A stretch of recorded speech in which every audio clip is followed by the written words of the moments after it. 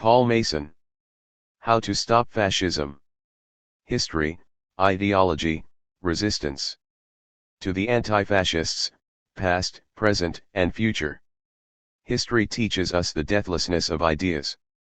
Karl Lowenstein, anti-fascist lawyer, 19371. Introduction.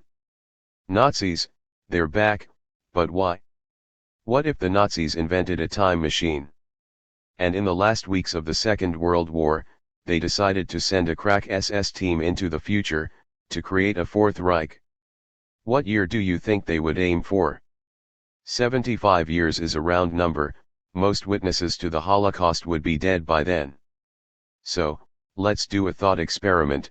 Suppose a group of Nazi time travelers materializes in Europe in March 2020. They are shocked at the ultraliberalism of Western society, they marvel at our digital technologies, they discover to their horror that Black American music has conquered the world. But then, they watch Hindu mobs in Delhi beating left-wing students with iron bars. They see the far-right Vox Party flood the Spanish media with violent rhetoric against migrants, feminists, and the left, gaining 3 million votes in the process. They discover that 1 million Chinese Muslims are interned in something very like concentration camps, and that nobody cares. Once they figure out the internet, and work out what a meme is, a cartoon frog saying honk honkler makes them smile. Their smiles broaden as they read that a German army unit has been dissolved because it is irreparably infiltrated by neo-Nazis. Digging deeper, they realize that all the ideas in their own heads, racial purity, male supremacy, anti-Semitism, and leader worship, are circulating globally on Discord channels and WhatsApp groups between millions of angry people. As they acclimatize, they realize something even bigger is brewing. There's a disease. It is killing people. As the COVID-19 virus rips through America, they watch far-right demonstrators take to the streets, some armed with automatic rifles, protesting for the right to catch it. George Floyd is murdered. The alt-right bulletin board seethe with anticipation. This is it, Boogaloo, the white supremacist code word for a second American Civil War. As tens of thousands march to protest about Floyd's death, they are attacked by far-right militias, sometimes interoperating with the police. 1. Trump loses the election, but, being from the 1930s, our Nazis are not surprised at what happens next. He summons a racist mob to the U.S. Capitol and incites them to storm the building. Nor are they surprised to see Republican lawmakers justifying the attack. Politicians fronting for violence is the standard operating procedure from their time. As the far right begins a 4-year insurgency against the Biden administration, what do our time-traveling Nazis do next? They relax, buy popcorn and watch the fun. Their mission was superfluous. Fascism is back, but of its own accord. Something else got here first. But what, and what can we do about it? This book is my attempt to answer that question. When my generation chanted "never again" at Nazi skinheads in the 1970s, we assumed this was a fact, not an aspiration. Fascism was history, the product of social hierarchies that could never return, triggered by a type of economic crisis that could never be repeated. We had good grounds for believing this. Ernst Nolte, the German historian who began the comparative study of international fascism in 1963, had declared the phenomenon dead. "We have seen all possible variants of fascism," said Nolte, "it is a finished episode." 2. As the digital age arrived, breaking the monopoly over information held by states and companies, it seemed that elites could never again manipulate public opinion in the way Hitler and Mussolini had done. As late as 2008, the historian Giuseppe Finaldi could write, in a university textbook on Mussolini, "Fascism has little to say now and many of its obsessions seem not just absurd but incomprehensible." 3. We assumed that, because we had recorded the truth about fascism, it could never re-emerge. It is now clear that every one of these assumptions was wrong. Over the past decade, 3 political movements have flourished to the right of mainstream conservatism: far-right extremism, right-wing populism and authoritarian conservatism. A whole subdiscipline in political science is dedicated to studying the differences between them, producing numerous typologies, definitions, and labels. Point 4. Far-right extremists typically advocate race war, commit violence, and openly fight for the dissolution of democracy. Right-wing populists attack human rights, victimize minorities, and stage mass mobilizations, but are usually nonviolent and focused on winning elections, often through new political parties.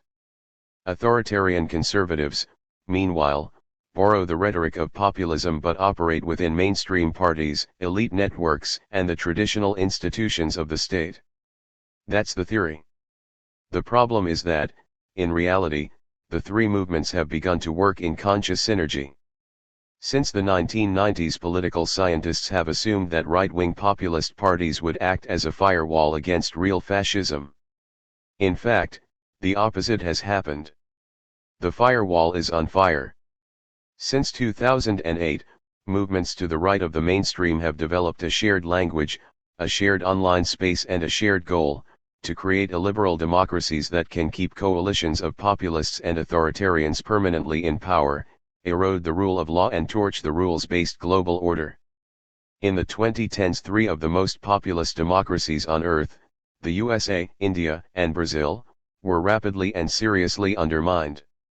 More than half of the world's developed countries have seen the quality of their democracy decline over the past 14 years. Functioning of government, freedom of expression and belief, and rule of law are the most common areas of decline, says the monitoring group Freedom House. Point 5. This process, labeled democratic decay, has both weakened our defenses against full-blown fascism and opened up a space for fascists to operate in. The French neo-fascist Maurice Bardèche, who devoted his life to denying the Holocaust, predicted as early as 1961 that fascism would return in a different form. With another name, another face, and with nothing which betrays the projection from the past, with the form of a child we do not recognize and the head of a young Medusa, the Order of Sparta will be reborn. Point 6. It was not the stormtroopers and the torture cells that formed the essence of the fascist project, Bardèche insisted, but its concept of man and freedom. Today, whatever you are searching for on YouTube, Facebook, or Twitter, the fascist concept of man and freedom is only a few clicks away. So my generation was wrong. Fascism, it turns out, was not rooted in the specific class dynamics of Europe in the 1930s. It does not take mass unemployment to produce it. It is not reliant on defeat in war or the existence of state-run radio stations. It is a recurrent symptom of system failure under capitalism. And the critical failure that fascism relies on is ideological, not economical. In normal times, capitalism is sustained by a belief system that is both passive and pervasive. Simply, in order to live our lives, we need to believe that markets work naturally, that the government is fair and just, that hard work will be rewarded, that, as technological progress happens, life will get better for ourselves and our children. These beliefs, taken together, constitute an ideology. We replicate and reinforce them through our daily experience, at work, at home, and in all the spaces in between. Fascism takes hold when our faith in this everyday ideology evaporates, and no progressive alternative takes its place. But it is an ideology of a different kind. It can only be reinforced and replicated in people's heads by extraordinary experiences of war, victimization, and genocide. Traditionally, historians have studied fascism from three vantage points: as an ideology, a movement, and a regime. The premise of this book is that, though each of these viewpoints is valid, fascism can be fully understood only as the outcome of a process, specifically a process of socio-economic disintegration that leaves millions of people's lives in turmoil, their self-image in doubt, longing to believe a pack of lies, and indeed to take an active part in creating and spreading the lies. The questions I will try to answer are: what's driving that process now? What drove it in the past? And how can we stop it? The core of fascism's belief system today is clear: that majority ethnic groups have become the victims of migration and multiculturalism, that the gains of feminism should be reversed, that democracy is dispensable, that science, universities, and the media cannot be trusted, that nations have lost their way and need to become great again, and that there will soon be a cataclysmic event which sets things right.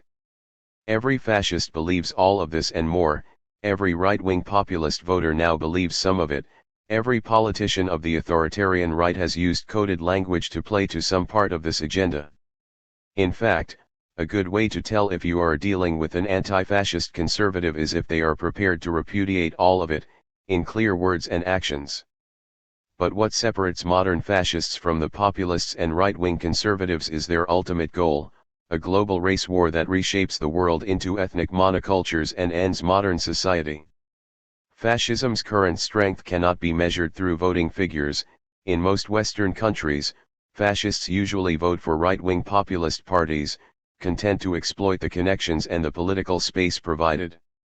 Nor can it be judged from the size of its street mobilizations. The real mobilization is happening online. For now, fascism's strength is best judged through the salience of its ideas, which have spread rapidly via social media. The reason why they're spreading is clear. Over the past decade, as the free market economic system failed, as globalization went into reverse, as climate change demanded radical alterations to our priorities, and finally as the COVID-19 pandemic hiked economic and geopolitical tensions, the ideology that made sense of the world for many people crumbled into dust. In its place, fascism offers a new utopia based on racism, misogyny, and violence. At its most granular, this is a process taking place at the level of individuals. In the 1940s, some claimed Nazism was the product of the German character. In fact, countered the philosopher Hannah Arendt, it was caused by the disintegration of the German character. 7 Today we are facing something similar, the disintegration of a global character, the typical self that emerged during the period of free market globalization, which is now lost in the dark as it all implodes. In the search for an enemy, the new far right has declared war on cultural Marxism, echoing the rhetoric of Nazism in the 1920s. But since the number of actual Marxists is small, it is feminists, people of color, climate scientists, refugees, lawyers, and LGBTQ people who have to be stigmatized, harassed and doxxed, i.e. forced out of public life by the release of their personal information. During the pandemic, public health officials were added to the target list. In far-right folklore even masks are Marxist. If we learn one lesson from the 20th century, it should be this: once the fascist way of thinking is adopted by millions of people, nothing satisfies them short of total destruction. In 1945, reporting from the site of the Treblinka death camp, the journalist Vasily Grossman pleaded with us, the future generations. Every man and woman today is duty-bound to his or her conscience, to their motherland and to humanity as a whole, to devote all the powers of their heart and mind to answering these questions: what is it that has given birth to racism? What can be done to prevent Nazism ever rising again? He did not ask us to consider how bad was fascism, how great its cost, how irrational its ideas, but what caused it. His answer goes to the heart of what is happening now. What led Hitler and his followers to construct Majdanek, Sobibor, Belzec, Auschwitz, and Treblinka is the imperialist idea of exceptionalism, of racial, national, and every other kind of exceptionalism. 8. Another word for this exceptionalism would be supremacy, of white people over black people, of men over women, of the native population over immigrants, of colonists over indigenous peoples of the global south. Grossman understood that inside every supremacist ideology there lurks a genocidal impulse, which, as we will see, conceals an even deeper desire for self-destruction. 6 million Jews died in the Holocaust. 60 million people died in the Second World War, 3/4 of them civilians. 10 Though our brains struggle to comprehend these numbers, the price of a second fascist era could be higher. In 2018 I visited Majdanek, a former concentration camp near Lublin, Poland, where at least 80,000 Jews, Poles, Russians, and others were murdered. What struck me was the flimsiness of its construction, some rough concrete posts a few inches thick, a double barbed wire fence and some watchtowers made of pine. 11,500 prisoners escaped from Majdanek. Nobody would escape a facility built for the same purpose today. A 21st century Majdanek would use facial recognition, biometric tags, electrified razor wire and tasers to keep its inmates under control. Its boundaries would be guarded by lethal autonomous weapons, not dogs, and searchlights. It would be run as a business, with its own PR department, a certificate to offset its carbon emissions and, just like Guantanamo Bay, a gift shop for visitors and staff. In fact, all it would need to turn a modern penitentiary or migrant detention center into a death camp is what the Nazis brought to places like Majdanek, a pitiless logic of dehumanization. Majdanek was liberated by the Red Army. But who would liberate a modern Majdanek? This time around the jeopardy is absolute. A second victory by fascism in a major country would be a survival-level event for humanity. The only thing that's going to stop it are resilient institutions and the anti-fascism of ordinary people. But what should anti-fascism mean? From the 1970s to the 1990s I was an anti-fascist activist, first in the Anti-Nazi League and then in Anti-Fascist Action. We disrupted fascist events in ways designed to discourage future attendance.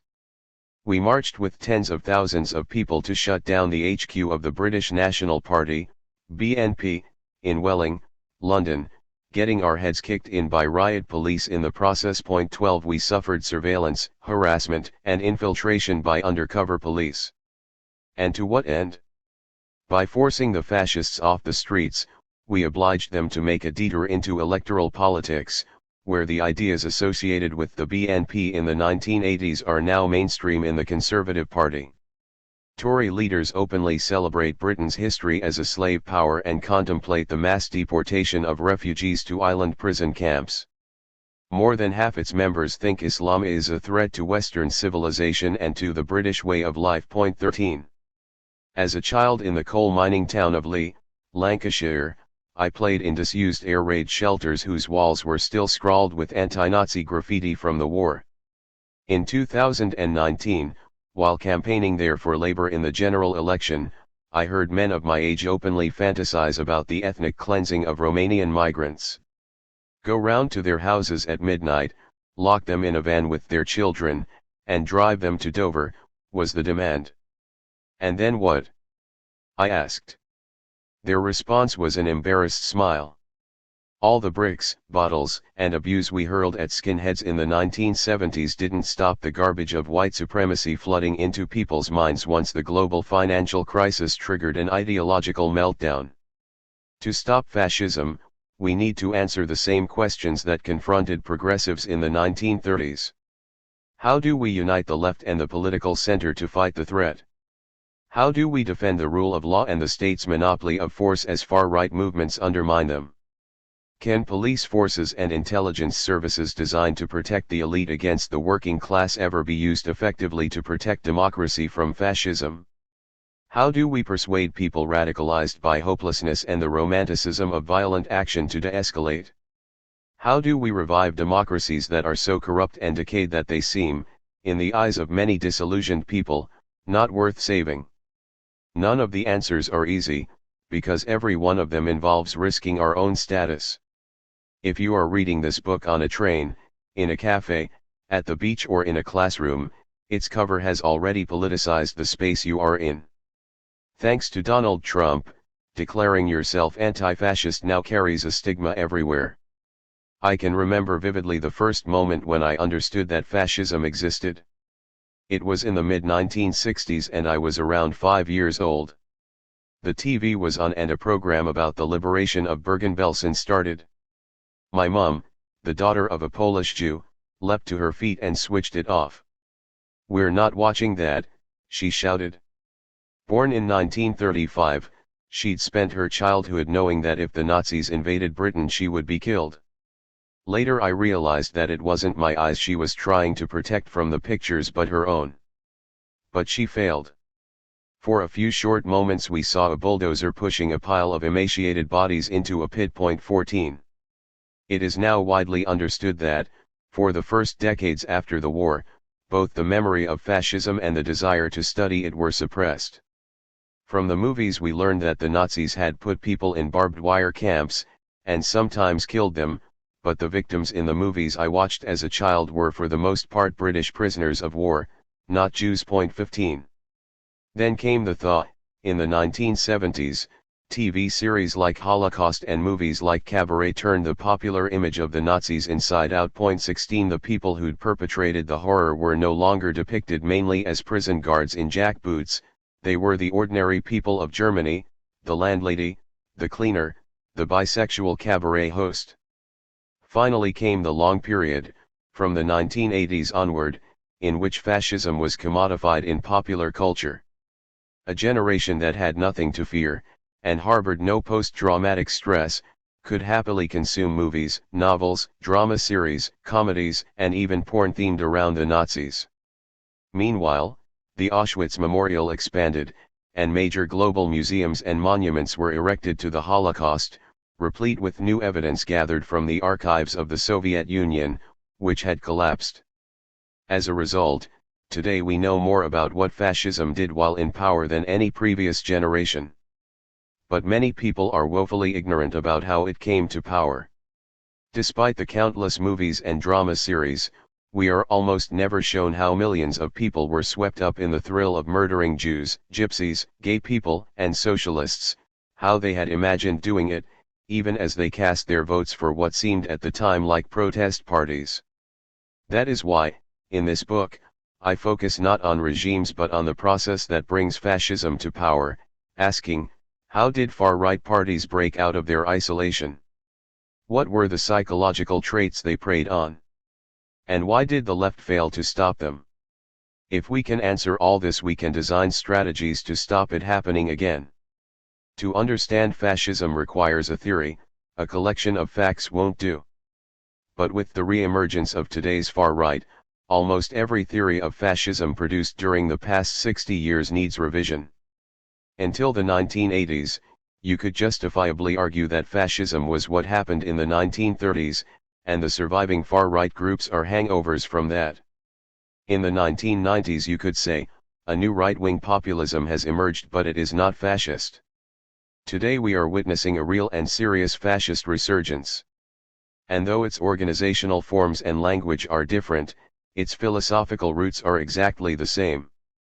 Why did it happen once, is a very different question from why is it happening again. The latter begs the question, will we have to go on defeating fascism over and over until the capitalist system itself departs? I fear the answer is yes. The most fragile theories of fascism are those that emerged straight after the Second World War, rooted in pre-existing disciplines.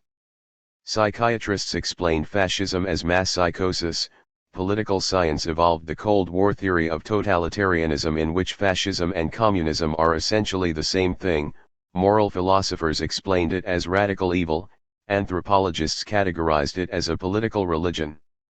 There was no coherence, just a tangle of competing claims. As for Marxism, at least in its orthodox form, its theory of fascism was wrong in the 1920s, half-baked in the 1930s and has been rendered incoherent in the past decade. Classic Marxism saw fascism as the agent of the financial elite, whose mission was to smash the highly organized labor movements of the interwar period in order to head off a revolution. Today there is no revolutionary proletariat, no mass unemployment, and no serious faction within high finance wants or needs fascism. And yet it's back. Since the 1970s, academic historians have created the discipline of comparative fascist studies, while social scientists have offered behavioral explanations. I will explore their insights critically in this book because, with the sudden resurgence of the threat, this is no longer an academic issue. Our task is to piece together a new theory of fascism that builds on the work of academics but is owned and maintained primarily by activists, based on experience as well as theory, and can respond to the threat in real time. We need something more than a definition, because definitions are not explanations. A checklist of the features common to historic fascist parties won't explain why one ends up as an irrelevant sect and another is able to conquer mainland Europe. Nor can a definition easily encapsulate a process by which individuals, parties, and movements that were not fascist become fascist. Nevertheless, since the demand for definitive statements is strong, here's mine. Fascism is the fear of freedom, triggered by a glimpse of freedom. It is the violent mobilization of people who do not want to be free, around the project of destroying freedom. It is, as the Italian anti-fascist Enzo Traverso wrote, a revolution against the revolution. 17. Throughout history people have believed in the possibility of human self-emancipation. It was the subtext of all humanistic religions, the explicit project of the Enlightenment and the declared objective of Marxism. Fascism is an attempt to stop it happening. The Nazis' stated aim was to erase all progress since the French Revolution of 1789 and then to freeze historical time so completely that no new modernity, or enlightenment, or progress could ever emerge. That is what today's far right wants too. In the search for what makes people want to reject and prevent freedom, I will argue that we need to look much deeper than the contingent factors of economic crisis, or class antagonisms, which have been the traditional focus of the left. Though there is no fascist party with a viable route to power at time of writing, that could change. From climate change to deglobalization, the mid-21st century will generate pressures bigger than those that destroyed the fragile democracies of the 20th century. On the upside, if we address these challenges bravely and collectively, we could be nearer to freedom than we think.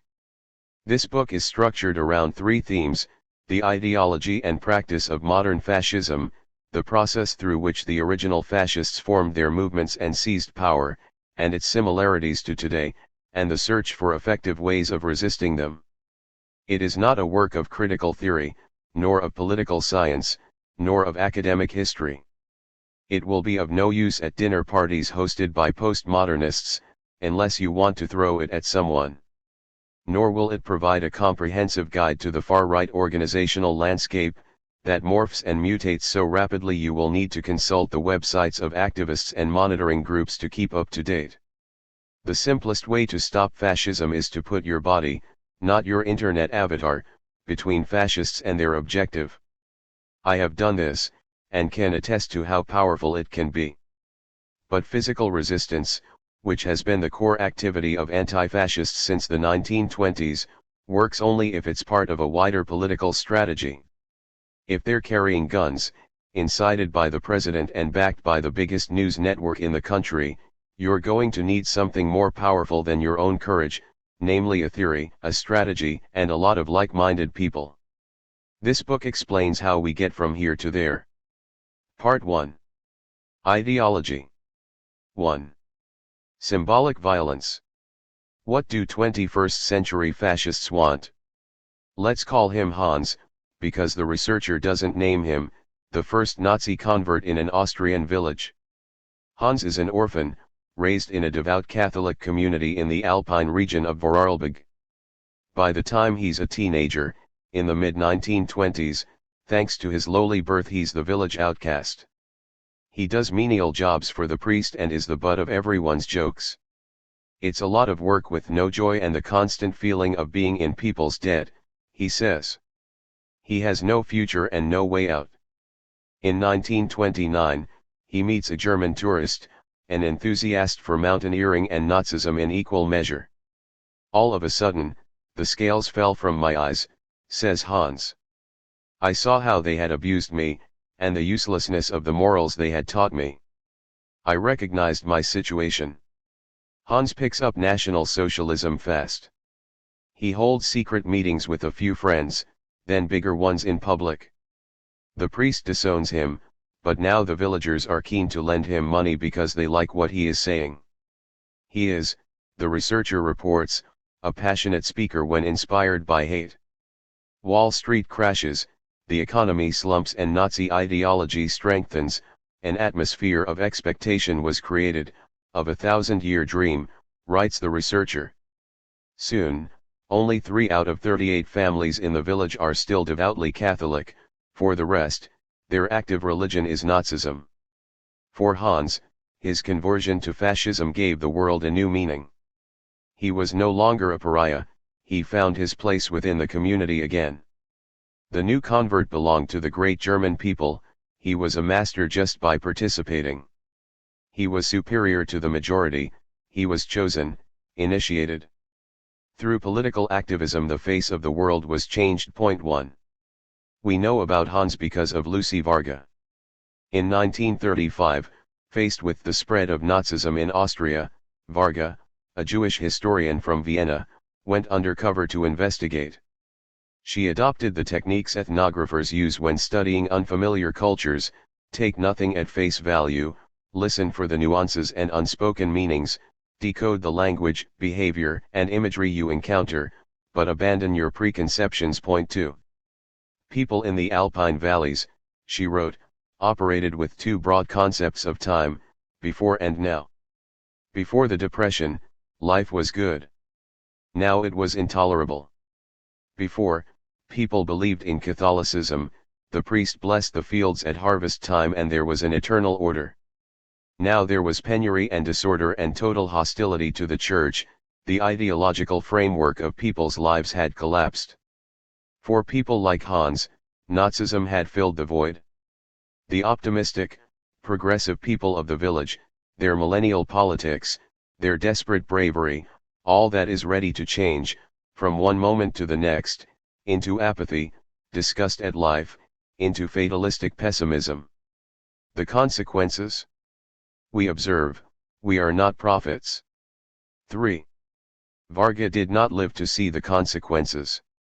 She died in France in 1941, on the run from the Gestapo, because, with no money and a fake ID, she could not procure insulin to treat her diabetes. The family that sheltered her were sent to Auschwitz. We, however, know how the story ends. More than 900,000 Austrians served in Hitler's armies. One of them was Joseph Vallaster, a farm laborer from the same valley Varga studied. He, like Hans, was recruited as a teenager and became a fanatical Nazi. Files uncovered in 2007 revealed that Vallaster had been a stoker at the Hartheim euthanasia facility, where he oversaw the gassing of 18,000 mentally and physically disabled people, before graduating to the same role at the Sobibor death camp, where he helped to murder 250,000 Jews. He was killed in an uprising by the prisoners in 1943 and had been listed as a victim on the village war memorial, now removed. Point 4. Some 108,000 Austrians, 1 in 9 of those who served, were charged with war crimes by special courts installed by the occupying powers. 28,000 were brought to trial, of whom half were convicted. Because the tribunals were cancelled at the start of the Cold War in 1948, most of those charged were never tried. All those jailed were pardoned in the mid-1950s. Point 5. By then, few people wanted to remember what a sudden collapse into fatalistic pessimism can set in train. We, too, have learned to divide historical time into before and now. For the generation I grew up with in northern England, before means before the coming of Margaret Thatcher in 1979, a time defined by prosperity, rising wages, decent jobs, a settled community and hope for the future. For Generation X and the Millennials, before means before the financial crash of 2008, when it seemed that the upswing of digital technology, globalization, and liberal attitudes would go on forever. For today's teenagers, before might mean before Trump, before the Australian bushfires, before COVID-19. Yet we all share the same now. As we enter the 2020s, we're living through a multi-layered disruption of normality, in which every new crisis adds to the disorientation triggered by the last. In the midst of this situation, a new kind of fascism has emerged. Its organizational forms morph so fast that any book on the topic runs the risk of quickly becoming dated. In this chapter I will try to answer 3 questions. What does the modern far right typically do? What is it trying to achieve? And why should we fear the consequences? Like Varga, I am interested not just in what far-right extremists say, but what they mean, the subtext of the videos they post, the memes they spread and the brands they wear. We need to understand the symbolic character of their violence to discover what they are trying to achieve. Just as in Vargas Alpine Valley, the most important function of extreme right ideology today is as a replacement belief system, an active ideology built on the ruins of a passive one that has failed. In our case, it is the religion of the market that has failed, and with it some people's belief in democracy. Though fascist organizations today are small, the fascist ideology is much more widely accepted than many of us realize. Taking them together, you can read the actions of right-wing extremists not as a series of futile, disconnected gestures, but as improvisations around a common script. They are designed to tell the same story over and over again, rather than, at this stage, to take power. Fascism, of course, is not the only challenge to liberal democracy. The global period of instability that began after 2008 has thrust right-wing populists into government. In Hungary, Poland, India, Brazil, and Turkey, such parties have cemented their position in power through the erosion of democratic rights and judicial independence. In Italy, Slovakia, Switzerland, and Austria, they have governed in coalition with conservatives. 6 In other countries, Sweden, Finland, Germany, France, and Spain, for example, right-wing populists enjoy double-digit support but are, at the time of writing, frozen out by mainstream party alliances. In Britain and the USA, right-wing populist movements, Vote Leave and the Trump movement, operate as shadow parties within the Conservative and Republican parties, setting them on a collision course with the judiciary and constitutional law. The extreme right believes that, as future instabilities emerge, it can move the populists further, from illiberal democracy to full-blown ethno-nationalism. If we want to stop this happening, we need to look the practice of modern fascism squarely in the face. Let's start with some snapshots from around the world in the year 2020, and study the pattern of action and intention that emerges from these interactions between fascism, populism, and the state. A pogrom in India.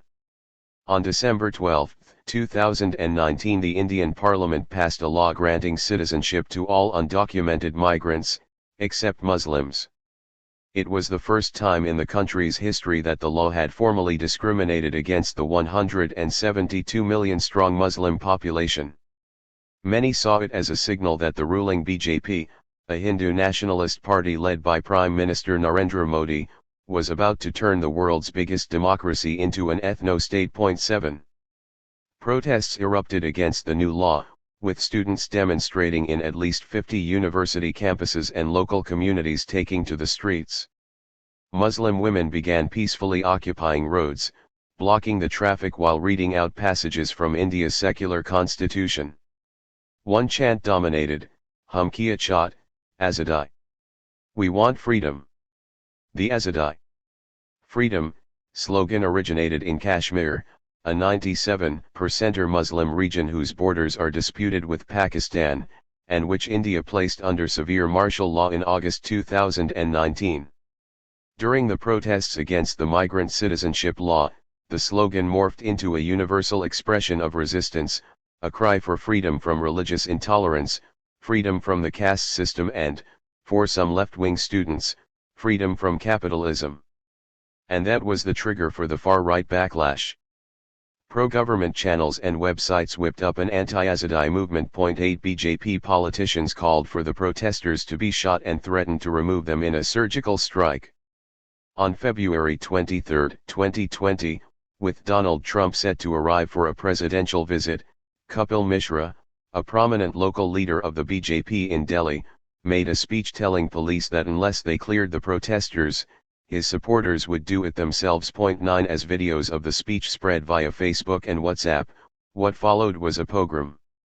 Several large mobs, ranging from 100 to 1,000 strong, rampaged through northeast Delhi, killing at least 53 Muslims and hospitalizing more than 250. They torched 22 mosques and Muslim religious schools, hundreds of shops and homes, and numerous copies of the Quran. The targets were meticulously chosen, Hindu homes and shops were left unburned amid the wreckage. The rioting lasted 3 days. Numerous victims reported collusion and even participation by the police, in evidence submitted to human rights organizations. 10. Calls to participate spread on WhatsApp groups run by members of the RSS, a century-old far-right Hindu nationalist movement with millions of members, originally founded by admirers of Mussolini. 11 Though the RSS did not appear officially in their khaki uniforms, their chant Jai Sri Ram, Glory to Lord Ram, was heard continually from the mouths of the attackers. Brother, RSS people have come here in support, said one message in a WhatsApp group used to organize the massacre. 12.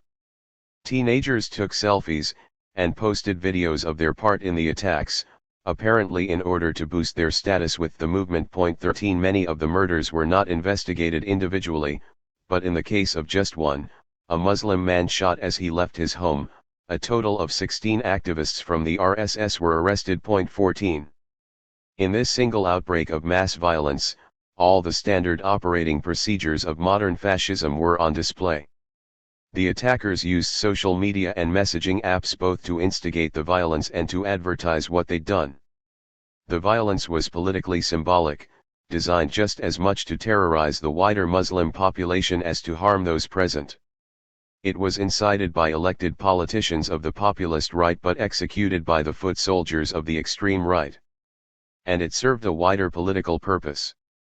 Trump, who arrived on the second day of the rioting, had only praise for Modi.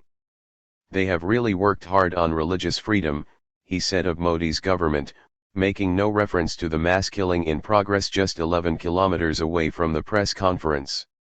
We talked about it for a long time and I really believe that's what he wants. 15 The BJP rewarded Trump's loyalty by mobilizing its networks to support him in the November 2020 election, just as they had done for Boris Johnson's Conservatives in Britain, in December 2019. 16 Though the Hindu community in the USA is just 4 million strong, and not all support the BJP, nearly 500,000 Hindus live in Texas, with six-figure populations in Georgia, North Carolina, and Florida. Elections in these states were decided by much smaller margins. 17. All over the world the main driver of far-right extremism is the fear that people who are not supposed to be free might achieve freedom, and that in the process they might redefine what freedom means. Listen carefully to the attackers' words and you'll hear this fear expressed. As they beat the Muslim street traders, the crowd shouted, "Take Azadi, we are giving you Azadi." 18 As they torched a mosque and blinded those inside with acid, they taunted their victims, "This is Azadi." At one point the police dropped their trousers and showed their genitals to a group of Muslim women, shouting, "You want Azadi, we'll give you Azadi." 19. Psychologists studying fascism in the 1930s described its primary motivation as the fear of freedom. FN1 If so, the Northeast Delhi attack provides a literal case in point. The Muslim protesters used the word freedom in an amorphous and expansive way. In return, their attackers told them, the only freedom you're going to get is to be raped, beaten or killed. There is nothing new about intercommunal violence in India, it was encouraged for centuries by colonial divide and rule tactics, and is deeply rooted in the caste system. 20 These intercommunal tensions were restrained during the post-1947 period by a secular constitution, a firm judiciary and a democratic political culture, with the secularist Congress Party as the dominant political force. But from the 1980s onwards, a combination of corruption, urbanization, and rising inequality fueled rivalries between religious groups, allowing the BJP to become a powerful opposition party, eventually taking power in 2014, with Modi at its head. The wider Hindu nationalist culture, labeled Hindutva, has existed for decades, with the RSS and other grassroots extremist groups operating symbiotically with the BJP, underpinned by a quasi-religious philosophy that is drilled into activists in daily lessons. It is, in a way, an arrangement that all other forms of far-right politics aspire to. After Modi came to power, the question facing India was, can the judiciary, the electoral system and the constitution hold him in check, or will he redefine India as a Hindu state, with a permanent BJP government? If the text of the February 2020 massacre was that Muslims should forget freedom, the subtext was that, at a time of Hindutva's choosing, the secular basis of India's post-independence society will be destroyed. That threat, on its own, casts a long shadow over the 21st century. Vigilantes at the Greek border. In March 2020, during a diplomatic standoff, the Turkish government encouraged thousands of refugees to storm the country's border with Greece, threatening a return to the refugee crisis of 2015, when more than 1.5 million migrants entered Europe. As Greek security forces struggled to contain the refugees, people in the border city of Volos formed a Facebook group called the Association of Illegal Migrant Hunters. They posted snapshots of the firearms they intended to use to clear the city of migrants and defend the border. Yanis Lagos, a former leader of the fascist party Golden Dawn, now an independent member of the European Parliament, arrived with volunteers clad in military camouflage to patrol the border. 21. Soon, contingents from extreme right groups across Europe began to arrive. Prominent among them was Martin Sellner, the former leader of Generation Identity, an Austrian group which shot to notoriety after receiving a donation from the man who murdered 51 people in 2 Christchurch mosques. 22 Sellner posed with a banner at the fence telling refugees to go home. 23 Also present was Jimmy Åkesson, leader of the Sweden Democrats, a right-wing populist party that achieved 17.5% of the vote in the 2018 election. He handed leaflets to the refugees with the same message, "Go home." 24. Away from the cameras, groups of right-wing European extremists joined armed Greek villagers in tractor convoys to hunt down migrants by night.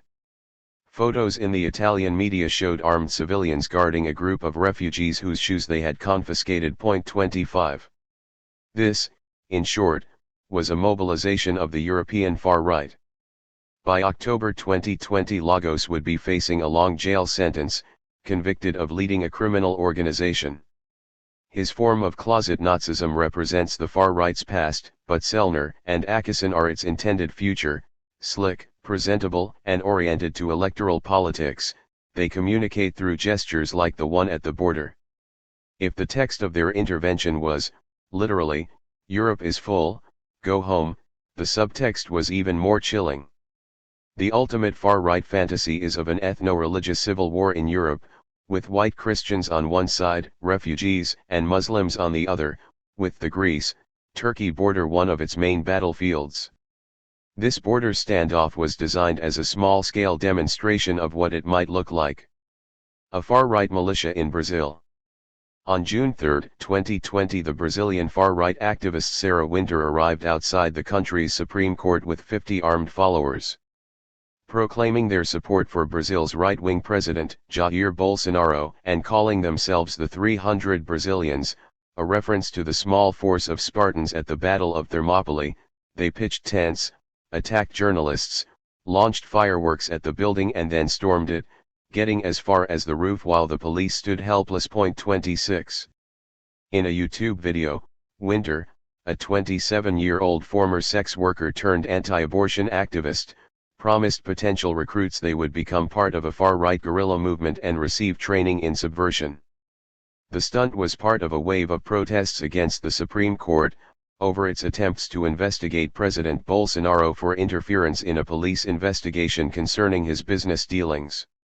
Winter's avowed aim was to Ukrainize Brazil, that is, to overthrow its Congress and Supreme Court in a revolution modeled on the Euromaidan protest of 2013. 27 She threatened one judge via Twitter. "We are going to make your life hell. We will find the places you go to. We will find the cleaners who work for you. We will discover everything about your life."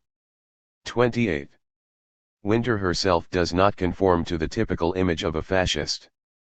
Nonetheless, her group fits the typology of the fascist militia perfectly. They were armed, in face masks, with burning torches. Even Winter's name, a pseudonym, is borrowed from that of a wartime British Nazi. But Sarah Winter was not the main problem for Brazil's beleaguered judiciary. For among the wider mass of demonstrators who assembled outside the Supreme Court to demand its dissolution early that June was President Bolsonaro himself. Bolsonaro rose to power because of a double collapse, the collapse in commodity prices and wages after 2008, which ended a decade of growth and improvements for the poor, and the collapse in support for the ruling left-wing Workers' Party, PT, as its leading members were engulfed in a corruption scandal in the mid-2010s. This scandal culminated in 2016, with the impeachment and removal from office of Brazil's then-president, Dilma Rousseff, as millions of right-wing demonstrators took to the streets, while prosecutors also jailed the PT's iconic leader, Luiz Inácio Lula da Silva, known as Lula. The anti-Rousseff movement mobilized all those who had lost out under the left's redistribution program: landowners, big farmers, the financial elite and parts of the urban middle class. But it also mobilized poor people who felt betrayed after the global economic downturn made further social reforms impossible. 29 And now, alongside its traditional propaganda channels, the evangelical churches, newspapers, and clandestine publications advocating military rule, the right-wing elite had social media, above all YouTube, which helped to create a mass, popular, far-right ideology.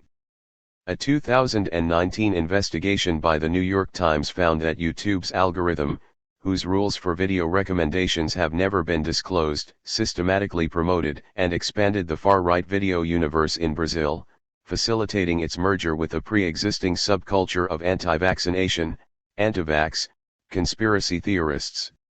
In the process, it normalized the practice of linchamento, online lynch mobs targeting doctors, teachers, journalists, and left-wing politicians, sometimes inciting physical attacks. One of linchamento's main exponents was Bolsonaro himself. 30. Long before COVID-19, Brazil became a laboratory for what happens when social media algorithms reward, amplify and bring together ideologies promoting irrationalism and hate.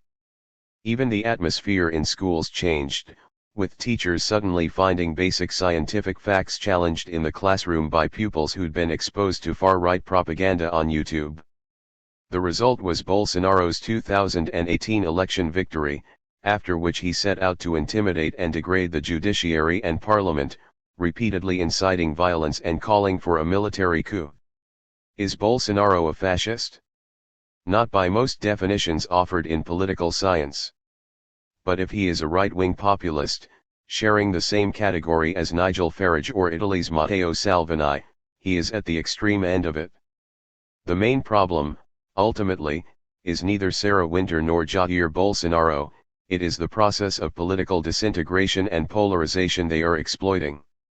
A quarter of Rio de Janeiro, the country's biggest city, is effectively controlled by community self-defense militias, armed and trained by the police and prepared to kill left-wing politicians who get in their way. 31 In the Amazon, meanwhile, vigilantes protecting the interests of farmers, mining companies, and loggers killed 24 environmental activists in 2019 alone. 32 When COVID-19 hit Brazil in 2020, all Bolsonaro had to do was mobilize the pre-existing machinery, the parties, the evangelical churches, the junior officer networks, the extreme right and the paramilitary groups. Defying science, Bolsonaro declared the virus was mild flu and, despite catching the disease himself, began agitating against the public health lockdowns desperately mandated by regional governors. Bolsonaro led his supporters to protest outside army bases, calling for military interventions to lift the lockdowns, at one stage appearing on horseback.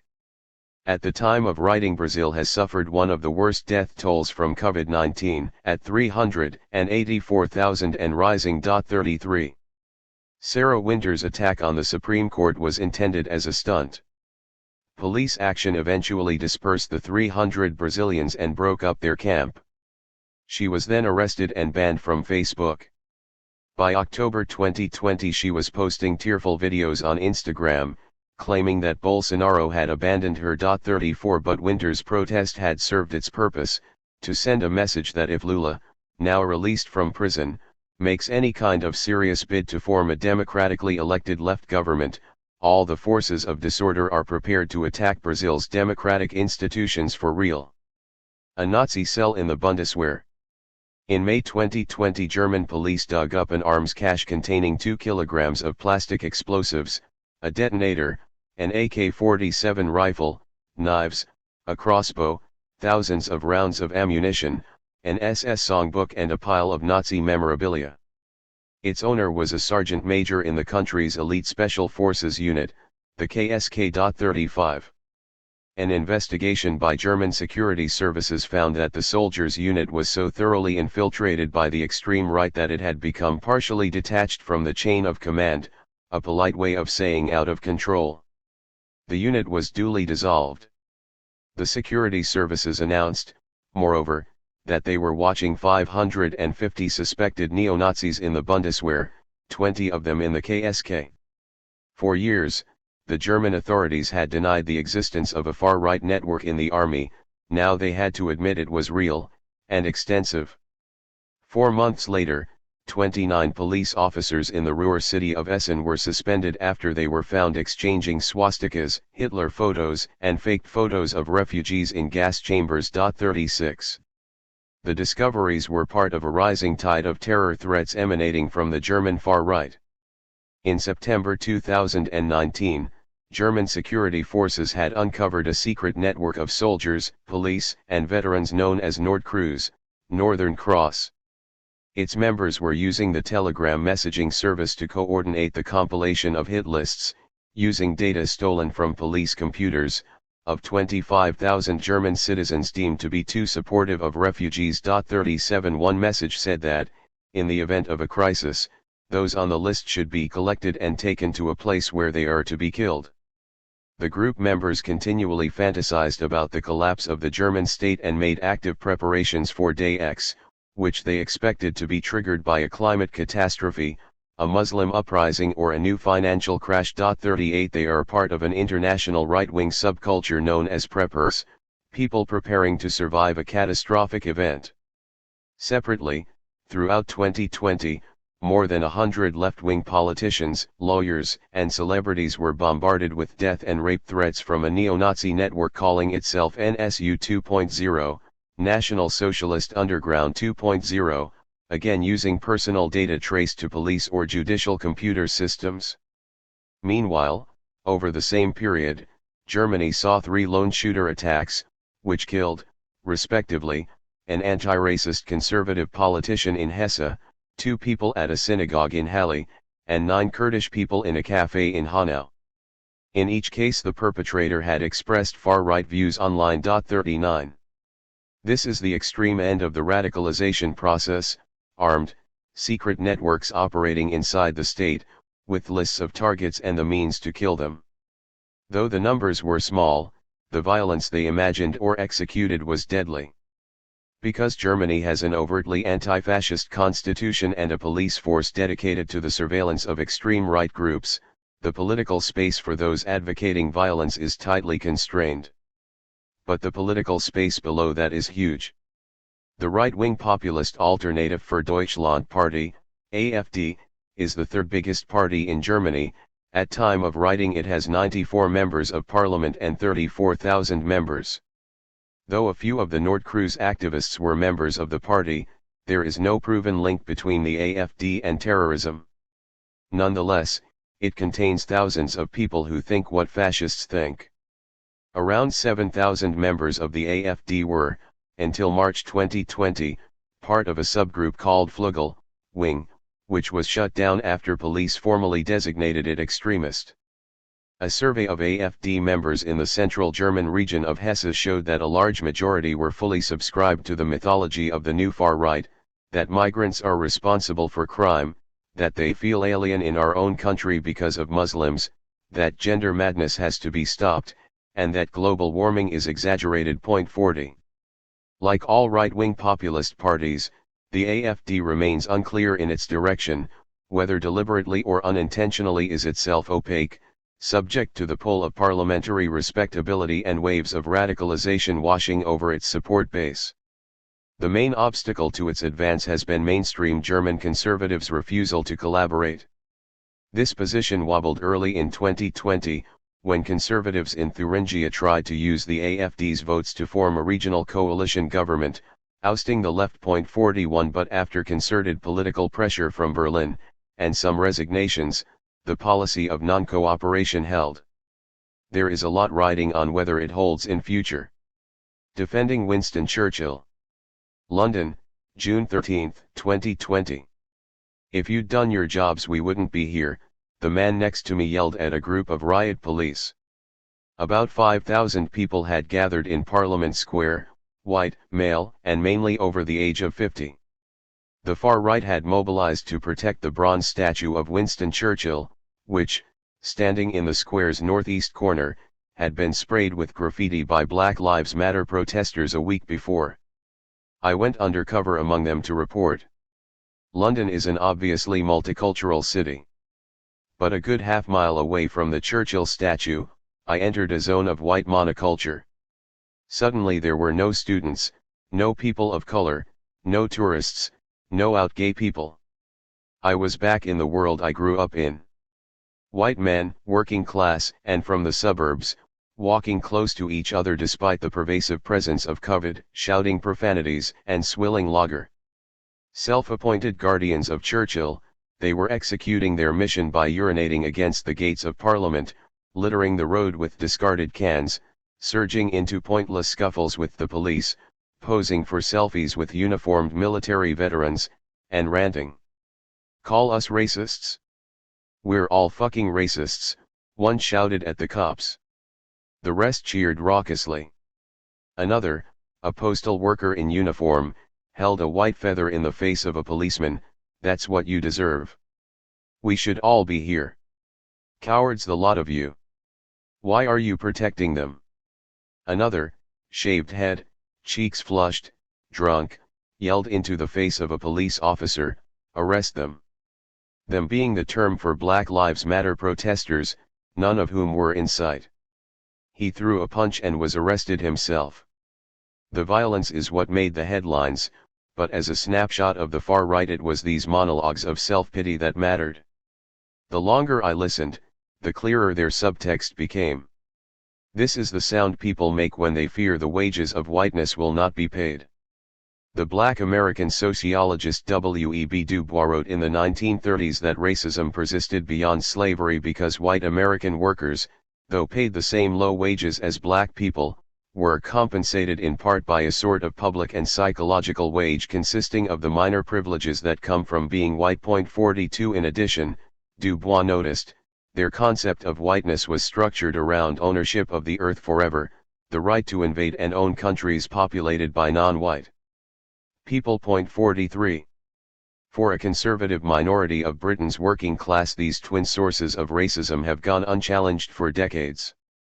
But events that summer made something snap.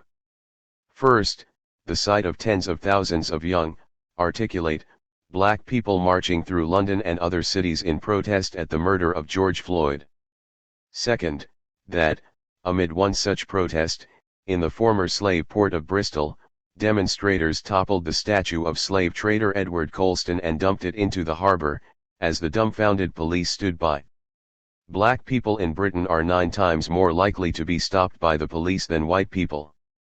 At least 40% of young people in prison are black or Asian. Twice as many black and Asian households live in persistent poverty compared to white households. White people receive consistently shorter jail sentences than black and Asian offenders. Black women are 5 times more likely to die in childbirth than white women. There is, in short, a structural racism in Britain that endures, despite formal legal equality. 44. For the white men on the Churchill demo, this structural difference, which is so abstract if you are salaried and educated, but so concrete if you are not, is all they have left from the world they grew up in. As in the Delhi riot, their rage was triggered by fear that a group that is supposed to be subordinate to them might be on the verge of achieving freedom and equality. There were far-right extremists on the Churchill demo, members of Britain First, whose fake news videos attacking Islam had been retweeted by Donald Trump, posed with their banner. Other significant right-wing figures, Tommy Robinson and the leaders of the newly formed Patriotic Alternative, stayed away, aware that the inevitable violence and drunkenness would be a reputational disaster. The majority of those on the protest, however, were mobilized by a group called the Democratic Football Lads Alliance. Founded in 2017, the DFLA has organized thousands of older football fans to march against Muslim rape gangs and returning jihadis, while always claiming to be non-racist. 45 The more they marched, the more the posts in their 12,000-strong secret Facebook group expressed explicitly extremist ideas, notably that immigration threatens British identity and that a civil war is coming. 46 Now, in June 2020, in response to Black Lives Matter, they were for the first time rallying round overt anti-black racism. The crowd was a microcosm of the way the far right works. The extremists were there because they subscribed to fascist theory, they were younger, calmer, and had a purpose. They wore regalia coated with international fascist symbols, such as the flag of Kekistan, modeled on the Nazi war flag, or the full-face skull mask favored by the banned terrorist group Atomwaffen Division. The football lads were mostly driven by emotion, not theory. They were older, drunker, and once they had occupied the space they struggled to know what to do, other than sing and fight. But though they may not yet subscribe to fascist theories, they were co-creating fascism's folklore. These are snapshots of events that took place in big and once stable democracies in the space of a single year. The connections they demonstrate, between right-wing populism, the extreme right, and authoritarian conservatism, form a pattern repeated in many other countries. And each of the incidents described has to be understood as a form of symbolic action, action designed to tell a story, using both text and subtext. They show that the organizational norm for right-wing extremism in the 2020s is not a single hierarchical party. Rather, it consists of the interplay between online networks, symbolic violent actions, loose and mercurial organizations, and an inner core of theorists, leaders, and influencers calling the shots. The base layer of modern fascism is the online space, on platforms such as Telegram and Signal, and on the *chans, anonymized bulletin boards, where discussions of ethno-nationalism, anti-Islam, conspiracy theories and fantasies of violence take place. Anonymity is the critical factor here. Most far-right activists are immersed in daily conversations where no identifiable person ever has to take responsibility for what they say or do. The movement enters the physical world through demonstrations, short-notice mobilizations, symbolic actions, fake journalism operations, and stunts like the one Winter pulled with the 300 Brazilians. And, as we've seen, such actions often find covert support within certain police and military units. The sharp end of modern fascism consists of planned, intentional violence, anti-migrant provocations, lone shooter attacks, death threats, and prepper-style training. Most actions are filmed, to be used as propaganda that cascades down to the base layer and boosts the status of the activists taking part. Because the structure is composed of networks, not fixed and solid entities, communication is just as easy vertically as it is horizontally.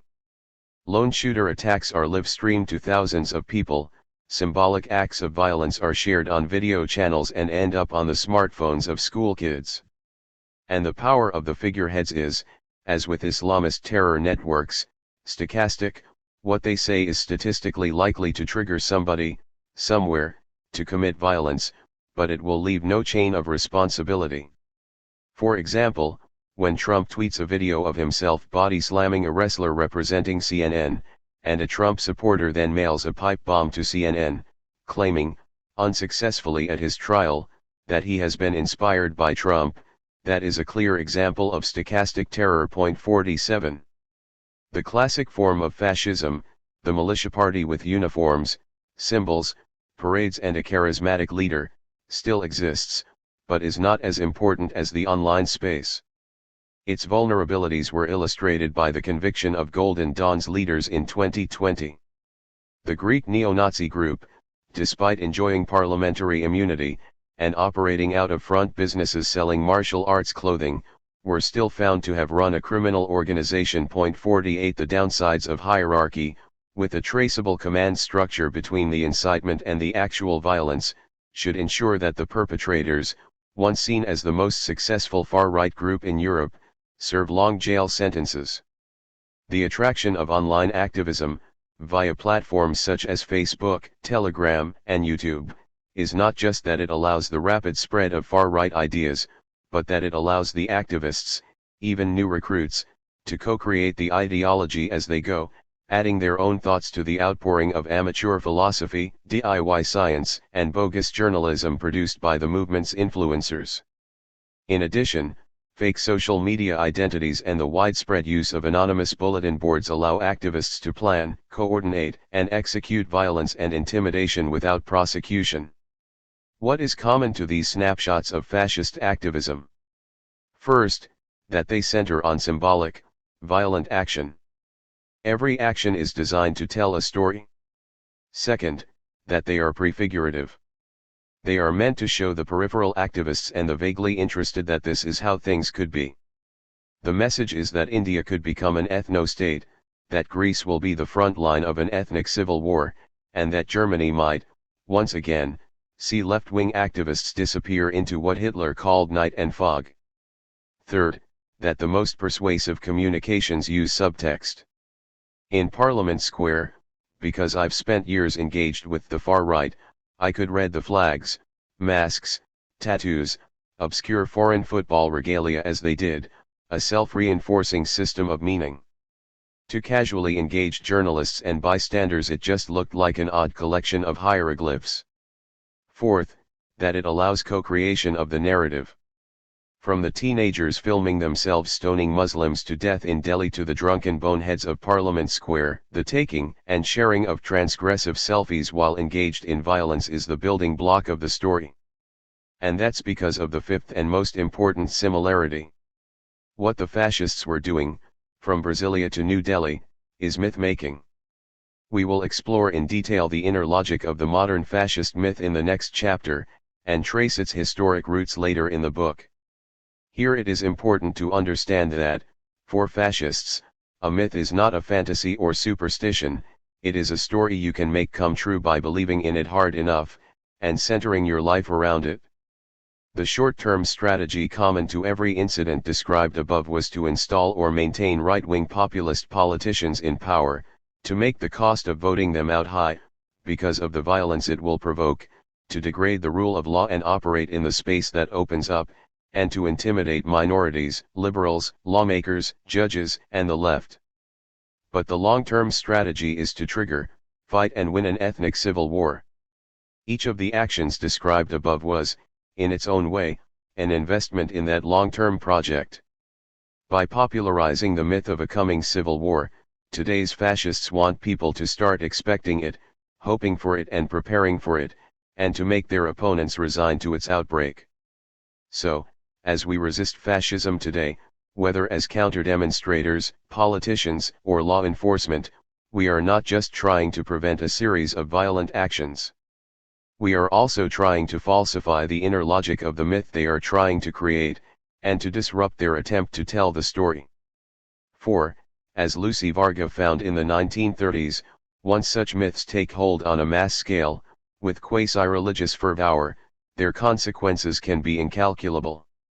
2. Dreams of the ethno-state. The thought architecture of modern fascism.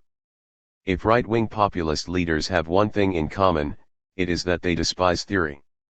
From Nigel Farage to Matteo Salvini and Donald Trump, we are dealing with anti-intellectuals, content to mobilize the prejudices of conservative-minded voters against Muslims, migrants, feminists, and the woke. They have no need for sophisticated theories. The extreme right, by contrast, has become intensely theoretical.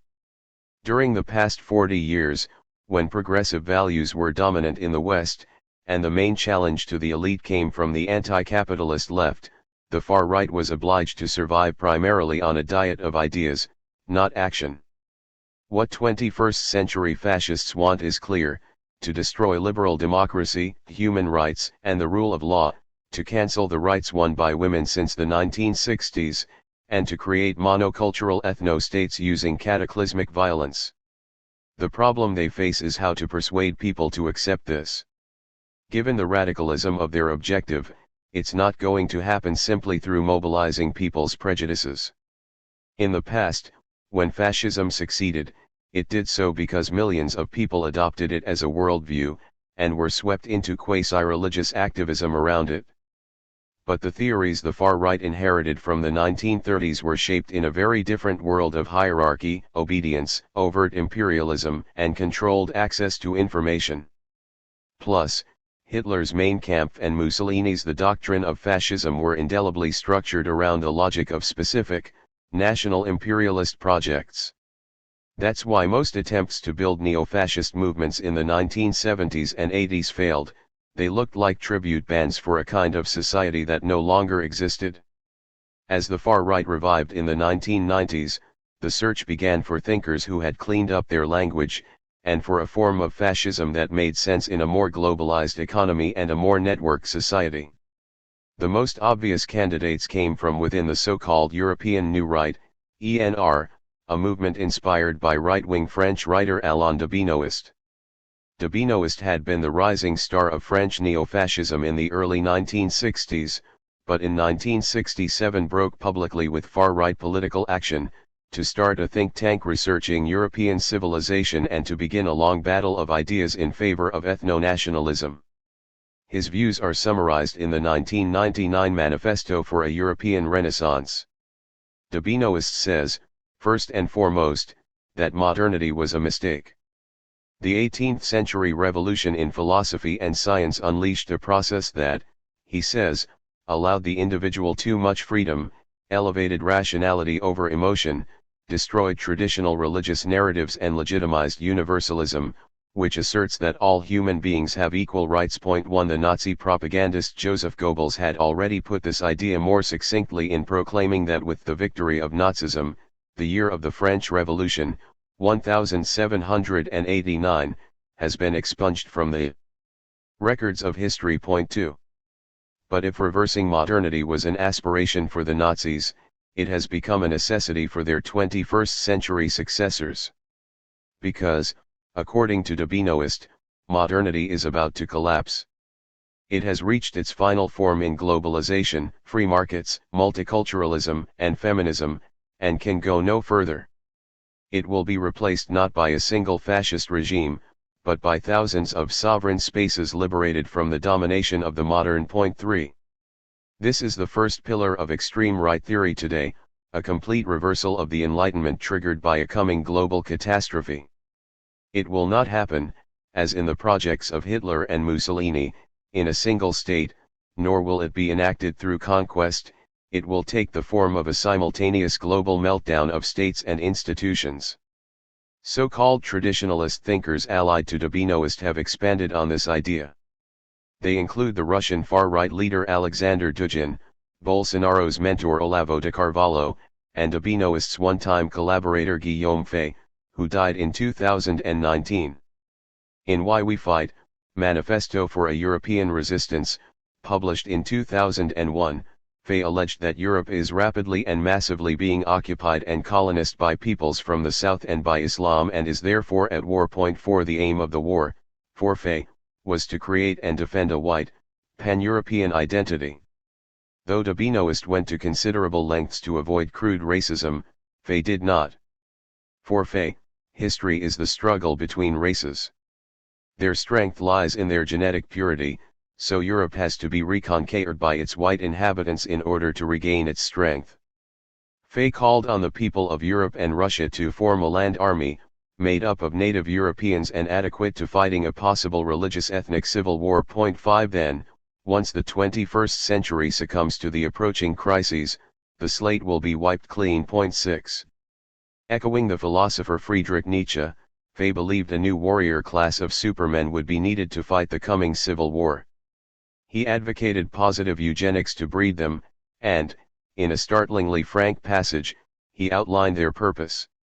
In the coming crisis, the job of the Superman is to transgress. For the dangers threatening his people demand solutions that are as unthinkable as they are indispensable. As such, he transgresses not for the sake of pleasing a dictator, but of serving his people's survival, that is, in defending its future lineage and ancestral heritage. 7. These words take us to the dark heart of 21st century ethno-nationalism. What happens if, during the process of creating what Fay described as a white, pan-European identity, migrants, Muslims and ethnic minorities refuse to leave. What is the unthinkable solution other than genocide, and what are Fay's words if not an advanced justification of it? In Alexander Dugin's writings, we find the same argument for an ethno-state, but focused on the geopolitical interests of Russia. Dugin wants Russia, not a united Europe, to be at the center of what replaces modernity. In the 1990s he helped form the National Bolshevik Party, a left nationalist group emerging from the Stalinist tradition. Though he quit the party, he still advocates an alliance of the anti-democratic left and right to crush liberalism, and the creation of a disciplined international of extremists. What Dugin adds to the anti-modernism of Durbinoist and Fay is a call for the reversibility of time. In the contemporary world, he argues, everything is bad. The idea of progress is bad, the idea of technological development is bad. In fact, he says, the entire scientific tradition since Isaac Newton is bad, and all teaching based upon it. 8. This is something more than nostalgia.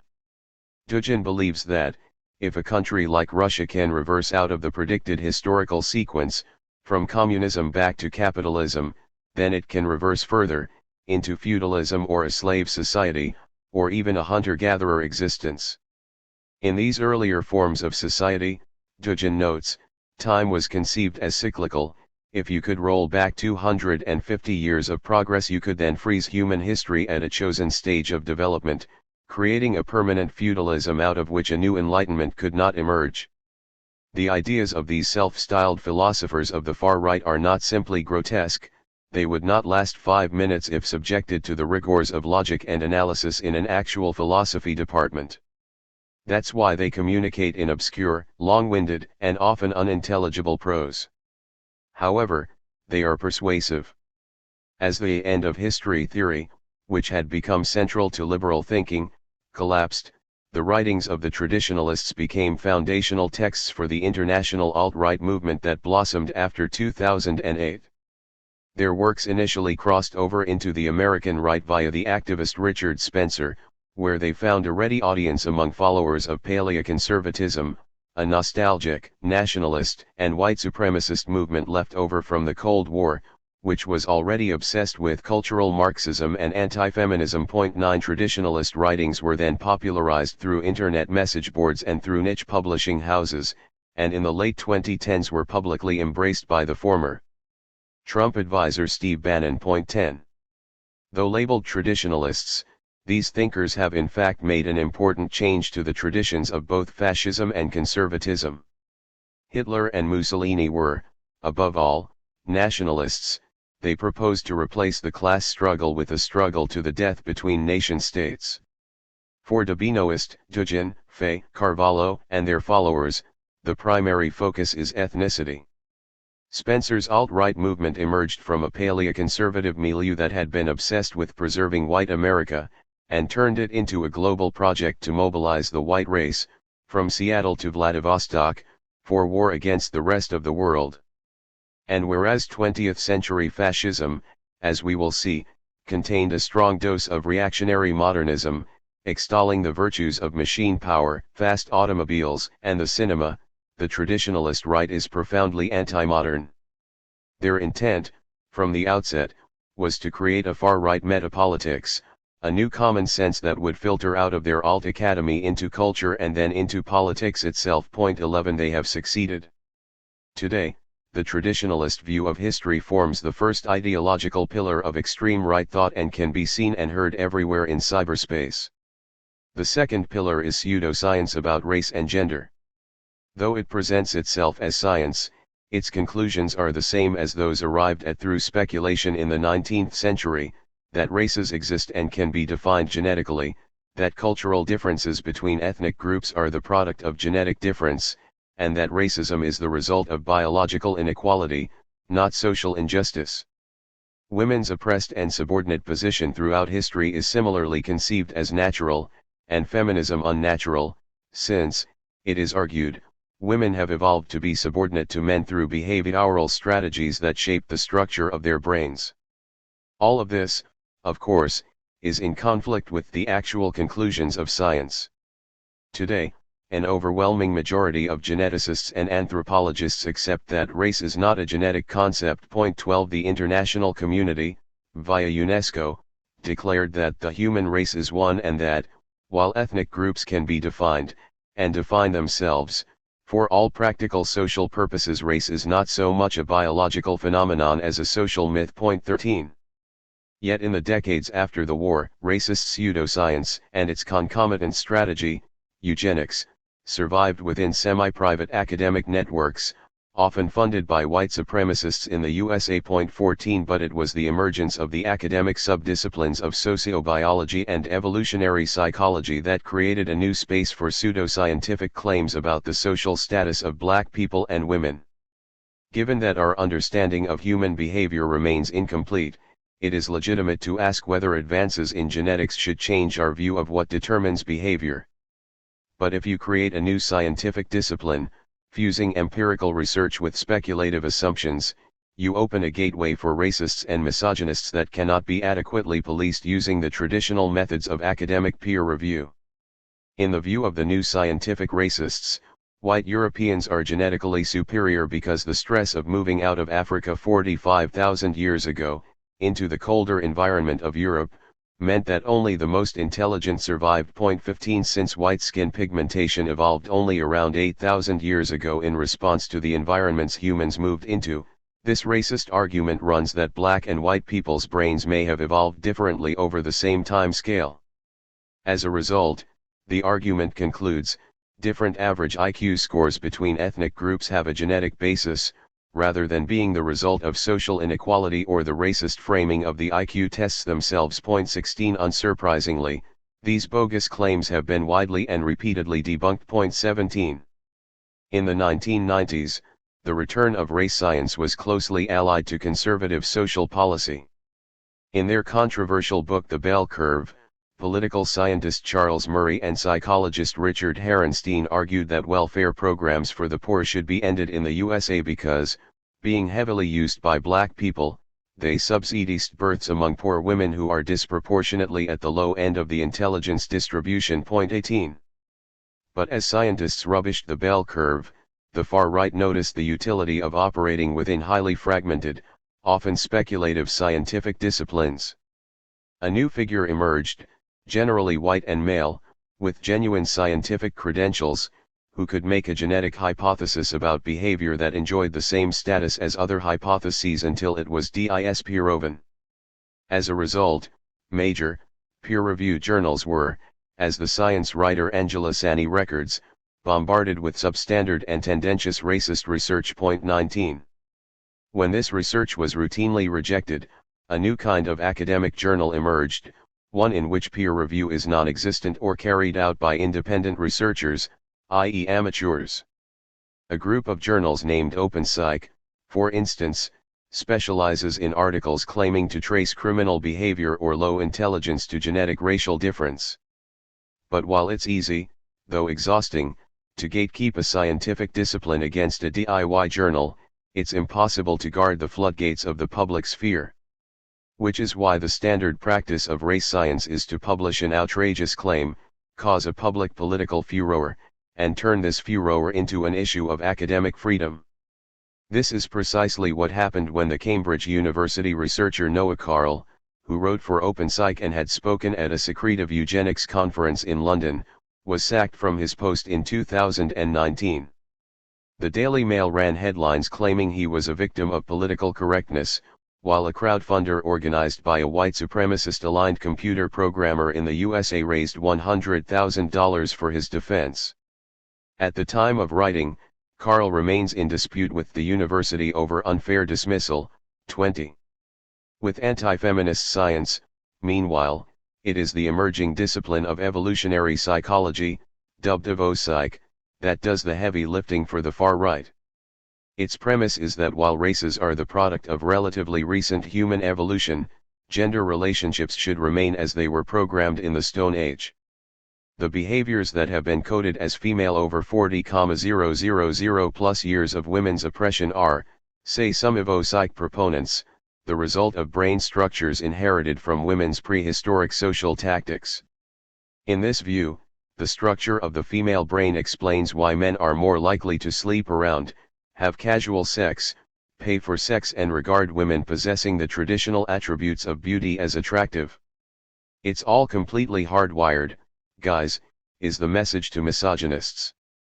Year after year, the Evo-psych bandwagon produces new hypotheses, always premised on the assertion that social norms, cultures, and conditions have no bearing on the tendency of men to oppress, rape and physically assault women. The usefulness of Evo-psych to the far right is obvious. If race science shows that laws mandating racial equality are unnatural, then it is also against nature for women to have equal property rights, civil rights, and control over their own bodies. Not all those involved in pseudoscience are motivated by right-wing politics. But the far right has greedily amalgamated their work into its project. In the process they have created a counter-science movement, dedicated teams of amateurs, armed with long lists of scientific references torn out of context, churning out what one psychologist called little turds of tainted data. 21 Their narrative is that science has been hijacked by political correctness, cultural Marxism, and wokeness, and that the scientific method itself is a defense mechanism for the elite. If traditionalism functions as the far right's theory of history, pseudoscience functions as its theory of injustice, one in which the main victims are white men. All it needs to be a complete worldview is a theory of politics, and for this it has returned to the Nazi source material.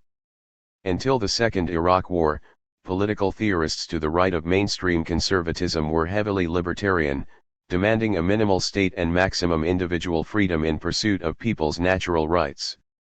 But from the mid-2000s, and especially after the financial crisis hit, libertarianism became a gateway drug to right-wing authoritarianism. Observing what he called the libertarian to alt-right pipeline, journalist Matt Lewis advanced a sociological explanation: both ideologies attract young, white men critical of the status quo. But there is a simpler explanation: the logic of libertarianism just does not work in conditions of crisis. Ultra-libertarian economics says that a market, left to itself, creates a spontaneous order.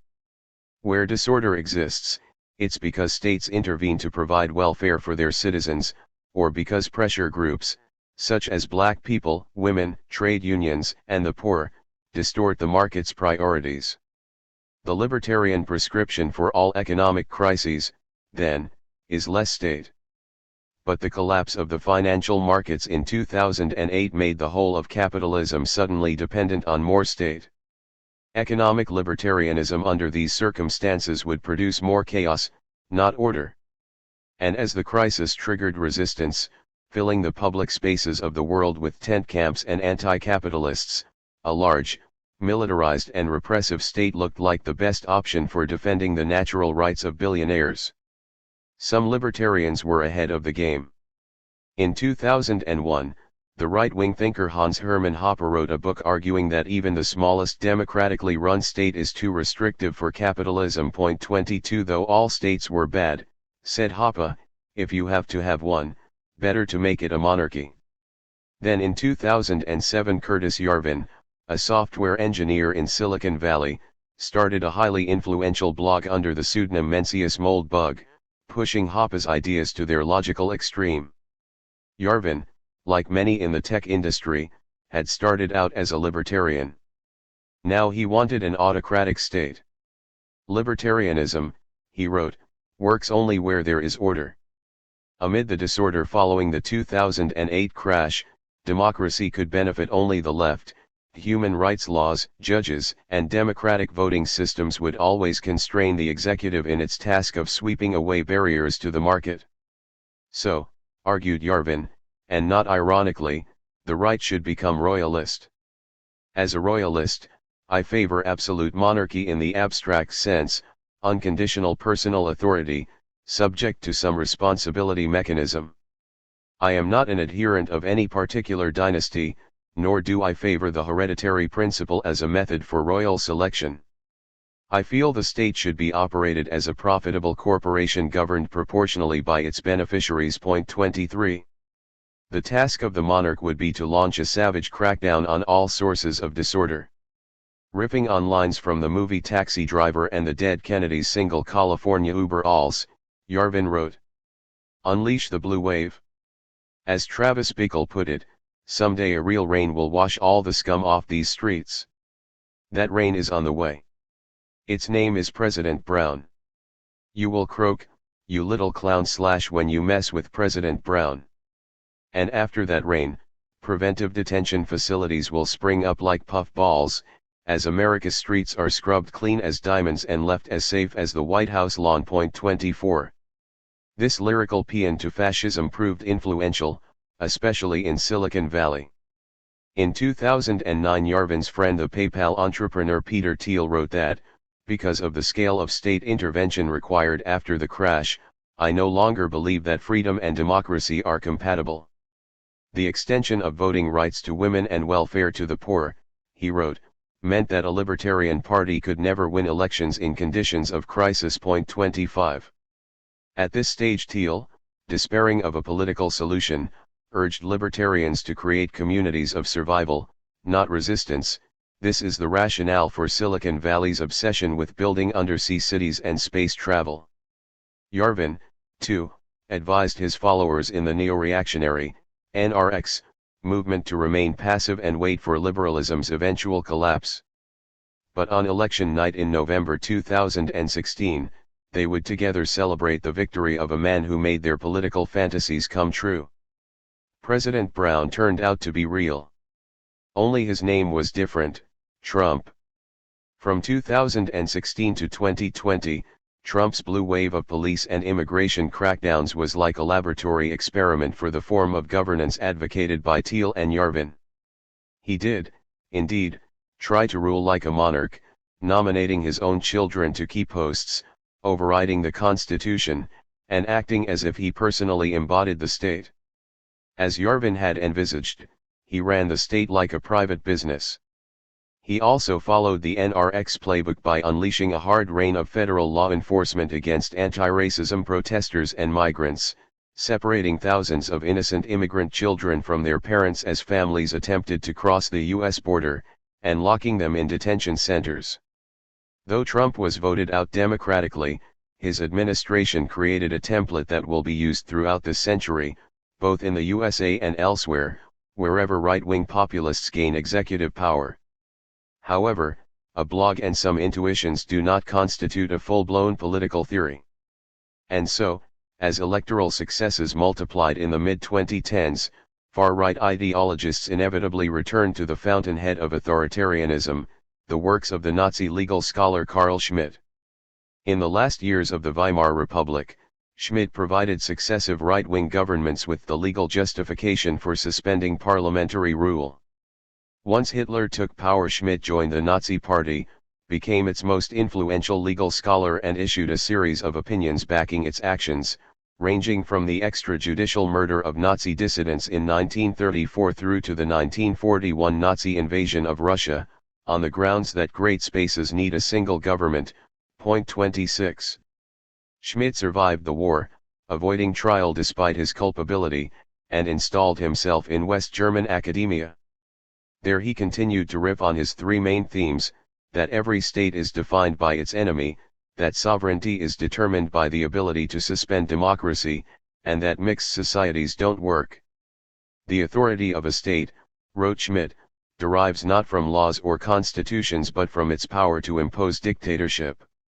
Rejecting the separation of powers between judges, ministers, and parliaments, he taught that sovereignty resides only with the person who can pull the plug on democracy.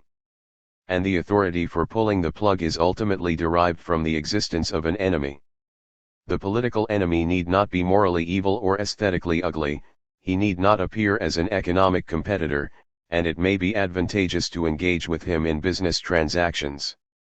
But he is, nevertheless, the other, the stranger, and it is sufficient for his nature that he is, in a specially intense way, existentially something different and alien, so that in the extreme case conflicts with him are possible. 27. It is hard not to read that passage, written on the eve of the Nuremberg laws, which in 1935 withdrew German citizenship from the country's Jewish population, as justification for what followed. Of course, ruling by decree while overriding the rule of law, through a state defined by continuous war against its internal enemies, is not the preserve of fascism alone. In the early 21st century, Schmidt's political philosophy has also become a manual for authoritarian conservative rule. Today he is as popular in the Kremlin and among the intellectuals of the Chinese Communist Party as he was in Trump's White House. But it is Schmidt's third concept, logically underpinning the other two, which puts those who follow him today on a trajectory towards fascism. Schmidt believed democracies can work only if they are homogeneous. There can be no radically conflicting values within a democracy, he wrote. It requires first homogeneity and second, if the need arises, elimination or eradication of heterogeneity. Point 28. There were two main sources of heterogeneity in the Weimar Republic, Jews and Marxists. So it was entirely, if grotesquely, logical, and not some kind of excusable accident, as claimed by his supporters, that when the Nazis imposed his theory of homogeneity, Schmidt rushed to legitimize and support them, organizing a conference designed to purge Jewish ideas from German law and to get Jewish books listed in a separate library catalog. Point 29. Unsurprisingly, both the American fascist Richard Spencer and the AfD in Germany claim Schmidt as an inspiration. The resurgence of Carl Schmitt is a danger signal. His mission was to convince Hitler to present a legal justification for the crimes of the Third Reich. He failed because, as we will see, fascism in power was radicalized and amorphous. It had no use for a regularized legality, and this lack of a legal underpinning became the source of extreme instability within the Nazi regime once it went to war. Yet Schmitt's work outlived the Nazi regime. Today, it provides right-wing populism, extremism, and authoritarian conservatism with a common theory of what constitutes political legitimacy. Their attachment to Schmitt's ideas signals that this time around the fascists intend to do it right, to achieve through legal rigor the thousand-year structure that Hitler failed to cement. If they ever gain power, 21st-century fascists intend to create a permanent and orderly dictatorship, not the chaotic and unstable muddle that was the Third Reich, and with the textbooks of Carl Schmitt as their handbook. All the actions of the ethno-state against its enemies will be justified using Schmitt's arguments. It is his theory of politics that forms the third pillar of the fascist thought architecture. The mythology of modern fascism. Over the past 20 years, then, far-right thinkers have assembled an internally coherent theory of history, justice, and political power. It is systematically both anti-liberal and anti-Marxist, and, though deranged, attracts people precisely because liberal ideas are in disarray, the orthodox version of Marxism unpersuasive, and social democracy an ideological dead zone. However, few people have the time to read the works of elderly mystics like Tugen or the rambling invective of Guillaume Fay. To achieve mass effect, the theory has been condensed into something more accurately described as a social myth, something that you want to happen, that you believe will happen, and, by taking violent action, you can make happen.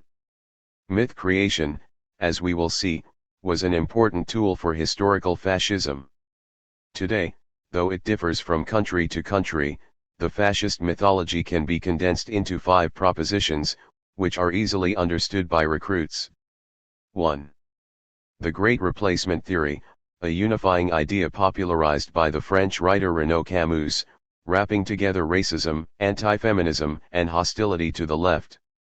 It says that immigration constitutes a genocide of the white race, that feminists are helping them by depressing the birth rate, that cultural Marxism, the socially liberal left, is to blame for its promotion of feminism and migration, and, in the most paranoid versions of the theory, that Jews are secretly facilitating it all through their ownership of Hollywood, finance, and the media. Point 30.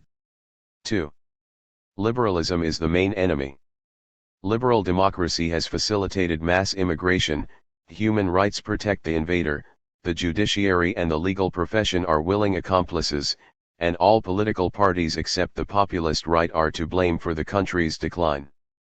Any attempt to reform liberal capitalism in a more humane direction, such as the Great Reset program proposed by the World Economic Forum, is reinterpreted as a plot by the elite, dubbed the New World Order, against the people. 31 Democracy must be replaced, either by a strong ruler, overriding the rights of minorities through a state of emergency, or, for the pessimists who believe they have already lost that battle, by survivor communities, operating at small scale, run by oligarchs and warlords.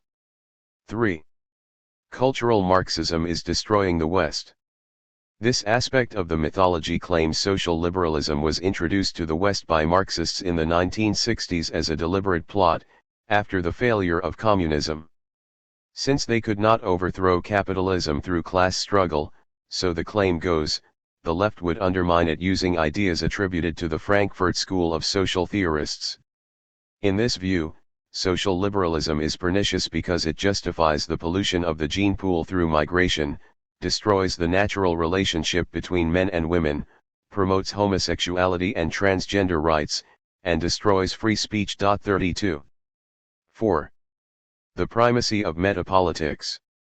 There is no need yet for a Hitler-style project of street violence in support of a direct fascist bid for power. For now, the right-wing populist parties and figureheads can be used to exert pressure within the official system.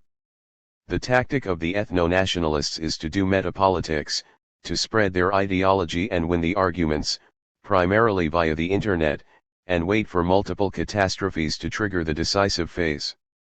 The ideology can be spread in two ways, through exemplary action, as with the manifestos issued by lone shooters or the symbolic stunts described in Chapter 1, or by inhabiting online antagonistic communities, networks of people angry about their own lives, who can be convinced to join the dots between one grievance and the next so that they become angry about everything. 5. Day X. The expected catastrophe, a mass outbreak of racial civil violence, differs according to which country the far right is operating in. In the USA, it will be Boogaloo, code for a second American Civil War. In Brazil, it might be a military coup to head off a further election victory by the Workers' Party, which sees the left jailed en masse. In Europe, it could be triggered either by a 2015-style wave of refugees, or by a conflict between law enforcement and an increasingly alienated Muslim population. Whatever the catalyst, the outcome, the fascists hope, will be societies characterized by ethnic purity and traditional gender roles. If you condense modern fascist mythology to these 5 points, you can understand why its theorists never do so. They express themselves at length, metaphorically, through irony and allusion precisely because fascist mythology needs to be sub-rational, and unchallengeable by logic, analysis, or reality. Because, in reality, there is no white race to be subjected to genocide. Nor did anyone design inward migration as a modern phenomenon. It is what happens if you globalize the world economy, having first impoverished some countries through centuries of colonization and decades of Stalinism. Nor did the Frankfurt School plot the downfall of the West, they were resigned to its survival. Nor did they invent social liberalism. Black people, immigrants, women, and gay people fought with their hands, with barricades, with lawsuits and mass campaigns for the rights they have today, from Selma, Alabama to Stonewall through to Black Lives Matter and #MeToo. Nor is liberalism the primary source of people's disempowerment. It was in the main conservatives who demanded the globalization treaties that diluted national sovereignty and ripped the heart out of industrial communities. As for Day X, there is nothing in the dynamics of the present that makes it inevitable other than the victory of fascism itself. Chillingly, however, every one of these themes can be heard resonating not only on the extreme right, but through mainstream conservative politics. In Britain, for example, conservative ministers depict refugees as a threat, Muslim men as prone to pedophilia, and conservative MPs accuse cultural Marxism of undermining the British way of life. 33 In 2019, Boris Johnson attacked the Supreme Court and illegally shut down Parliament, and has repeatedly threatened to break international law. The metapolitics of the far right resonates with the Tory membership, not least because many of them, before 2018, were themselves members of the right-wing populist party UKIP. During 2018, when the nationalist and globalist wings of the Tory party were at war, pro-EU MPs reported new members surging into their local associations, after a call by a major UKIP donor for them to do so. 34.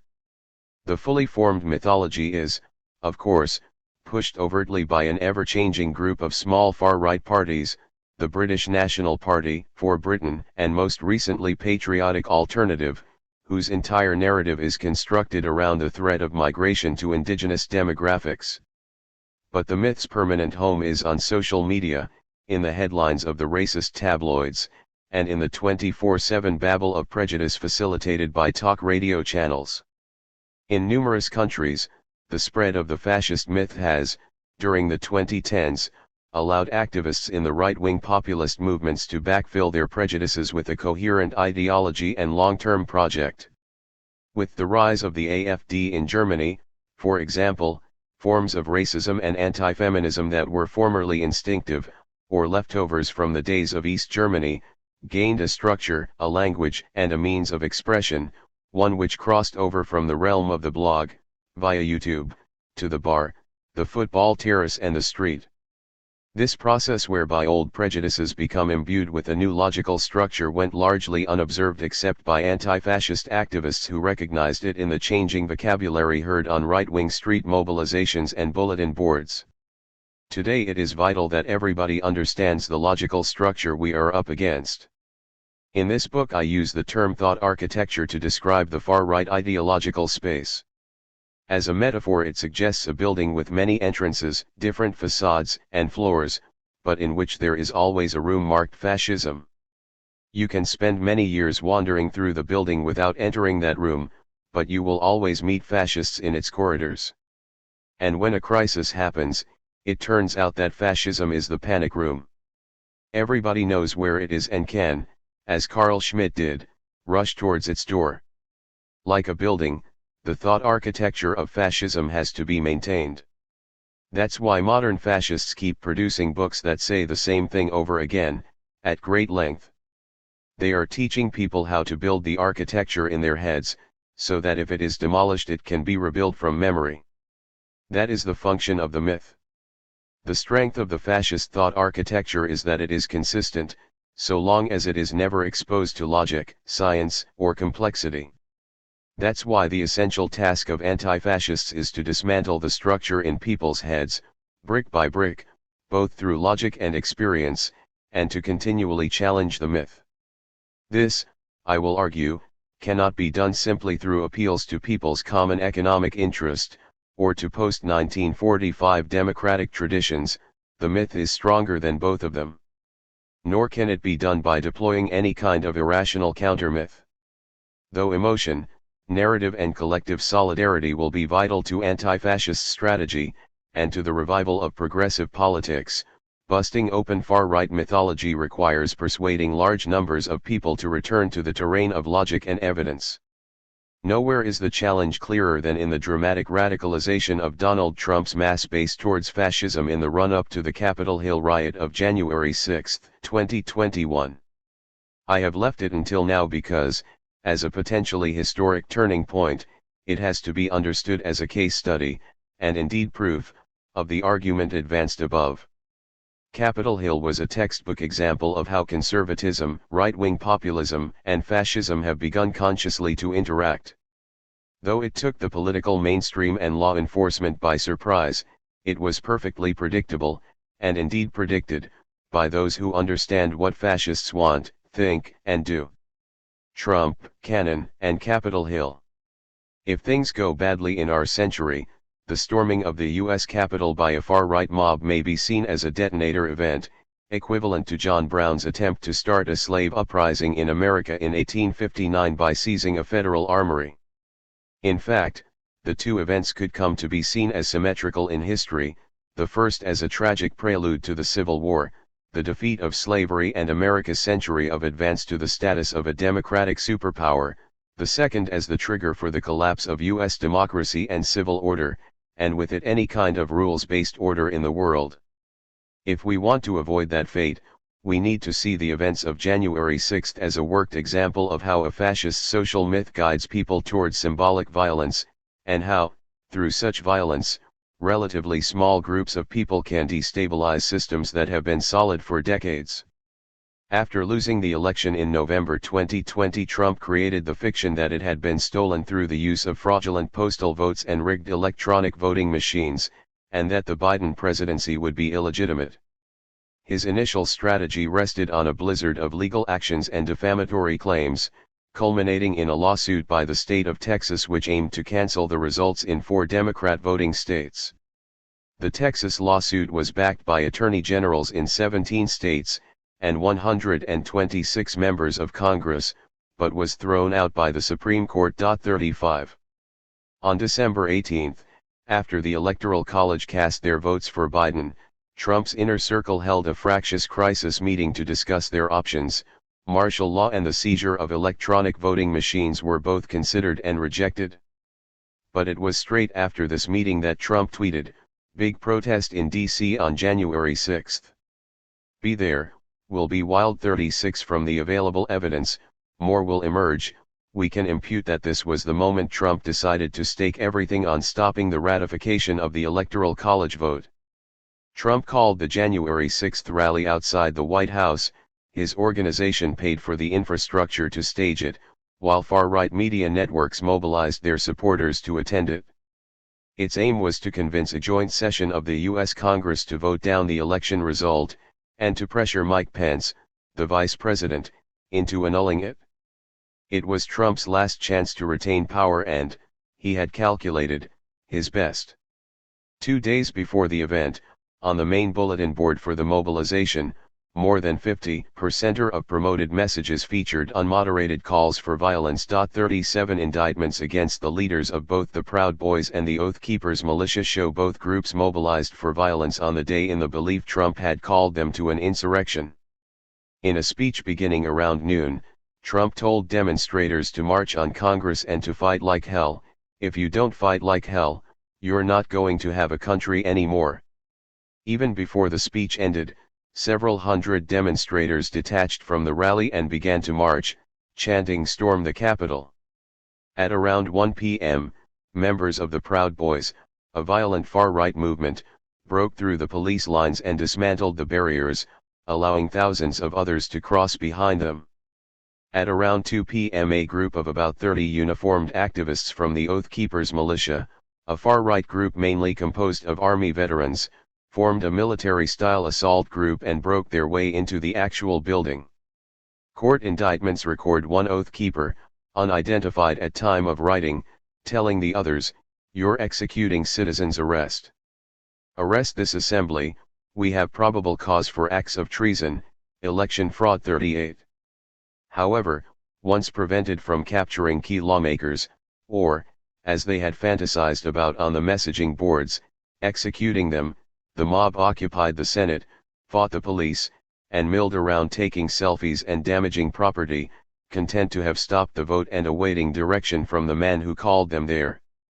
National Guard reinforcements were denied by the U.S. Department of Defense, whose entire leadership had been replaced by Trump after the election. After a 2-hour delay, the National Guard deployed and drove the protesters from the building. Pence refused to overturn the election result and, when Congress reconvened at 8 p.m., they ratified the Electoral College vote. Trump, in short, mobilized, funded and incited a mass event aimed at coercing Congress to defy the U.S. Constitution. Fascists at the sharp end used force in pursuit of the same objective, and a layer of Republican activists radicalized by the hashtag Stop the Steal rhetoric swarmed behind them to occupy the buildings. The event triggered a pointless debate about whether Trump, himself, is a fascist. Distinguished historians wheeled out definitions formulated 30 years ago, to show that Trump does not meet the criteria that made Hitler and Mussolini fascists. Fascism, wrote the historian Richard J. Evans, was the creation of the First World War, which militarized society and was driven by the desire to refight the First World War. In addition, fascism had deployed systematic street violence. Since Trump had started no wars, and his support for street violence was unsystematic, he could not be classed as fascist. 39.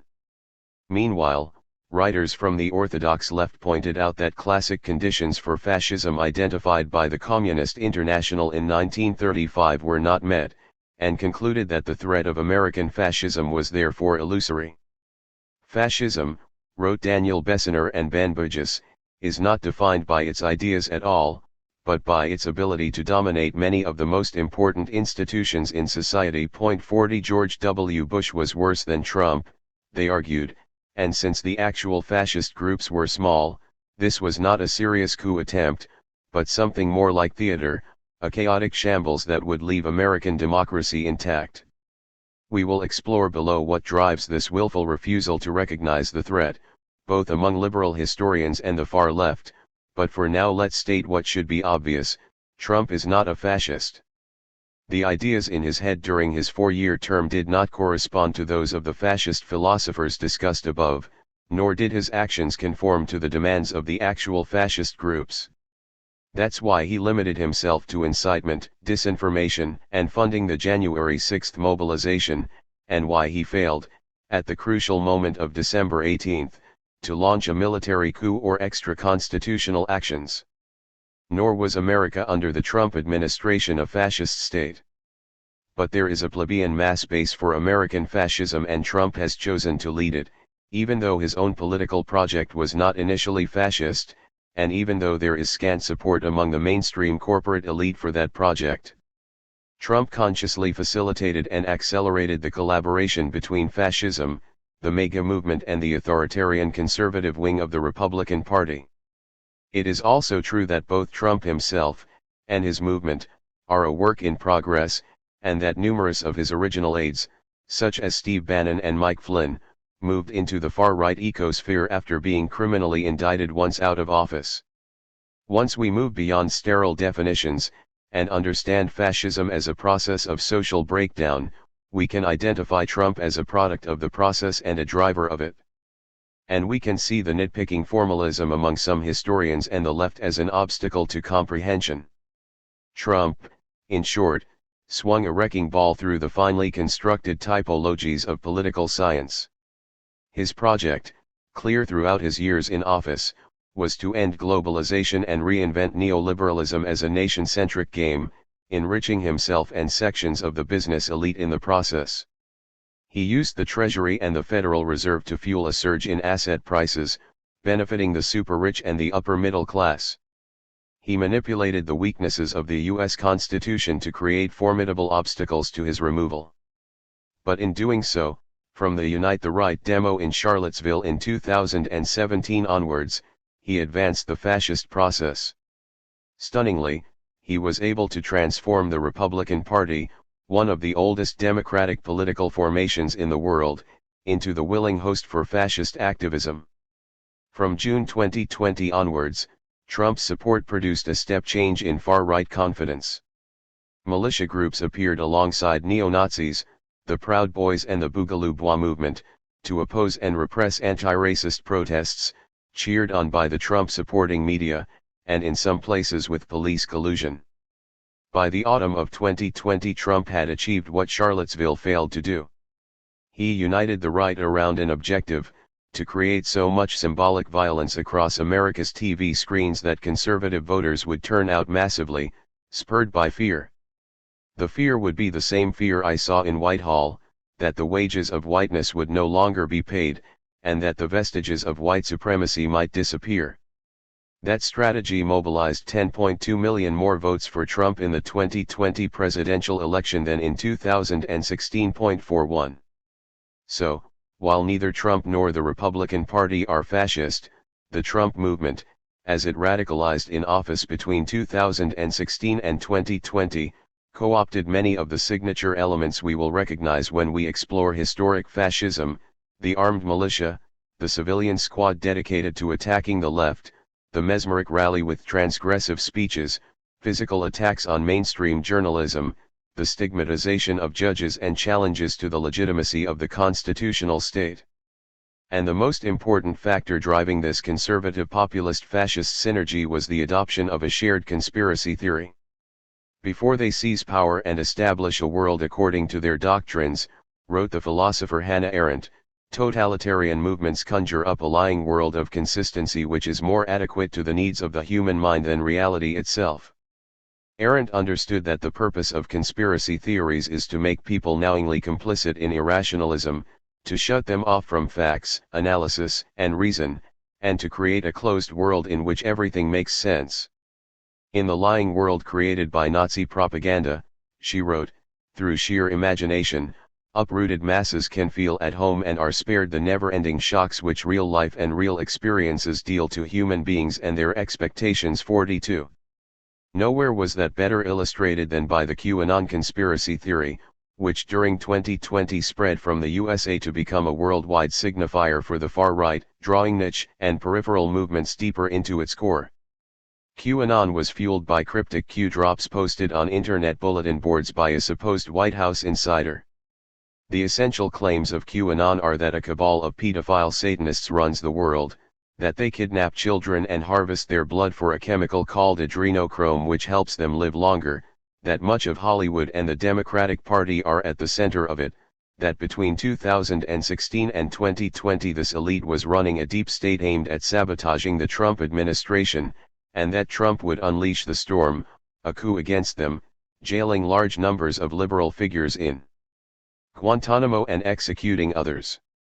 Despite the outlandish nature of these claims, its followers were, by the time Trump left office, estimated in the tens of millions worldwide. Trump, though he claimed not to know about QAnon, described its supporters as people who love our country and, according to a media monitoring group, tweeted canon-related propaganda 256 times. 43. In 2020, as the COVID-19 pandemic hit and the Black Lives Matter protests spread around the world, Canon-branded clothing and placards began to appear on anti-vax protests, anti-lockdown protests and far-right mobilizations against BLM. Far-right activists increasingly colonized the QAnon movement and exploited it. 44. For example, a U.S. militia movement that patrols the Mexican border to intercept migrants began running QAnon propaganda on its YouTube channels. In Germany, on August 29, 2020, a joint mobilization of neo-Nazis, anti-vaxxers, and QAnon supporters tried to storm the Bundestag building. Meanwhile, using the slogan #SaveTheChildren, the conspiracy supporters began to mobilize women, via Facebook groups and messaging applications, to attend demonstrations supposedly against child trafficking, in the process exposing them to the full panoply of far-right ideas. If we examine the logical structure of QAnon, it is simply a version of the fascist social myth adapted to the Trump project. At its core is the blood libel propagated against Jews by Christians since the Middle Ages, which claims that Jews steal and kill children in order to drink their blood. QAnon is also obsessed with the Rothschild family, the Hungarian Jewish financier George Soros and key Jewish figures in Hollywood, who are part of a supposed secret world government.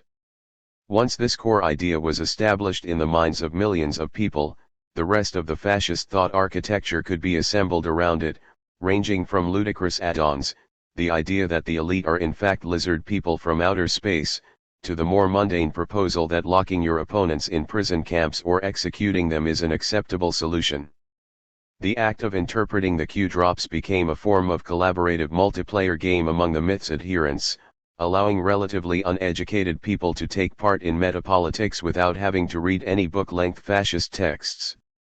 The storm, meanwhile, was just a metaphor for the long-expected racial civil war. Law enforcement and anti-terrorism experts quickly identified the specific danger of QAnon. First, by colonizing all other conspiracy theories and crank movements, from the lizard alien folks to the anti-vaxxers, it would turn them into a conveyor belt towards violent extremism. Second, by radically compressing the timescale to day X, which in fascist mythology is usually projected to happen in the medium term, it would trigger physical violence in the here and now. Though QAnon gained audiences in the hundreds of thousands in many countries, it is significant that its two strongest showings outside the USA were in Germany and Japan, the defeated countries of the Second World War. In both, QAnon merged with conspiracy theories regarding the legitimacy of the states imposed by the Allies in 1945. In Germany, the 20,000-strong Reichsbürger movement, which believes the German government is a private corporation still run by the Allied countries of the Second World War, was the first to spread the theory, claiming that Trump would soon invade Germany and topple Chancellor Angela Merkel. In Japan, it was spread by supporters of an existing cult, which believes that the entire business elite are foreigners secretly occupying the country, and that smart cities whose systems are run by artificial intelligence are a mechanism of foreign domination. 45. If we read QAnon literally, what are its adherents actually promising each other? That just as the elite secretly rules the world now, through ruthless subterfuge, so we, the ordinary, white, conservative Americans, can rule it in future, and in the same way. Internment camps, prisons, secret detention centers would be built, and, of course, they would be filled not with Hollywood stars, but with Black, Muslim, Hispanic and Jewish Americans, together with the cultural Marxists who are alleged to be conspiring to replace the white race. QAnon, in the end, was just a part of the mythology of modern fascism encoded and embedded into broader conspiracy theories. Its spread, in Germany, Japan, Brazil, and above all the USA, was one of the surest barometers of where the fascist risk is strong. But ludicrous though it is, QAnon is the key to understanding how rapidly Trump radicalized his followers from traditional populism towards violent, proto-fascist forms of action. Polled in October 2020, at the height of the election campaign, around half of all Trump voters agreed with Cannon's core assertions. 46 It had become their self-justification for supporting a deranged, dynastic crook. In her research into the fascist radicalization process in the 1930s, the historian Lucy Varga recognized its similarities to religious conversion. The process begins with a group of people in dynamic despair, for whom life in the old framework, according to the old scale of values, has lost all meaning. At the bottom of the despair and solitude lies the illusion of a golden age and the nostalgia of a paradise lost. Then come the first meetings, the key to a discovered world, the gift of yourself, giving oneself over to the new doctrines which prepare those persuaded to reject any other logic, symbol, myth, or holy book. 47. If she had witnessed Cannon's effects in 2020, Varga would have found every word of that passage vindicated. A similar insight into the role of irrationalist theories was provided by Karl Mannheim, a sociologist writing in Germany in the 1920s, when he described the emergence of fascism as a form of utopian thinking, which can exist only as an active, self-reinforcing doctrine divorced from facts. When a group of people want radical change, he wrote, they start to frame the whole of reality around that desire, ignoring all facts that contradict it. The utopian mentality, he said, guided by wishful representation and the will to action, hides certain aspects of reality. It turns its back on everything which would shake its belief or paralyze its desire to change things. 48. Today's far right call this process of rejecting reality red pilling. The metaphor is drawn from the movie The Matrix, in which the hero has to take a red pill in order to see as fake the reality in which he lives. Red pilling became a popular metaphor for conversion to right-wing extremism in 2012, via a bulletin board devoted to online misogyny. 49 At that point, to take the red pill meant to realize that men are oppressed by women, not the other way round. Today, it signifies a more general conversion to the wider spectrum of right-wing thinking. In all cases, it requires the acceptance that everything you thought was true about the world is false. And since the ideology you're rejecting, democracy, market forces, globalism, science, and the rule of law, formed a totalizing thought system, the human brain requires a similarly complete alternative, not just a set of partial and disconnected theories. It is likely, with Trump's defeat, that the QAnon theory will mutate, in order to explain the non-occurrence of the storm. In March 2021 the British anti-fascist research group Hope Not Hate outed a man they claimed was behind a replacement ideology, called the Sabmic Network 50. It is safe to say only that there will be other iterations, and that their function will be the same. But in a short space of time QAnon provided modern fascism with a synthetic ideology, beyond the control of any one leader or influencer. Like a black hole in space, its gravitational pull attracted all other discontents and conspiracy theorists into a central vortex. Its internal logic may be busted, but the political energies that flowed into the Trump canon narrative in late 2020 will not be easily dissipated. QAnon, despite its continuities with 20th-century fascist lies, illustrates how the thread has changed. It is a mercurial ideology, not a fixed one, the product of many minds connected via an online network, not a single Führer or a Tsarist secret policeman churning out fake documents. Hitler, for certain, was able to absorb eco-fascism and Norse mythology into Nazism, but ultimately he was its gatekeeper. Today the ideology is co-created. And that makes it potentially more resilient to short-term political defeats. During the 2010s, and above all during the 4 toxic years of Donald Trump, the extreme right's thought architecture penetrated Western culture so strongly that one of its chief ideologists, the far-right Swedish publisher Daniel Friberg, could claim, "Our liberal leftist opponents have already lost. They have just not stopped breathing yet." 51. How did we get to a situation where that claim should be taken seriously? Because the once dominant ideologies of neoliberalism, liberal democracy, and globalization no longer explain the world for large numbers of people.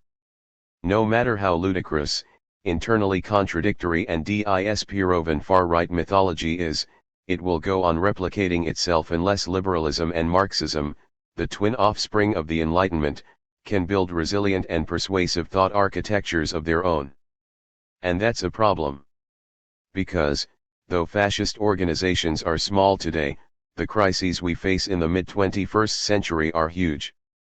We've seen how fascists fight, we've understood what they think they're fighting for. Now we have to carry out a brutal audit of the society that is to be their battlefield. 3. 5 kinds of trouble. The forces driving the far right. Fascist ideas are spreading because we're facing 5 kinds of trouble at once. We have an economic model that no longer works, evaporating support for democracy, and a crisis of technological control, in which some states, businesses, and non-state actors are using information networks to suppress truth and deter rational thinking. Looming above it all is the coming climate catastrophe. Add in the after-effects of the COVID-19 pandemic, which have accelerated the breakdown of globalization, and we have a multi-layered crisis unprecedented in the history of capitalism. The problem with simultaneous crises is that they interact, in unpredictable ways. As a result, several countries at once are displaying symptoms of the kind of disintegration process that produced fascism in the 1920s and 30s. What follows is an audit of the forces driving modern fascism, and the future opportunities they will create for the far right. Neoliberalism is broken. The most fundamental problem is that the West's economic model has failed. 40 years ago the world's major governments adopted a strategy of privatization, globalization, and the commercialization of everyday life. It worked for a while, for some people, but has now stopped working. The result, long before anyone had heard of COVID-19, is the projected long-term stagnation of advanced economies. Productivity growth has slowed, while interest rates on government debt, the most fundamental measure of capitalism's dynamism, have slid from 5% to sub-zero in the space of 20 years. 1. The model that has failed is called neoliberalism. But its achievements were real. Between 1989 and 2008 it doubled the size of the world economy and quadrupled the value of global trade. 2. During this time GDP per person doubled in Brazil, rose 4-fold in Indonesia, 5-fold in China and 6-fold in India. 3. But the biggest winners were the super-rich. Over the past 45 years, the richest 1% of people on the planet have captured 27% of all this growth, through rising incomes and the massively expanded value of their assets, property empires, investment portfolios, patents, yachts, fine art collections, gold deposits and cryptocurrencies. Point 4 Even a global pandemic, which took down airlines, shopping malls, and steel mills, could not stop this process of wealth accumulation for the rich. By December 2020 the world's billionaires were together worth $12 trillion, around a third of that earned during the pandemic simply by doing nothing. Point 5. I have told the story of why the neoliberal model failed in detail elsewhere. Point 6 The short version is that prosperity for working people in the advanced economies became reliant on credit rather than on rising real wages and productivity, and the global financial system became a machine for miscalculating the risks involved in lending. This led to repeated financial crises, which central banks always countered by cutting interest rates, stimulating another surge in borrowing, and unwittingly paving the way for an even bigger financial crash. When Lehman Brothers went bust in September 2008, it came close to taking down the global banking system. The entire edifice of mortgage, credit card, corporate and government debt could have collapsed, leading to mass bankruptcies. Without massive state intervention, millions of people would have lost their savings, homes, and jobs. To avoid a depression, governments were forced, yet again, to cut interest rates and borrow money. But it was not enough. Now they had to print money via the policy of quantitative easing and in some cases to nationalize the banks. From this point onwards, the neoliberal way of doing things was on life support. The result was an even bigger pile of debt. Between Lehman Brothers' collapse in 2008 and the outbreak of the COVID-19 pandemic, we added $87 trillion to the debts of people, companies, and governments, while central banks printed around $12 trillion to keep the economy afloat. Point 7 By February 2021, thanks to the pandemic, global debt had risen by a further $24 trillion, to $281 trillion, and central banks printed a further $10 trillion, mainly to lend to their governments. Point 8. As capitalism switched to a model of growth based on creating money and borrowing, it fueled rising inequality. Across 25 advanced countries surveyed by McKinsey in 2016, 70% of households, some 580 million people, saw their real wages fall over the decade. Point 9 In the ex-industrial towns of eastern Germany, northern France, England, and the American Rust Belt, not only did the quality of life deteriorate, there was no obvious way it could improve, especially for people with lower skills and qualifications. The implicit deal that globalization had offered to working-class people in the West was this: the good industrial jobs are gone and will not come back, but a mixture of easy credit and welfare spending will make life bearable. The 2008 crisis tore up the deal. There was little money left for welfare or public services. For the first time since the 1930s, young people realized they would end up poorer than their parents. Something had to give, and what cracked first was the commitment to globalization. From around 2015 a split took place within the elites themselves. One faction wanted to revive neoliberalism by globalizing faster, using trade deals to integrate their economies, relentlessly eroding regulations that protect wages and public services in the process. That was the program of Barack Obama, Nicolas Sarkozy, and then Emmanuel Macron in France, Justin Trudeau in Canada, Angela Merkel in Germany, and the then British Prime Minister, David Cameron. Another faction wanted to break with the rules-based global system, to switch from a policy of collaboration, free trade, and open standards to a form of neoliberal nationalism. They would go on promoting inequality, wage stagnation, and privatization, but now competitively, and under the rhetoric of national interest. In each country, this nationalist faction of the elite would try to dump the social costs of the failing system onto other countries, through immigration controls, trade wars, and technology bans. As a result, the second half of the 2010s was dominated by a struggle between the two visions, with the nationalists mobilizing a new voter coalition around opposition to migration, human rights, and globalized trade. Looking back, what's remarkable is how quickly the dominoes fell. In 2014, the Hindu nationalist BJP took power in India. 2 years later, an alliance of right-wing conservatives and UKIP affiliates persuaded Britain to leave the European Union. Then American voters put Trump into the White House. In 2017 the Austrian conservative leader, Sebastian Kurz, broke with decades of centrist government and formed a coalition with the right-wing populist Freedom Party. In 2018, Jair Bolsonaro won the Brazilian presidency. In the same year the Five-Star/Lega coalition took power in Italy, making the right-wing populist leader Matteo Salvini deputy prime minister. In 2019, as UKIP members flooded into the Conservative Party, Boris Johnson purged his party of liberals and globalists to install a de facto coalition of right-wing populists and authoritarians. Trump's victory in 2016 was the turning point. It confirmed that there is a massive constituency in the United States for economic nationalism and isolationism, and forced all other countries to accept deglobalization as a strategic reality. In a reversal of America's traditional post-war role, in setting rules and standards for global behavior, Trump gave permission for other leaders to break them. He abandoned any pretense of domestic political cooperation between liberalism and conservatism and promoted a global culture war. And, through a network of aides and allies, he put rocket boosters under the extreme right, not just in America but everywhere. Though its effects were shattering, the 2008 crisis could not, on its own, have triggered the revival of far-right ideas on the scale witnessed in the 2010s. Indeed, the disruption we're living through is primarily ideological, not economic. Like all social systems, the free market model needed an ideology to justify who gets rich and who doesn't, and to create a basic common sense about the way to live your life.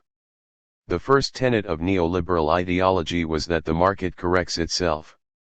It does not need a state to tell it what to do, and functions best when the state is small.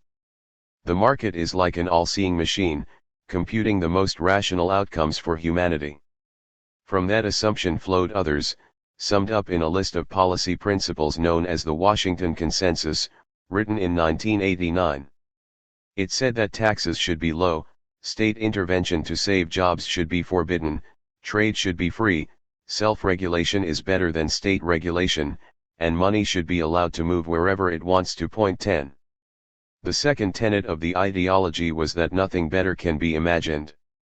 The collapse of communism in Russia and the marketization of China, said the U.S. political scientist and government advisor Francis Fukuyama, signaled the total exhaustion of viable systematic alternatives to Western liberalism. The victory of liberal democracy and free market economics, claimed Fukuyama, meant the end point of mankind's ideological evolution. Liberal democracy was the final form of human government. We were at the end of history. Point 11. The problem is not that some billionaires and professors believed this, millions of ordinary people came to believe it too. They adapted their behavior, expectations, even their thought patterns and personalities, to the neoliberal reality. You borrow, you spend, you rack up debt. You buy shares and property on the assumption that their value will always rise. While my parents' generation defined themselves through work, from Generation X onwards people began to define themselves through everything except work, the brands they wore, the shares they traded, their sports team or some niche cultural lifestyle, ranging from BDSM to gardening. Though there was plenty of work, for many people it became meaningless. The mass unemployment of the 1980s was replaced by bullshit jobs, low-paid, insecure work in the coffee bars, fulfillment depots, and call centers that proliferated where the factories used to be. Point 12. To cope with this new reality we created, each one of us, a neoliberal self. I can remember how I did this. I adapted my outlook to fit the new world of insecurity, selfishness, and cheap credit. I learned to expect all strikes to be defeated, all jobs to be temporary, all appointments to be cancelled, all promises to be broken. But for people born after 1989 there was no need to adapt. This new reality was all they'd ever known. People pushed the logic of a self-correcting market deep into their own psyches. They became increasingly competitive, atomized, prone to calculating their worth financially, and fatalistic. They were convinced that change was impossible, that there was no other way to live. The more you learned to obey the market, the happier you would feel.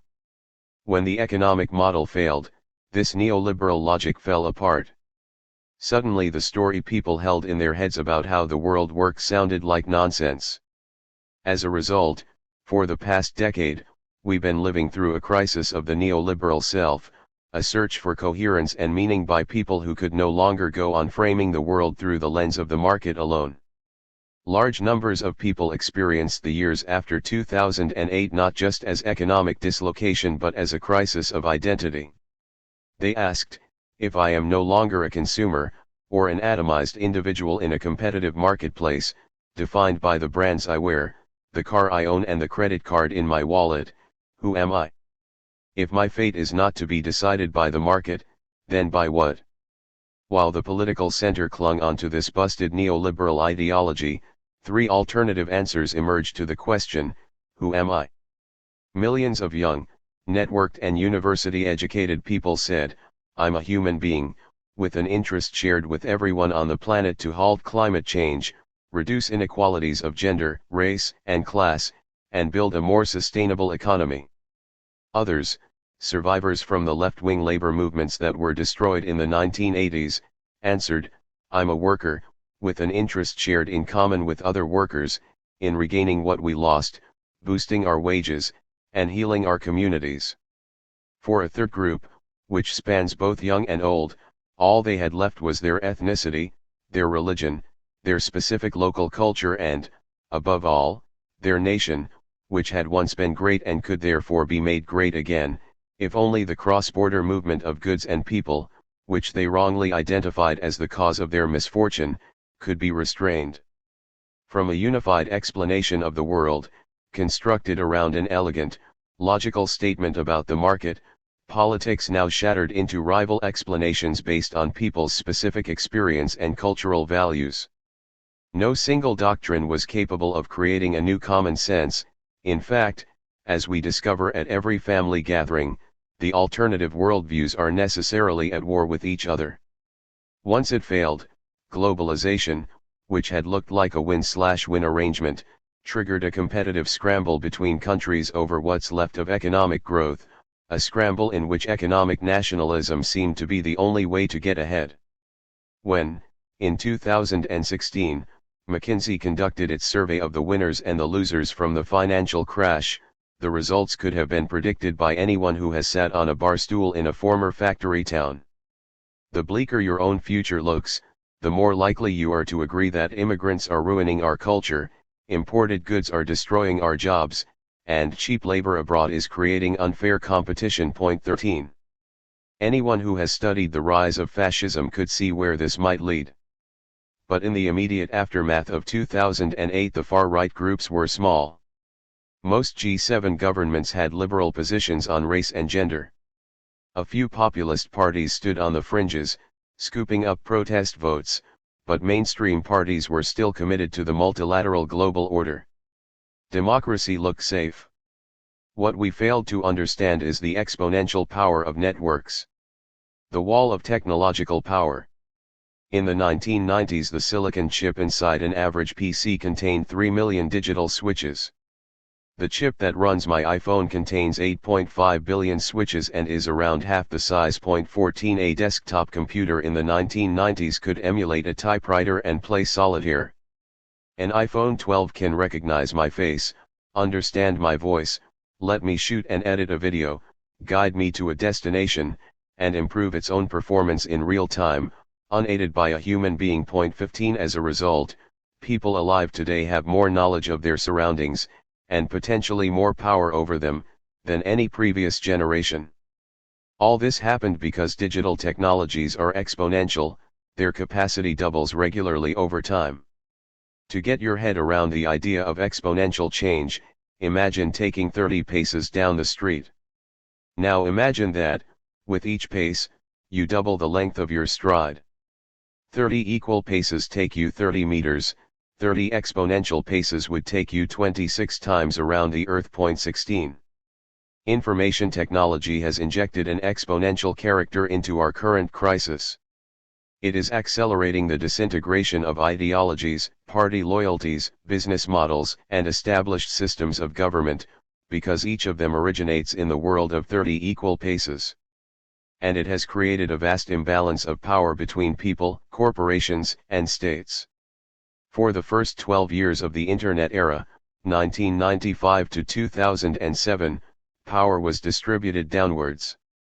By ending the stranglehold over the broadcast of information, formerly held by states and corporations, the Internet famously changed everything. It was built on relatively open systems. HTML, the language used to write web pages, was free and universal. Humanity's digital store of knowledge was accessible through basic search engines, and was structured transparently, with the home page of every website acting like a contents list. Media firms that tried to create walled gardens of content, available only through subscription, always failed, because the whole point to being online was freedom. The blue hyperlinks that suddenly twinkled across every computer screen were an invitation to go on a random journey. Free music and videos were everywhere. And if you wanted to be anonymous, you could be. The rise of smart devices, alongside the monopolization of social media by giant corporations and the strict enforcement of copyright laws, reversed this trend, returning power over information back to the hands of corporations and states. Today, the Internet has become a closed, monopolized and commercialized world based around the app. This happened so stealthily, between 2008 and 2013, that, as the information scientist Zeynep Tufekci reports, the first people to notice it were Middle Eastern bloggers coming out of jail. They'd gone to prison for stuff they'd written on obscure, self-managed web pages. On their release there was only one web page that mattered, Facebook.17. The app system allowed corporations to recreate their monopoly over the dissemination of information, while both states and shadowy non-state agencies stood ready to exploit that monopoly. Thanks to the app system, and the creation of powerful databases that log and analyze our behavior, everything we do generates information we cannot own or control. On Instagram and Facebook we click on likes, not hyperlinks. That's like taking a vote, not going on a journey. If you want to publish something original, free, and transgressive, you have to do it outside the duopoly of Apple and Google. If you want to remain unfindable by the state, you have to smash your smartphone and throw it in the sea. The addition of high-res digital cameras to devices has changed the kind of information we produce. Until around 2008 the Internet was mainly for writing, now it's for pictures and video. We are communicating less through words and reason, more through images and emotion, which, as we will explore below, are the precise region of human interaction where the fascist mythology is easiest to transmit. Our behavior generates a treasure trove of information for corporations. In turn, the algorithms deployed by Amazon, Apple, Google, and Facebook are designed to influence our behavior. In response, some people have tried to keep their communications private, but the tech monopolies have a solution for that too. Through WhatsApp, Telegram, and Signal, the global conversation has retreated into controlled private spaces.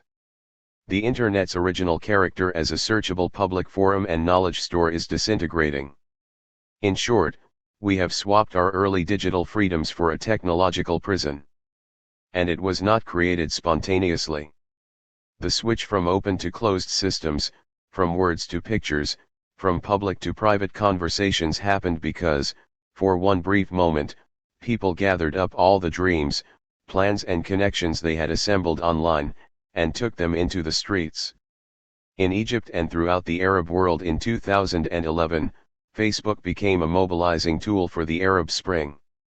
Networked activism produced interconnected occupation movements in Athens, Madrid, New York, London, Quebec, and Tel Aviv, as young people copied the Egyptian tactics of camping in a square and mounting leaderless resistance. By 2013 the protests had spread from the core to the periphery. Turkey, Brazil, and Ukraine. 18 Not only did these movements exploit information technology, they relied on new, networked forms of thinking, fluid relationships between the organizers and the masses and, above all, new ideas about freedom. The networked revolutions of 2011 to 13 were so brief, and so unlike anything before in history that, once they were defeated, people quickly forgot how terrified the global elite had been. As a journalist, I was immersed in those revolts. 19 When I think of them now, I remember the young people dancing amid clouds of tear gas in central Athens, the quiet arguments in occupied squares, the eloquent speeches made by working-class women who had lived their lives in political silence. I remember the words of my TV producer, "You can taste freedom." Looking back, it's obvious that, for the elite, those networked protest movements were a glimpse of how capitalism dies. It dies when people ejected from their everyday lives, from their brains, throw corporate deference and hierarchies into the trash can and start living as if nature and human happiness, and not corporate profit, were the main priority. For the orthodox left, the revolts of 2011 to 13 were a disappointment, because their model for a revolution is Russia in 1917. They see the destruction of capitalism as a cataclysmic moment, involving the seizure of state power by people organized at work. There were few glimpses of that possibility in the tent camps. But for the elites, the 1%, as they became known, the occupation of the squares, the fall of the regimes in Egypt and Tunisia, and the political revolutions in Ukraine, Brazil, and Greece, felt like a near-death experience. Their response was to erect the wall of technological control that now surrounds us. First they tried switching off the internet. Then they tried creating a closed, online echo chamber for their supporters only. Finally, they remembered that the best way to sabotage an information system is to flood it with noise, in this case consisting of disinformation, trolls, doxing, threats, depictions of sexual violence and hate speech. In the space of 10 years, a global infosphere that once nurtured solidarity and optimism has become a machine for disseminating lies, suspicion and depression. That's not due to some intrinsic trait of human nature. It happened because specific groups of people made it happen: right-wing conservative politicians, their backers in the billionaire-owned media, the tech monopolies, dictatorships, regulators in the pockets of corporations, and a small army of online fascists. The tech giants built deliberate vulnerabilities into the critical platforms, Facebook, YouTube, and Twitter, allowing people to spread disinformation and boost it at the expense of verified, professional news. They did so for the simple reason that it generated traffic, and therefore cash. Under the cover of anonymity, they allowed a mixture of fanatics, paid internet armies and fictitious bots to game their algorithms. They took advertising from obscure sources, allowing those with the biggest checkbooks to boost noise over information. And thanks to commercial secrecy, these algorithms cannot be scrutinized or regulated by governments or society. 20 Sure, when the results get too outrageous, they change the algorithm. But there is no public record of what it did. In fact, the algorithms that drive social media traffic are the first major technology in history for which there is no history. Though each one of these vulnerabilities helped Trump win power in 2016, and was subject to widespread public criticism, that did not stop the giant tech companies. Quite the reverse. According to the U.S. nonpartisan think tank the German Marshall Fund, between 2016 and the 2020 election campaign, traffic to known U.S. disinformation websites grew by 100%, while traffic to those amplifying the false content, primarily Fox News, The Daily Wire and Breitbart, rose by close to 300%. 21. The short-term winners were right-wing populist leaders like Trump and the shareholders of major tech companies. The strategic beneficiary is fascism.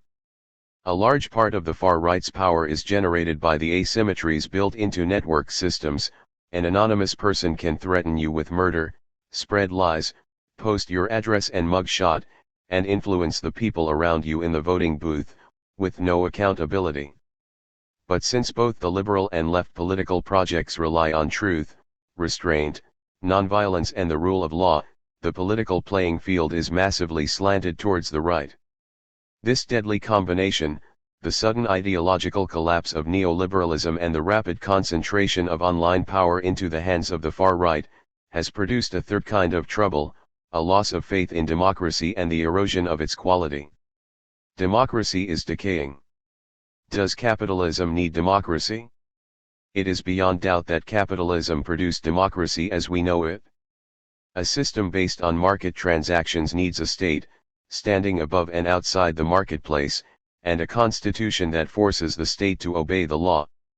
It needs a way of prioritizing the general interest of business over that of individual businesses, for example through taxation and regulation.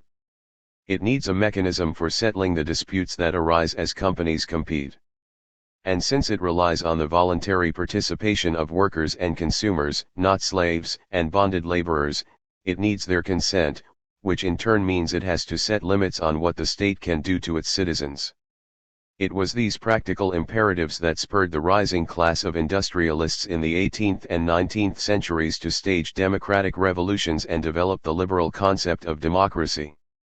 But most of the key elements we associate with democracy today, free elections, universal suffrage, human rights, freedom of speech, an impartial legal system and the right to hold meetings and form political parties, were at some point resisted by capitalists in the name of protecting capitalism. The right to vote was only reluctantly extended to women, people of color and the working class, after they fought for it.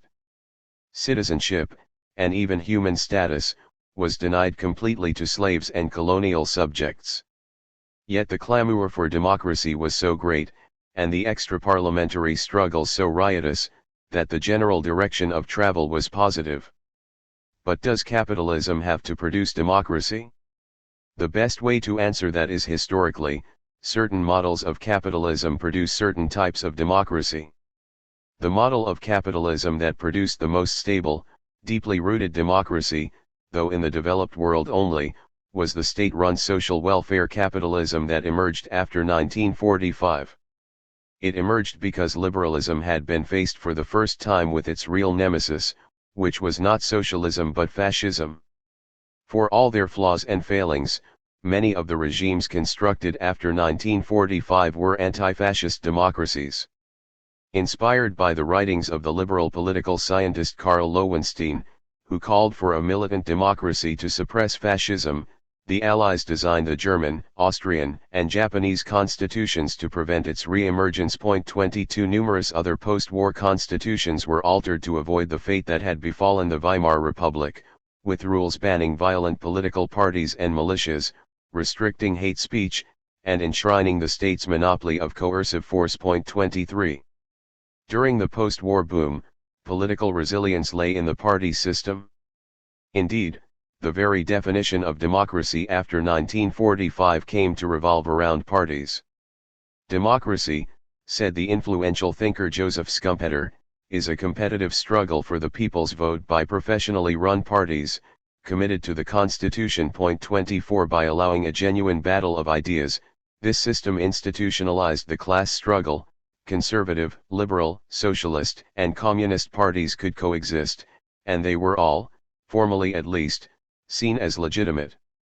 The neoliberal era, by contrast, eviscerated party democracy.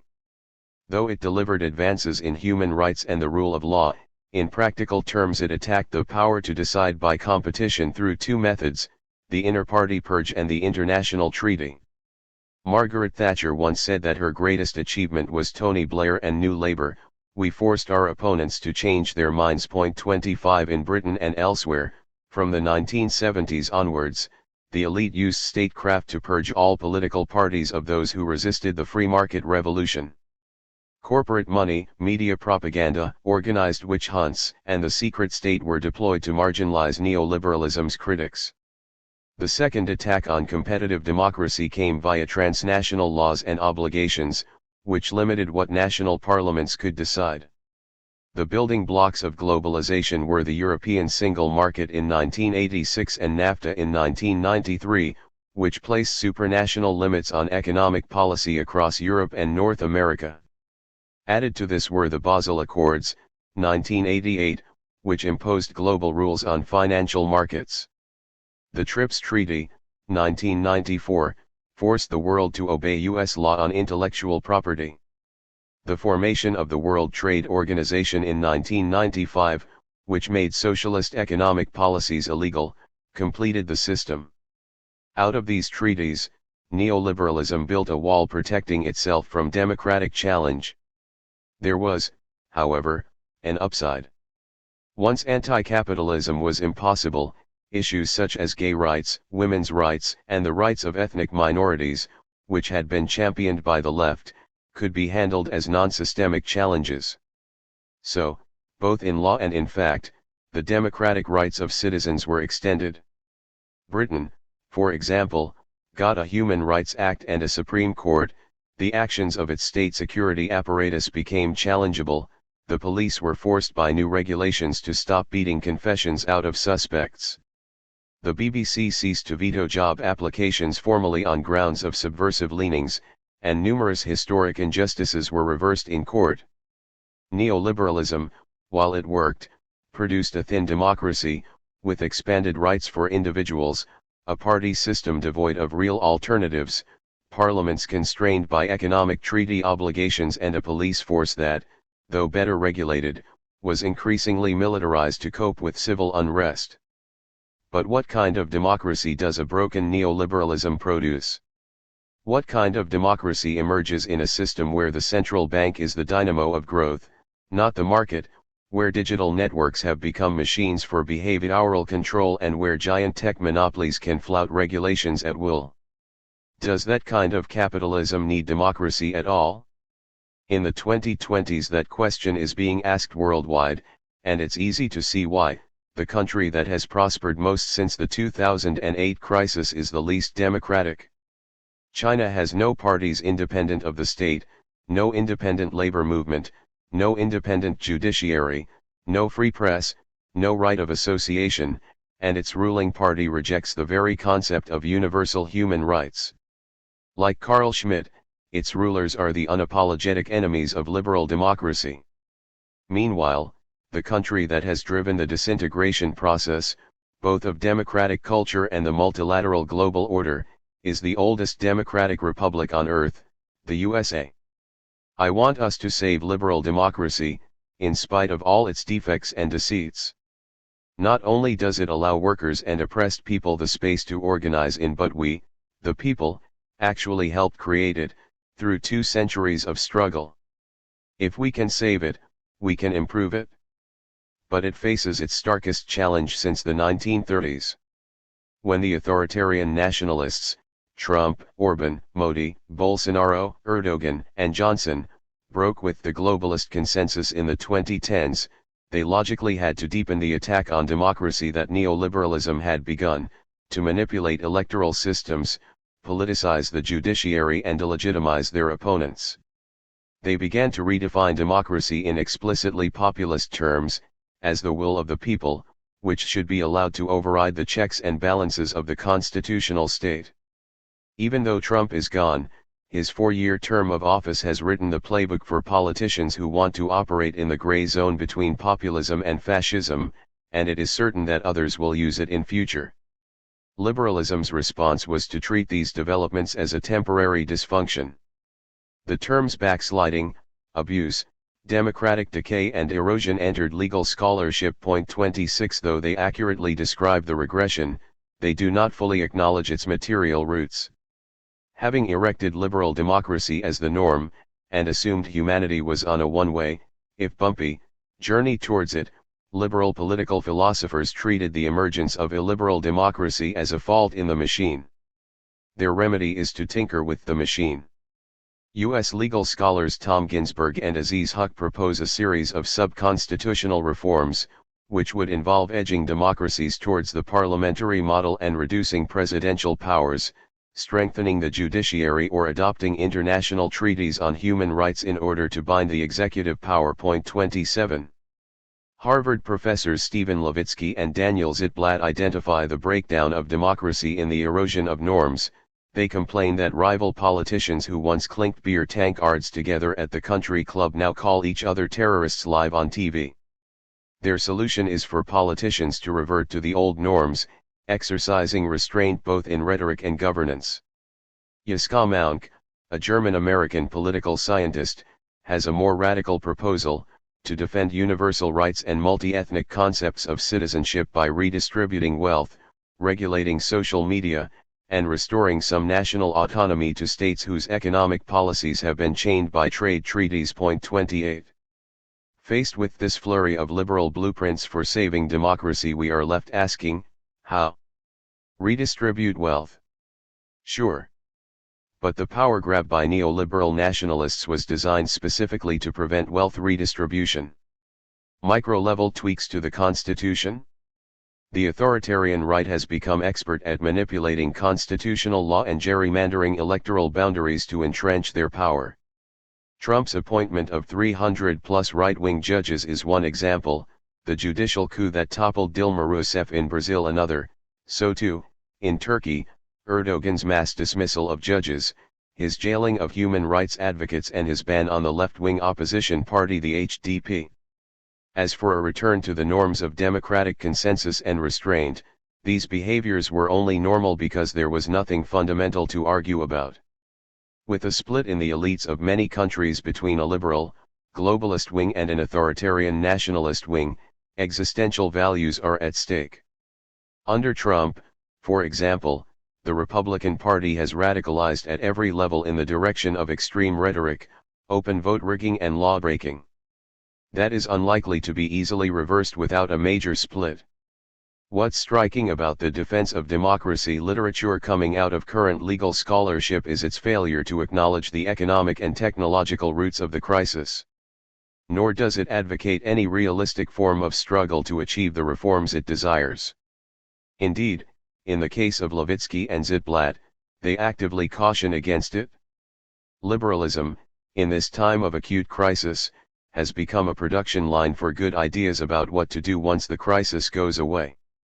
The illiberal democracies in Turkey, Russia, Hungary, India, Israel, and Brazil will survive without Trump. Each of these regimes holds power because people elected them, tolerated them, and shrugged their shoulders at the misery and injustice they inflicted. As they face a democratic challenge in the 2020s, they will certainly resort to the tactics Trump adopted between his election defeat and the Capitol Hill riot. The emergence of illiberal democracy in many countries at once is not a glitch. It is a feature of a broken economic system. It is part of capitalism's attempt to mutate and survive in the face of strategic threats. And the most existential threat of all is climate change. The planet is burning. The nature of the climate threat is clear. As a result of rising carbon emissions, the atmosphere is now around 1 degree warmer than its pre-industrial average.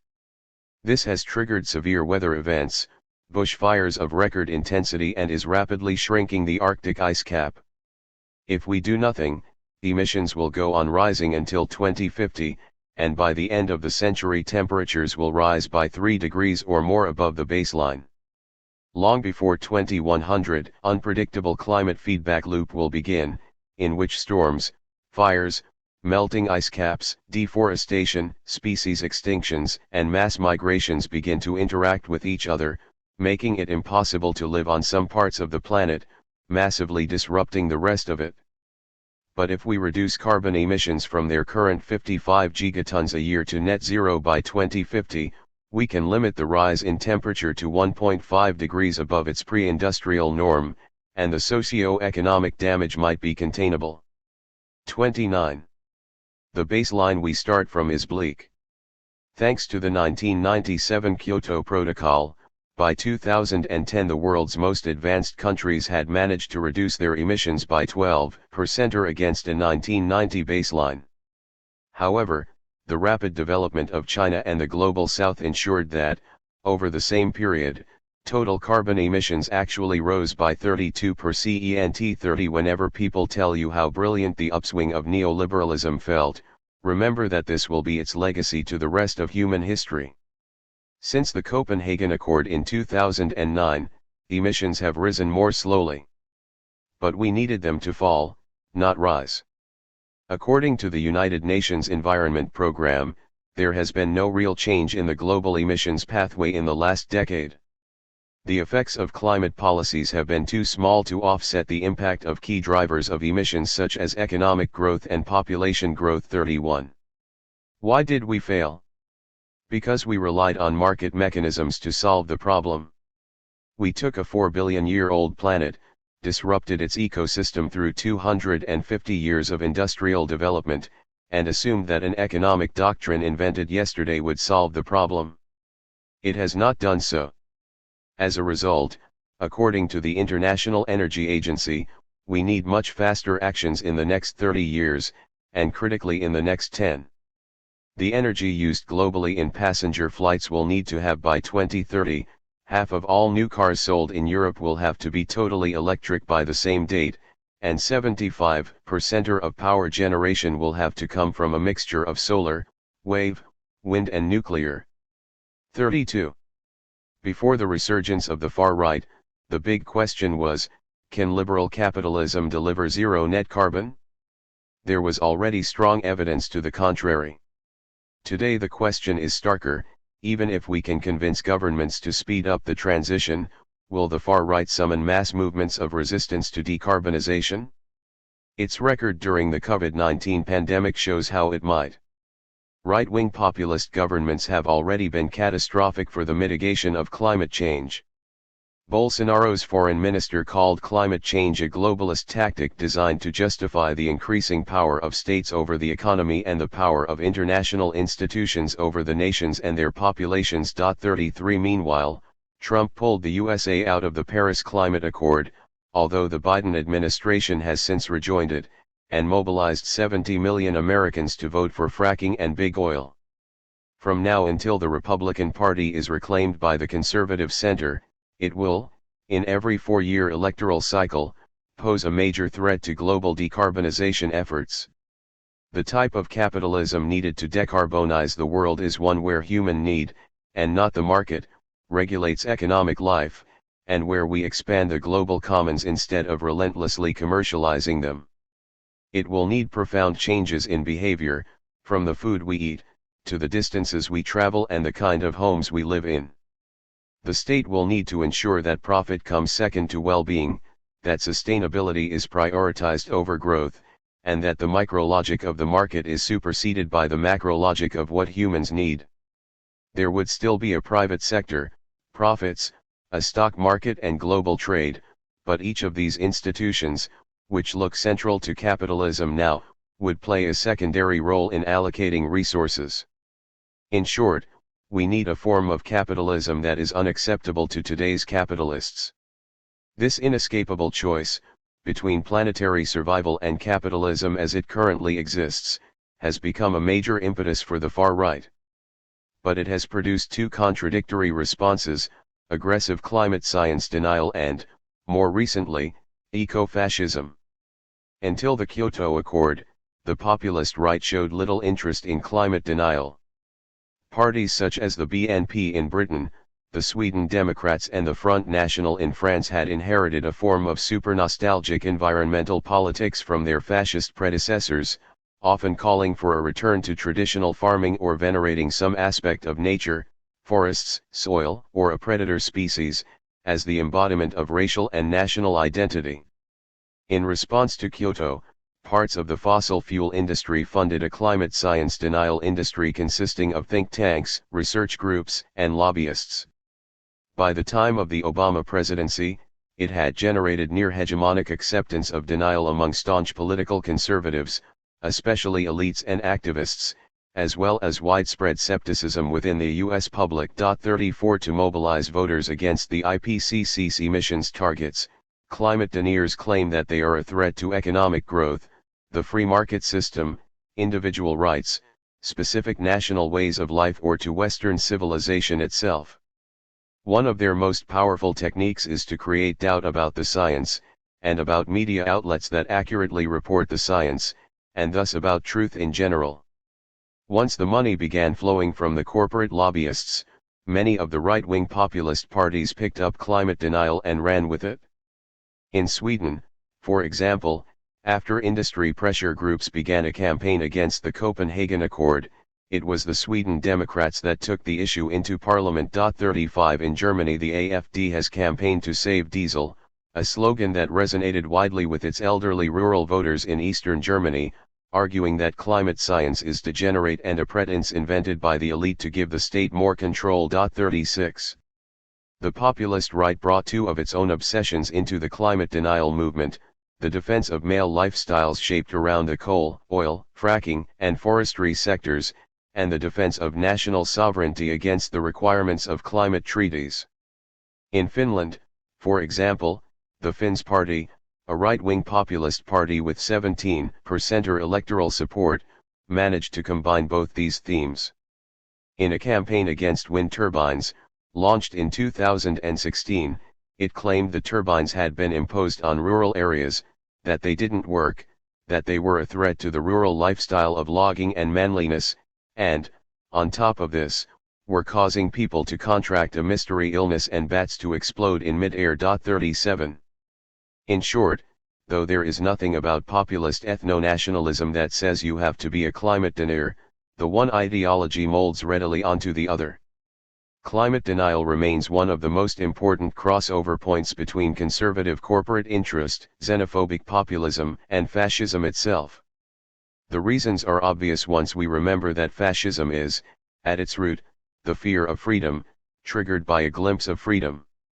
For if the 2011-13 revolutions allowed people to imagine how capitalism might end, the facts of climate change are forcing us to imagine why. Just as in the 1920s, some people can't face the social upheaval needed to escape the crisis we're in, and actually fear living in a society that has freed itself from dependency on fossil fuels, automobiles and the lifestyles molded around them. And the far right stands ready to defend the present. However, as the alt-right movement solidified during the 2010s, and began exerting a new and authentic fascist influence on the right-wing populist parties, a second, diametrically opposite, response gained traction, labeled eco-fascism. Its advocates accept scientific predictions of a climate catastrophe, and accept that it is man-made. But they see this as a further justification of their existing policies, of economic nationalism, zero inward migration and, ultimately, the likely trigger for a global, ethnic civil war. Eco-fascism, in its modern form, is spread by numerous anonymous groups and figures. But it has been coherently advocated for years by the late Finnish writer Pentti Linkola. Linkola believed that humans are the cause of the Earth's problems, specifically, humans of the Global South, whose demand for development has spurred the destruction of the natural environment. Like the traditionalists discussed in Chapter 2, Linkola wanted to destroy everything we have developed over the last 100 years. 38 He advocated eugenics, not only to cull the weak but to reduce the Earth's population to around 500 million, if necessary through a genocidal civil war. And, of course, his proposed political form was dictatorship. But Linkola, and the small legion of Anons currently posting eco-fascist messages online, are only the latest products of a long ecological tradition built into Nazism and 19th-century white supremacism before that. If you are opposed to historical progress, and the self-liberation of human beings, you are left only with nature as the framework for your ideas. Nature, as Brunel University professor Mark Neocleus points out, was one of the core concepts of 20th-century fascism. Just as fascism tried to replace class with nationalism, and revolution with endless war, it also obliterates history from politics and fills the space with nature. 39 For Hitler, human society was imperfect wherever it did not operate like nature, with the strong eliminating the weak. This, in itself, was an idea borrowed from the original ecologist, the late 19th century anti-Semite Ernst Haeckel. 40 For the environmental mystics within the Green Wing of the Nazi Party, the sacredness of the earth became the rationale for purging it of problematic humans, which were the lower races, specifically Jews and Slavs. So it is logical that, presented with the new fact of catastrophic climate change, one wing of the far right has co-opted it as an excuse for the project of ethnic civil war. This bifurcation within the far right, between climate denial and eco-fascism, is sometimes presented either as an accident, or the result of different national traditions. For me it's a matter of progression.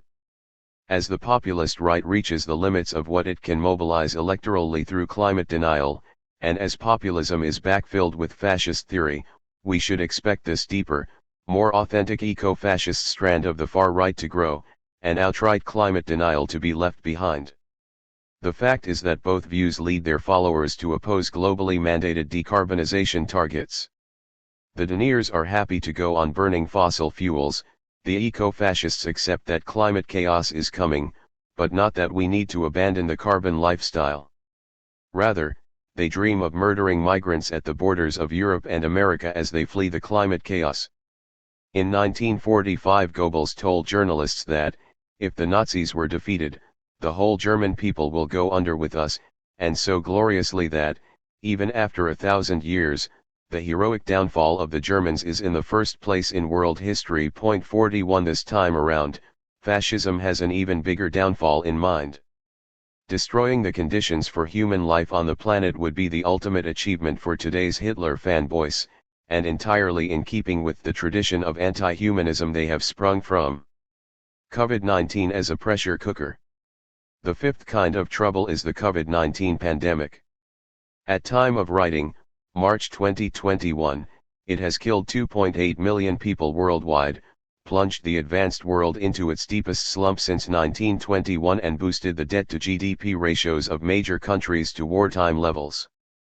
The long-term economic and geopolitical effects will take a decade to unfold. 42. However badly they performed, most governments tried to stop the spread of the disease, and for a good reason. Capitalism is built on the foundation of human labor. If there is no workforce, there is no profit. If there are no consumers, there is no spending and no borrowing. Equally important, without popular consent there is no government. In March 2020, public health officials told politicians in many countries that they were weeks away from the collapse of their hospital systems. Whatever else you can hide in an eviscerated democracy, you cannot hide that. No matter how many waves the pandemic generates, nor how effective the vaccines are, the economic results of 2020 are certain to accelerate all the other crises listed above. First, because the debts incurred, and money created to finance all the bailouts and furlough schemes, are not quickly reversible. They will linger on the balance sheets of states, companies, and central banks into the middle of the century. This will limit governments' room for maneuver in the face of the future, purely economic shocks thrown up by a decaying capitalism. It will accentuate the tendency towards secular, long-term, stagnation and exacerbate the tendency for states to seek national, rather than multilateral, routes to growth. Second, because the pandemic hiked the dissonance between neoliberal ideology and reality to a new level. As governments imposed lockdowns, and economic activity slumped, a distinction emerged that was foreign to neoliberal thinking, between businesses that should be saved and those that were allowed to go to the wall. After years of wage stagnation and the erosion of welfare systems, governments everywhere began to provide incomes directly out of taxation. They began to requisition goods on a wartime basis, personal protective equipment, PPE, ventilators, medicines, food, and the means to transport them all. Entire sectors were bailed out. In Britain that included the train operating companies, large airlines, the London transport body and the private healthcare system. Who in their right mind can now claim that the market self-corrects? Yes, the sudden demand for a vaccine stimulated parallel and competitive research projects by big pharma and university research labs. But in most cases, through the lifting of regulatory barriers and through direct coordination, it was the state that made it possible. Third, the pandemic shows that the crisis of human security on the planet is not simply about the climate, but about a wider process of environmental destruction. The eradication of smallpox in 1977 had encouraged immunologists to believe that all infectious diseases could be suppressed or eradicated. But the past 50 years have seen the growth of zoonotic viruses that cross from bird and mammal populations to humans, HIV-1, SARS, MERS, bird flu, Ebola and now COVID-19. The factors driving the rise of these new infectious diseases, say scientists, are primarily socio-economic, industrialization, intensive farming, urbanization, rapid transportation, and climate change. Point 43. In summary, they are an effect of neoliberal globalization. Around 3/4 of all newly discovered human diseases are zoonotic, and the rate of increase is accelerating. Point 44. Even once COVID-19 is defeated, it is very likely that a development model based on deforestation, chaotic urbanization, and the privatization of public services will produce new, deadly crossover viruses. All of this, yet again, forces our collective imagination to think beyond capitalism. Faced with the increased virus risk, experts at the Intergovernmental Body on Biodiversity in 2019 called for a fundamental, system-wide reorganization across technological, economic, and social factors, including paradigms, goals and values, promoting social and environmental responsibilities across all sectors. Point 45. As with climate change, it is possible to imagine a kind of capitalism that achieves this goal, but not this capitalism. And in response, again as with climate change, it forces the authoritarians, populists, and fascists to converge on a strategy of untruth. The first year of the COVID-19 pandemic proved a golden opportunity for both right-wing populism and fascism. Far-right activists quickly colonized the pandemic denial movements, "It's a hoax," the anti-mask movements, "It's the state limiting our freedom," and the anti-vax ideology. It was no surprise to see people pulled from these starting points into the stronger vortex of QAnon, and from there into the far right itself. Because, fundamentally, we are dealing with what the psychiatrist Wilhelm Reich once called people in trouble, people whose existing ideology has been shattered, and who are pushed by every new shock inflicted on them into the search for a coherent alternative worldview. And while the effects may be temporary, there is no shock greater than being forced to leave your workplace, cease your social life and wear a mask over your face. We may be dealing with COVID-19 as a virus for years, we will probably have to deal with the residual political traumas for even longer. The crises are interacting. In 1930 the Italian communist writer Antonio Gramsci wrote his now celebrated summary of the events that had defeated the Italian left, and that were about to bring Hitler to power. The crisis consists precisely in the fact that the old is dying and the new cannot be born.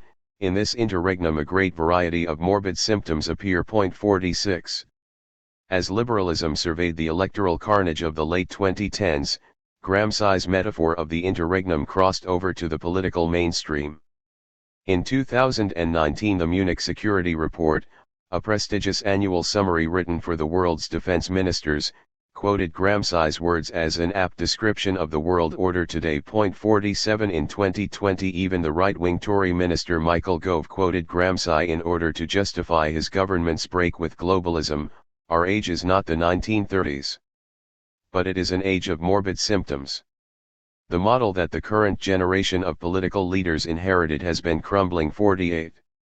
But the interregnum parallel is inexact. Gramsci could not know it, but fascism would be defeated by an alliance of democratic capitalist countries and the Soviet Union. The interregnum he hoped might end by producing socialism in fact ended with the triumph of liberal capitalism in 1945. Gramsci's interregnum model may have worked in the two-dimensional space of class struggle and national rivalries. But in our era the crises of technological control, biosecurity, and climate change have added new dimensions. Climate change and the COVID-19 pandemic look to policymakers like exogenous shocks, the proverbial asteroid hitting the planet.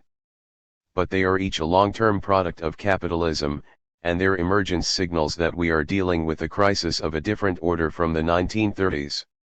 Analysts in the sphere of geopolitics, climate, and economics use relatively crude models of crisis. They can see, and lament, the breakup of an international order. They can read carbon emission scenarios and compare them to geopolitical ones. They can recognize the secular stagnation of Western economies. But because they cannot accept capitalism as a time-limited system, with a beginning, a middle, and an end, they have no way of modeling the whole chaotic reality. As a result, the official predictions continually underestimate the destructive potential of a crisis. That was true of the Iraq War and the insurgency that followed. It was true of 2008 and again true as American liberalism tried to cope with Trump. If we stand back, and try to comprehend the situation as a totality, then the combined crises outlined here look like products of a deeper problem. Capitalism is reaching the limits of its ability to adapt and self-replicate. In periods of general crisis, cause and effect become difficult to follow. There seem to be many causes but only one effect, the crisis itself. Philosophers call this overdetermination, and the word was borrowed by Gramsci's followers to analyze periods like ours. When several crises at once try to push their way through the bottleneck of a single social reality, we should expect them to interact, and in unpredictable ways. Orienting ourselves will be much easier if we expect the extreme right to exploit these destructive crossovers, and stop telling ourselves lies like populism has run out of steam, or to ignore the fascists and they'll go away, or to concentrate on the economic issues and ignore cultural divisions. Because, unlike Gramsci's era, our interregnum contains a ticking clock. In the 20th century, all wings of progressive politics had a relaxed attitude to historical time. The Social Democrats were committed to a long-term, peaceful process of change. Capitalism would grow over into socialism, and in the meantime the working class would learn the skills needed to run a post-capitalist society. Revolutionaries, by contrast, wanted to force the pace of history, but they were confident that, even if they were defeated, defeats were just stepping stones to victory. Liberals, who had no overall goal, were happy to let progress work at its own pace. But climate change has introduced a deadline. If, amid the chaos of rising temperatures and repeated pandemics, we allow the new fascism to reach a stage where it can challenge for power, or simply block effective action on decarbonization, the price we pay will be higher than the one paid in the 1930s. Let's outline a reasonable worst-case scenario. The Western economies, heavily indebted and impaired as a result of COVID-19, remain stagnant and become more unequal. The quality of democracy goes on declining, as does the enthusiasm of law enforcement agencies to sustain the rule of law. In the democratic world, that would leave big tech, not governments, to hold the line against the extreme right and its online armies, which is not going to happen. As the scale of the change required to decarbonize finally dawns on people, and the compressed time scale needed to achieve it, many begin to reject it as a goal. The worst effects will happen after I am dead, they reason, or to people living closer to the equator. Better to deploy razor wire fences and patrol boats at the nation's borders. And COVID-19 has already refocused the attention of major powers onto domestic security and supply, not maintaining the global system. On its own, this scenario increases the opportunities for fascism, but only incrementally. The step change happens if one or more countries experience a moment of fragility, as Germany did in 1929. As we'll see in Chapter 6, the Wall Street crash on its own didn't kill German democracy, but it did make large numbers of people realize, almost literally overnight, that the old solutions would not work anymore. All it took then was for the elites to carry on as normal, doubling down on policies everyone knew would fail, which then laid the basis for the Nazi breakthrough. We should expect such moments of fragility to emerge repeatedly during this multilayered crisis. The most obvious dangers, at time of writing, are a victory for the far right in France in 2022, a breakthrough for the Italian far right before 2023, the return of a Trump-like Republican president in 2024, a military coup in Brazil to stop Lula and the left regaining power, and a further swing by Modi's BJP towards the exclusion of India's Muslims.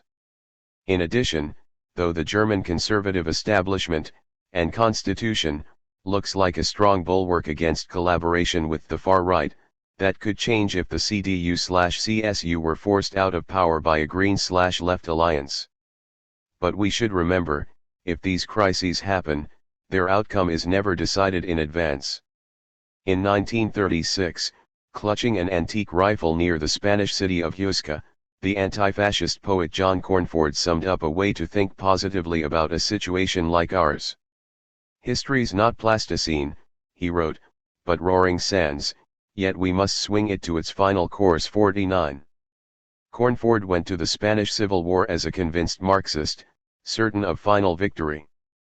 But the experience of war, fighting with an anarchist unit which refused to obey or issue orders, and which had no chance of achieving victory, showed him the complexities of the world. In the poem Full Moon at Tierce, Cornford warns us that, to grasp the complexity of times like ours, you have to start from the big picture and expect sudden change. You cannot mold history like clay, it hits you as a complex, thermodynamic flow, like an avalanche of sand in the desert. You can't stop the flow, but you can put something in its path and divert it. In Cornford's case, that something was his own body and, on the day of his death, a jammed machine gun. There are moments, Cornford wrote, when the long, slow process of change in history reaches a breaking point and solid things shatter, like at the edge of a glacier. In such moments there is no end point preordained by what went before, by the traditions of liberal democracy, or by the constitutions and treaties already written. He calls this moment the dialectics point of change. In the 2020s it is possible that the rules-based global order will survive, even if a few, isolated right-wing populist regimes persist. But it is more likely that the world order will break, that we will end up with competing power blocks using trade, technology, diplomatic rivalry, and even hostile debt write-offs to force their way out of the globalization that prevailed between 1989 and 2008. They won't need fascism to achieve that, though it will be their willing helper. It is also possible that the calculations of the authoritarians go wrong, and that revolts of workers, minorities, women, LGBTQ+ people and the global poor inject their own unyielding complexity into the situation, bringing to power transformative governments of the left and center left. History tells us that this is the moment when the elite becomes open to the appeal of fascism. If so, for progressive people who want to think in terms of decades rather than tomorrow's headlines, the task is pretty clear: to save ourselves from climate change we need to stop fascism and defend democracy. But how? Fascism triumphed in the 20th century in three phases. First, irrationalism, mysticism and racism became strongly imbued into the culture of the middle class. Next, a few visionary people codified the fascist ideology, replacing class, history, and revolution with race, nature and war, and then built a new form of organization around it. Then, capitalism collapsed, and with it the world order. If you are certain this can never happen again, because the interwar period was so different from ours, I hope part 2 of this book will convince you otherwise. For now, it remains to sum up the dangers outlined in part 1. Fascism is back, in the form of movements perpetrating symbolic violence against the left, minorities, and democratic institutions. Instead of forming a firewall against it, right-wing populism is being consumed by it, and parts of mainstream conservatism have become its willing host. The breakthrough, so far, is at the level of ideas, where fascism's thought architecture has become influential. Faced with economic crisis, democratic decay, extreme technological power inequalities, climate chaos, and the tensions fueled by COVID-19, there is a non-negligible risk of a fascist breakthrough. Hannah Arendt called fascism the temporary alliance of the elite and the mob. The only thing that's ever beaten it was an alliance of the center and the left. But as we will now explore, that lesson was learned at the cost of losing most of Europe's democracies, and millions of lives. Part 2. History. 4. Destroy everything. The origins of fascism. When I observe how they silently cut lanes through the tangles of barbed wire, wrote Ernst Jünger, of his fellow soldiers in the First World War, one am overcome with recognition: this is the new man, the storm pioneer, the elite of Central Europe. A whole new race, smart, strong and filled with will. Jünger had spent the war in front-line combat, whose horrors, almost unaccountably, he relished. Demobbed at the age of 23, he wanted more. "The war is not the end but the prelude to violence," he wrote in his memoir Storm of Steel. "The war is a great school and the new man will bear our stamp." 1. Junger's words illustrate the first thing we need to know about the origins of fascism. Its earliest followers were men who had been exhilarated by the war but traumatized by the peace that followed. Whichever side they had fought on, they had lost the war as a lived experience and were determined to re-find it. Everywhere it appeared, fascism preyed on a mismatch between the thrill of war fighting and the drabness of post-war reality. Junger, whose writing glorified the pain and obedience he had seen in the trenches, hoped that in the future humans would learn not just to obey orders but also to obey the rhythm of machines, and even think of themselves as machine-like objects. 2 In the future, he wrote, technology will be our uniform. And that's the second thing we need to know about the origins of fascism. It was born out of a desire among large numbers of people to become less human, to have less freedom and autonomy, to obey. Understanding the roots of that desire is the key to understanding fascism. However, in the immediate aftermath of the First World War, millions of people were refusing to obey. Between 1917 and 1920 the political agenda was shaped not by men like Junger, but by the organized working class. Far from learning to think like machines, towards the end of the war workers in almost every major country had learned how to switch them off. Fascism emerged politically as a reaction to three revolutionary events that shattered the confidence of Europe's elites. In November 1917 the far-left Bolshevik Party seized power in Russia and handed it to a Congress of Soviets, councils elected by workers and soldiers. The Bolsheviks disbanded the army and pulled Russia out of the war. They gave women the right to vote, with full legal equality, established divorce rights and legalized abortion. 3 They nationalized the banks, gave land to the peasants and cancelled the country's foreign debts. 4 Within days of coming to power they issued a call for workers all over the world to do the same, to put down their rifles, stop the war and finish off capitalism. A year later it was Germany's turn. In November 1918, with the country days away from defeat, a naval mutiny at the Baltic port of Kiel spiraled into a full-blown insurrection. Army units rebelled, left the front line and surged into the cities, where they too set up workers' and soldiers' councils. One detachment even tried to seize a radio tower, in order to communicate directly with Russian sailors in the Baltic. Only by persuading the Kaiser to abdicate, declaring Germany a republic, and allowing moderate socialists to form a government did the elite prevent a Russian-style revolution. 5. Then in Italy, in the spring of 1919, as demobbed peasant soldiers returned to their farms, 500,000 of them seized control of the fields from their landlords and set up local price control committees, some of which they labeled Soviets. Meanwhile, more than 1 million Italian workers were involved in a near-continuous wave of strikes. 6. There were other revolts in 1919, a short-lived workers' revolution in Hungary, a general strike in Seattle, the Mexican Revolution and the May 4th uprising in Shanghai.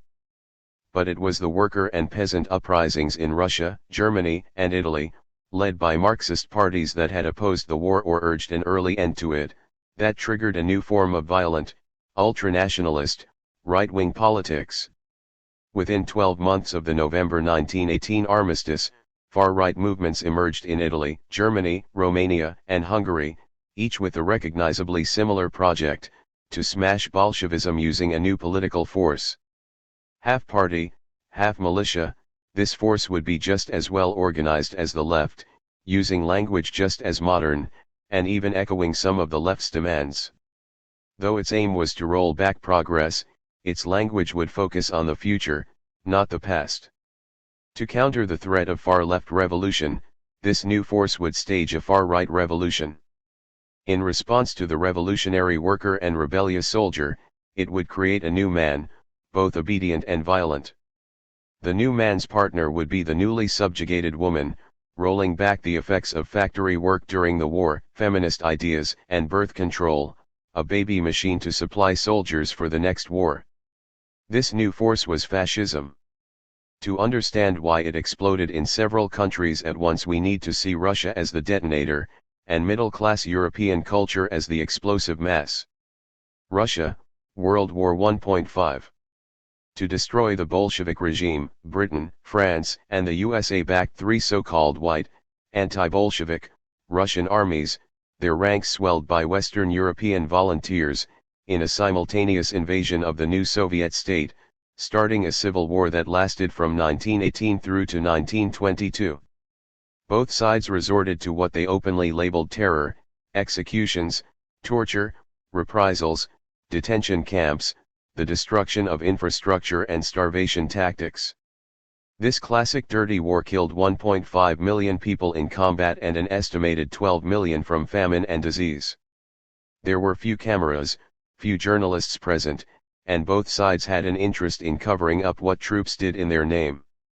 As a result, for much of the 20th century the Russian Civil War was something of a historical blank page, lying between the much better documented carnage of the 1914-18 war and the rise of fascism.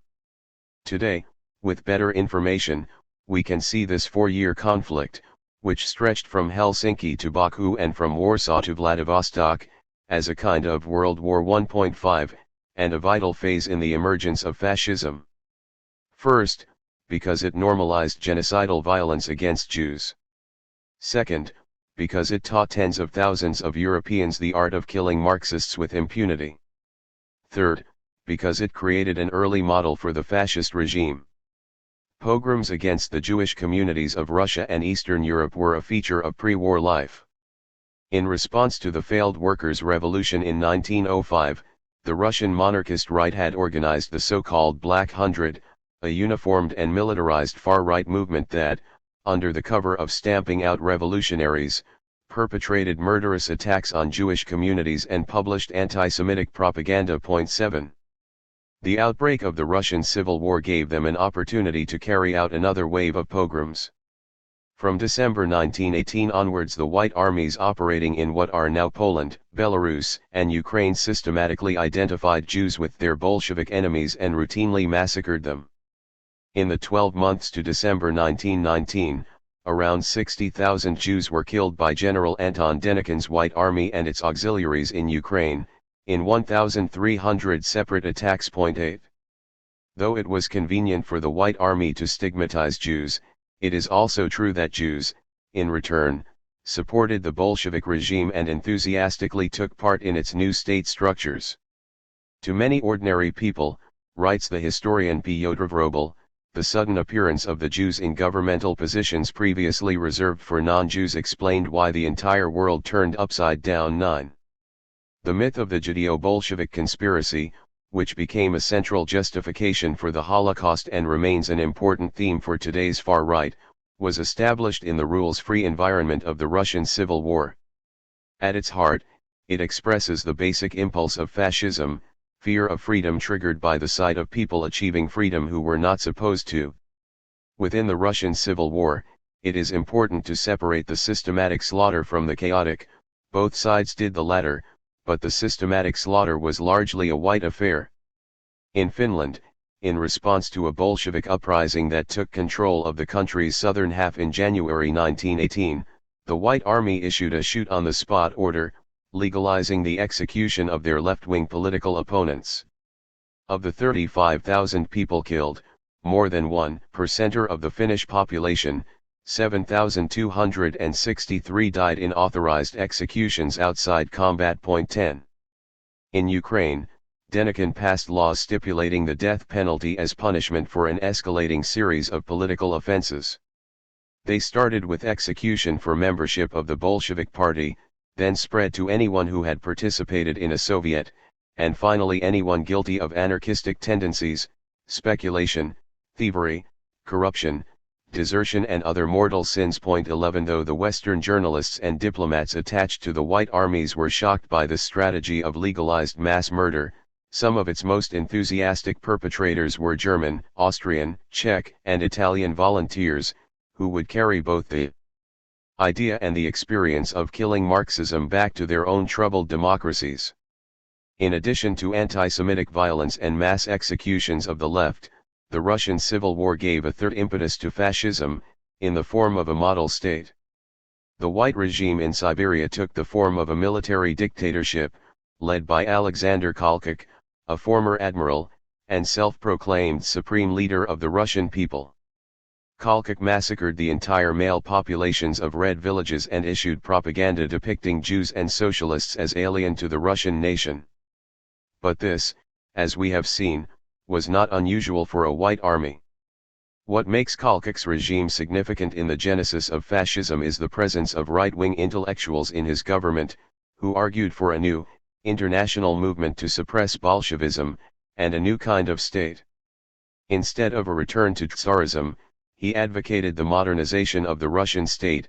Only a state that could defeat Bolshevism was worth defending, he said, and that's what he tried to create. Kolchak adopted parts of the socialist program, the 8-hour day, sickness benefits for workers and pensions for the elderly. This combination of social reform, state modernization, and charismatic leadership led one of his generals to claim that, in Siberia, the white movement in its very essence was the first manifestation of fascism. The white movement was not even a forerunner, but a pure manifestation of it. 12. Kolchak's army was defeated in November 1919 and he was executed by his captors 2 months later.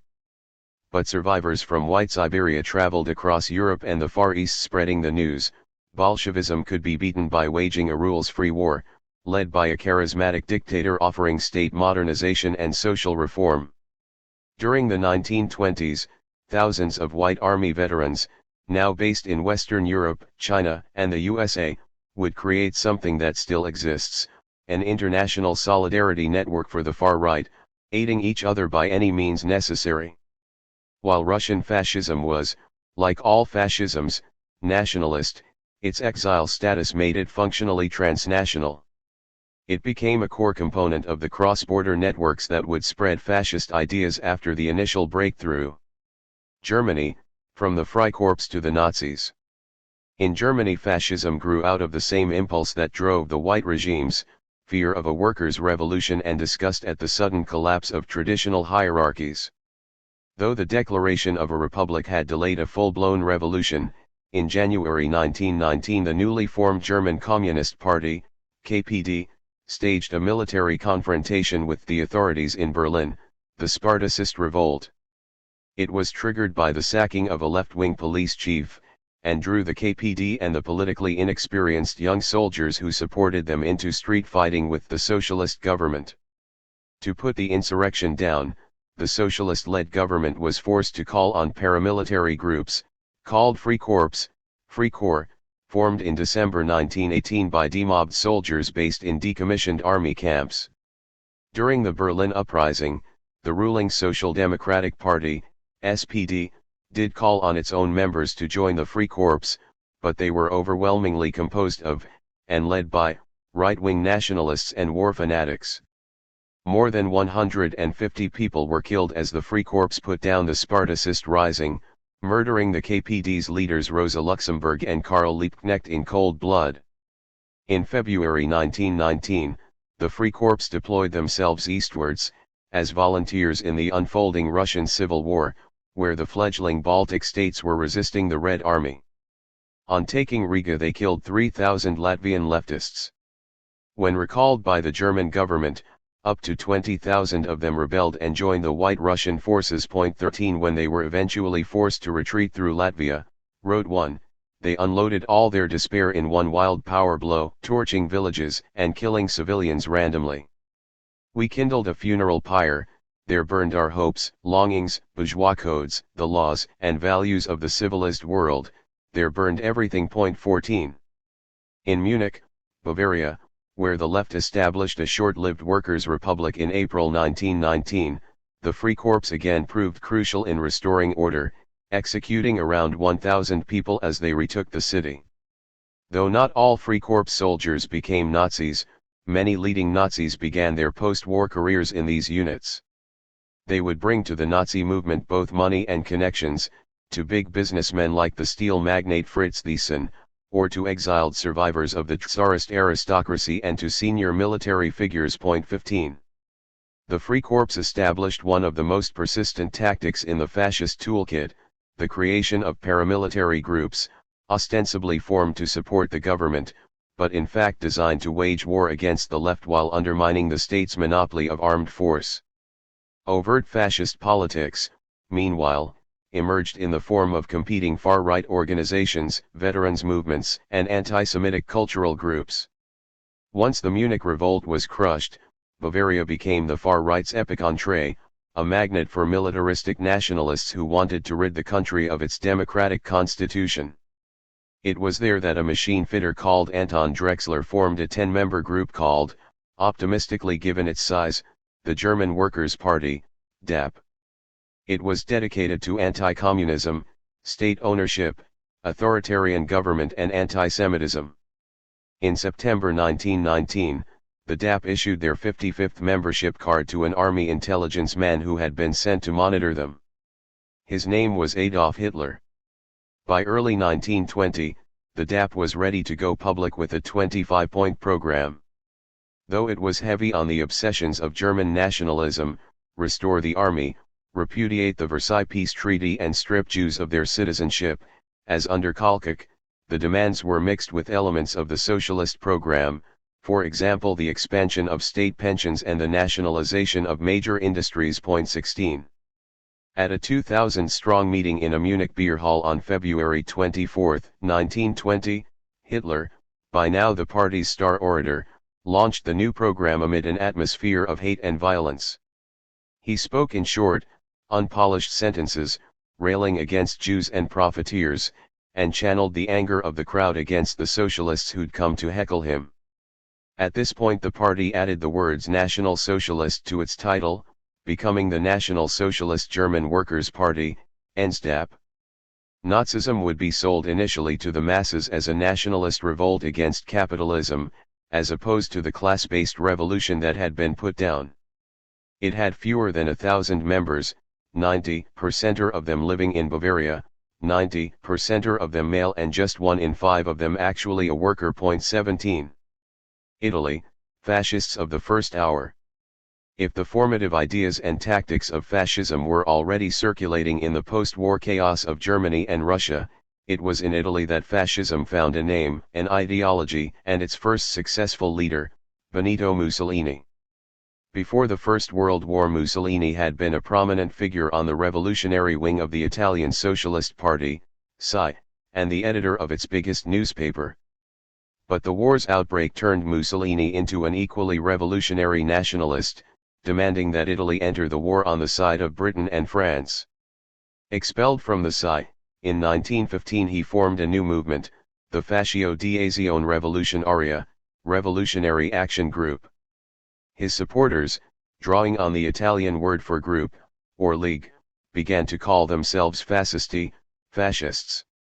Mussolini believed that the war would speed up the modernization of society and blow away the liberal establishment. In 1917, after the Italian army's shattering defeat at the Battle of Caporetto, that process began. To motivate the troops, officers were ordered to tell their peasant soldiers that they would be given land if they won the war. Save Italy and she's yours was the slogan. Meanwhile, the Italian army formed new commando units, known as Arditi, the Daring, and clad in black, feeding the same kind of war euphoria that Ernst Jünger was to describe among shock troops on the German side. When the war ended, though Italy was technically on the winning side together with Britain, France, and the USA, it lost the peace. The British had promised Italy control over what is now Slovenia and the Croatian coast, plus parts of Greece, Albania, and Turkey. But the USA vetoed the plan, leaving Italian nationalists nurturing a betrayal complex just as corrosive as the one that was eating up the German right. When I came back from the war, wrote Italo Balbo, the former army captain who would organize Mussolini's march on Rome in 1922, like so many, I hated politics and politicians. Better to deny everything, to destroy everything, so as to rebuild everything from scratch. 18. By March 23, 1919, the forces Mussolini needed to form the fascist movement had been assembled. Demobbed members of the Arditi, still wearing their black shirts, artists and intellectuals from the futurist movement, who believed that war is the Earth's form of hygiene, and revolutionary nationalists such as Mussolini himself, drawn from the fringes of socialism and anarchism. 19 They named themselves the Fasci Italiani di Combattimento, Italian combat groups, making it clear who the combat was going to be against. We declare war against socialism, because it is opposed to nationalism, said their first pronouncement. 20 Their first violent action came a month later, when a squad of around 300 fascists attacked a socialist trade union meeting in Milan, killing 3 and hospitalizing 37. Their first manifesto, in June 1919, called for the 8-hour day, a minimum wage and a progressive tax system to partially expropriate the factory owners. By November 1919 they were, so they thought, ready to stand in their first election. In fact, they were electorally demolished. Out of 270,000 votes cast in Milan, the fascists got fewer than 5,000. To the shock of the liberal establishment, it was the socialists who got the biggest share of the vote. To celebrate, socialist activists carried a coffin past Mussolini's house, representing the death of his political career. The man himself was in despair. Hiding in his office, with a drawer full of hand grenades for protection, he contemplated emigration to the USA.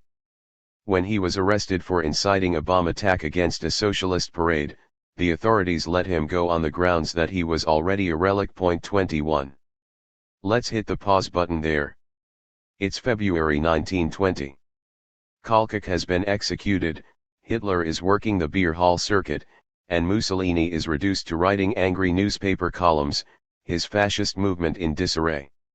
What can we do to stop these maniacs, would have been the wrong question. They had stopped themselves.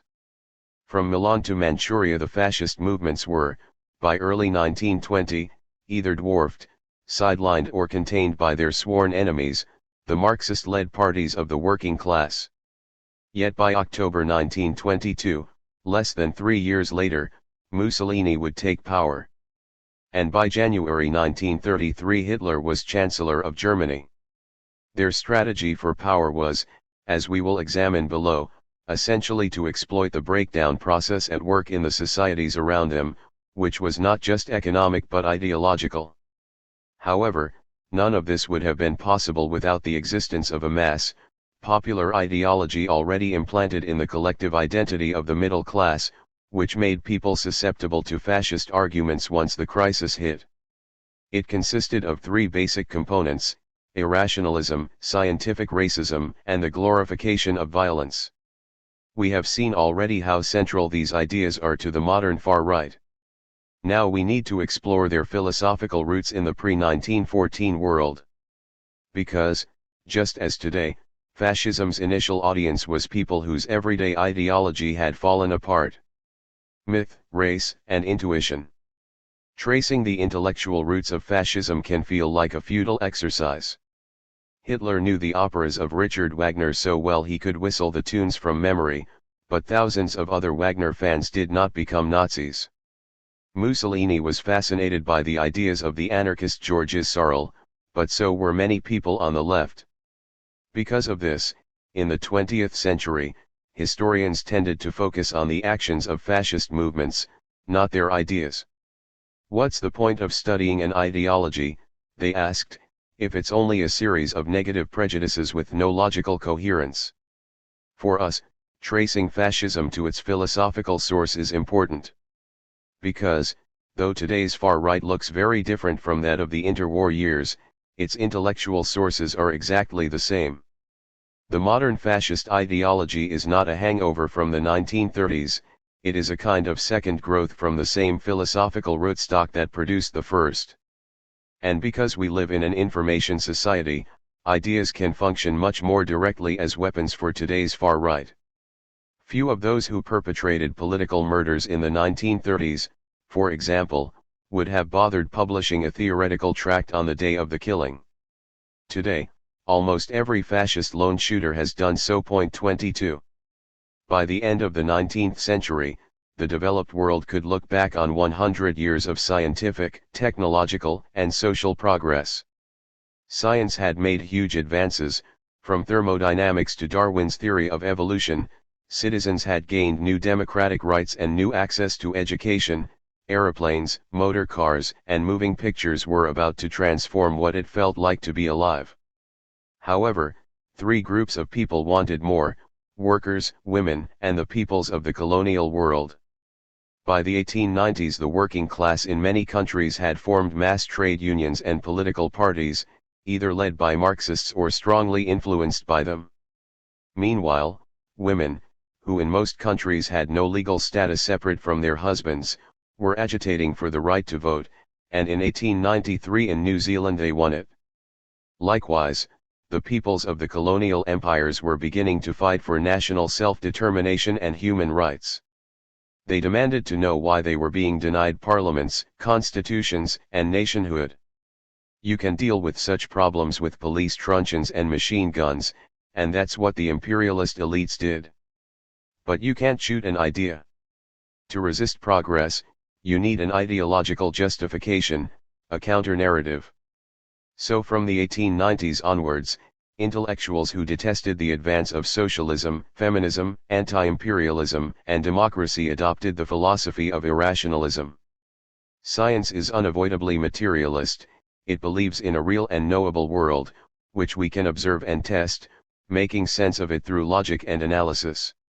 For the 19th century elites this was fine so long as you were only trying to understand nature and design better machines. But once the working class adopted Marxism, using materialism to understand society as well as nature, and to design a better future, a movement began to repudiate materialism. Its overt target was positivism, the idea that society operates according to laws just as fundamental and observable as those in nature. But as H. Stuart Hughes notes in his major study of the movement, for reactionary intellectuals in the 1890s, positivism was a word interchangeable with materialism. 23 Many educated people, above all creative people, became convinced that it was impossible to understand society through the empirical data of sociologists and economists alone, which obscured the intuitive, creative, and unconscious factors that drive events. Though it originated in the books and lectures of little-known intellectuals, irrationalism would, by the eve of the First World War, become a kind of alternative religion for the middle class. The foundations were laid by the German philosopher Friedrich Nietzsche. Nietzsche today is praised in universities as a rebel, an atheist, the forerunner of postmodernism, a subtle analyst of power structures, a lyrical writer and the inspiration for several generations of doomy novelists. He was all these things. But in essence he was a racist, misogynist pro-imperialist who hated the working class. His genius lay in his ability to turn this set of prejudices into a coherent system of anti-rational thought. Nietzsche insisted that all knowledge is merely the product of the individual's point of view. There are, as in his famous aphorism, no facts, only interpretations, and none of the interpretations should be trusted either. In summary, there is no truth. 24. What shapes our interpretation of the world is our will to power. All moral systems, said Nietzsche, are just hypocritical constructs around self-interest, and therefore equally invalid. Faced with a moral choice, those with power should do what they please. In turn, the human will to power is just an expression of the driving force behind all nature, which Nietzsche attributed to animals, plants, and even cells. Nietzsche despised and feared the organized working class. It was, he said, inevitable that the masses would defeat the elite, because they were more numerous and shrewd. But if you could transform the elite into a caste of ruthless warriors, you could avoid this fate. The problem I am posing, he wrote, is, what type of man must be bred, must be willed, as being the most valuable, the most worthy of life, the most secure guarantee of the future. 25. This is Nietzsche's famous Superman, Übermensch, doctrine, the inspiration for Jünger and his new man and, as we have seen, an idea clearly present in the writings of 21st-century fascists. Create a new race of tough, amoral heroes, blonde beasts, as Nietzsche called them, and, since there is no morality, they can then use violence to maintain the natural division between the elite and the masses. To the challenge of women's liberation, Nietzsche advanced a theory that will sound boringly familiar to anyone with an internet connection. Two different things wanteth the true man, danger and diversion. Therefore wanteth he woman, as the most dangerous plaything. Man shall be trained for war, and woman for the recreation of the warrior, all else is folly. 26. Men who found themselves defeated by womanly guile, he said, should remain celibate. A woman's role was to produce as many supermen as possible. To the challenge of historical progress, Nietzsche had an equally sweeping answer: it does not exist. There is, he said, no progress, only the eternal recurrence of the same, an endless cycle of development and destruction. Every movement for social justice is followed by the triumph of the elite, making progressive social movements pointless. All attempts to improve humanity, from Christianity to the Enlightenment to the French Revolution and socialism, should be abandoned. The key attribute of a superman, he said, was to accept the ultimate meaninglessness of life and history, and to learn to love the destructive phase of history.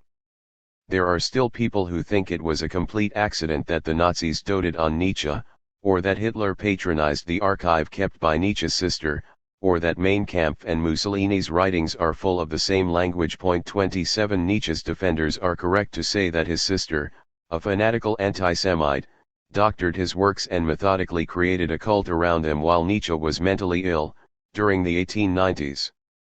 But Nietzsche's thought constitutes the most comprehensive statement of irrationalism ever written. It says there is no truth, no progress, no meaning to history, no basis for women's equality or socialism or for opposing colonialism, and that some humans are subhuman. Its recurrent conclusion is that elite violence is justified. Vilfredo Pareto, an Italian economist who would later sympathize with fascism, summarized what Nietzsche meant to the generation that idolized him before 1914.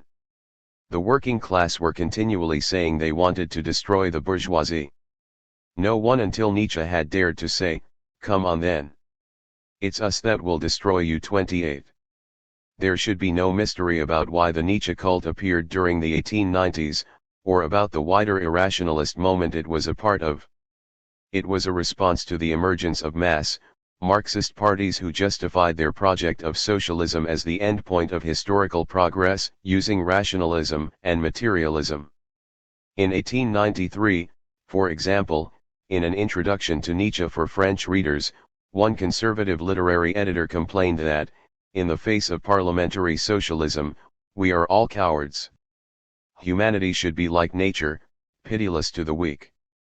The important thing is that the strong display their strength and that the strongest people project into the firmament an exact image of their extreme power. 29. A society based on Nietzschean principles, he continued prophetically, would be the most unstable of all, destined to flame up like a fire and disappear. Better this than hand power to semi-literate factory workers, or votes to women. Nietzsche's death in 1900 coincided with a wave of irrationalist art, literature, and non-academic philosophy. Its general theme was that a rich and educated people should not allow themselves to be reined in by democracy and the masses.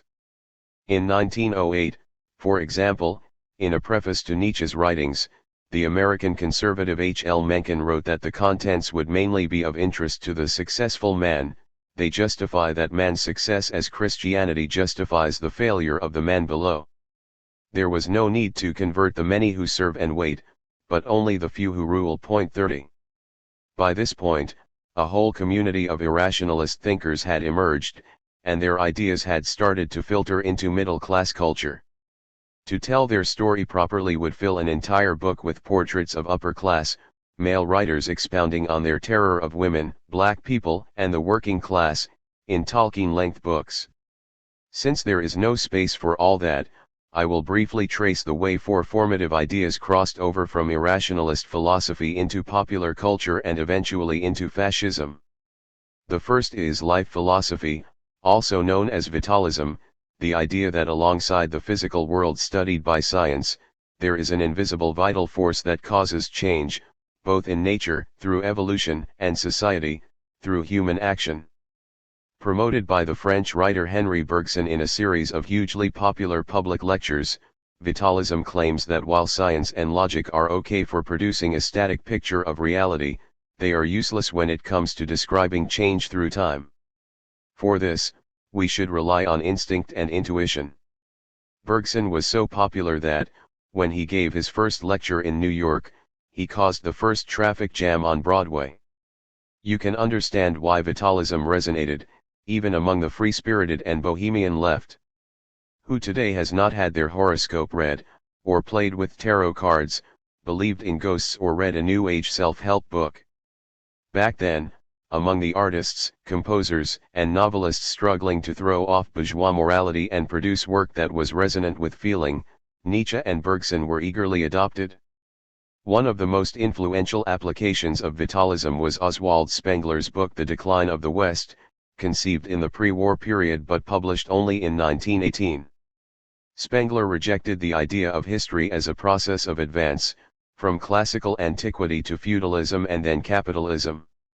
Instead, he argued, history was an endless cycle, characterized by the rise and fall of major cultures. Western culture was in its own phase of decline and would soon produce a figure like Julius Caesar. The coming of Caesarism, he wrote, breaks the dictature of money and its political weapon, democracy. There is no cause and effect for Spengler, only the endless repetition of patterns. Instead of searching for material and economic drivers in history, the artist, the genuine historian intuits how something comes about. Life, he said, has no system, no program, no rationality. 31. But the driving force of human history, according to Spengler, was race. Races were rooted in the nature around them, inseparable from the soil, and the living expression of an unconscious will contained in their blood. Successful races were the ones that followed their destiny, remained vigorous and rooted in the soil. Any attempt at world improvement or world peace, he warned, would lead the race to subjugation. Spengler was not an anti-Semite, he ridiculed the scientific racism of the skull measurers. Nor would he go along with Nazism as it emerged. But his book transmitted the main themes of Vitalism, cyclical history, intuition over scholarship, to the traumatized post-war middle class, and added to them the idea of racial hierarchy and racial conflict. His book would sell 100,000 copies in the first 3 years after its publication. Other writers, however, did use irrationalist philosophy to justify turning scientific racism into a political strategy, above all the British-born, naturalized German writer Houston Stewart Chamberlain. Chamberlain did not invent race science, it was more than 100 years old by the time he published The Foundations of the 19th Century. Nor did he invent social Darwinism, the idea that races are in competition for the survival of the fittest and need to be purified by eugenic breeding strategies. Chamberlain's grisly achievement was to use these ideas to formulate a combat strategy for the Aryan race, that is, the peoples of India and Europe, against the Jews. Once again, the basis of the theory was irrationalism and intuition. What is the use of detailed scientific investigations as to whether there are distinguishable races, asked Chamberlain. We turn the tables and say, it is evident that there are such races. 32 If you feel Aryan, he believed, you are Aryan. The Jews' strength, alleged Chamberlain, lay in the purity of their bloodline. They had rushed into Europe like an enemy, stormed all positions and planted the flag of their, to us, alien nature. 33 Since Judaism forbade intermarriage, the race mixing of Jews and non-Europeans through immigration would, he warned, leave Jews as the only pure race in Europe. The rest would constitute a herd of pseudo-Hebraic mestizos, mixed race, a people beyond all doubt degenerate physically, mentally, and morally. This, in embryo, is what became today's great replacement theory, see Chapter 2. Chamberlain's ideas helped shape Nazism because they made anti-Semitism into an issue of race, not religion. And though he proposed the supremacy of Indo-European peoples, he designated the German-speaking group as the highest representatives of the Aryan race, awarding them the right to invade anywhere on earth. Unlike Spengler, moreover, Chamberlain did not just sit in a library and write. He put his ideas into action. As an active confidant of Kaiser Wilhelm in the run-up to the First World War, he became a relentless propagandist for the combined program of anti-Semitism, imperialism and war. A third pathway from irrationalism to fascism lies in the way it was used to justify the elite manipulation of mass movements. In 1895 the French polymath Gustave Le Bon published The Crowd, a study of the popular mind. In it Le Bon, who despised the left and was fully subscribed to life philosophy, argued that even moderate socialist parties and trade unions were an existential challenge to capitalism. Their demands for higher wages and shorter hours, he said, are becoming more and more sharply defined, and amount to nothing less than a determination to utterly destroy society as it now exists, with a view to making it hark back to that primitive communism which was the normal condition of all human groups before the dawn of civilization. 34. To meet this challenge, he argued, mainstream politicians had to stop trying to stand aloof from mass politics. Instead, they should grasp the dynamics of mass unrest, and channel its energies. Le Bon pointed out that, contrary to appearance, there was nothing intrinsically revolutionary about crowds. On the contrary, they were easily led, fundamentally authoritarian, and conservative. They think only in images, said Le Bon, and because one image can be used to conjure up another image, irrespective of any logical connection, they can be easily hypnotized, especially when tired. The Crowd became a bestseller. Among its many fans was Georges Sorel, a retired French civil servant turned anarchist whose writings were to have a strong influence on Mussolini. It is Sorel who provides a fourth and most direct channel from irrationalism to fascism, via the mythologization of violence. It is important to remember that, right through the pre-1914 period there were figures on the left, as well as the right, who wanted to insert the irrational and intuitive into socialism. Sorel was one of them. He despised the reformist politics of the French Socialist Party and argued that the left should start manipulating crowds as recommended by Le Bon. Instead of a dry theory of history, Sorel argued, Marxism should turn itself into a mythology, or a form of social poetry. 35 When, in the early 1900s, French workers staged a wave of mass strikes, Sorel discovered the myth he was looking for. Mass strikes inevitably escalate into violence, he wrote. Rather than trying to restrain such violence, the labor movement's leaders should romanticize and mythologize it. When we use the word myth today, we generally mean a fantasy that explains the world. But Sorel, inspired by Bergson, used it in a wider sense. For Sorel, a social myth is one that arises when masses of people take action guided by their intuition, not some political theory or program. If you live your life according to the myth, you can experience a little chunk of the future in the present moment.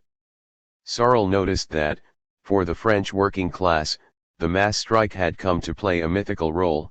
They believed it was both the weapon that could bring socialism, and a small foretaste of socialism itself.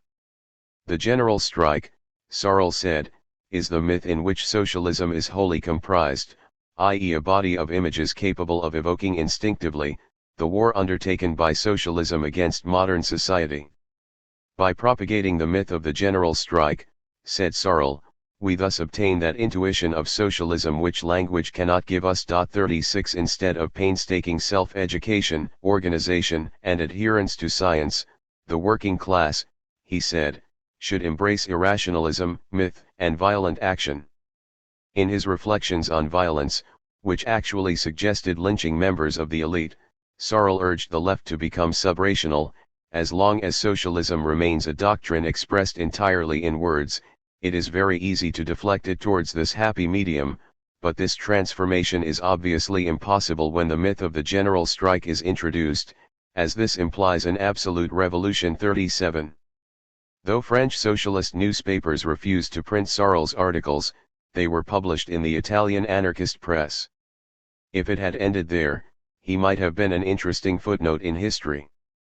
But with the rivalry between imperial powers growing, and war looming, Sorel and his Italian supporters moved rapidly towards nationalism and violent anti-Semitism. Since the working class was clearly committed to reform, pacifism and democracy, Sorel looked for a new vital force to carry out the destruction of the system, and found it in French monarchism. In 1910, 4 years before Mussolini, Sorel flipped direct from anarchism to far-right nationalism and began writing for the proto-fascist newspaper Action Française, urging unity between all opponents of democracy, left and right. Le Bon, less surprisingly, meanwhile, authored a manual for right-wing politicians and factory owners, on how to deal with crowds. It advocated persuasive gestures, repetition, the creation of what we would now call astroturf groups, i.e. fake campaigns, and the decapitation of mass movements through sudden arrests.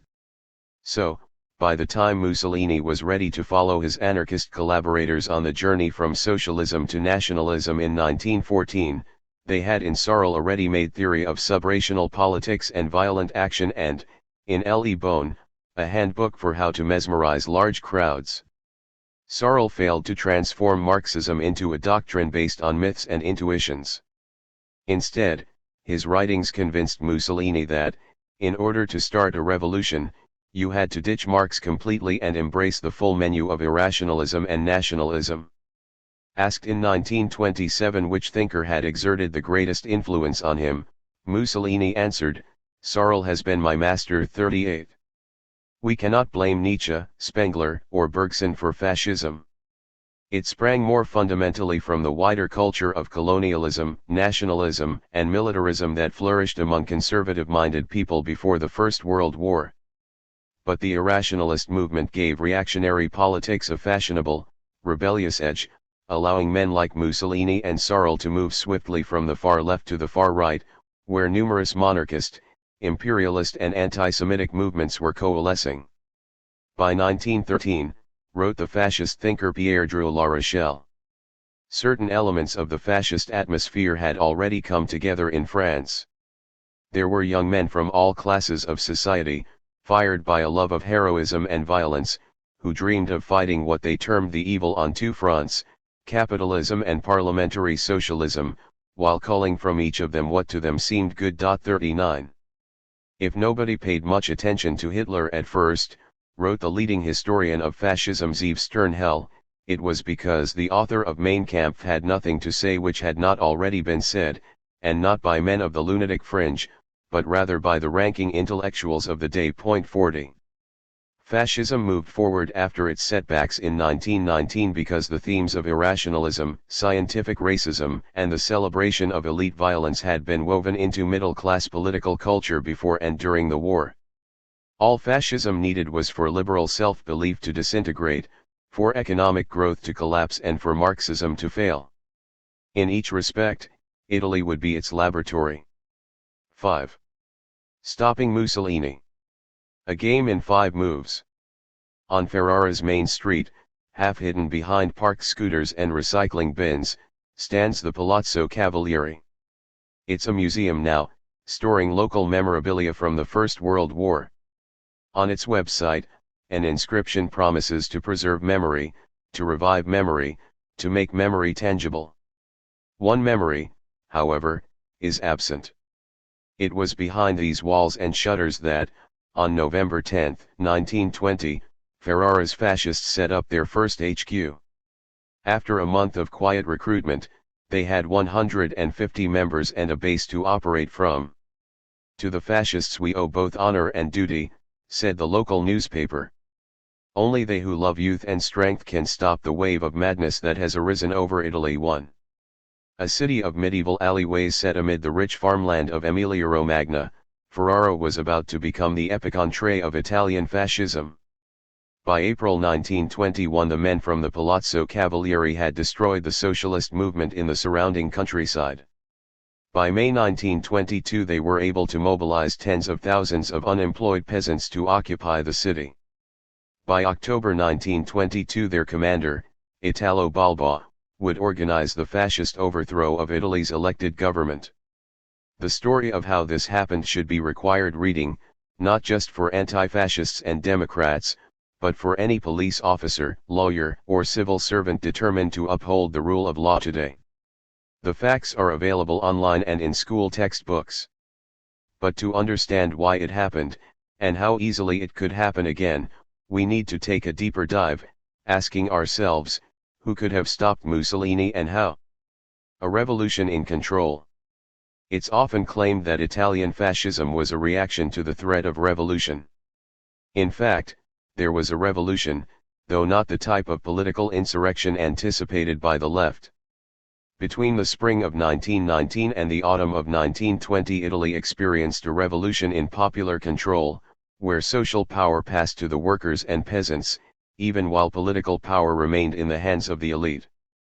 It began with the demobilization of the army, which by March 1919 had sent 2 million peasants home. Before the war, generations of peasants had never left their villages. Now the demobbed soldiers returned to their communities with valuable knowledge of the low value the elite placed on a peasant life, and the high value of organization in conflict. Faced with spiraling inflation and high unemployment, thousands of former soldiers, often wearing their medals, seized unused land and began farming it without permission. No party called on them to do it. But because they'd heard of the Russian Revolution, and that the Italian Socialist Party, SI, supported it, they joined the Socialist Peasants' League, Federterra, boosting its numbers from 250,000 to 1.2 million. The League set up hiring halls, social centers, cooperatives, and union offices which, by their very presence, began to assert control over rural life. By June 1919 in the town of Forlì, for example, there was, said the local paper, a new power. Men with red armbands and red scarves, officials of a newborn local Soviet, regulate the economic life of the region. They stop the peasants' carts, dictate their prices and destinations and settle all arguments with summary justice. Point 2. In the factories, meanwhile, strikes proliferated, with workers forming the kind of factory councils that Russian workers had set up 2 years before. That was the background to the socialists' shock election victory of November 1919. Before the war, with the electorate limited to just 3 million, power had simply alternated between the progressive and conservative wings of liberalism. Now, with something close to universal male suffrage, the socialists won 32% of the vote. It was, declared the socialist newspaper La Giustizia, Justice, the grandiose, formidable victory of the socialist proletariat. Point 3. Adding to the political turmoil, the brand new Popular Party, PPI, came second. Formed in 1918 by a left-wing Catholic priest, the PPI was the Vatican's attempt to counter socialism in the countryside. Its support for land seizures and mass peasant membership nonetheless made it subversive in the eyes of mainstream liberals. With 156 MPs, the socialists now had the biggest group in parliament. But they couldn't form a government on their own, and they didn't want to be in a coalition. They believed, fatally, as we will see, in their own unstoppable progress. Even so, their advance changed Italian politics profoundly. Men in red armbands running a small town you can deal with. Losing the ability to form a stable government, to a party whose logo is a hammer, a sickle, and a book, was a shock the Italian elite never got over. The liberals' response was to bring the PPI into a coalition government, to which the party agreed, and shower the working class with concessions. But instead of dissipating, the struggle for control intensified. In February 1920, workers in the shipyards of northeast Italy occupied their workplaces. In April, automobile workers paralysed Turin with an 11-day strike over their right to control the production line. And on the land an age-old social order was being dismantled. The term peasant covered a layer cake of exploitation. At the top of the system were the landowners, beneath them managers and bailiffs, in the middle, tenant farmers, who were granted the right to keep 50% of their crops by an age-old verbal contract. At the bottom were day laborers, with no land and no security. The whole system was underpinned by the landlord's social power. A peasant could not marry without the landlord's permission. If a peasant was in debt, he could be forced to work for free. His family had to do the master's laundry, chop his wood and pay for the use of his horses, seeds, and tools. There was even a rule that the master was entitled to one leg from every pig slaughtered. Break the rules and you could be evicted instantly. In the summer of 1920, peasants across northern and central Italy blew away every single one of these rules by going on strike until the crops rotted in the ground. The discipline they'd learned in the trenches was applied to their revolt. Anyone who tried to break the strike was blacklisted. Shops that sold food to them were boycotted. In one region after another, they forced landlords to sign contracts handing control of their estates to the peasants. In the 7-point contract announced in Forli, Item 1 guaranteed co-management of the farm, while Item 7 guaranteed the peasants' right to all 4 legs of their own pig. Point 4. Legally, the landlords could still hire, fire and evict whoever they wanted. In practical terms, they could now do nothing without the permission of Federterra. The account of the anarchist schoolteacher Luigi Fabbri gives a sense of the mass psychological effect of this turbulent period. On the streets and in the trams, he wrote, workers would continually hurl barbed remarks, innuendo, insults, and vague threats at anyone who looked middle class. The atmosphere was characterized by the drip of vague, impersonal, unfathomable hostilities that could not be squared with one another, and which never led anywhere. The labor movement, though increasingly powerful, was surrounded on all sides by an irritated climate, a seething, weary public opinion. Fabbri was no moderate. He'd been in and out of jail since the age of 16 for revolutionary agitation. But he saw what the socialist leaders could not, that endless minor strikes, frictions and face-to-face confrontations were creating a backlash among middle-class people, which would dissipate only if the workers actually did something lasting and successful. Point 5. The factory occupations of September 1920 were the chance to do just that. For 18 days 400,000 skilled workers in Turin, Milan, and Bologna sat inside their factories, formed councils, patrolled with rifles and, in an astonishing social experiment, tried to keep production going without their managers. Women staffed communal kitchens. In the textile industry, the largely female workforce formed their own armed guards. City-level committees tried to coordinate production between different factories, and railway workers took control of moving raw materials and components from one occupied factory to the next. Point 6. Everyone knew that if Italy's workers wanted to stage a Russian-style revolution, the time was now. But they didn't want to. Italy's union federations organized a ballot, asking, do we tell the Socialist Party to seize power and abolish capitalism, or do we stick with workers' control over production? Some 1.1 million votes were cast, and they broke 60-40 against the seizure of power. As the historian Paolo Spriano put it, the revolution was rejected by majority vote. Point 7. Within days, the government brokered a compromise. The strikes ended, and though management struggled to reimpose control, it was clear that the moment for a revolution had passed. But the peasants had one more shock to inflict. In the local elections of October-November 1920, peasant voters put the Socialist Party in control of a quarter of Italy's 8,000 district councils, known as communes. In Emilia-Romagna, the Socialists took control of 65% of all communes and of the regional capital, Bologna. In Ferrara they won in every single district. On the face of it, the communes had little power. Though they could raise taxes to fund firefighters and sanitation, for example, they could always be dissolved by the regional prefect if they went too far. But control of the communes was central to the landlords' economic, social, and political power. They were outraged and alarmed to see red flags flying over the tiled and polished offices of the commune, and its leather furniture sat on by men who worked barefoot. The events of 1919-20, considered as a whole, constitute the seizure of social control by a section of the population that had been passive and deferential for centuries.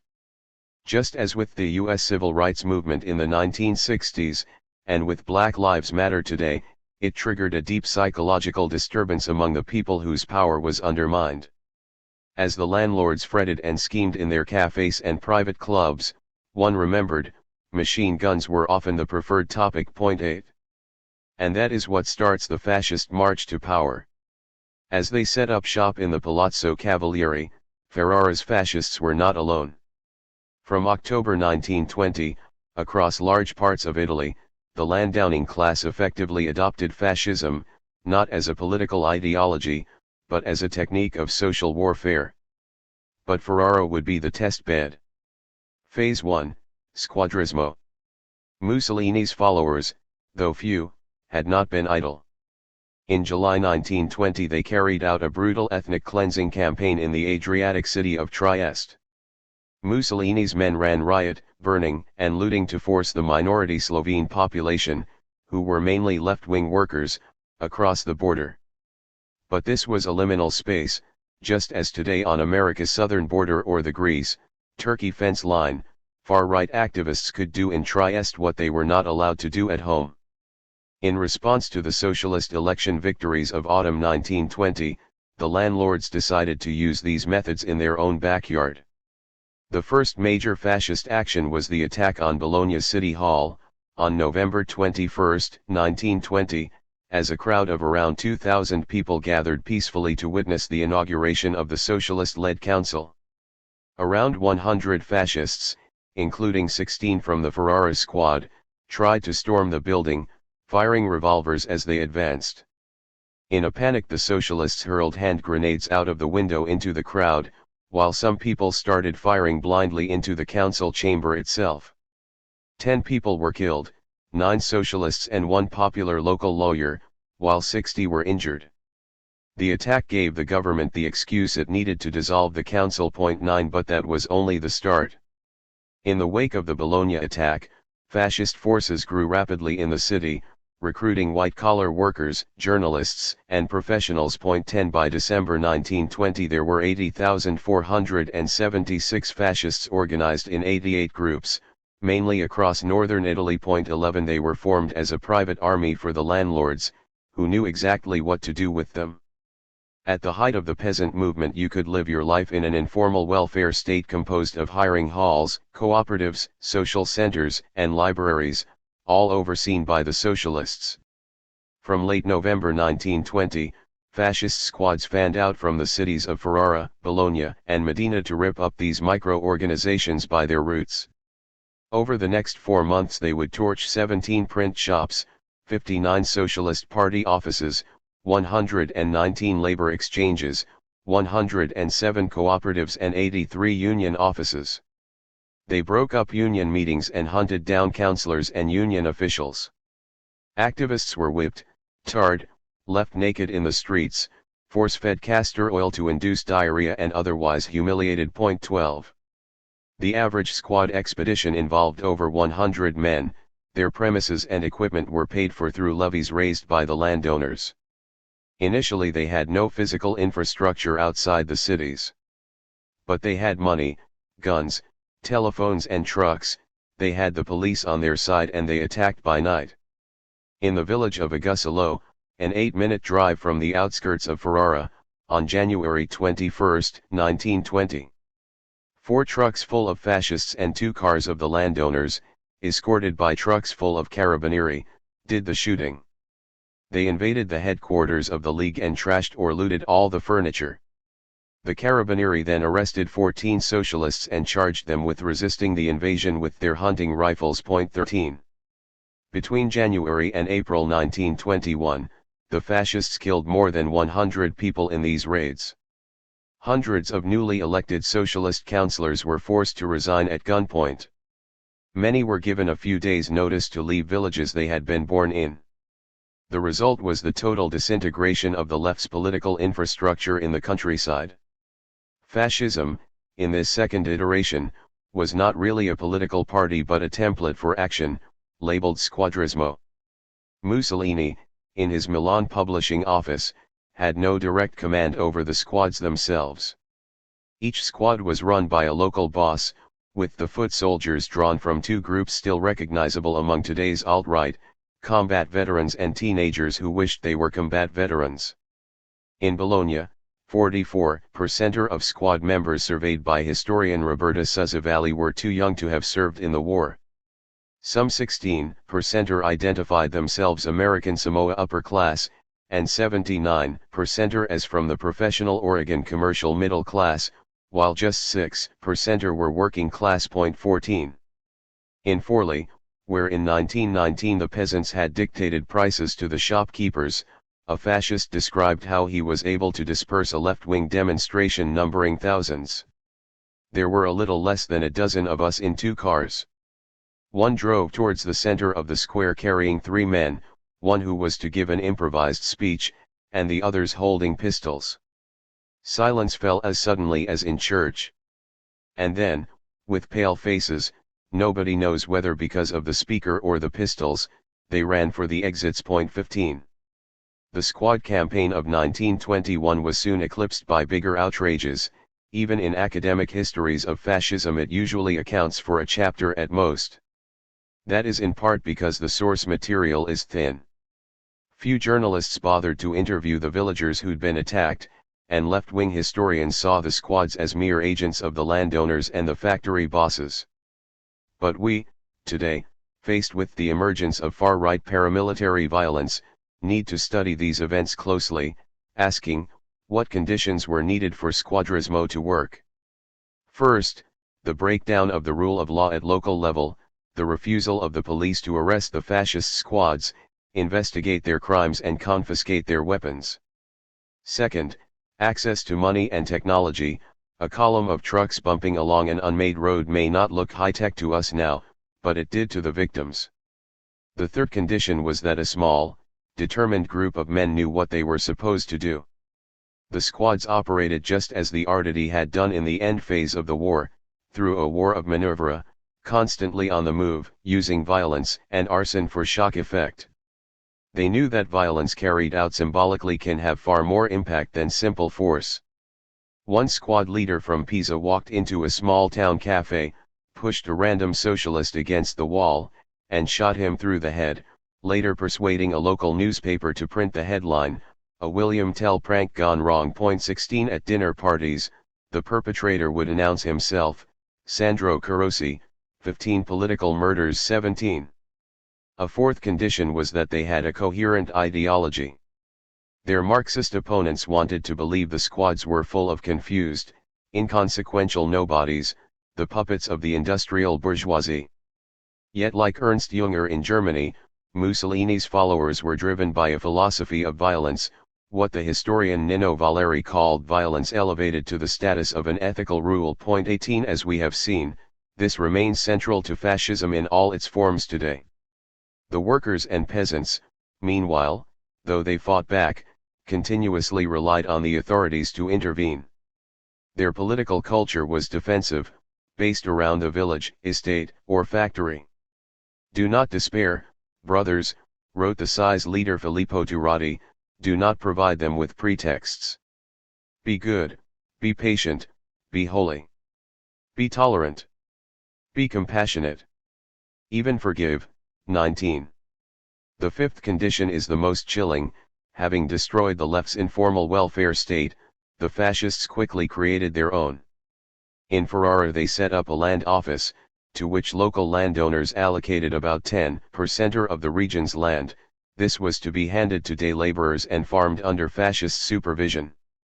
They set up a rival peasant union, and by March 1921 they had 23,000 members signed up, together with a consortium of 32 food cooperatives which flipped from the socialists under threat of destruction. 20. Though many were forced to join at gunpoint, others did so willingly. What the peasants had found in Federterra was both a welfare state and a powerful arbitrator between themselves and the landowners. Now that the fascists were doing the arbitrating, there was a straight choice: resist and get beaten, or keep quiet and join the grassroots infrastructure of fascism. Since the whole enterprise was funded by the landowners, the outcome was inevitable. The peasants were given the poorest land, the fascist co-ops ceased to challenge the landowners' pricing power, the strikes and occupations ended, agricultural real wages halved, and soon the tenant farmers were back to doing the master's chores for free. If we zoom out, and see squadrismo as a single beat of the action, it can be summarized as, symbolic violence forces the state to surrender its monopoly of coercive force. From May 1921 onwards, both the peasants and the workers became psychologically convinced of their defeat, even as the Marxist theories in their heads assured them of eventual victory. Scanning the archives of the left-wing press, which continued to churn out lists of future election candidates, it is clear that even as they saw their friends being humiliated, beaten, confined to their homes or run out of town, the core of labor movement activists sank into denial. If, in the 21st century, fascism moves towards the seizure of power, we should expect the turning point to be something like squadrismo. It would not need to replicate the exact tactics but would seek the same effects, to paralyze the left, demoralize its opponents through low-level violence, force the state to surrender its monopoly of armed force, substitute its own fake welfare system for the real one, and induce a general sense of despair and denial among its victims. What would be the result? The result in Italy was that, having allowed his followers to create chaos, the establishment turned to Mussolini to restore order. Phase 2, Fascism goes mainstream. At the general election of May 1921, the liberals invited Mussolini's candidates to join their electoral coalition, known as the National Bloc, facilitating the entry of 35 fascists into parliament, including the man himself. The election was marred by violent voter suppression. In Ferrara, a left-wing newspaper reported that during the night of 13 to 14 April, dozens of comrades were kidnapped from their beds, to the horror of the families, transported by truck for several hundred kilometers and threatened with death if they came back before the election. 21. Back in 1919 the socialists had taken Ferrara with 43,000 votes. In 1921, they polled just 17,000.22, though the left's vote held up in the bigger cities, giving it 25% nationally, that barely mattered. An alliance of liberals and fascists had stolen the election using illegal armed force, and nobody beyond the left seemed to care.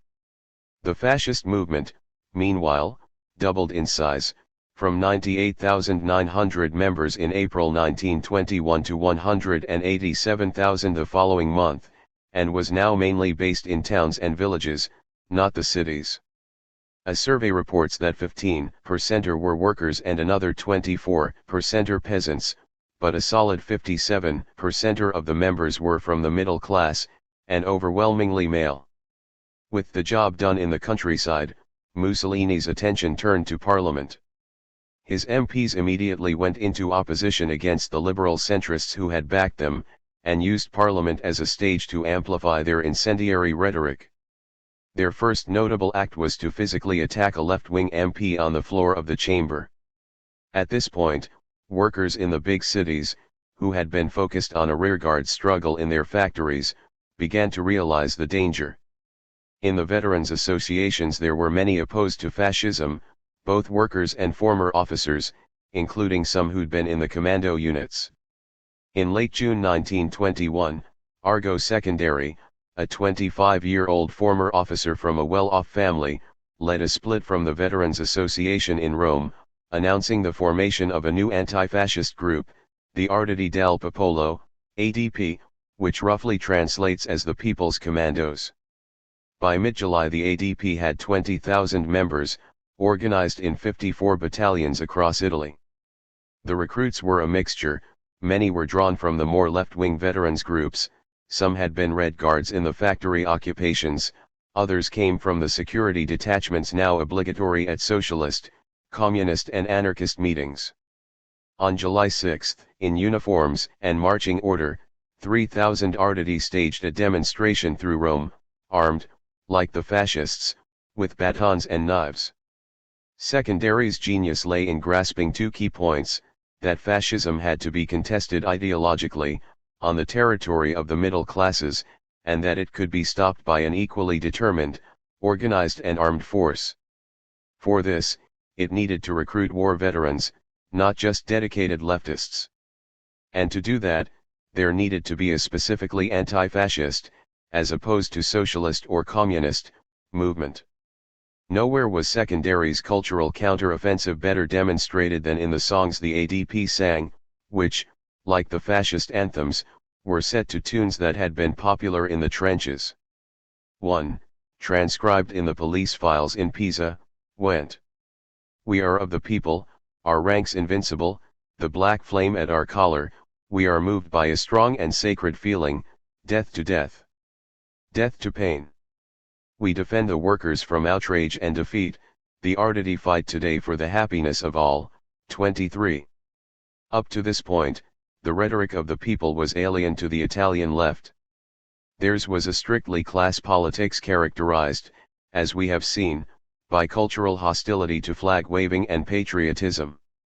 So was the idea of reclaiming militarist iconography, for example the black flame badge worn by the commandos in the war, and the idea of a wartime marching song itself. But it worked. Suddenly, people who wanted to fight fascism but did not consider themselves socialists had something to join, and a cause whose iconography was patriotic, not leftist. The Arditi del Popolo paired their cultural combat with effective military counterattacks. When a fascist squad arrived to invade the coastal city of Sarzana, the ADP, by preparing openly to defend it with barricades and guns, forced the police to arrest the fascists to avoid a confrontation. When other fascists arrived, demanding their release, they walked into a gun battle with the police and then, as they fled, were hunted down in the fields by the ADP. Since it was harvest time, and their scythes were sharpened, the peasants joined in. 18 fascists were killed and 30 wounded. 24. The right-wing newspapers went wild. They had reported fascist violence mainly in the crime sections, or as student hijinks. Now, however, they vilified defensive violence by the ADP as mass murder. Many local authorities summarily banned the organization. In Turin, the prefect arrested 8 of the ADP's leaders on subversion charges, and carried out stringent stop-and-search operations to prevent it meeting.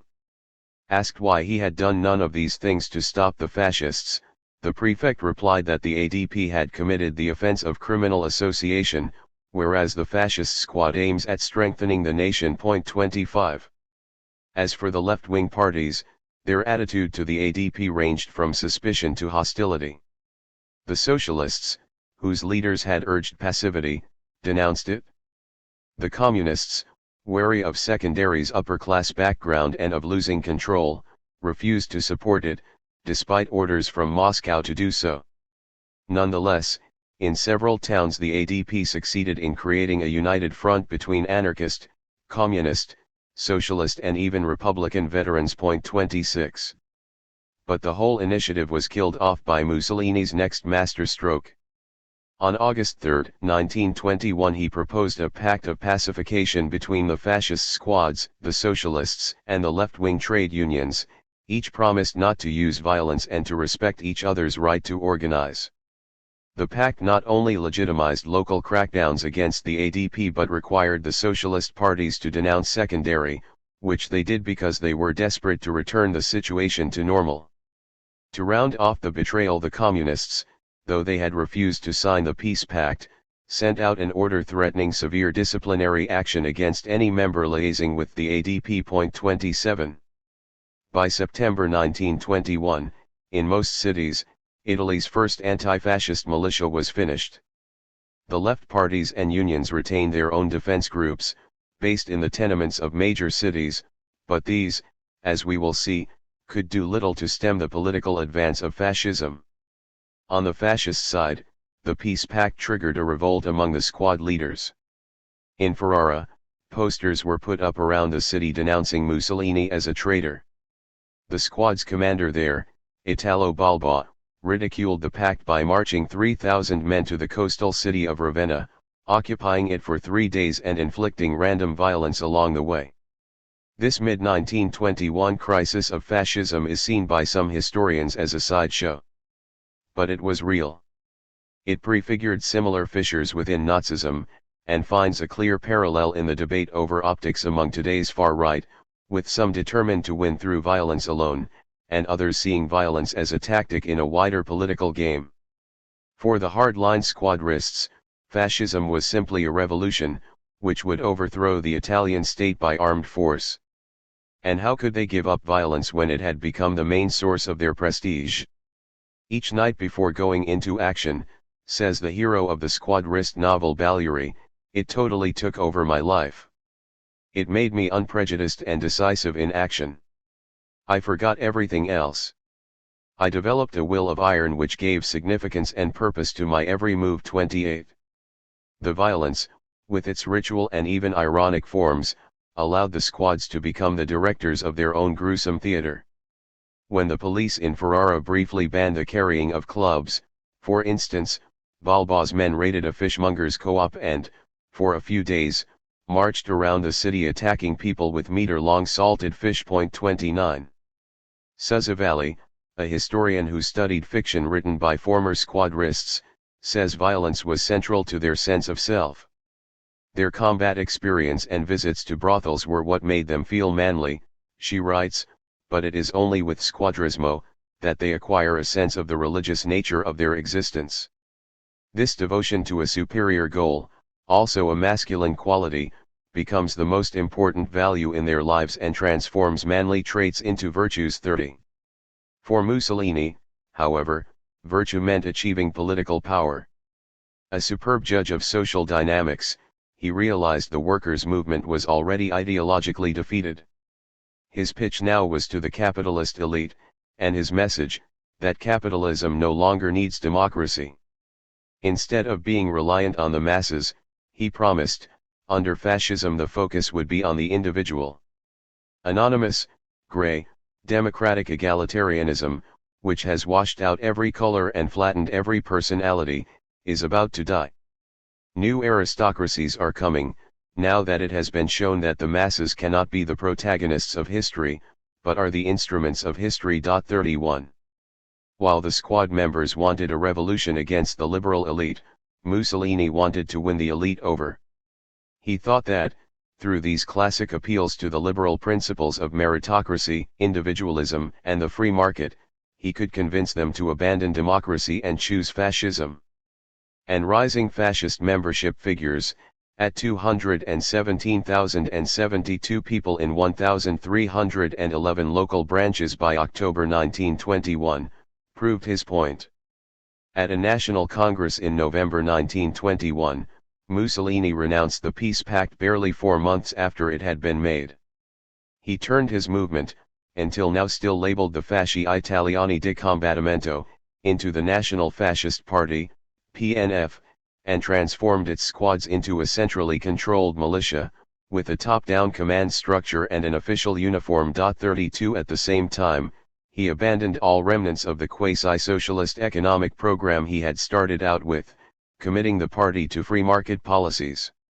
From now on, the squad attacks would be focused on the cities, and the audience for their performative violence would be the urban elite. Phase 3, the collapse of liberal logic.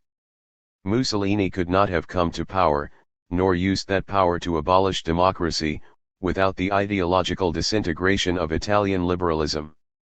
Today the words liberal elite are used as an insult by right-wing populists against progressive, tolerant, university-educated people. But in Italy they meant something more specific.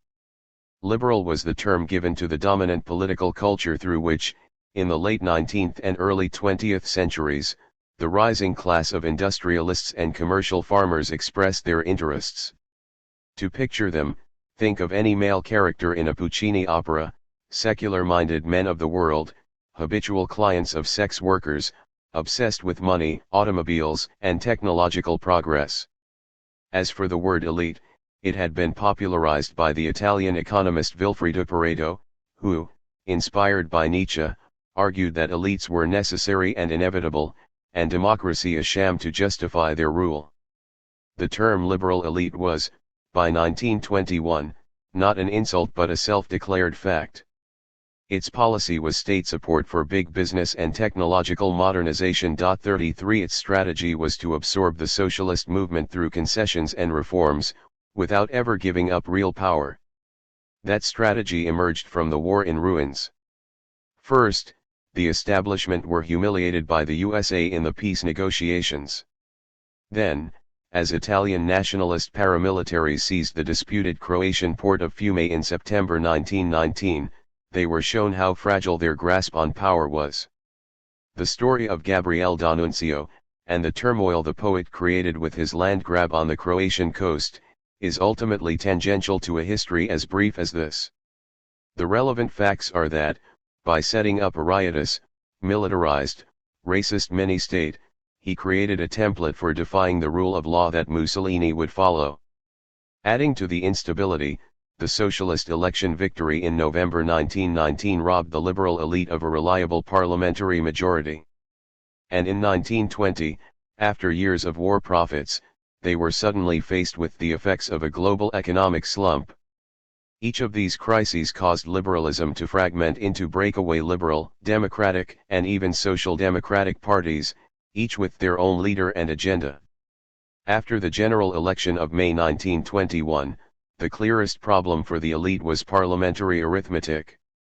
Despite their reversals, the Socialist Party and the peasant-led PPI, together with a newly formed Communist Party, still held 45% of the seats in Parliament. 34 The liberal-led National Bloc had just 20% and nearly a third of the MPs in the bloc were fascists. To govern at all, a liberal prime minister would have to scrape together all the various fragments to his right and left, and keep the PPI in the cabinet. Over the next 18 months, 4 attempts to make these numbers add up to a government ended in failure. In a functioning democracy, the solution would have been to get the socialists to join a liberal-led coalition. But nobody in the elite wanted it, and neither did the socialists. After all, the ultimate point of all the liberal social reforms had been to keep the socialists out of office. If we condense the 12 months after the election of May 1921 into a single phase, it can be summarized as the collapse of liberalism's inner logic. Large numbers of people, especially among the urban middle class, began to accept Mussolini's framing, that this was no ordinary crisis but a crisis of the liberal state. The man who would deliver the killer blow was Ferrara's squad leader, Italo Balbo. Mussolini's PNF was now a significant social movement. If you were too squeamish to carry a gun or murder someone, you could at least wear a uniform and take part in a parade. At mass rallies, thousands of polite and educated middle-class men and women would sing the anthem Me ne frego, a phrase from the trenches equivalent to I don't give a shit. 35.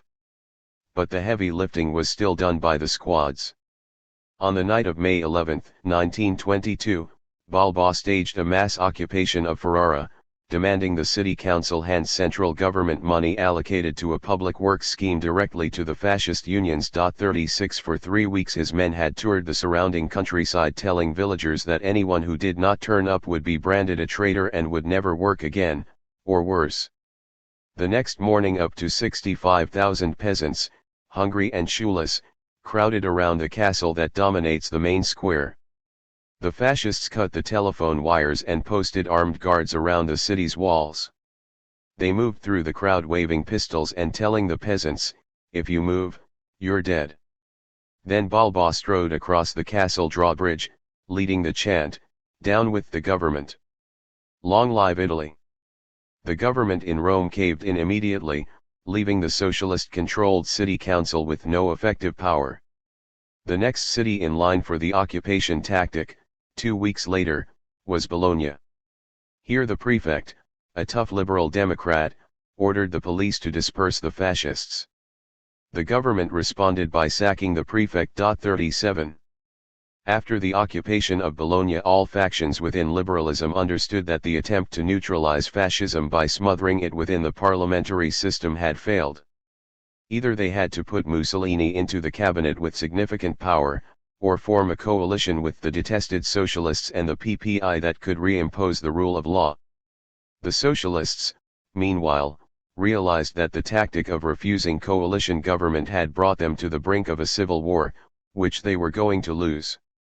On June 1, 1922 they decided to support a liberal government to guarantee the restoration of peace and freedom. 38 Under pressure from the Vatican, the PPI squashed the idea of socialists in the cabinet, but throughout June and July negotiations to form a democratic, lawful coalition continued. Mussolini's response was a masterpiece of political rhetoric. Until the formation of the ADP in July 1921, Mussolini had barely used the word anti-fascist. When he did, it was usually to describe his opponents in parliament. After the formation of the ADP, he alleged in almost every speech that the liberals and the left were about to form a violent anti-fascist government. If that sounds familiar, it should do. It was Mussolini, not Donald Trump, who first invented the myth of Antifa, and to the same end. In a remarkable article entitled State, Anti-State, and Fascism, published in June 1922, Mussolini began an open process of negotiation with Italy's business elite. Fascism, he wrote, does not deny the state. But the solution, he argued, was not putting fascist ministers into government, it was a fascist state.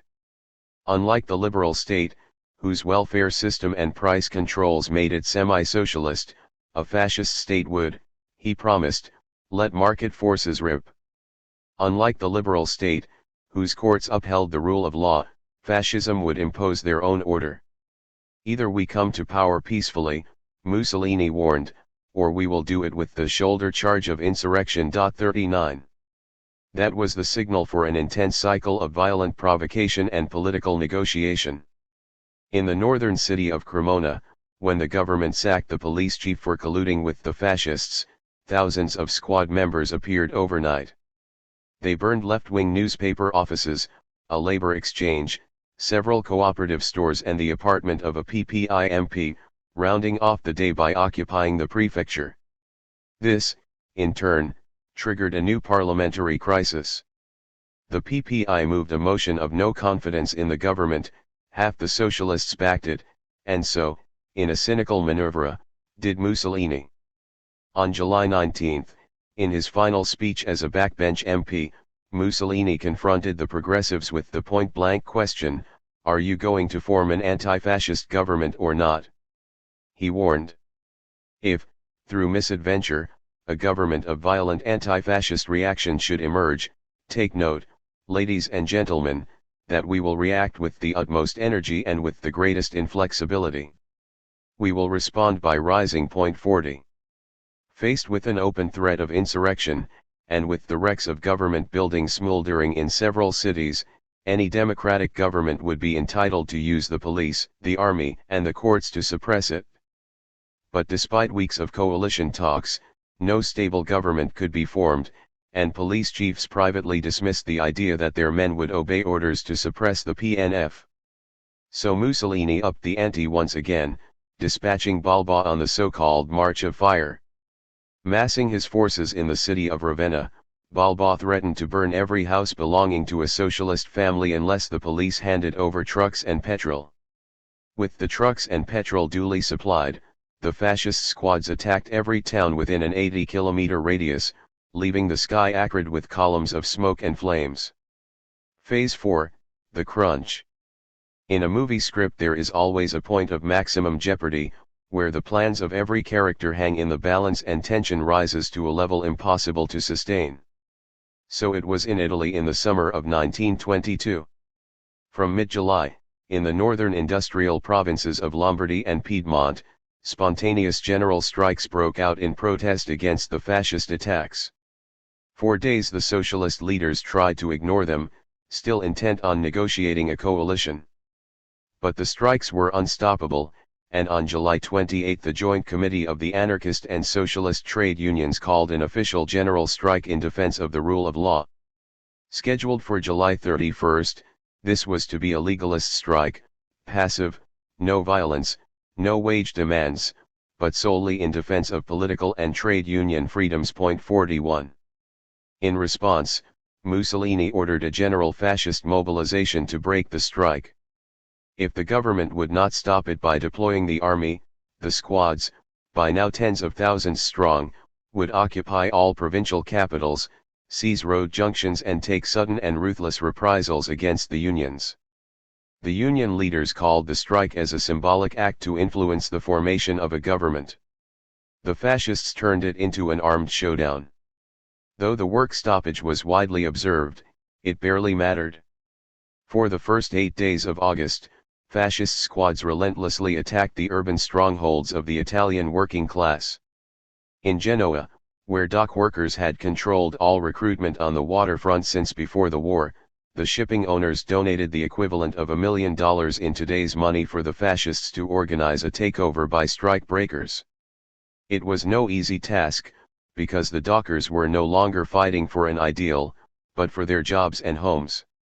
After 3 days of conflict, the army went in with machine guns and armored cars to clear the strikers' barricades. And it was no longer violence done in darkness, with plausible deniability. On August 5, as the fighting continued, Mussolini published an official inventory of the damage his men had done across 35 towns and cities. Only in Parma did the fascist offensive fail, and the reasons for its failure are instructive. Balba arrived with 20,000 black shirts, but this was one of the few cities where the ADP had left a legacy of independent, underground, cross-party defense groups. From the first day, more or less the entire working population of the city joined the resistance. Though they had only 200 vintage rifles between them, they held the western half of the city for 6 days. The MP Guido Pielli, a moderate socialist who commanded them, left a startling account. Everybody had an absolute belief, no one had the slightest doubt. Bombs were prepared in houses, along with clubs studded with razor blades, knives, and nails, as well as acid bombs. A 17-year-old girl waved an axe from the windows of her hovel and shouted to her comrades in the street, "If they come, I'm ready for them."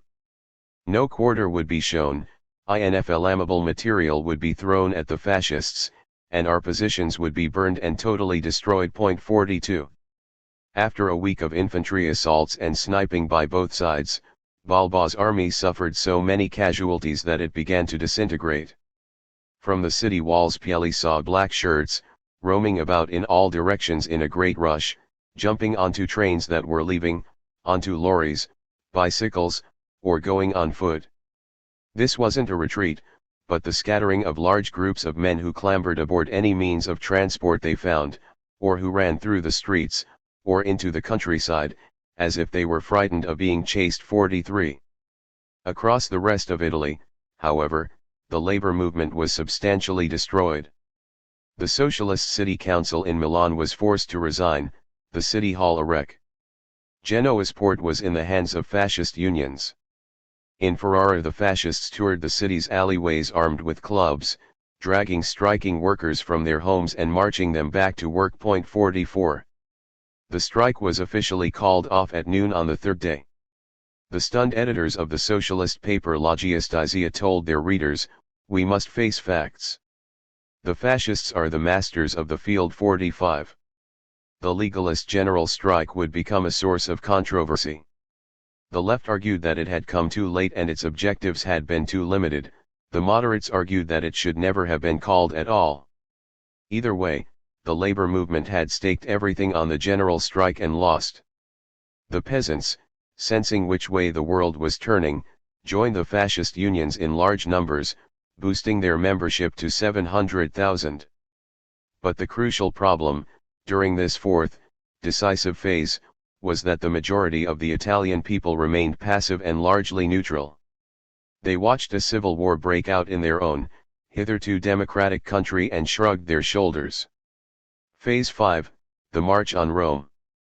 The period from the defeat of the general strike in early August 1922 to the so-called March on Rome in late October of that year is one of the most heavily contested by historians of Italian fascism. The central question is, did Mussolini achieve power by accident or design? The facts are that the liberals formed a powerless minority cabinet with the PPI and began secret negotiations with Mussolini to bring in fascist ministers. Their only dilemma was to decide how many, and with what portfolios. Meanwhile, as early as August 11, Mussolini began warning of a march on Rome, but he kept the phrase metaphorical.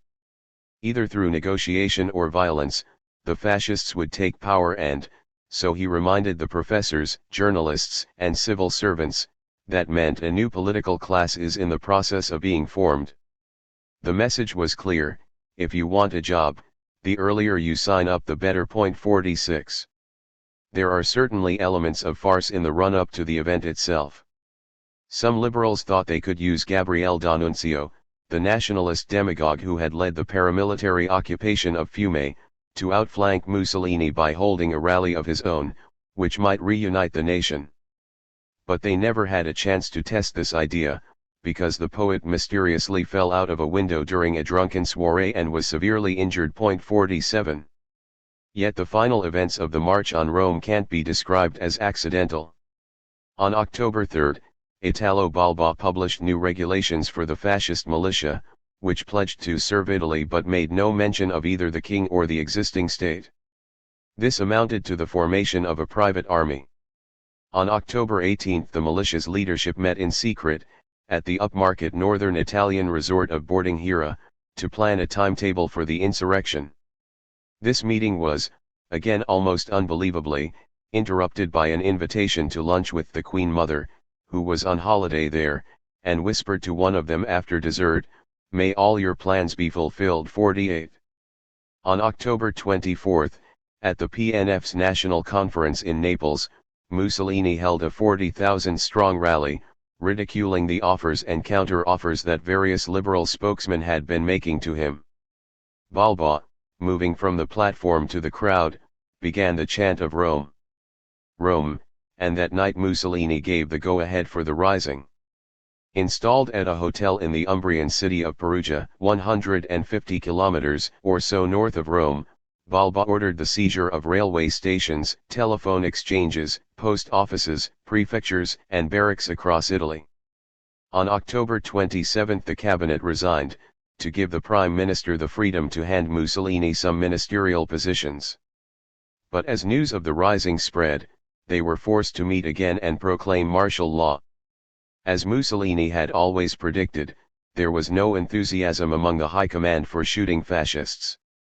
The barriers between the state and the fascist militia crumbled overnight, with high levels of fraternization, and even the handover of weapons.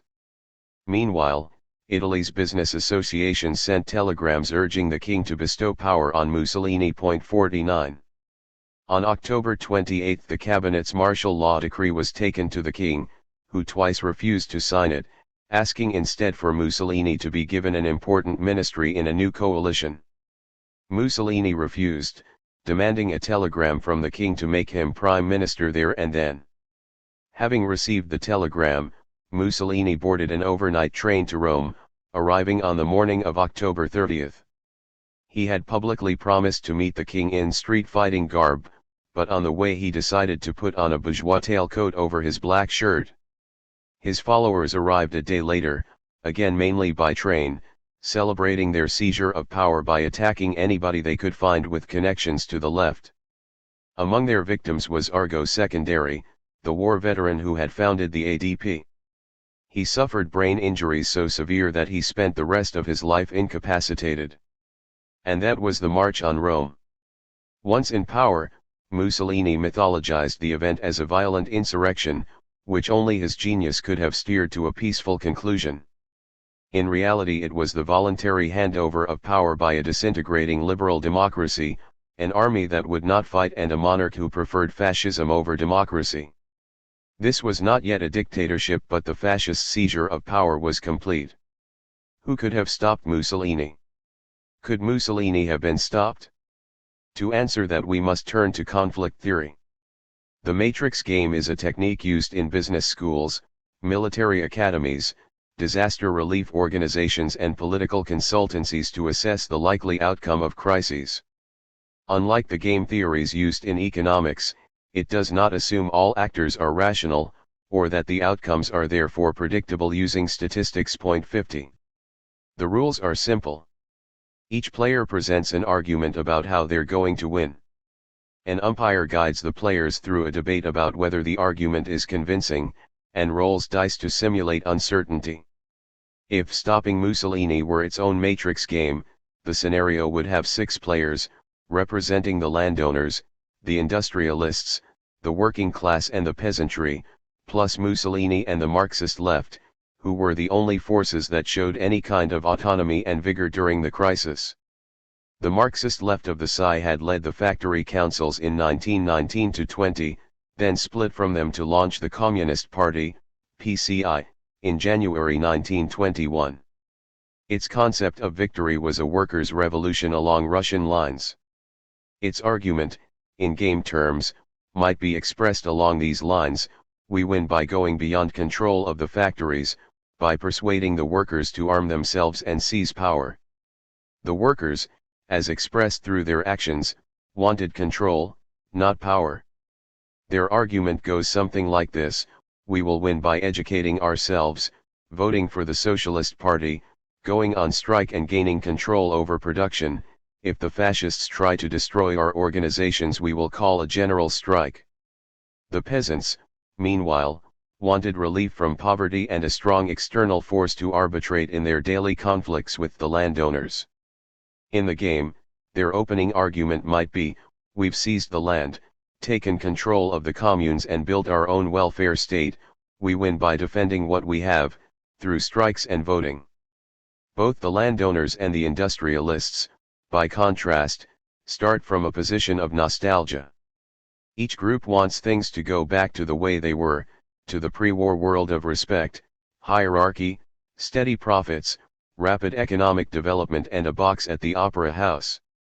So the liberal voting industrialists might argue, we win by running a rigged democracy, in which the left can't hold power, and by absorbing both the socialists and the fascists into the system as subordinates. The landowners, however, needed change more urgently. They wanted a sharp reversal in the social dynamics of the countryside. We win, they might argue, by destroying the peasants' social power, and forcing them back into a position of subservience. As for the fascists, even if we accept that Mussolini had no initial master plan, his game position in retrospect looks simple and compelling: we win by creating facts through violence. We win, Mussolini might have argued, through acting at a tempo that no other faction can sustain. We win because we have no wider coalition of party factions and industry groups to hold together, because we need no ballots to decide our strategy, and because large numbers of people, including the police and armed forces, secretly want to do what we are doing. We win because all the other forces are looking backwards and are committed to defensive strategies, whereas our war experience has educated us in the value of shock, maneuver, symbolism, audacity, and technology. And we win because the writings of Sarl, Bergson, Nietzsche, and the rest have seeded the cultural atmosphere in our favor, and taught us how to manipulate irrationality and crowds. If we consider the 5 phases that brought Mussolini to power: workers' revolt, squadrismo, the liberal crisis, the summer of violence and the march on Rome, there are only 3 moments at which the other players can stop the fascists coming to power. The first is during the workers' revolt, in the trade union ballot of September 1920, when the socialists voted 60-40 against the seizure of power. It would have needed just 100,000 out of 1 million votes to tip the PSI into a strategy of taking power. Historical sources show that, had they done so, liberal politicians were prepared to negotiate the transfer of power, so it would not have needed a Russian-style insurrection. The boss of Fiat, for example, had already offered to hand the company over to a workers' co-op. 51. The second chance comes with the formation of the Arditi del Popolo in July 1921. The ADP offered the workers an effective strategy against squadrismo, of going on the offensive instead of passively waiting to be attacked. And it contained, in men like Secondary, the seeds of an alliance between the left, progressives from the middle class and the wider war veterans movement. In addition, as the standoff in Sarzana showed, through preemptive actions the ADP could persuade the police to uphold the rule of law against the fascists.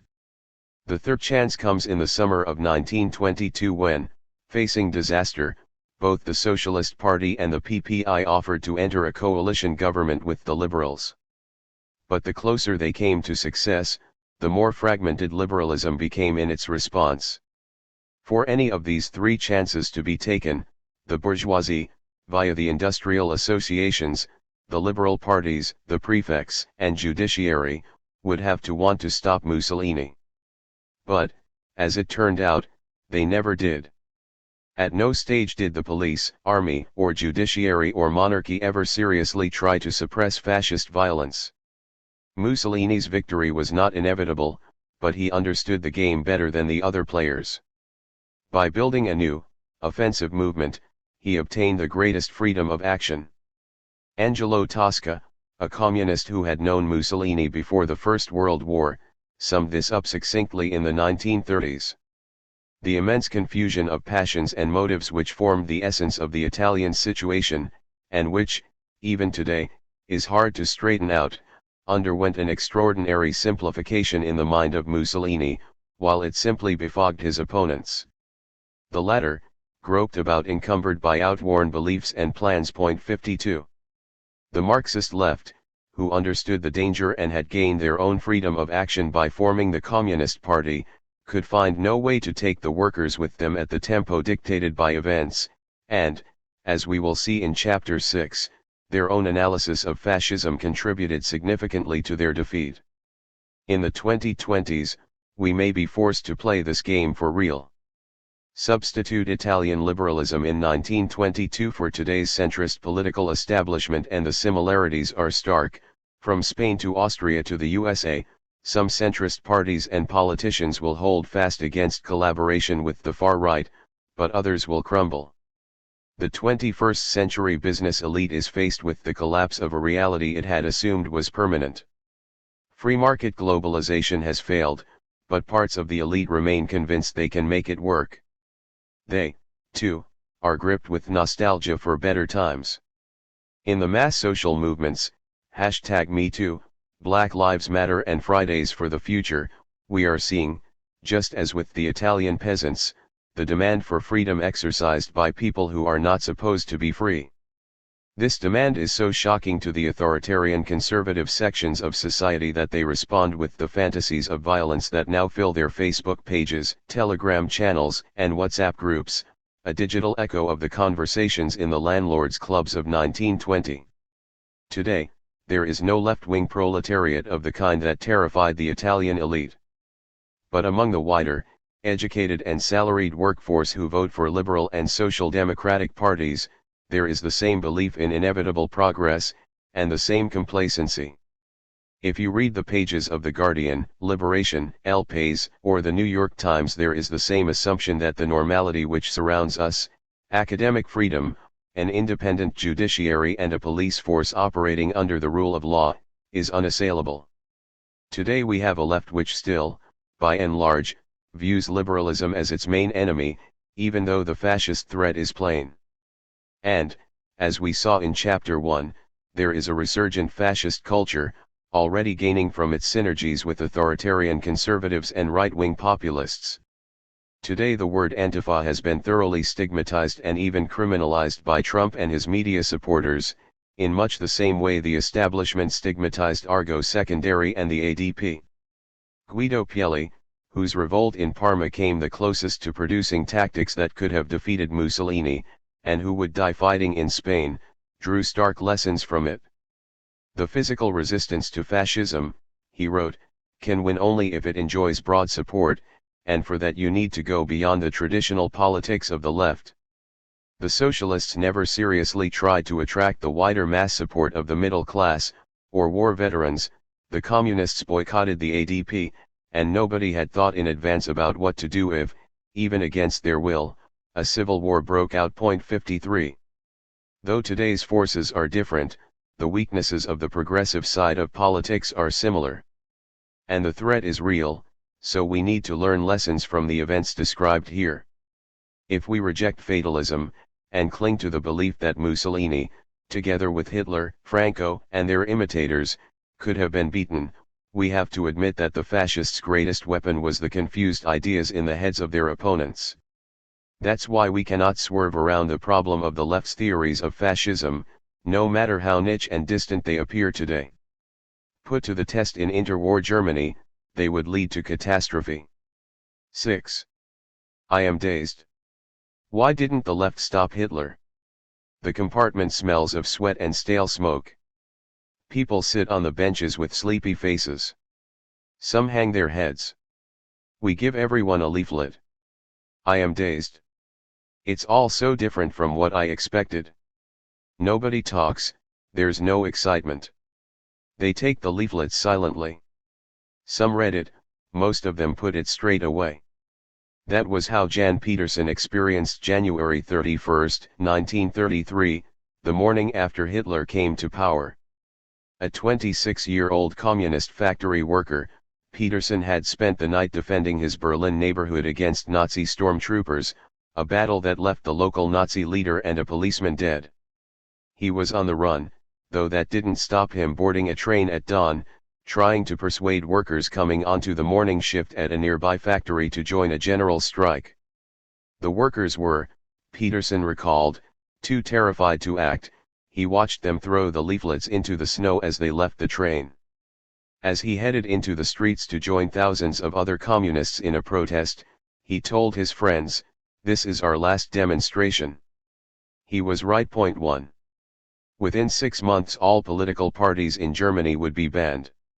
By the end of the year, 130,000 left-wing activists were in concentration camps and 2,500 had been murdered.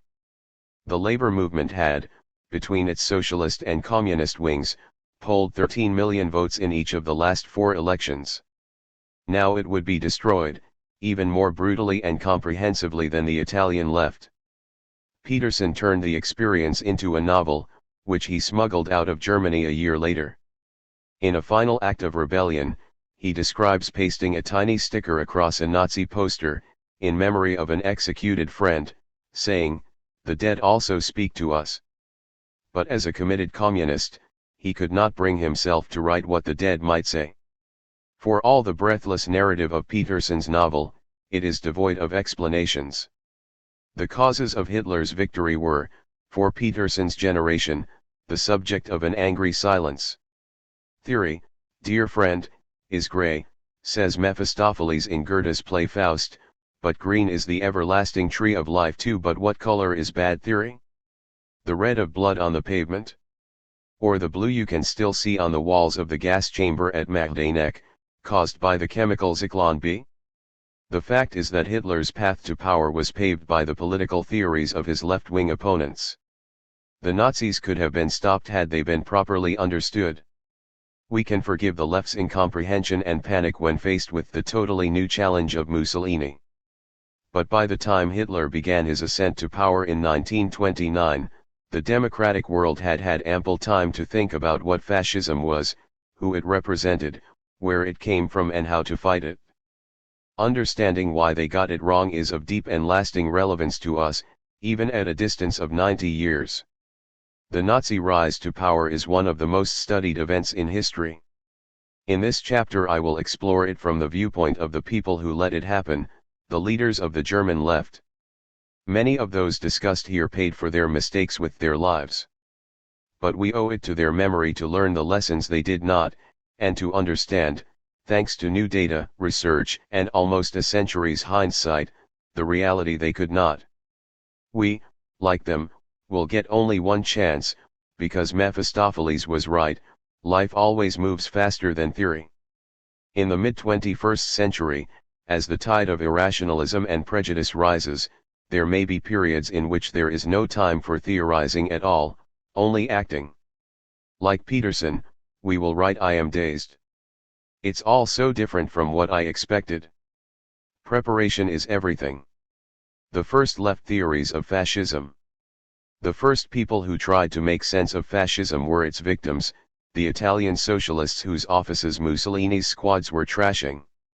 Because landlords had always used gangs to intimidate peasants, and because the White Armies had responded so aggressively to the Russian Revolution, many people assumed fascism was just a new form of ruling class violence. Giovanni Zabordi, who edited the newspaper La Giustizia in Emilia-Romagna, see Chapter 5, was one of the first to realize that fascism was different. In 1922, with the Italian countryside in flames, he published a book arguing that it was a dangerous oversimplification to consider fascism only as a white guard in the service of the bourgeoisie. Instead, he said, fascism was a combination of three things: an elite backlash triggered by the unjustified fear of workers' revolution, a revolution of the increasingly disoriented middle classes, and a military revolution, that is, an assertion of social power by large numbers of traumatized ex-soldiers. 3. Zibordi, though a moderate socialist, was schooled in orthodox Marxism. As such, his mental picture of society consisted of four major classes: industrialists, landlords, workers, and peasants, discounting intermediate social groups. The middle class, went the theory, were incapable of independent action, and destined inevitably to be absorbed into the working class. Now, however, Zibordi became one of the first to admit that the facts didn't fit the theory. Fascism, said Zibordi, was relatively autonomous from the landlords and the factory owners, even if it ultimately served their aims. In addition, in complete contrast to the generals, bishops, and aristocrats who usually led reactionary movements, it had a mass base, whose aim was a revolution against the existing order. The word revolution here was important. It implied, contrary to all accepted left-wing opinion, that the middle class in an advanced society were capable of overthrowing the existing order on their own terms. At around the same time, the 30-year-old Turin journalist Antonio Gramsci, a leading figure in the Italian Communist Party, came to an even more radical conclusion. Fascism, he wrote, can only partially be interpreted as a class phenomenon, as a movement of political forces conscious of a real aim. It has spread, it has broken every possible organizational framework, it has become an unchanged aning of elemental forces which cannot be restrained under the bourgeois system of economic and political government. Fascism is the name of the far-reaching decomposition of Italian society. 4. Marxism taught that class determines everything, and that all social conflicts are in the end reducible to the economic interests of those waging them. So here, too, was a theoretical challenge: how could there exist something that defied interpretation as a class phenomenon? And what did it mean for historical progress? The traditional Marxist view was that capitalism would produce the conditions for socialism. Moderates like Zibordi thought progress towards socialism would be slow and peaceful, but nonetheless that socialism was inevitable, thanks to rising levels of education and expanded democratic rights. Revolutionaries like Gramsci, on the other hand, were convinced it would be fast and violent, but equally inevitable, since the war and subsequent economic slump had plunged the system into chaos. What nobody on the left considered until now was the possibility of a complete reversal of social progress, the cancellation of all advances in democracy, rationalism, and human rights since the French Revolution. Some, in their worst nightmares, imagined capitalism's collapse into a barbaric state of war and chaos. But nobody had dreamt that this reversal could be consciously achieved by a new, autonomous movement led by people wearing high fashion and reciting futurist poetry. Gramsci's break with orthodox Marxist assumptions began with the realization that such a reversal might be underway. But once we categorize fascism as something new and relatively autonomous, we face a major analytical conundrum. Should we analyze this new thing from within, focusing on its ideas, symbols, and rituals, or should we begin by trying to understand the social conditions that produced it? Zibordi focused on the internal dynamics. Gramsci, in this first flash of insight, identified it as the product of social breakdown.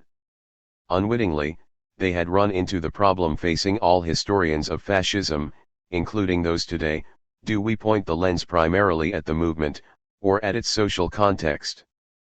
Unfortunately, there was no time to explore that dilemma in the early 1920s, because the whole debate was about to be shut down. Shortly before Mussolini's march on Rome in October 1922, the Italian communist leader Amadeo Bordiga set off on a clandestine journey to Petrograd, now St. Petersburg, in Russia, to attend the Fourth Congress of the Communist International, Comintern. Bordiga's views were too extreme even for Lenin. He thought the left should abstain from all elections, that workers should not be allowed to vote on party policy, and that socialism was the complete negation of democratic principles. It was Bordiga who, alongside Gramsci, led a split from the socialists to form the Italian Communist Party in 1921. And when Moscow ordered the communists to support the Arditi del Popolo, it was Bordiga who defied those orders, see Chapter 5. Arriving in Petrograd 5 days after Mussolini's seizure of power, Bordiga assured the Comintern's delegates that Mussolini's regime would be liberal and democratic. Yes, really. Fascism, he said, has added nothing to the traditional ideology and program of bourgeois politics. Since it represented the bourgeoisie and nothing but, it would not need to destroy any democratic institutions. The democratic system, he reminded them, is only a collection of deceptive guarantees, behind which the ruling class conducts its battle against the proletariat. The Socialist Party, he predicted, would unite with the new fascist government. Bordiga finished with a flourish. With the victory of fascism, he declared, it is possible that we will now be able to work better than was the case before. Finally, he reminded them of item number 1 in the orthodox Marxist belief system: historical development is on our side. 5. Here, in embryo, was the theory that would guide the European left to suicide over the next 13 years, that fascism and liberal democracy are the same, that the left can flourish under both regimes, that historical progress is unstoppable, that the moderate socialists will inevitably side with fascism, and that fascism is just the military arm of the ruling class. There were wilder assertions yet to come, and catastrophic decisions to be made, but Bordiga had spelled out the essentials of a theory that you can still hear today in the chat rooms and podcasts of the far left: fascism is no big deal, the liberals are the main enemy. But the Bolsheviks didn't buy it. They told Bordiga that his ultra-left theories had led to the biggest defeat for the working class in the 20th century. 6. They ordered the Italian communists to reunify with the socialists, and advised all communist parties to seek coalition governments with socialist parties. Dismissing Bordiga's optimism about the liberalism of Mussolini, they made detailed preparations for an underground organization in Italy. 7. But even as they did so, events were underway that would lead Bordiga's theory to be imposed on communist parties throughout the world. In January 1923, Germany defaulted on the war reparations imposed by the Treaty of Versailles after the country's defeat in 1918. In response, French troops occupied the Ruhr Valley, and began seizing the coal and steel produced there. The move triggered mass civil disobedience from the Ruhr's inhabitants, which was encouraged by the German government. Soon, however, it escalated into strike action, guerrilla warfare, the formation of workers' councils and even workers' militias, terrifying the authorities on both sides. Meanwhile, the economy went into a death spiral, output collapsed and hyperinflation kicked in. In 1918, a loaf of bread had cost less than 1 mark, by January 1923 it cost 250 marks, by November the same year it cost 200 billion marks. Money ceased to have meaning. Anybody with savings was ruined, anybody with property or gold was saved. The only viable solution was to start again, with a new currency, a new government and a new deal with the French, which meant agreeing to pay reparations and calling off the civil disobedience. And in September 1923 that is what the new chancellor, the right-wing liberal Gustav Stresemann, pledged to do. But, though it would solve the hyperinflation problem, the deal with France triggered a full-blown crisis of German democracy. The Weimar Republic was federal, it had a president with strong powers, a national parliament, the Reichstag, and a second tier of regional free states whose elected governments had power over their own police forces. The army, though small, was highly politicized and semi-autonomous, with a strong contingent of Free Corps veterans who continually dreamt of a military coup. In the regions of Saxony and Thuringia, the ruling Social Democratic Party, SPD, had adopted left-wing economic measures and was being actively supported in power by the Communist Party, KPD, which could call on a network of workers' councils and militias. 8 In secret, On Moscow's orders, the KPD was planning an armed insurrection if Berlin moved against these left-wing regional governments. At the same time, the nationalist right, monarchists, generals, and aristocrats outraged at the government's submission to France, were scheming to topple Stresemann and seize power. Their stronghold was Bavaria, where in September 1923 the regional government declared a state of emergency and set up a three-man junta headed by the far-right monarchist Gustav von Kahr, a clear challenge to the authority of the national government and the sign of an impending coup. In response, the national government declared martial law across Germany. At the start of 1923, Hitler's Endstab had numbered just 8,000 members, still mainly concentrated in Bavaria. 9 Hitler had equipped the party with a brown-shirt militia, the Sturmabteilung, SA, literally storm detachment, plus a newspaper, a youth group and the swastika flag. Now, amid the chaos and inflation of 1923, the Nazis cornered the market for extreme right-wing politics. Numerous existing groups joined en masse, boosting the membership to 55,000, many of whom urged Hitler to stage a march on Berlin, modeled on Mussolini's coup. Faced with this dual regional challenge, from the left in Saxony and the far right in Bavaria, Stresemann, backed by socialist ministers, moved first against Saxony. On October 19 the army began to deploy across the region to intimidate extremist elements and restore public order. 10. As the Social Democrats wavered, the KPD leadership called off the planned national uprising. But its local leaders in Hamburg failed to get the message. They staged a 3-day armed insurrection, during which KPD units fought pitched battles with a police force under socialist leadership, and were met with open hostility from the rank and file of the SPD. 11. Meanwhile, von Kahr's junta in Bavaria was in backroom negotiations with other right-wing factions, trying to get the military in Berlin to stage a coup to remove Stresemann. In von Kahr's mind, Hitler and the SA would play an auxiliary role, he himself would be the star of the show. But as the coup plotters bickered about the details, the Nazis went ahead and took control. On November 8, 1923, Hitler walked into a Munich beer hall, where von Kahr was rallying 3,000 of his supporters. He fired his revolver into the ceiling and shouted that a national revolution had begun.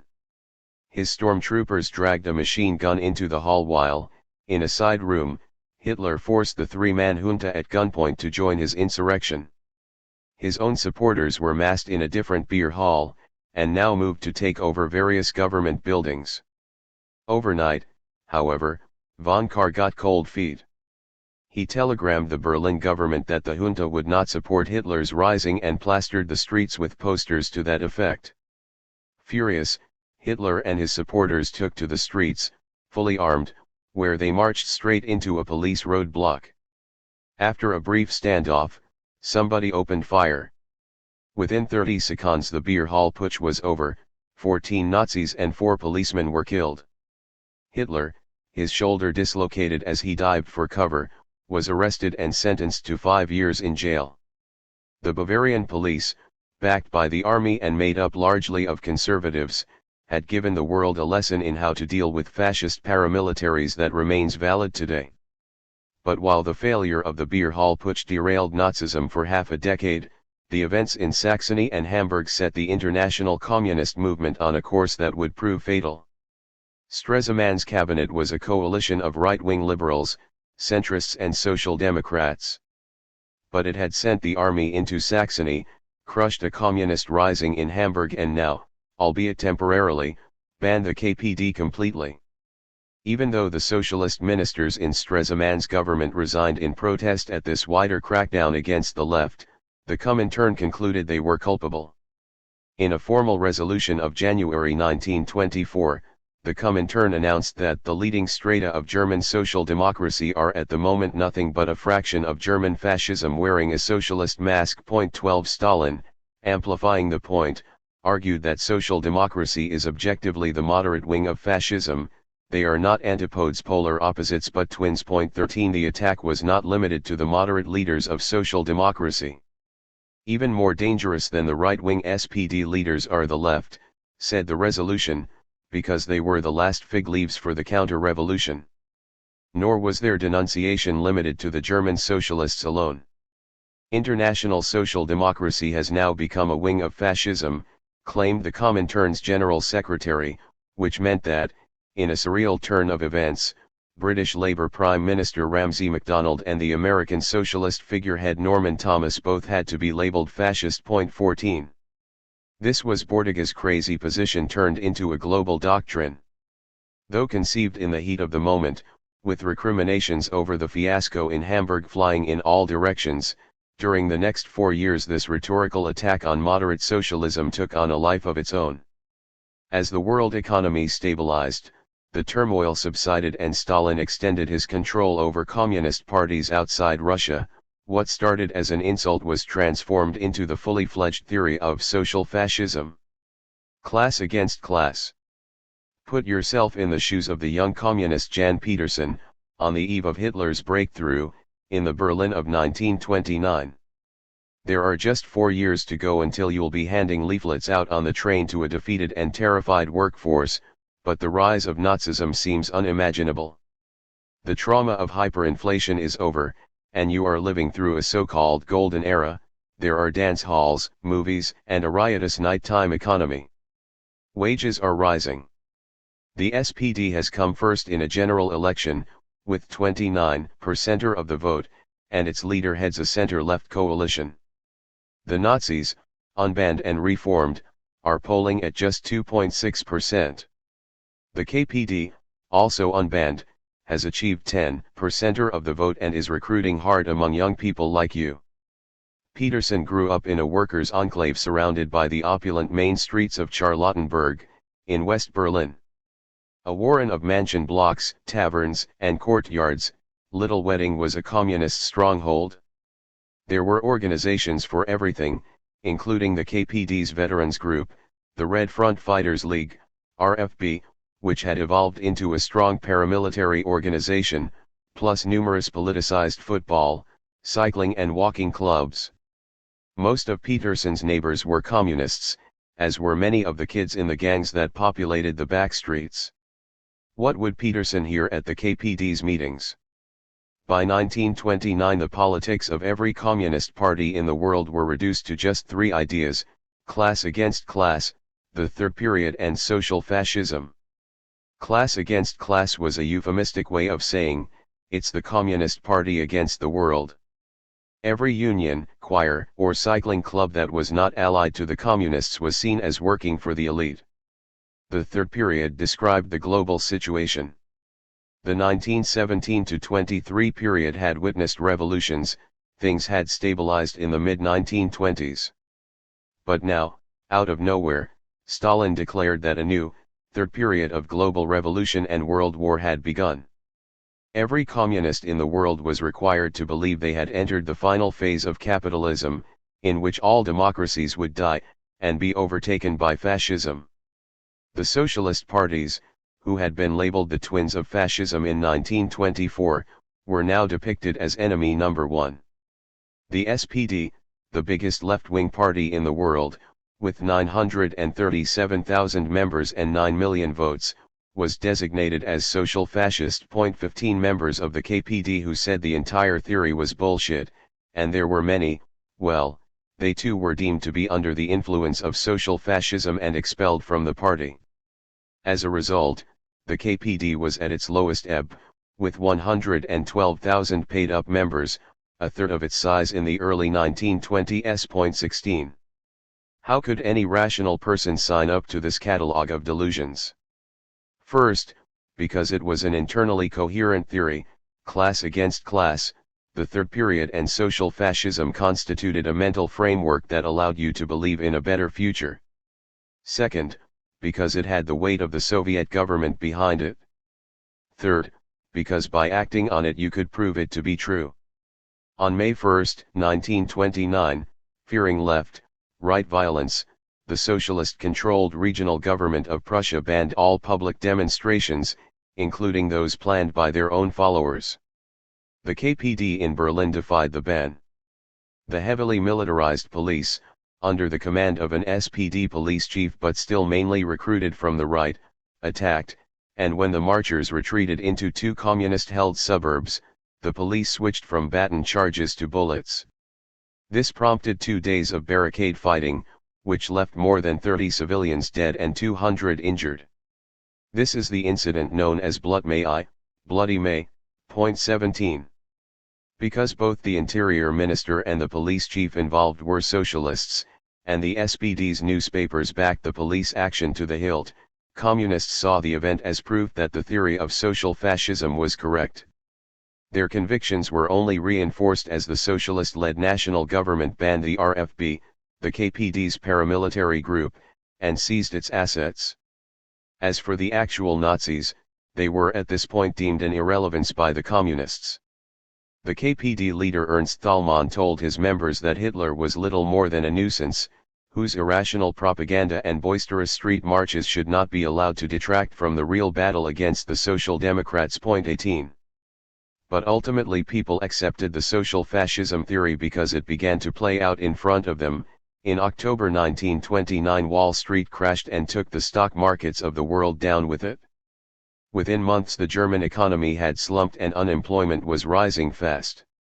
To many, this was proof that Stalin was right, and that the third period had begun. 1929, Hitler's breakthrough.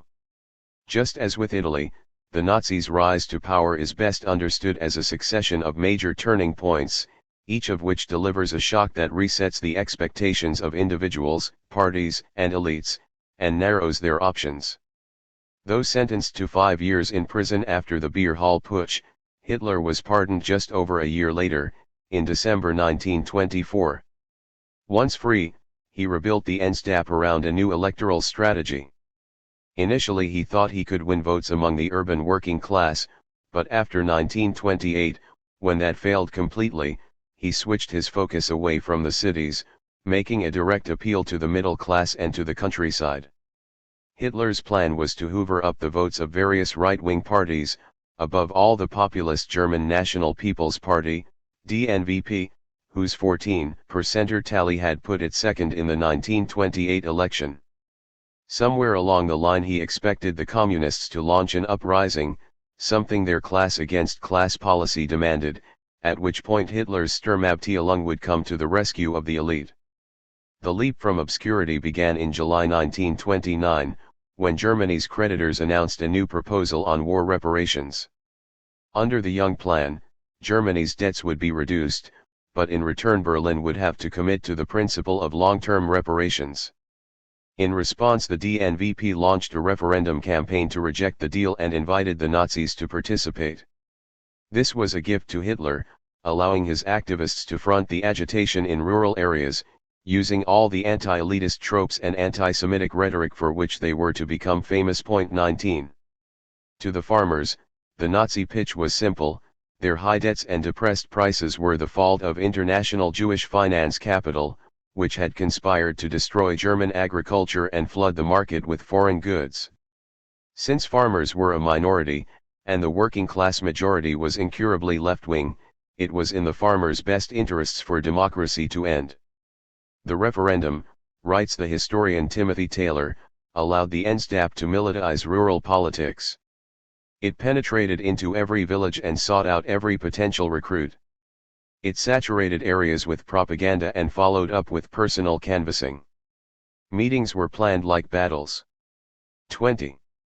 Though the referendum campaign ultimately failed, because of low turnout, by the time it was held in December 1929 the aftershock of the Wall Street crash was underway. Unemployment rose rapidly, from 1.4 million before the crash to 3 million by the start of 1930. Industrial production collapsed by a third.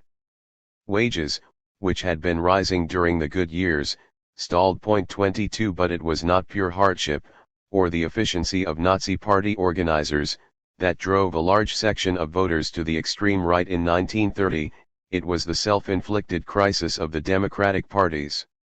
Once the Depression began, the social compromises built into the Weimar Republic, a welfare state plus institutionalized wage bargaining, looked unaffordable to the industrialists.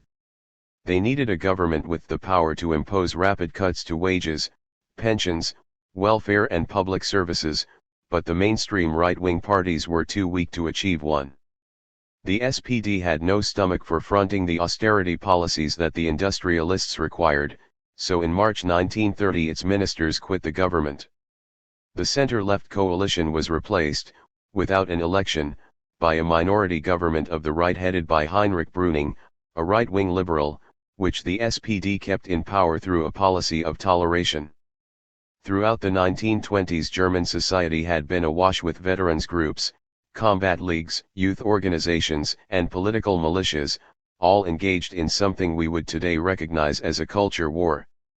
Among the rich there was strong support for a so-called conservative revolution, against modern art, jazz, Jews, liberated sex lives, cultural Bolshevism and feminism. But the economic slump raised the stakes. As unemployment rose, people sensed the middle ground in politics was dissolving. Hitler's achievement in 1929–30 was to create a political brand that mobilized all this prejudice and panic. In the general election of September 1930, the Nazis, who had been nowhere in 1928, came second, scoring 18%. The Socialists, on 25%, came first and the Communists, on 13%, came third. The three main parties of the German ruling class trailed at 4th, 5th, and 6th, their combined votes totaling just 22% and their parliamentary groups unable to form a government. The Nazi breakthrough was strongest in the rural areas. In Schleswig-Holstein, for example, they scored 27%, taking the majority of the DNV peace voters and having the vote of the mainstream conservatives. 23 And, as with nearly every far-right breakthrough in history, they had mobilized new voters. According to one estimate 23% of those voting Nazi had never voted before. 24 If the election breakthrough constitutes Hitler's first move in the power struggle, the resulting political paralysis prepared the way for his next. He now held a deck of cards similar to the one Mussolini had held in 1921. The elite parties could not form a majority government without support from the socialists, but the entire project of the industrialists was to keep the socialists out of power. Sooner or later, Hitler reasoned, the elite would have to put him into the cabinet, and he would dictate the terms. By late 1930 every major economy in the world faced the same dilemma: demand was collapsing, unemployment was rising and prices were falling.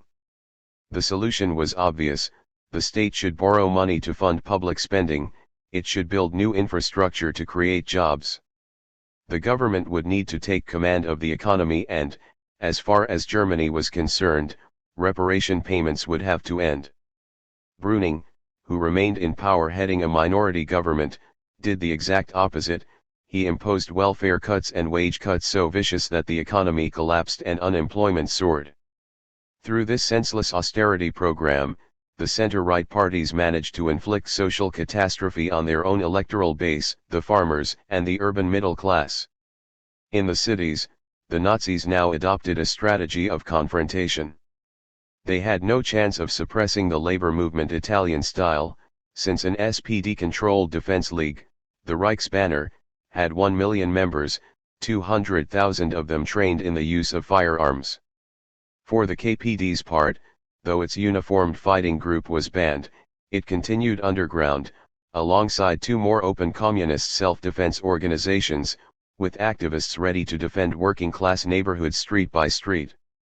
Faced with such overwhelming opposition, the Nazis' approach to urban violence was symbolic. The tavern at 20 Hebelstrasse was the headquarters of Storm 33, one of the most notorious sections of the Berlin SA. Storm 33's mission was to provoke and terrorize the area known as Little Wedding, where Jan Peterson lived.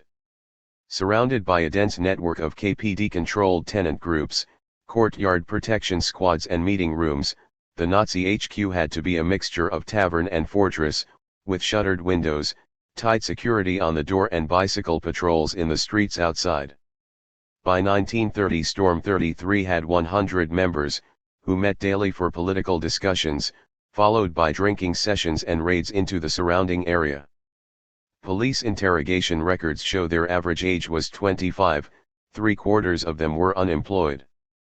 Their common background, according to historian Sven Reichart, was of unsteadiness and decline, with frequent changes in employment and a generation-determined hopeless situation. 25 They included a trained glassblower who was now a porter, a trained bricklayer who was now a security guard, and a qualified carpenter who was long-term unemployed. For these working-class men, the SA filled a vacuum, creating a world of the discipline and emotional bonding that they lacked through work. Above all, the SA gave them agency. In November 1930, after Hitler ordered an offensive, members of Storm 33 opened fire into a crowded dance hall frequented by communists. On January 1, 1931, they knifed and maimed 2 socialist activists who happened to walk past their HQ. Later that month they discovered a group of communists drinking in the public area of their tavern and stabbed one of them to death. On February 1, spotting a communist activist in a nearby ice cream parlor, they shot him dead. I've walked the routes between these attacks, in the quiet streets behind what is now the Deutsche Oper building. All took place within 300 meters of the Nazi tavern. Even amid the tennis courts and kindergartens that now occupy this urban landscape, it is possible to feel the way Storm 33 must have terrorized the surrounding streets. The SA staged a deliberate surge of provocations, concentrated in time and space, designed to create an atmosphere of fear and tension.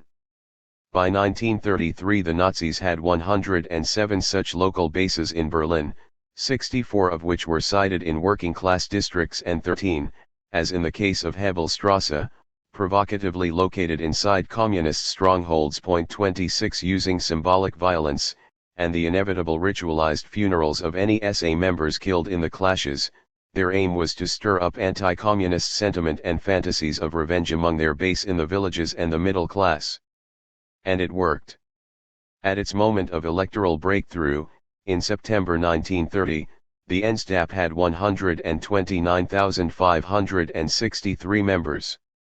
By the start of 1932 it had grown to 450,000.27. What could have stopped Hitler? Let's once again hit the pause button and ask, as we did with Italy, in the years before 1932, how could Hitler have been stopped? The most obvious point was after the beer hall putsch. If he had been treated as a terrorist, his backers among the elite prosecuted and the SA permanently dissolved, then right-wing extremist politics in Germany might have been forced down a more containable route. 13 million people voted for the SPD and KPD in the 1930 election.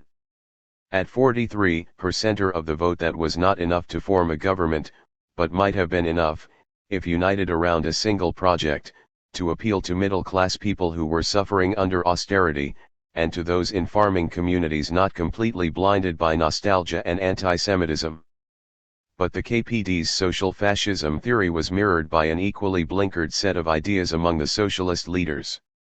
First, they were blindly committed to legality and parliament, at a time when politics was becoming radical, violent, populist, and moving to the streets.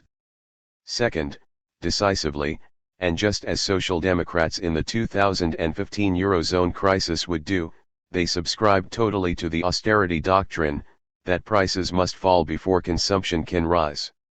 They overtly rejected the solution of state-funded public works, which under the influence of John Maynard Keynes was becoming popular on the European left. Third, they were committed to defending the international order agreed in the Versailles Treaty of 1919, and thus to honoring the reparations system. Finally, they were terminally dull. When their own experts, including a leading professional psychologist, urged the socialist leaders to focus on emotion not economics, deploying a single logo, a few key slogans, simple language and a positive vision of the future, they were dismissed. "We shall make ourselves look ridiculous with all this nonsense," came the reply. 28. Though dissidents inside both parties pushed for a united front between the SPD and KPD, the effects of the crash turned ideological differences into sociological ones. In places like Little Wedding, mass unemployment meant that working-class life became detached from the workplace and focused on the streets. For KPD members like Peterson, Day-to-day politics were reduced to physical confrontations with the Nazis, solidarity with those injured or arrested, and election agitation. The KPD's leadership knew that, as both they and the Nazis were competing for the allegiance of young, unemployed men, the only way to survive was to destroy the Nazis. But they had no idea how to do so. From September 1929 the KPD's slogan had been, "Hit the fascists wherever you meet them." 29 in June 1930, however, they withdrew the slogan, ordering their members to engage the Nazi rank and file in political arguments, and sent speakers to Nazi meetings to hand out specially targeted leaflets and put the communist point of view. At the same time, the KPD repeatedly tried to appeal to the Nazi base using the rhetoric of national resistance, and to outshout the Nazis as revolutionary opponents of the system. When this strategy also failed, they launched concerted attacks on the Nazi taverns in an attempt to shut them down. In response, the Nazis used their growing reserves of cash to buy up taverns used by communists. Next, the KPD leadership called for mass terror, which, stripped of its hyperbole, meant rent strikes in the tenements surrounding the Nazi taverns, and protest strikes in nearby workplaces. But the rent strikes always failed. The threat of eviction, plus the fact that the state paid unemployed people's rents direct to the landlord, meant that the rent strikes were impossible to sustain. And such protest strikes as took place had no effect on the Nazis. For young communist street fighters, mass terror sounded like a joke. "We don't care for the idea," wrote one communist youth group in Berlin to their leaders, "that if we are murdered by SA men a small part of the proletariat will carry out a half-hour protest strike, which only makes the SA men laugh." 30. So for 2 years, under the twin pressure of the third period ideology and its members' demand for action, the KPD alternated between mass and individual resistance. By late 1931 it was clear that neither tactic was working. The more the KPD tried to outshout the Nazis with anti-systemic rhetoric and tactics, culminating in a joint attempt with the Nazis to depose the socialist government of Prussia in August 1931, the more it alienated the SPD supporters. Meanwhile, the RFB's underground cells began to shrink, through arrests, the effects of unemployment and demoralization. At a despondent Central Committee meeting in February 1932, the KPD for the first time faced the possibility that fascism can come to power, without the Communist Party being able to begin a serious fight. 31. Thanks to a compulsory insurance scheme for SA members, we know exactly how many brown shirts were injured badly enough to miss work between 1930 and 1933, the figure is 22,813, around half of whom were attacked in the final 12 months. We rightly celebrate the bravery of the anti-fascist fighters, of the RFB, Anti-Fascist Action, the left sports organizations and the Socialist Reichsbanner. But their combined efforts managed to incapacitate less than 5% of Hitler's private army. As for the dead, during its entire struggle for power, the SA lost just 99 members. 32. Even if the left had succeeded in inflicting greater casualties and losses on the SA, once the Nazis had broken into the suburban world of clubs and fraternities and their ideology had become embedded in middle-class life, individual acts of violent resistance alone could not have contained them. Only coercion of a mass character, general strikes, the occupation of city neighborhoods, actual armed resistance, the expulsion of Nazis from every workplace, might have defeated the SA militarily. But would such a strategy have dispelled the ideology of race war held by thousands of NSDAP members and sympathizers? In the parallel situation of Spain in 1936, where it did come to fighting, Falangist beliefs did not suddenly evaporate when the anti-fascists were winning battles. To say that the strategy of street violence failed is not to argue against anti-fascist self-defense in principle. It was necessary then and is necessary now, where workers and minorities are faced with intimidation from the extreme right. But for the KPD it became a substitute for thinking clearly about political strategy. The one strategy that might have worked, unconditional unity in action with the SPD and an end to anti-systemic rhetoric, was never permitted. As the panic mounted in response to the Nazi electoral surge, the socialist leaders were equally culpable. In support of a constitutional republic, they repeatedly backed bans and restrictions on the KPD. Though the Reichsbanner was a large uniformed movement, the SPD's commitment to legality meant that it was never deployed in a sustained offensive to contain the SA. "What does the Reichsbanner have to say?" wrote one KPD member bitterly, from jail. "Sits in the tavern and carries on the fight against fascism there, landlord." Another pint, 33. Leading SPD thinkers posed exactly the right question: why is the middle class losing its belief in democracy, and how do we win them over to the left? But their orthodox Marxist mental framework, which reduced everything to economic interests and a struggle between two classes, produced entirely the wrong answer. Theodor Geiger, a party sociologist, identified Nazi voters as coming from both an old middle class, of farmers, shopkeepers, and pensioners, and a new middle class consisting of civil servants and white-collar workers. Since the Nazis could deliver economically to neither demographic, their vote was bound to disintegrate, he predicted, with the farmers moving back to their traditional parties and the urban middle class moving to the SPD. 34. Geiger was challenged by numerous socialist thinkers. Alexander Skafrin, a Russian émigré, drew on the experience of Italy to argue that the rush towards fascism indicated that the middle class could act autonomously, and would not necessarily break with fascism on economic issues. One must stress, he argued, fascism's independent existence. Its will to power, brutality and means of action, do not lie in the economic sphere. 35. Modernizers in the SPD knew the party needed to reach out to the middle class with a different message. But they could not persuade their members and low-level bureaucrats to change fast enough. The socialist trade unions had spent years complaining about the privileges of white-collar workers. It was easier to mock office workers as reactionaries than to engage them in arguments.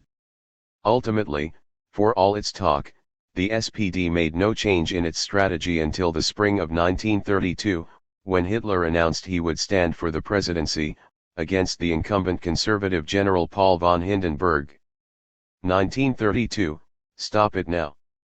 It must be made clear to the masses of German voters, ordered the Nazi Propaganda Bureau in February 1932, that the National Socialist movement is determined to use the presidential elections to put an end to the entire system of 1936. Hitler's campaign slogan would be Schluss jetzt. Literally, stop it now. Hitler's bid for the presidency was no token gesture. The Nazi vote had been growing in local elections and the economic crisis was at its deepest. By mid-1932 industrial production had halved, GDP was down by 37% compared to 1929, 1 in 3 people of working age was unemployed. 37 Crime, suicide, and despair dominated the headlines as Hitler zipped around Germany in an aeroplane, visiting 21 cities in 6 days. The socialists, true to form, backed Hindenburg. The communists, again true to form, stood their own leader, Thälmann. In the second round runoff on April 10, 1932, Hindenburg won, but Hitler had scored 37% with 13.4 million votes. That was a massive psychological blow, both for the mainstream parties and the left. 13 million votes were more than any single party had achieved during the history of the Republic, including those supporting Hindenburg.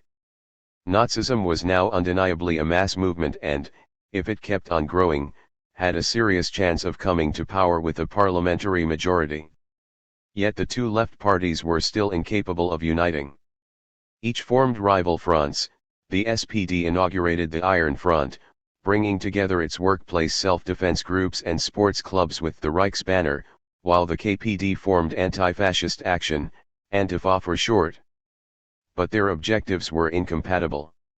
The socialists had framed their entire project around the defense of a republic that was on the brink of collapse, and defense of a government implementing the most ill-advised austerity program in history. Even the logo they chose to represent anti-fascism, 3 arrows, was meant to symbolize their equal opposition to monarchy, fascism, and the KPD. Their 1932 election poster shows one of the arrows piercing a crown, one a swastika and one the hammer and sickle. The communists, meanwhile, were only allowed to seek unity from below. And their own voter base, which was growing at the expense of the socialists, wanted a revolution. In 1932 the young French leftist Daniel Guérin hiked through Germany, staying at youth hostels frequented by both KPD and Nazi hiking clubs. He watched them face off in the common rooms, brandishing rival newspapers, singing rival songs and shouting slogans at each other after lights out. But, as one communist youth whispered to him, "Occasionally we kill each other, but deep down we want the same thing, a new world radically different from today's, a new system." But some believe adamantly that Hitler will provide this, while others believe it will be Stalin. That's the only difference between us. 38. Though shocked by this, once Guérin met the SPD he began to understand. Reaching Dresden, he was taken to the HQ of the Socialist Trade Unions, a sleek modernist building where the elegant waiters looked askance at his hiking boots, and elderly socialist bureaucrats bought him beer. He wrote. Red in the face, bloated and dull, confined to their cushy, tiny, bureaucratic and corporative world, they made me want to grab them by the collar and give them a good shaking. 7 or 8 million German proletarians were dying of hunger. 39. However mad and self-defeating this refusal to unite against fascism appears to us now, the socialist and communist leaders were aligned with the sentiments of their supporters. Socialist and communist workers wanted different things, had different visions of the future, held diametrically opposed views of democracy and, thanks to the financial crash, lived increasingly in different social worlds. There were splits and opposition groups of course, but party discipline on both sides made them easy to marginalize. The biggest splinter group from the SPD had around 30,000 members and a daily newspaper, but come election time it was squeezed into insignificance. Another dissident group, which included both SPD and KPD members trying to create a single working-class party, had to work in complete secrecy because of the danger of expulsion, through a system of codenames and safe houses. This, paradoxically, allowed them to survive as a resistance movement under the Nazis until 1935. But at the critical moment the wider public knew nothing of their existence. 40. Only a strategic rethink by the leaders of both parties early in the process could have stopped the Nazi breakthrough between 1930 and 1932. But it didn't happen. 1932, the ground rush. As in the last 20 meters of a parachute jump, the ground now rushed up towards the German left at disorienting speed. On April 14, 1932, reeling from the size of the Nazi vote in the presidential election, the SPD persuaded Brüning to ban the Sturmabteilung. But it was his last throw of the dice. The right-wing parties were now determined to form a cabinet including Hitler, to suspend parliamentary government and to launch an army crackdown on the political chaos that the Nazis had played such a key role in fueling. On June 2 Hindenburg sacked Brüning and appointed the reactionary Catholic aristocrat Franz von Papen as chancellor. Papen's first act was to dissolve parliament, triggering elections for July 31. His second was to lift the ban on the SA. The third was to launch a military coup against the socialist regional government of Prussia, marching its elected ministers out of their offices at gunpoint. In the July 1932 election campaign, the SPD leaders finally did what their members had been calling for. They staged hundreds of mass rallies, they used populist slogans, and the Reichsbanner attacked and sometimes beat the SA in street fights. But despite the pleading of activists and union leaders, the socialists still refused to demand a state-funded program of public investment. Instead, it was the Nazis who made the public works program their signature policy. There was now pressure from below within both left parties for a united campaign against the Nazis. Activists in 5 cities staged joint demonstrations during the campaign. In Berlin, activists tried to register a joint anti-fascist list of candidates. But the bureaucracy prevailed. Both the KPD and SPD issued formal instructions to cease collaboration. the latter admitting in private that the push for unity was extraordinarily strong. 41.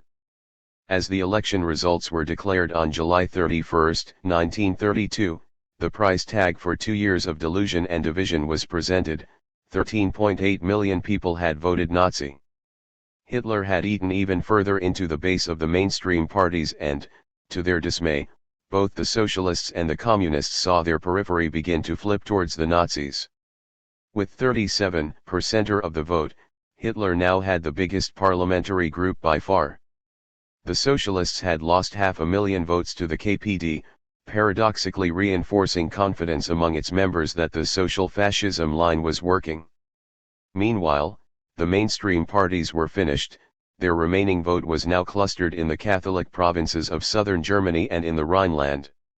Among the Protestant majority of the electorate it was now a straight battle between Marxism and Nazism. Even at this late stage there was room for hope. Hitler could not form a majority government. And it was clear that, with votes for the two left parties staying largely solid, he was unlikely to make further gains. The Nazi Party's finances were also shaky.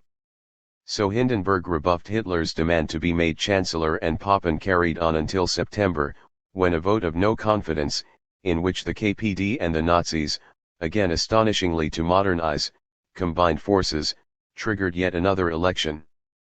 When the next elections were held, in November 1932, the Nazi vote slid back to 33%, partly due to Hitler's support for a group of SA men convicted of a gruesome murder. The KPD vote grew to 17%, mainly through disillusioned SPD voters switching to the Communists. Papen was sacked and the reactionary army general Kurt von Schleicher was given the job of stopping Hitler. Schleicher's brief term in office has become one of the most examined episodes in history. Since the onset of the crisis in 1929 he had been the main representative of the army in politics. He pushed continuously for a presidential dictatorship. But he didn't want Hitler as chancellor. To this end, given the job himself, he explored two solutions: to tame Hitler by bringing him into the cabinet, or to create a cross-party national government that would exclude Hitler, drawing in forces as diverse as dissident Nazis and socialist trade union leaders. But neither Hitler nor the forces required for an anti-Hitler dictatorship would take the bait, and so, on January 28, 1933, unable to govern effectively, Schleicher resigned. On the morning of January 30, the SPD leaders met in their parliamentary office in a panic. They resolved to tell Hindenburg they would support any regime that could stop Hitler. Characteristically, they were too late. The man they sent out to make the phone call was greeted by wild running and shouting in the corridors. Hindenburg had already made Adolf Hitler Chancellor of Germany. Does class explain the Nazis? 3 basic questions need to be answered. Why did the business elite switch from opposing the Nazis to facilitating their seizure of power? Why did the middle class abandon respectable racist parties of the right to become fanatical followers of Nazism? And why didn't the workers' movement effectively resist? Alfred Sohnrethel left a convincing answer to the first question. As a Marxist economist, hired unwittingly by a secretive business lobby group, he observed firsthand how two factions emerged within Germany's corporate monopolies and cartels, those reliant on international finance and trade, such as the Siemens Electrical Group and banks handling U.S. money, and firms focused on the domestic market, such as the Steel Trust, the coal industry and the savings banks. Once the economic slump began, the globally focused firms backed Brüning. To maintain the flow of foreign investment into Germany they needed reparations payments to continue. In addition, Britain, France, and the USA had the power to lock businesses like Siemens out of infrastructure projects in the developing world. Those on the other side, mainly the heavy industrial sector, had little option but to ride out the crisis. 42. So long as both factions believed the downturn was a normal economic crisis, and would sort itself out through falling wages and lower taxes, backing Brüning looked sensible. But when the slump turned into a banking crisis, in May 1931, it became clear that the program of austerity and deflation was a dead end. the reparations system collapsed and the flow of investments across national borders ground to a halt. Now both factions of German industry were in deep trouble. How could the home market, with wages collapsing and public investment slashed, replace the global economy, either as a source of capital or an outlet for goods? Logic pointed to a new solution, a state-driven investment model and rearmament, and the attempt to carve out new colonial markets in the Middle East, the Balkans, and Eastern Europe. This was the background to the formation of the Hartberg Front, at an ostentatious right-wing rally in the spa town of Hartberg in October 1931. The front brought together the right-wing populist DNVP, the Stahlhelm Veterans Group, numerous monarchists, and top executives from the heavy industrial sector of German business. Hitler gave a speech at the rally, but resisted the idea of the Nazis joining a unified national opposition. Nevertheless, Hartberg was the moment when a significant chunk of German big business came together to form a plan for economic self-sufficiency, summarized in the word autarkie. They would break with the global system and rebuild the German economy around highly concentrated monopolies, relying on state support, a revived weapons industry and, ultimately, territorial expansion. But the obstacles were huge, namely, a mass workers' movement, the Versailles Peace Treaty and the Constitution of the Weimar Republic. What united this conglomeration of desperados, wrote Sohnrethel in a manuscript smuggled out of Germany as he fled, was the demand for a dictatorial government directed against the organized working class. 43. But that did not have to mean Hitler. Plan A was to put von Papen in power and suspend parliamentary government. That, however, needed an army ready to stage a full-scale military coup, suppressing both the left parties and the trade unions. But the army was too small to achieve this. Hitler's offer to the German industrial elite was never simply an alternative economic plan, it was an offer to destroy the labor movement and rid the country permanently of communists. If you imagine the Reichstag without a bloc of Nazi politicians, he once warned the industrialists, then you have to imagine those seats filled with communists. And as the KPD's vote increased, and the SPD's base radicalized in the second half of 1932, so did the attractiveness of Hitler's offer. The ace in the hole that toppled Papen and put Schleicher in power was the report of a secret war game staged by the military general staff, which showed that the army could not defeat the KPD in open battle at the same time as defending Germany's borders. 44 Hitler was handed power because all other options had been tried, he had mass support, and he was ready to do what the army couldn't, crush the working class. It is an established fact that the social base of Nazism was the middle class. Certainly, it drew electoral support from all sections of society, but the solid backbone of its membership consisted of farmers, shopkeepers, craftsmen, civil servants, students, and office workers. 45 Why did such people, usually committed to order and respectability, become fanatical enthusiasts for racist terror? As we will explore in Chapter 8, left and liberal theorists were at such a loss to explain this phenomenon that they worked on the assumption that these were atomized loners, terrified amid the rising chaos. More recent research, drawing on Nazi membership files, has challenged the atomization thesis. It shows that the Nazis grew most rapidly in places where there was a strong culture of civic associations, choirs, bands, gymnastic clubs, and organized hiking groups. Critical to each local breakthrough was the Nazis' ability to colonize the social networks of influential people. If a Nazi recruit was a member of the local gym, dog breeders association, or carnival float group, they would then recruit people in every one of these locations. The more clubs they were in, the more effective they were at recruiting. This translated into a higher vote share, because the Nazis' chosen campaigning method, face-to-face meetings and conversations, helped get out the vote. 46. A micro-study of Nazi membership in Marburg, a university town, substantiates this. After 1930 the people who signed up to the Einstab were joiners, not loners, and they joined in groups, from the same gymnastic, rifle or student clubs. Much of Nazi mobilization, writes historian Rudi Koscher, depended on the independent social activity of these opinion makers, string pullers, and culture brokers.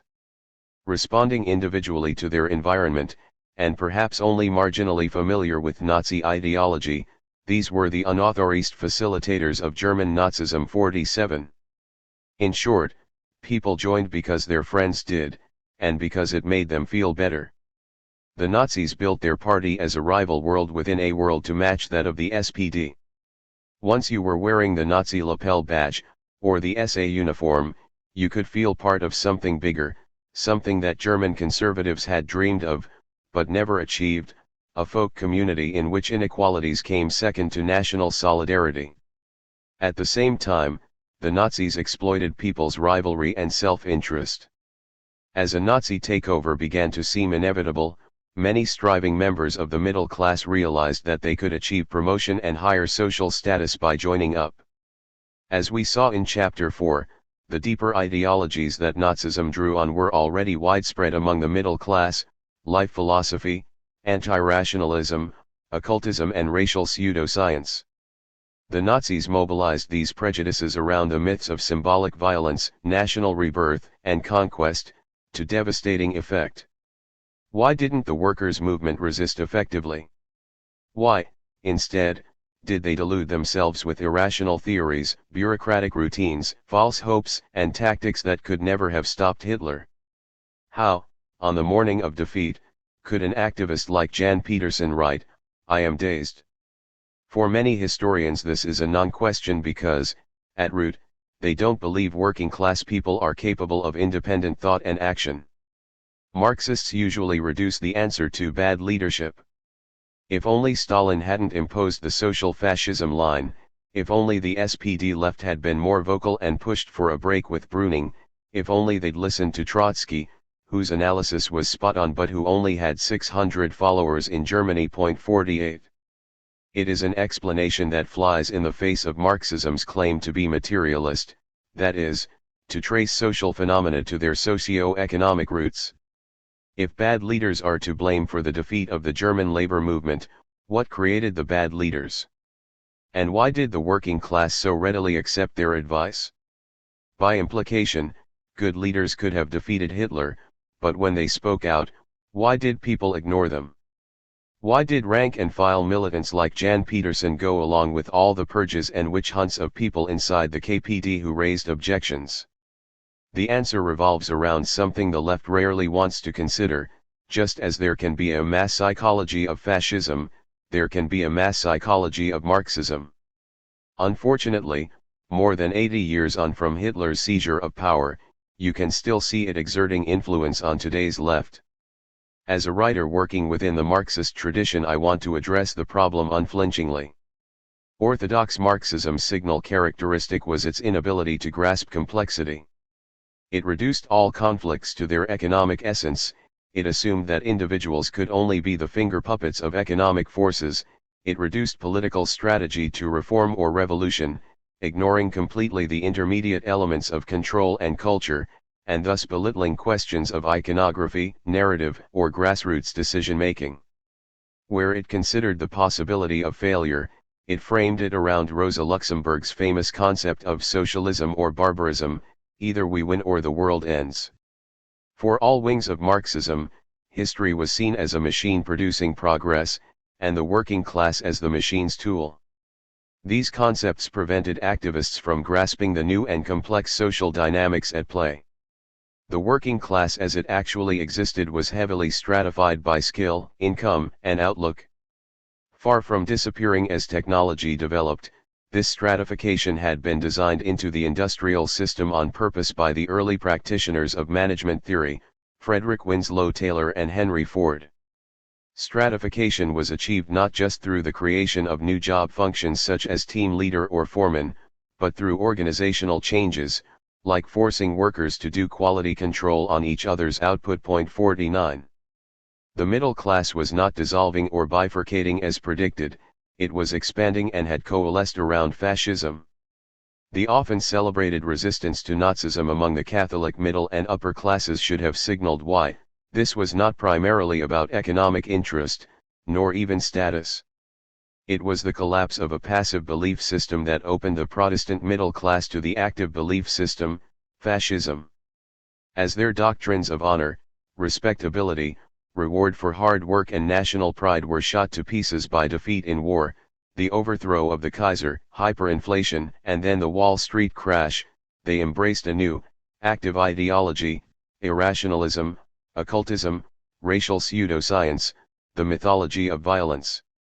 As for a theory of the state, on both the communist and social democratic sides it was primitive. Communists learned that the state was the executive committee of the bourgeoisie, committed to maintaining a monopoly of force to prevent a workers' revolution. Social Democrats believed the opposite, that with the foundation of the Weimar Republic they had, for the first time, created a state that was neutral, and could be used to implement socialism once they had a parliamentary majority. Every time the SPD came under attack, as with the coup against its ministers in Prussia, it told its supporters to wait for the next election.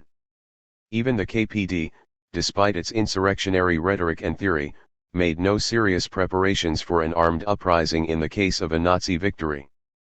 At the most fundamental level, both sides of the labor movement were mesmerized by the two-class theory of reality and the fatalistic optimism that it implied.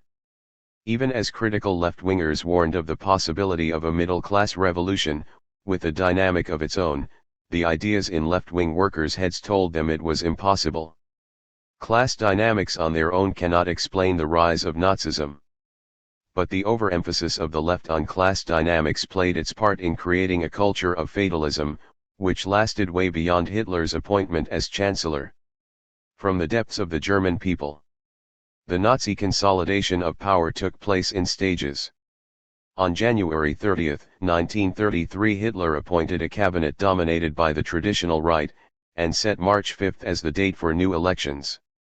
All over Germany the SA launched a police-backed terror campaign aimed primarily against the KPD. Where there was resistance, as in Little Wedding, the police carried out mass arrests, the SA turned their local HQs into torture chambers. The KPD's response was to call for a general strike, which, as Peterson reports, failed. The SPD, true to its history of legalism, refused to back the strike. Both parties concentrated instead on the election campaign, both were eliminated without a serious fight. On February 27 the Reichstag fire, allegedly started by a mentally ill Dutch communist, gave Hitler the excuse to suspend large parts of the constitution, ban the KPD's newspapers and arrest around 4,000 of its members.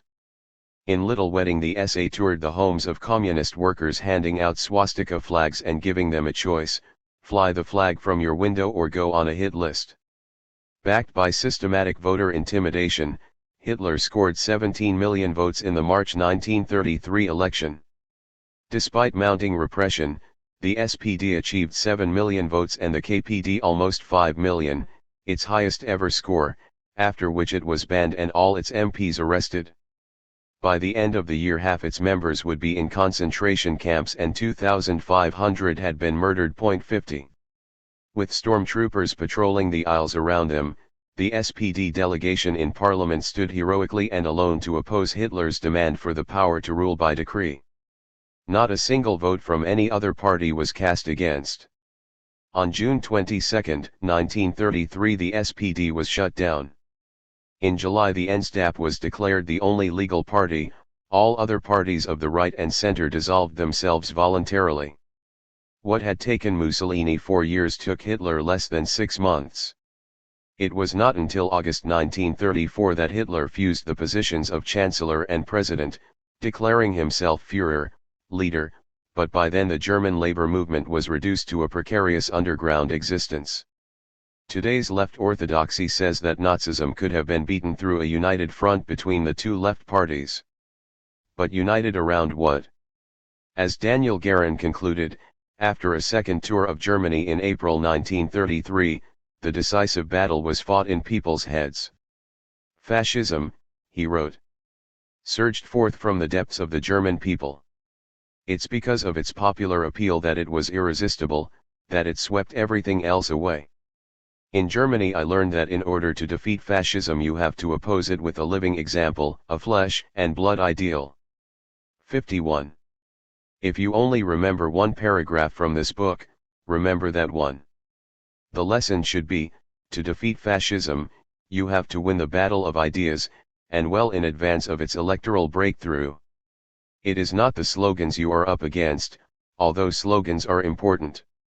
It is the thought architecture discussed in Chapter 2, the mythology fascism draws from, the self-contained logic, internally coherent but detached from facts.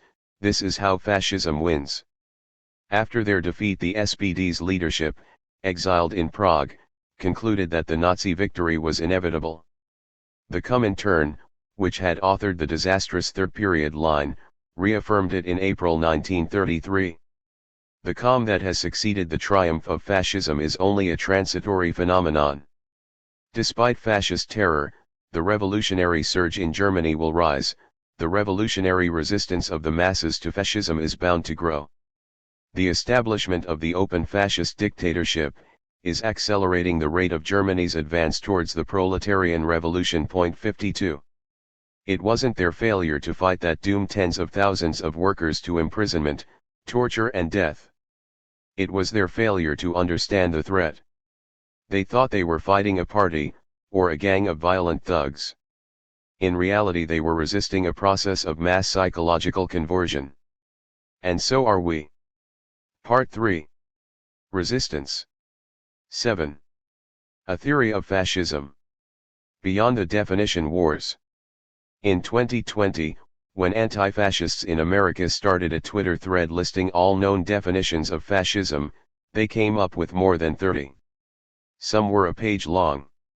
Others were 3-line sentences so crammed with academic jargon that they could give you a migraine. Many directly contradicted each other. 1. It would be easy to shrug our shoulders and say, why does theory matter? You generally know a fascist when you see one. And the extreme right don't sit around constructing cute definitions of their enemies, they act. But, as we've seen, the need for a theory is urgent. Fascism achieved power in the 20th century because neither the liberal center nor the Marxist left understood what they were dealing with. Today fascism, once presumed dead, has revived, fused itself with right-wing populism, and stands poised to exploit all the instabilities of the 21st century. Without a coherent explanation of why it has returned, we risk the same outcome. Today, any theory of fascism has to tackle 4 questions. Why, in the 1920s, did the same kind of people start doing the same kind of things, with such devastating results for democracy? Why is it happening again? Is there a deeper cause underlying both iterations? How can it be stopped? The problem is that, for much of the post-1945 period, the study of fascism was focused on the first question, and the answers were always in dispute. Though we can learn much from the historians who thought fascism was dead but interesting, its resurgence means any theory based on that assumption has to be revised. In addition, a theory that works for historians may not work for us, as politically engaged participants. Many of the definitions being screen-grabbed and debated by anti-fascists today were written as research hypotheses, designed to guide investigation and analysis. We, by contrast, need theory as a guide to action. We can't expect academia to produce this, though its data, case studies, and insights are invaluable. In 1930, as the German left debated how to respond to Hitler's breakthrough, the most influential debates were conducted not in a university seminar but in a trade union theoretical journal. These debates were read and argued over in workplaces and party meetings, and the experience of activists fed into what political theorists wrote next.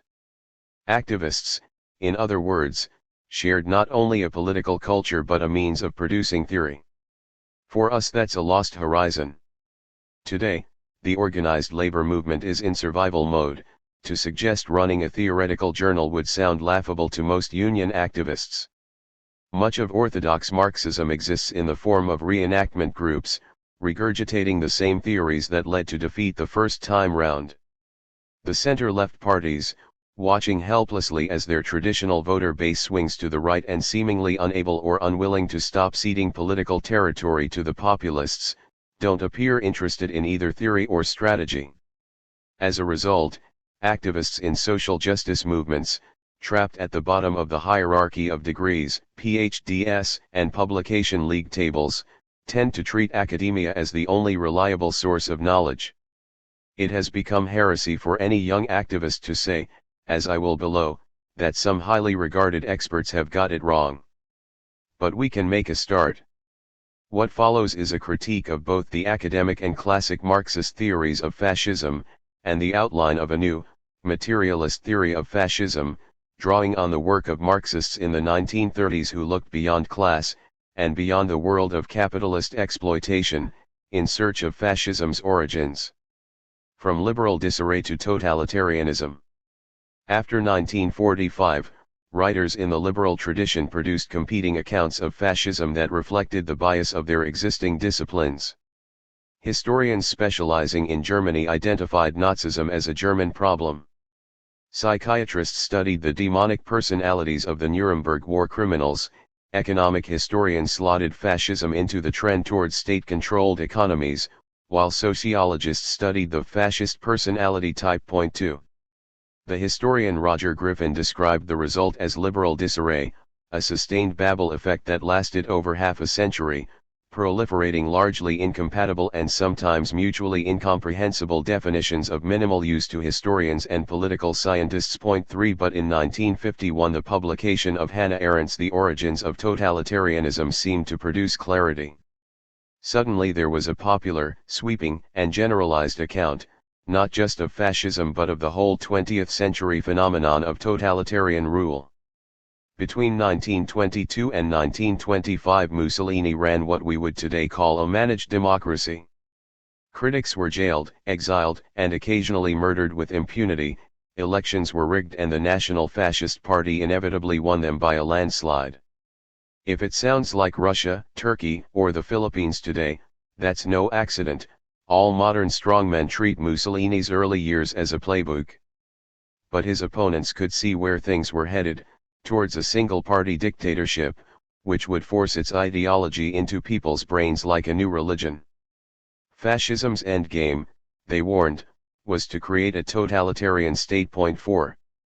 In response, Mussolini's squadristi took up the word totalitarian as a badge of honor. They were entirely open about their desire for a full fascist state, and in January 1925, Mussolini began to build it. He sidelined the legislature and judiciary, concentrating power on himself. He cancelled freedom of assembly, declared all other parties illegal, placed the press under state control, introduced the death penalty for sedition, and began to round up thousands of his opponents. Point 5. By 1928 Mussolini had created a party state. But he was not done yet. Though he had come to power promising to liberate the private sector, after the Wall Street crash he turned instead to outright state ownership. By the time Mussolini co-authored the doctrine of fascism in 1932, he had created the most state-dominated economy outside the Soviet Union. He decreed, "Everything is in the state and nothing human or spiritual exists, much less has any value, outside the state." In this sense fascism is totalitarian, and the fascist state, the synthesis and unity of all values, interprets, develops, and gives strength to the whole life of the people. Point 6. Totalitarianism, then, was not a concept invented by Arendt, it was a term used both by fascism and its critics. But in the 1930s, after Hitler's victory and Stalin's turn to mass murder and repression, a theory emerged that claimed the whole world was turning totalitarian. As early as 1931 Lucien Lauré, an Austrian Marxist, argued that because Italy and the Soviet Union were so similar, a new, bureaucratic form of exploitation had emerged to replace capitalism, a kind of technology-enhanced slavery. The differences between the Soviet and fascist systems, he proposed, were merely ones of degree. 7 By the end of the 1930s Lauré's bureaucratic collectivism theory had become commonplace among left-wing critics of Soviet communism. but as an explanation of fascism, and indeed as a guide to action, it proved a dead end. Once fascism was destroyed, and replaced by fully functioning market democracies after 1945, it was worthless to the left. From 1951 onwards the totalitarian thesis would become the property of the Cold War right. Arendt's description of Nazism as an alliance of the elite and the mob contains important insights for us. What the two groups have in common is the same desire she observed in 1920s Germany, access to history even at the price of destruction. 8 That is, the desire to derail the global order and trigger a giant historical reset, even if it destroys the society they live in and the country they claim to love. Trump and the middle-class crowds who adulated him fit Arendt's description of the elite and the mob perfectly. Arendt's dissection of Hitler's reliance on conspiracy theories, discussed in Chapter 2, is also relevant. The Nazis, she said, had created a lying world of consistency which is more adequate to the needs of the human mind than reality itself. Her words could just as easily describe the collection of QAnon believers, anti-vaxxers, climate deniers, and neo-Nazis that stormed the U.S. Capitol in January 2021. They do not believe in anything visible, in the reality of their own experience. They do not trust their eyes and ears but only their imaginations, which may be caught by anything that is at once universal and consistent in itself. 9. Significant and insightful as it is, as an account of fascism's origins, Arendt's work is flawed. In the first place, by creating the overarching abstraction of totalitarianism to describe both the USSR and Nazi Germany, she had to exclude Italy from the category until 1938.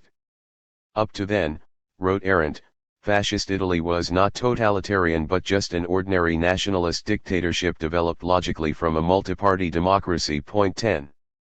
Second, because having established social atomization as the precondition for the rise of totalitarian movements, she admits it was not present in Tsarist Russia, nor in the early Soviet regime, and had to be created during the 1930s using mass terror, famine, purges and intrusive surveillance. 11. Third, Arendt's account of Hitler's rise to power is at odds with the facts. She argued that the original adherents of fascist movements were mainly non-joiners who for individualistic reasons always had refused to recognize social links or obligations. 12 That's how, to her, it may have felt. But as we saw in Chapter 6, from war veterans to students, to members of shooting clubs and shopkeepers' guilds, the Nazi breakthrough happened among joiners, not non-joiners. Finally, Arendt severs the link between fascism and capitalism. In no version of history did Russia's factory owners wish for Bolshevism. In all accepted histories of fascism, Hitler and Mussolini had encouragement from at least a section of the ruling class, and large sections of the business elite collaborated with them once in power. Emilio Gentile, a modern advocate of totalitarianism theory, summed up the problem with Arendt's theory. For her, he writes, totalitarianism is like a strange plant. In Russia it has no roots, but can germinate and grow. In Germany it has roots but grows slowly. In Italy it flowers despite having no roots and never germinating. 13 The theory, in short, does not stand up, despite the acuity of her insights. If you are going to use the word totalitarianism today, Gentile argues, you have to strip it of the abstract character it assumes in Arendt's work. Yet, after Arendt, totalitarianism became the signature tune of Cold War political science. Checklists were invented and the 6 key features of totalitarian states learned by undergraduates. For Friedrich and Brzezinski, who in 1956 wrote the most influential textbook on the subject, the regimes were the primary focus. Movements came a distant second, their ideologies dismissed as trite restatements of certain traditional ideas, arranged in an incoherent way that makes them highly exciting to weak minds. 14. Throughout the 1950s it became an article of faith that fascism and communism were the same thing. And then, in the 1960s, the historians intervened. From grand theory to sociology. Ernst Nolte's book Fascism in its epoch signaled a return to the study of fascism as fascism, rather than a subcategory of something else. Published in Germany in 1963, at a time when hundreds of thousands of former Nazis were still alive, it was a cathartic moment. Here was a figure from conservative academia coming to terms with the past. It also signaled a return to the study of mass movements, not just regimes in their final form, to the study of ideas as well as actions, and to seeing fascism as a product of something deeper. Both Marxists and liberals believed that fascist ideas were an incoherent fiction and served only as a pretext for violent actions. Nolte, by contrast, insisted that fascist ideology is important. We must allow it to speak for itself and understand its staggering logicality and consistency, even though we disagree with it. 15 Drawing on the experiences of France, Italy, and Germany, Nolte wrote the first influential definition of fascism. Fascism is anti-Marxism, which seeks to destroy the enemy by the evolvement of a radically opposed and yet related ideology and by the use of almost identical and yet typically modified methods, always, however, within the unyielding framework of national self-assertion and autonomy. 16. It's not the catchiest definition. Broken down into bullet points, it means: fascism is anti-Marxism. Without Marxism and the Russian Revolution there is no fascism. Fascism's aim is to destroy Marxism as a movement and ideology, if necessary by killing millions of people. Fascism's ideology is the mirror image of Marxism, but with one crucial distinction: it's based on nationalism, not class. Fascism's methods are similar to those of revolutionary Marxist parties, but modified according to its nationalist goals. Not content with a definition, Nolte also produced a checklist. Any movement that can be called fascist has to have 6 attributes: anti-Marxism, anti-liberalism, anti-conservatism, an all-powerful leader, a party army, and the expressed aim of a totalitarian state. Finally, Nolte offered an explanation of the underlying cause that had driven millions of people to embrace the far right. Fascism, he wrote, is the practical and violent resistance to transcendence. 17 This, too, needs unpacking. Nolte identified the irrationalist ideas circulating before 1914 as indispensable to the rise of fascism. The French Revolution, and the rise of capitalist industry, he said, had made progress possible. In response, throughout the 19th century, conservatism tried to halt this progress, or roll it backwards towards the pre-revolutionary order of peasants, priests, and aristocrats. By the late 19th century, however, it looked like the reactionaries had lost. If science could refute the Bible, proving humanity's origins in evolution, it could one day probably map the human brain. If music could move beyond tonality, if art could move beyond representation, and machines could fly, then it was possible to imagine human freedom, what Nolte calls transcendence, coming soon. Those devoted to the ideals of absolute monarchy, eternal war, and social hierarchy realized that if they didn't stop human progress now, it would be too late. They began to mobilize and act. That is what Nolte means by practical resistance to transcendence. It is this fear of progress, rather than the mere loneliness and atomization produced by modern life, that for Nolte explains the emergence of mass fascist parties.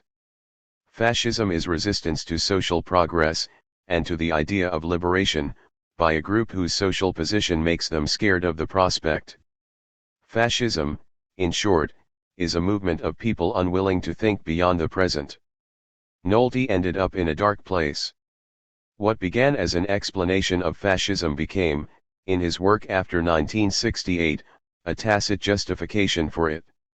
As German conservatism moved rightward, he began to imply that the Nazi response to Marxism may have been justified, that the Bolsheviks' crime of class murder was the trigger for the Nazis' racial murder, and that the Holocaust was not a unique crime in history. All of which sparked a bitter debate in German politics, and outright war among historians. Nolte was ostracized for the rest of his career, though more recently celebrated by the rising stars of the AfD. 18. Even his critics, however, admit that fascism in its epoch was a landmark text. But it was to be the last major attempt by a non-Marxist to theorize fascism as a totality. For Nolte's book now spawned the discipline of comparative fascist studies, and the definition wars began. Over the next 40 years numerous writers tried to improve on Nolte's definition and his checklist, not only in order to study the historical movements but to identify fascist tendencies within the post-war right. In 1976 Juan Linz, a Spanish political scientist, wrote an extensive definition of fascism, taking Nolte's 6 points and adding to them. A party could be defined as fascist, said Linz, if it was hypernationalist, anti-parliamentary, anti-liberal, anti-communist, populist, anti-proletarian, partly anti-capitalist, aimed to integrate the whole of society in a single party, had a distinct style and rhetoric, relying on violence plus elections, with a totalitarian goal, was based on vitalistic philosophy, offered a new elite status to those not integrated into the class structure, had a deep-seated hostility to all parties, movements and religions that look international. Point 19. This is only a short summary. Linz's full definition runs to nearly a page. But it doesn't explain fascism. The method of building ideal types, what we today call models, has been central to social science since its foundation. Models allow us to simplify reality in order to see what is general, typical, and recurrent. But in an attempt to improve on Linz's abstract model, historians began a fruitless competition, in which their definitions got denser, the checklists ever longer, and their usefulness declined. To take one example, in 1980 Stanley Payne, a historian and expert in Spanish fascism, wrote that fascism is a form of revolutionary ultranationalism for national rebirth that is based on a primarily vitalist philosophy, is structured on extreme elitism, mass mobilization, and the Führerprinzip leader principle as end as well as means, and tends to normalize war and or the military virtues. Point 20. Emilio Gentile also produced his own 10-point checklist of fascism's common features, a mass movement drawn from every class, an ideology expressed through the myths and rituals of a secular religion, an activist vision of life, a totalitarian view of politics, a public ethic based on virility, comradeship, and the warrior spirit, a single, armed party, a police apparatus using organized terror, a political system focused around a charismatic leader, a state-led economy, and an expansionist foreign policy. Point 21. But definitions are not explanations. And checklists cannot capture cause and effect. When you produce an abstract model of anything, you are necessarily stepping away from both detail and time. Detail is not such a problem because, if you're isolating the basic features of something, these can be used to highlight variations in the nature of fascism. So, if we take Payne's definition, Mussolini's vitalist philosophy was drawn from Searle and Nietzsche, while Hitler was much more fundamentally attached to the racist psychobabble of Chamberlain. Time, however, is a big thing to ignore, because all fascisms, then and now, have a beginning, a middle, and an end. And once you've discarded time, it's easy to cast aside another key question: causation. Linz, Payne, Gentile and their co-thinkers were historians determined to remain close to the concrete, to name and identify rather than explain. Their typologies are lengthy, their warnings not to overuse them loud. Their achievement was to refocus our understanding of fascism on the factors that the left had dismissed: myths of national rebirth, irrationalism, and quasi-religious symbols and routines. They also showed, disturbingly for the left, how close early fascism was to anti-Marxist socialism and, in Italy, to anarchism. But in the 1990s the definition wars, like much of social science, took a turn away from reality altogether. Some historians decided to abandon any relationship between definitions and concrete facts. According to one of them, Roger Griffin, they were illuminated by the realization that fascism is not an objective thing to be found or defined. Rather, like all other political concepts, it is a heuristic device which can be articulated as a working definition. 22. Marxists had tried to explain fascism as the product of economic and social conflict. Anti-Marxists like Nolte had focused on resistance to progress. Griffin and his co-thinkers would instead focus on fascist culture, and they would do so from the inside out. Fascism, Griffin said, was best studied from the point of view of the fascists themselves. This way historians could at last see fascism as the expression, albeit a generally propagandistic one, of deeply held beliefs and emotionally and mythically powerful ideals about what is wrong with society and what should be done to regenerate it. Point 23. This approach did work, up to a point. It allowed a new generation of social historians to listen more carefully to what fascists said and wrote, and to produce new, granular histories, such as the micro-study of the Sturmabteilung quoted in Chapter 6. Griffin's definition was the most defiantly abstract and became the most influential. Fascism is a genus of political ideology whose mythic core in its various permutations is a palingenetic obsessed with rebirth form of populist ultranationalism. Point 24. But even at the abstract level there are huge problems with this two-line summary. First, it defines fascism wholly as an ideology. Second, it removes all mention of violence. Third, it introduces the idea of populism, which is fine if you are trying to stretch the definition to encompass the new right parties emerging in the 1990s, but seems anachronistic if applied historically. Finally, as we have seen, most 21st century fascism is focused on ethnicity, not national greatness. It wants the rebirth, and purification, of the white European race, or of the Hindutva, or the non-indigenous elites of Latin America.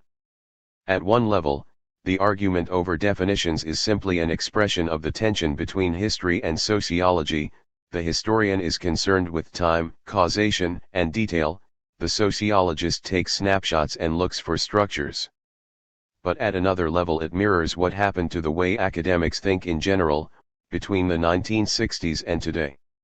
Nolte, though a conservative, was determined to match the breadth and totality of the Marxist explanation of fascism.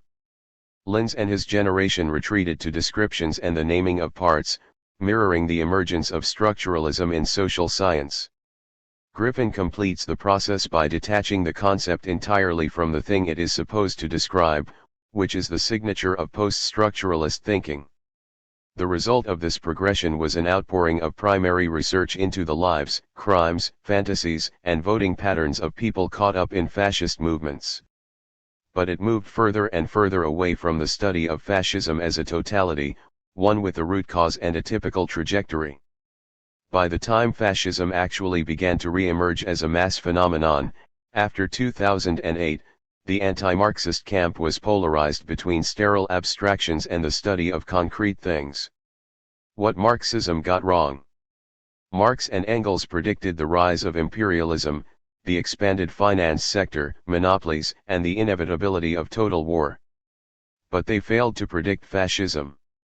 In fact, no Marxist predicted fascism. Once the fascist bid for power began, no Marxist writer was able to develop a coherent theory of it, and no Marxist-led party had a strategy to defeat it. As a result, fascism killed an entire generation of Marxists, destroyed every mass workers' party in continental Europe, and, in 1942, came within a hair's breadth of destroying the USSR. No Marxist can regard these failures as secondary. They should haunt the mind of anyone who wants, as I do, to call themselves a Marxist today. But they do not. Everywhere on the left you will hear activists repeat the basic flawed assumptions that led to disaster in the 1920s and 30s. Let's summarize them. Determined to reduce all phenomena to their economic roots, the orthodox Marxists of the Comintern were surprised by the attraction of middle-class people to a violent revolution against the revolution, and had no effective answer to it. The agent theory, whereby fascists were seen as the puppets of big business, blinded Marxists to the relative and prolonged autonomy of fascist parties from the business elite and to fascism's actual relationship to capitalism. Convinced that history was on their side, they saw their initial defeats as temporary and the managed democracy phase of fascism, both in Italy and Germany, as reversible and even survivable. Finally, in their relentless focus on class antagonism as the driver of fascism, Marxist parties failed to realize the significance of anti-Semitism within Nazism. Leon Trotsky, who in the weeks after Kristallnacht in 1938 predicted the coming Holocaust, was among the rare exceptions. 25. After Hitler's victory, as we will explore in Chapter 9, the Comintern's tactics changed. By forming an alliance with liberals and moderate socialists in France and Spain, the Communists temporarily halted the spread of fascism. But to justify the alliance, they doubled down on the agent theory, albeit with a modification. Fascism, said the Comintern leader Georgy Dimitrov in 1935, is the open terroristic dictatorship of the most reactionary, the most chauvinistic, the most imperialistic elements of finance capital. 26 Since fascism was the agent of the bad capitalists, it was now okay to ally with the good, democratic capitalists. But the agent theory itself survived. The current state of the left suggests that there is a clear danger that these errors will be repeated. On any given Sunday you can hear the class against class theory expounded on left-wing Twitter, where liberals like Hillary Clinton are vilified in the same language as Trump. 3 interwar Marxist writers are often praised by today's left for their opposition to the policies of the Third Period, and for their attempts to critique the errors outlined above. Trotsky, who was assassinated in 1940, August Thalheimer, an oppositionist in the KPD, who fled Nazi Germany and died in 1948, and Antonio Gramsci, who died in prison in 1937, but whose mature work was published only after the war. 27. Trotsky, who relentlessly criticized the class against class strategy, urged German communists to make a formal United Front agreement with the SPD. After Hitler's breakthrough, he correctly identified the Nazis, not the centrist parties or the socialists, as the main enemy. He understood Nazism as a mass movement, rooted in the middle class, and capable of achieving power with significant autonomy from its elite backers. Trotsky, Thalheimer and Gramsci were all fascinated by fascism's similarity to Caesarism, that is, the ability, at critical moments in history, of unrepresentative factions within society to seize power. In Marx's writings, they had a case study, the seizure of power by the self-styled Emperor Louis Bonaparte during the defeat of the 1848 revolution in France. Bonapartism, Marx said, was an example of the elite giving up political power to save their economic power, handing over the sword to save the purse. 28 But as they mulled over the parallels between Bonapartism and fascism, the critical Marxists of the 1930s stuck to the mental framework spelled out by Engels in his introduction to Marx's famous pamphlet on Bonaparte. All historical struggles, whether they proceed in the political, religious, philosophical, or some other ideological domain, are in fact only the more or less clear expression of struggles of social classes. 29. This great law of motion of history, Engels claimed, had the same status for history as the second law of thermodynamics does in science. Here, in a nutshell, lay the problem Marxists in the 1930s failed to grapple with. You can admit fascist movements are temporarily autonomous from the capitalist class, you can see the fascist state as saving capitalism as a whole through actions autonomous from individual capitalists. But ultimately you are still required to see fascism as an expression of ruling class interest and as an agent of capital. Because they could never go beyond this last analysis, most dissident Marxists in the 1930s produced only a thin, tactical critique of the orthodox position. Only Gramsci, in his prison cell, began to rethink the premises of Marxist theory, not just its conclusions. He asked, if the middle class has discovered a new, historic capacity for autonomy and revolution, creating regimes that the working class cannot beat, where does that leave Marxism? As early as 1921 Gramsci realized that fascism can only partially be explained with reference to class. Fascism is the name for the profound decomposition of Italian society, he wrote. That process had unchained elemental forces which not even the bourgeoisie could control. 30 This was an astonishing claim for a Marxist to make, it signaled a rip in the fabric of the Marxist universe. But at this point he could explain fascism away as the outcome of Italy's underdevelopment.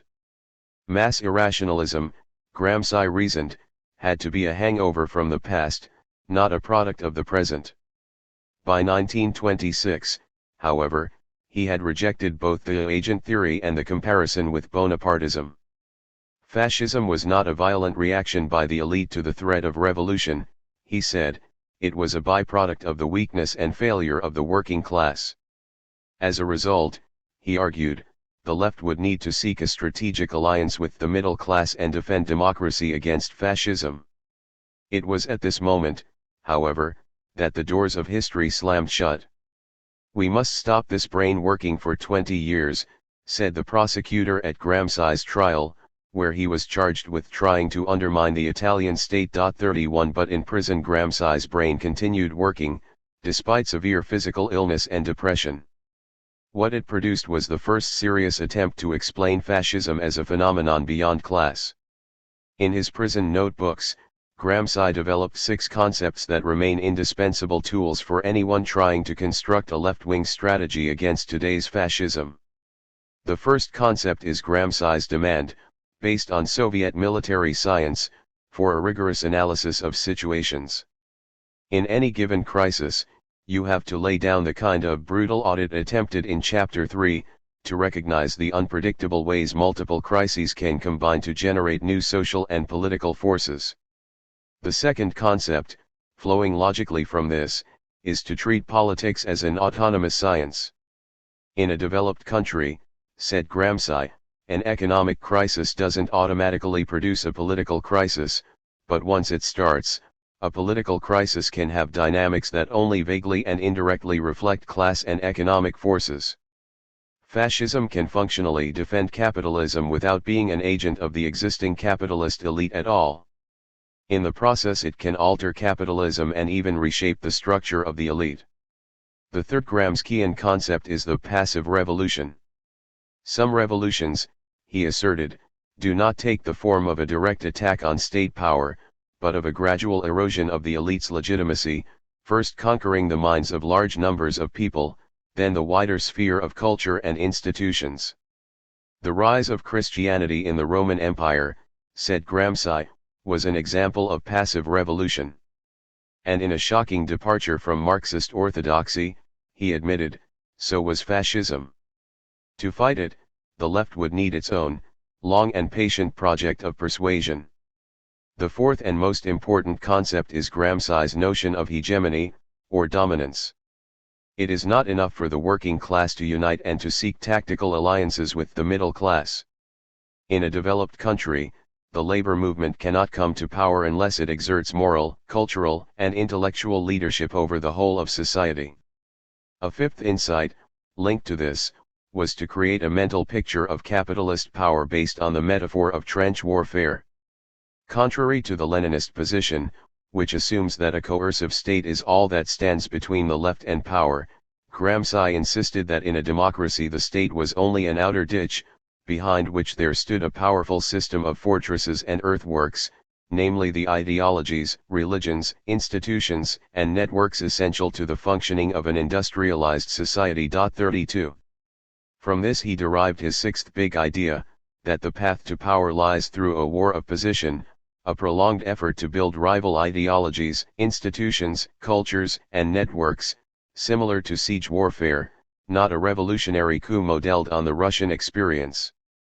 Fascism had triumphed, Gramsci said, because it understood these rules of political science better than Marxism. At the crucial moment, when all classes begin to detach from their traditional parties, one party has to emerge that represents the nation. Fascism had done so, neither the socialists nor the communists had even grasped the problem. If you return to chapters 5 and 6, and run the How to Stop Fascism scenario over again, the toolbox Gramsci developed in the prison notebooks contains a viable strategy for resistance. It would mandate formal unity between all workers' parties, an appeal to the middle class on its own terms, an end to revolutionary phraseology, fatalism, and over-optimism, and an alliance with liberalism to defend the existing democracy, no matter how flawed it was. In turn, these principles could also be the starting point for a viable anti-fascist strategy today, albeit in radically different circumstances. But even Gramsci's additions to Marxism are not enough. Because once you acknowledge there can be a fascist revolution that is not merely a reaction to a workers' revolution, but something autonomous, only one materialist conclusion is possible. In every major crisis of capitalism there is a potential third outcome that is neither socialism nor the survival of capitalism, it is the collapse of the elite's legitimacy and its mainstream ideology and the rapid conversion of people to irrationalism, self-destruction, and hate. Historical time cannot be reversed, but progress can be. If fascism is only partially a class phenomenon, we have to find out what's driving the non-class aspect and work out the relationship between the two. Fortunately, there were people in the 1930s who had been exploring exactly this. Enter the shrinks. When sociology emerged in the early 20th century, Marxists welcomed it as a form of inferior capitalist materialism, flawed by class prejudice but a worthy sparring partner in discussions about social dynamics. The emergence of modern psychiatry, however, provoked outright hostility. Here was a rival materialism, equally certain that beneath the surface reality of human life is hiding a deeper, more profound dynamic, equally determined to expose that dynamic, which psychiatrists were certain lay not in the exploitation of labor but in the repression of sexuality. Since its battleground was the chaise longue, and Marxism's battleground was the factory, the two movements were able to keep a wary distance from each other. But if the core of the labor movement was hostile to psychoanalysis, its edges were alive with interest. In the 1920s, key figures from the Freudian movement gravitated towards Marxism. Wilhelm Reich, one of Freud's star pupils, joined the KPD in 1930 and convinced the party to launch an association for proletarian sexual politics, abbreviated to Sexpol, which at its height had 40,000 members. 33 Erich Fromm, another Freudian psychiatrist, joined the Institute for Social Research in Frankfurt, commonly known as the Frankfurt School, to head up a research program into working-class attitudes to fascism. Reich and Fromm made real-time attempts both to theorize fascism and to fight it. Both asked questions that begin at the point where Gramsci ends: exactly how does pro-capitalist ideology seep into the minds of individual people? How does it function at a subconscious level as well as at the level of conscious ideas? How does this differ between social classes, age groups, and genders? And why, at certain moments, does the passive, mainstream ideology of society evaporate, leading some people to embrace fascism through a quasi-religious conversion to doctrines previously seen as transgressive? As we today witness the emergence of far-right movements driven by conspiracy and paranoia, their work is especially relevant. Because unlike most of the theories discussed above, their findings suggest that fascism could happen again, even under radically different conditions. Today, Wilhelm Reich is notorious for an eccentric theory of orgasmic energy developed in the late 1930s. But in his Marxist period, 1927–35, he made two significant contributions to the understanding of fascism. First, he gave an account of the emotions that fascism had mobilized. Their origins, Reich argued, lay not in the class structure of industrial capitalism but much deeper, in the patriarchy whose roots stretched back to the Stone Age, and lay specifically in the family. His starting point was Freud's theory. In it, the repression of childhood sexuality creates all kinds of subconscious fears and urges, which are controlled by an intermediate layer, the preconscious, so that the conscious mind can be made aware of them only through analysis. Sexual repression, Reich said, acts like a factory for producing all other ideologies. Unlike the theft of material wealth through exploitation, most people don't even realize that their sexuality is repressed. The result is to produce, in all humans, in all class societies, a subconscious fear of freedom. 34. Long before it had to confront fascism, Reich argued, Marxism had failed to understand the character structure of the masses and the social effect of mysticism. 35 The Nazis' ability to exploit people's fear of freedom lay in their willingness to use symbolism, emotion, language, and sexual imagery in a way no mainstream party had ever done. This, he said, was the mass psychology of fascism. Reich illustrated his point by quoting from a pamphlet by Goebbels, in which the Nazi propagandist answers the question, "Is a Jew a man?" If someone cracks a whip across your mother's face, would you say to him, "Thank you"? Is he a man too? One who does such a thing is not a man, he is a brute. How many worse things has the Jew inflicted upon our mother Germany and still inflicts upon her? He has debauched our race, sapped our energy, undermined our customs and broken our strength. 36. To the activists who had to endure this rhetoric, in the workplace and on the doorstep, it seemed then, as it does when we hear it today, the product of pure hate and ignorance. Reich, by analyzing the imagery, pleaded with the German left to understand its appeal. The Nazis were consciously using transgressive language and imagery, the mother's whipped face, to trigger people's repressed sexuality. The left had no response to this, because they did not believe in the subconscious. But the Nazis, though no supporters of Freud, had long subscribed to the idea that intuition was more reliable than thought. That was the very basis of Bergson's vitalism.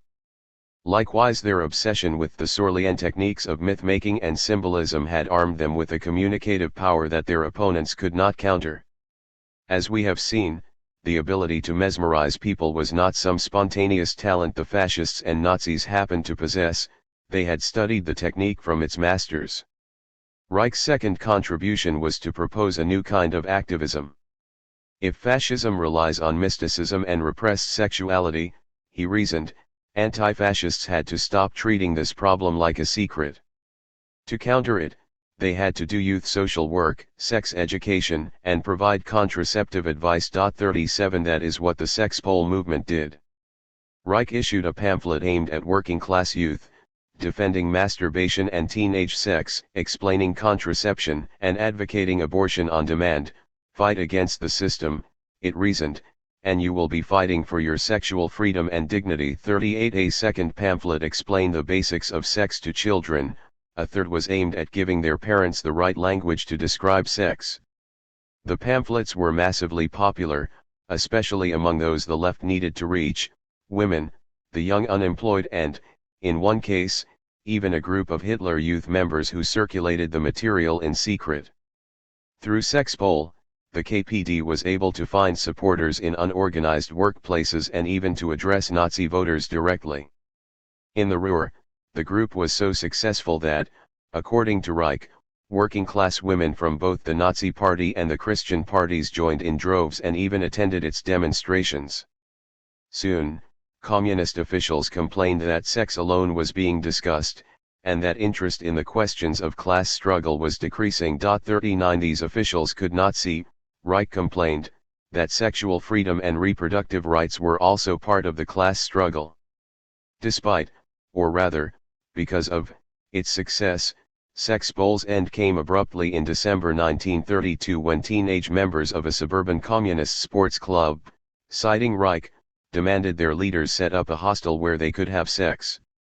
Fearing a scandal, the KPD shut down Sexpol, banned Reich's pamphlets and persuaded a doctor to issue stern medical advice, which stated that there are no orgasm disturbances in the proletariat, only among the bourgeoisie.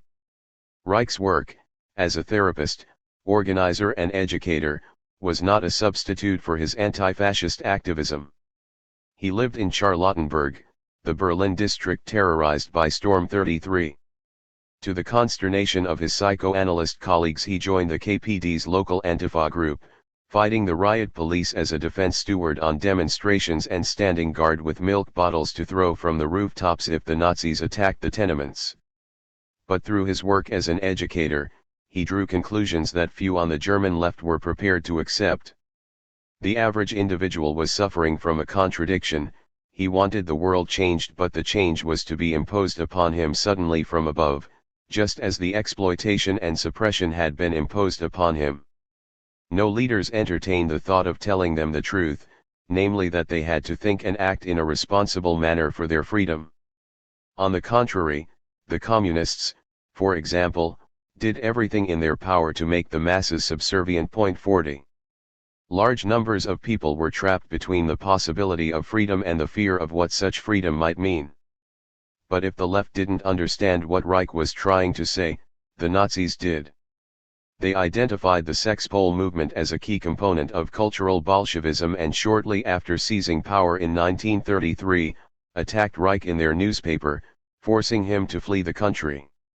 You don't have to accept Freud's theory of the ID and ego, or identify the family as the sole source of all neuroses, to accept Reich's wider point. A materialist theory of fascism has to explain how structures of oppression produce ideologies, how the desire for freedom and the fear of it interact, and how the subconscious mind can be seduced by a politics of emotion rather than of facts. Erich Fromm rejected Reich's idea of mass psychology. Only individuals can have neuroses, he insisted, not entire groups. Instead, he focused on studying the psychological traits of people drawn to political parties, what he called their social character. In 1929, Fromm distributed a questionnaire to 3,300 German workers, with 271 questions probing their views on culture, politics, and authority. 41 of the 1,100 forms that came back, more than half were lost when he had to escape Germany. His study, completed in exile, remained unpublished until the 1980s. But as the first real piece of quantitative research into fascism, it produced results that would have been useful then and are invaluable today. Based on their answers, Fromm divided the respondents into three basic personality types: radical, compromiser, and authoritarian. The Nazi voters fitted easily into the authoritarian type. Workers who voted SPD clustered into the space between radical and compromiser, while the communists were bunched strongly at the radical end of the scale. There was, said Fromm, a far-reaching accord between personality and party program. So far, so predictable. But a significant number of workers didn't follow the pattern. In fact, only a minority had a values-based connection with their party. The numerical strength of the SPD and KPD disguised the fact that the left had by and large not succeeded in changing the personality structure of its adherents in a way that they could be relied upon in a critical situation. 42. Even more startling, at the time, a significant minority of the left voters held what Fromm called authoritarian radical views. They thought Lenin was one of the greatest figures in world history, that war should be abolished by proletarian revolution, and were resolutely opposed to anti-Semitism. But their social attitudes betrayed the wish to submit to a strong leader and also a desire to dominate the weak. These people were filled with hate and anger against everyone who had money and who appeared to enjoy life. That part of the socialist platform which aimed at the overthrow of the propertied classes strongly appealed to them. On the other hand, items such as freedom and equality had not the slightest attraction for them, since they willingly obeyed every powerful authority they admired and liked to control others. 43. Once the Endstab emerged, said Fromm, such people were transformed from unreliable leftists into convinced National Socialists. Looking back, he conjectured that this conversion took place at two critical points: the 1929-30 electoral breakthrough, and after the 1933 seizure of power. The sample is small, the data processing methods primitive. But Fromm's survey remains the only real-time attempt by Marxist social science to analyze working-class interior life during the rise of fascism. It confirmed what Reich had tried to tell the KPD, that the class consciousness evident at rallies and protests was fragile. Part of the working class was susceptible to fascism because their own leaders had never properly challenged their members' views about society and authority, and at worst replicated them. In order to understand what created such authoritarian rebels, and what social conditions empowered them, Fromm dug deeper. In 1941, his bestseller Escape from Freedom gave the answer: the mental exhaustion created by modern life, plus war and crisis, and the defeat of the labor movement. Fromm noted that, even among fully committed leftists and liberals, a state of tiredness and resignation had risen in the face of Nazism. They still remained members of their respective parties and, consciously, continued to believe in their political doctrines, but deep within themselves many had given up any hope in the effectiveness of political action. 44. In contrast, those gravitating to the Nazis were active and enthusiastic. By joining the Nazis or the SA, the authoritarian rebel types could experience the hierarchical utopia they craved in the here and now. For the anti-fascist left, communism was always something a long way off, and the present always dreary.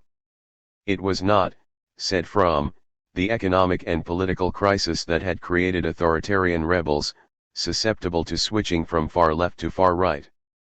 Rather, society itself had created them. The crisis triggered and enhanced their desire for authority, and the hollowing out of belief among activists in the workers' parties destroyed their ability to resist. Until Reich and Fromm, Marxist theory understood pro-capitalist ideology through the experience of the factory: managers are strong, workers weak, trade unions struggles achieve reforms, and thus the illusion grows that capitalism will eventually become fair. Add a strong dose of racism and militarism, based on workers' supposed stake in colonial expansion projects, and that's what the left is up against, an ideology that says the capitalist world is okay, natural and unchangeable. The Marxist remedy is class struggle and education. With enough of both, the working class learns class consciousness and moves towards the project of revolution. The genius of Reich and Fromm was to understand that ideologies of obedience could be explained in an equally materialist way, via the structure of the family, and to identify sexuality as the battleground against them. They were the first Marxists to explain what Gramsci could not, that sex, sexual repression, the family, and power were the elemental forces driving fascism. And that the anti-fascist struggle has to take place on a battleground of vivid imagery, emotion, and instinct, which is always going to feel like playing in the away stadium in a football game, but unavoidable. Towards a materialist theory of fascism. The Marxism in the heads of the workers who first fought fascism was clearly flawed, both as a framework for understanding the threat, and as a guide to action. But there is only one revision we need to make it work. And though it's a big one, it is not exactly rocket science. We need to put the human being, not class or capitalism, at the center of the picture. Once we remember that, as Marx taught, humans make history, we can understand fascism as the product of a deep human contradiction, not just class antagonism.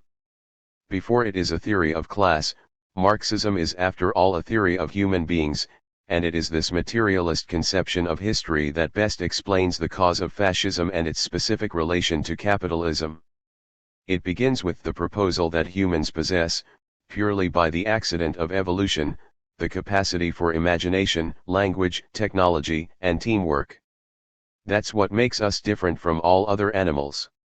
It's our human essence, what Marx in his earliest work called our species being. 45.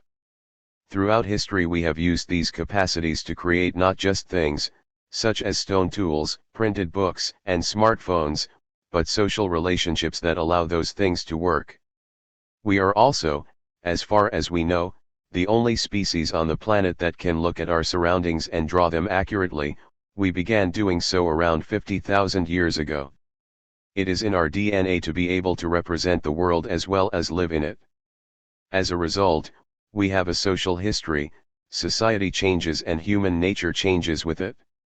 To paraphrase Marx, it is not classes, nations, fate, movements, or religions that make history but individual human beings.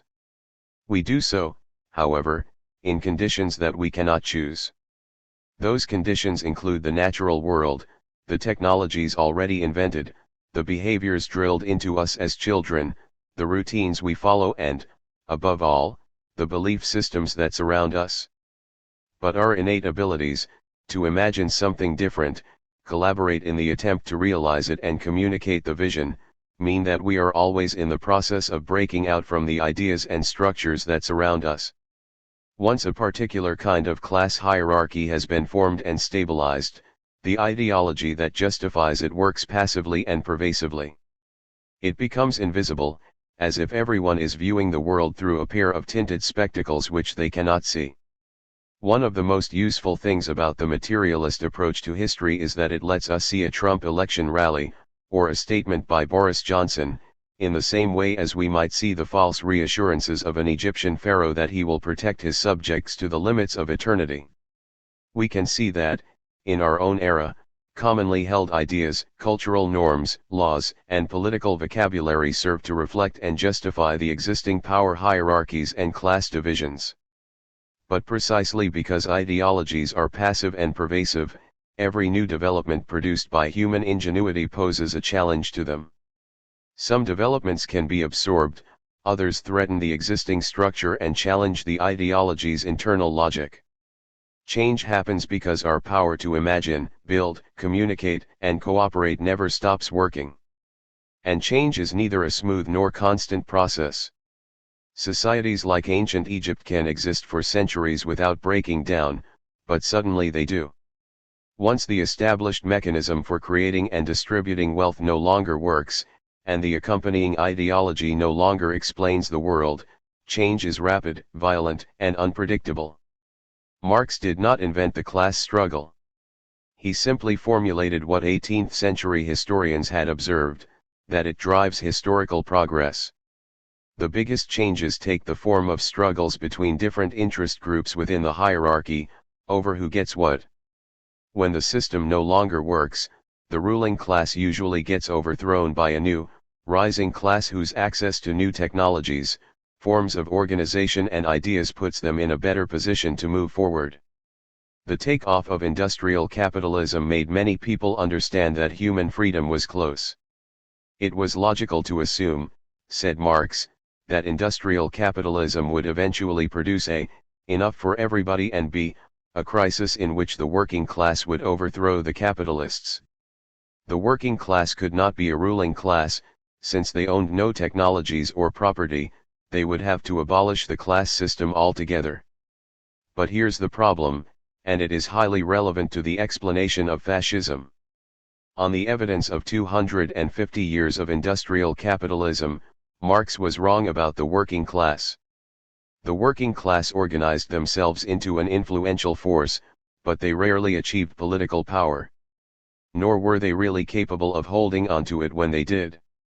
What they achieved was control, islands of social autonomy where the rule of the factory owner and the logic of the market were absent. It was a magnificent control, exercised through the creation of deep, resilient countercultures, in which you could live a rich institutional life separate from the institutions of capitalist power surrounding you. In his early writings, which were not discovered until the 1930s, Marx expressed four radical ideas at once. Individual human beings make history, it is our human nature that makes social change happen. Capitalism, through technological progress, creates the potential for communism, a society without class hierarchies. Communism will bring complete liberation of every individual by ending our alienation from nature, the things we produce, from each other, and from our own human essence. The way to get there is for the workers to take power, so in this sense the working class is the subject of history, it embodies the general desire of humanity for freedom. The workers who faced the fascist threat in the 1920s and 30s knew nothing of these radical humanist foundations of Marxism. They had been taught only that the working class would overthrow the capitalists, that the middle classes would be proletarianized and disappear, that all forms of oppression other than class were subordinate, and that their own victory was inevitable. Fascism was the living refutation of the orthodox Marxist doctrine. Fascism happened above all because the hierarchies within capitalism are more complex than those created by class interests alone. Deeper than all specific class antagonisms is a human antagonism, the desire for freedom, tempered by the fear of freedom whenever it approaches. In some people the fear of freedom is stronger than the desire for it. When they decide to defend capitalism through fascism, they are not doing so as the agents of capitalists, or even because they like capitalism. They are doing it because they fear the end of class society and hierarchy in general. They fear freedom. Marxism acknowledged the economic role of the family as the basis for all exploitation, it recognized and fought women's oppression, and it attacked the hypocrisy of 19th-century paternalistic morality. But it gave no account of how the oppression of women and children shapes the subconscious ideology that validates capitalism for all of us. As a result, said Reich, while the Nazis ranted to large crowds about blood and soil, using symbols, clothing, imagery, and desire as weapons, the communist leaders could only stand at a rival lectern, reading out the unemployment statistics to the unemployed. For those who feared freedom, there were strong grounds for doing so. The great wave of strikes, mutinies, factory occupations, land occupations, and armed insurrections and revolutions at the end of the First World War was the biggest outbreak of freedom the capitalist world had witnessed. Many were, inevitably, frightened by it. Middle-class people did not want to be subsumed into the working class, and they refused to abandon the important material things which gave their lives meaning, from the family motor car to the nation-state itself. The long rearguard action of the 19th century conservatives against liberalism, democracy, and science mutated suddenly into fascism, launching a revolution against the revolution. That was not in the script for orthodox Marxism. But we, experiencing this phenomenon for the second time, must write it into ours. Until the 1970s, the Marxist understanding of ideology was unsophisticated. The general ideology justifying capitalism in people's heads was thought to be produced in two locations, passively and spontaneously through work and everyday life, while the elite's monopoly over the spread of information, through the media, universities, the church, etc., reinforced the ideology actively, from above.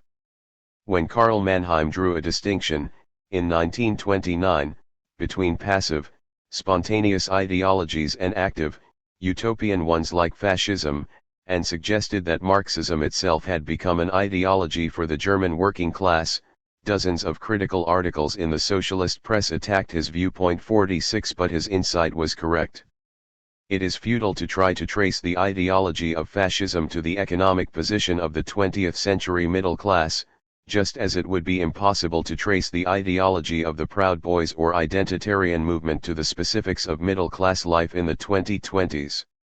Yes, a large number of people indicted for the Capitol Hill riot, for example, are ex-military, or small business owners. But it would be ludicrous to try to identify that class position as the cause of their behavior. Nor do we need, as Reich did, to look for susceptibility to fascism through the prism of the 19th century family, or people with specific sexualities. The much more basic truth is this: human society has been based on hierarchy and oppression for 40,000 years. Part of that hierarchy is based on the economics of ownership and control, another, overlapping part is based on gender, racial and sexual oppression, yet another part is socially constructed around biological and behavioral differences, like the right-wing obsession about alpha and beta males. Put plainly, some people like these hierarchies. They tend to be the people who benefit from them. That's what put thousands of white working-class men into London's Parliament Square to defend a statue of Winston Churchill. It's what makes some women join the far-right trad wives movement, accepting systematic gender oppression in return for status within a broader movement for white supremacy. And it's what made people storm the US Capitol. Marxism failed in the 1920s and 30s because it didn't have concepts that could describe this emergent reality. What follows is an attempt to synthesize these insights into a theoretical summary. Fascism, a summary. Fascism is the product of a social disintegration process that begins when capitalism enters an acute, prolonged economic crisis, and when an ideology that is usually reproduced passively ceases to explain the world, for large numbers of people at once. The turn to fascism is triggered when a group that is supposed to be subservient suddenly gains power and agency, and begins to revolt in ways that actually embody freedom, and show what it might look like. Fascism mobilizes a subconscious fear of that freedom, a fear that is embedded in the deep structures of class society, through exploitation, the family, racial and even biological hierarchies. Those most susceptible to this fear, and fascism's most likely converts, include those with no clear, future-oriented identity, those who believe their status is reliant on stopping other people achieving freedom, for example white racists and violent misogynists, religious fundamentalists whose beliefs are entirely molded around hierarchy, and people for whom violence and repression are already a way of life, e.g. the classic ex-serviceperson or military fantasist. Once they sense they can no longer rely on the capitalist elite, its state apparatus, or its passive ideology to hold the line against progress, those susceptible to fascism begin their revolution against the revolution.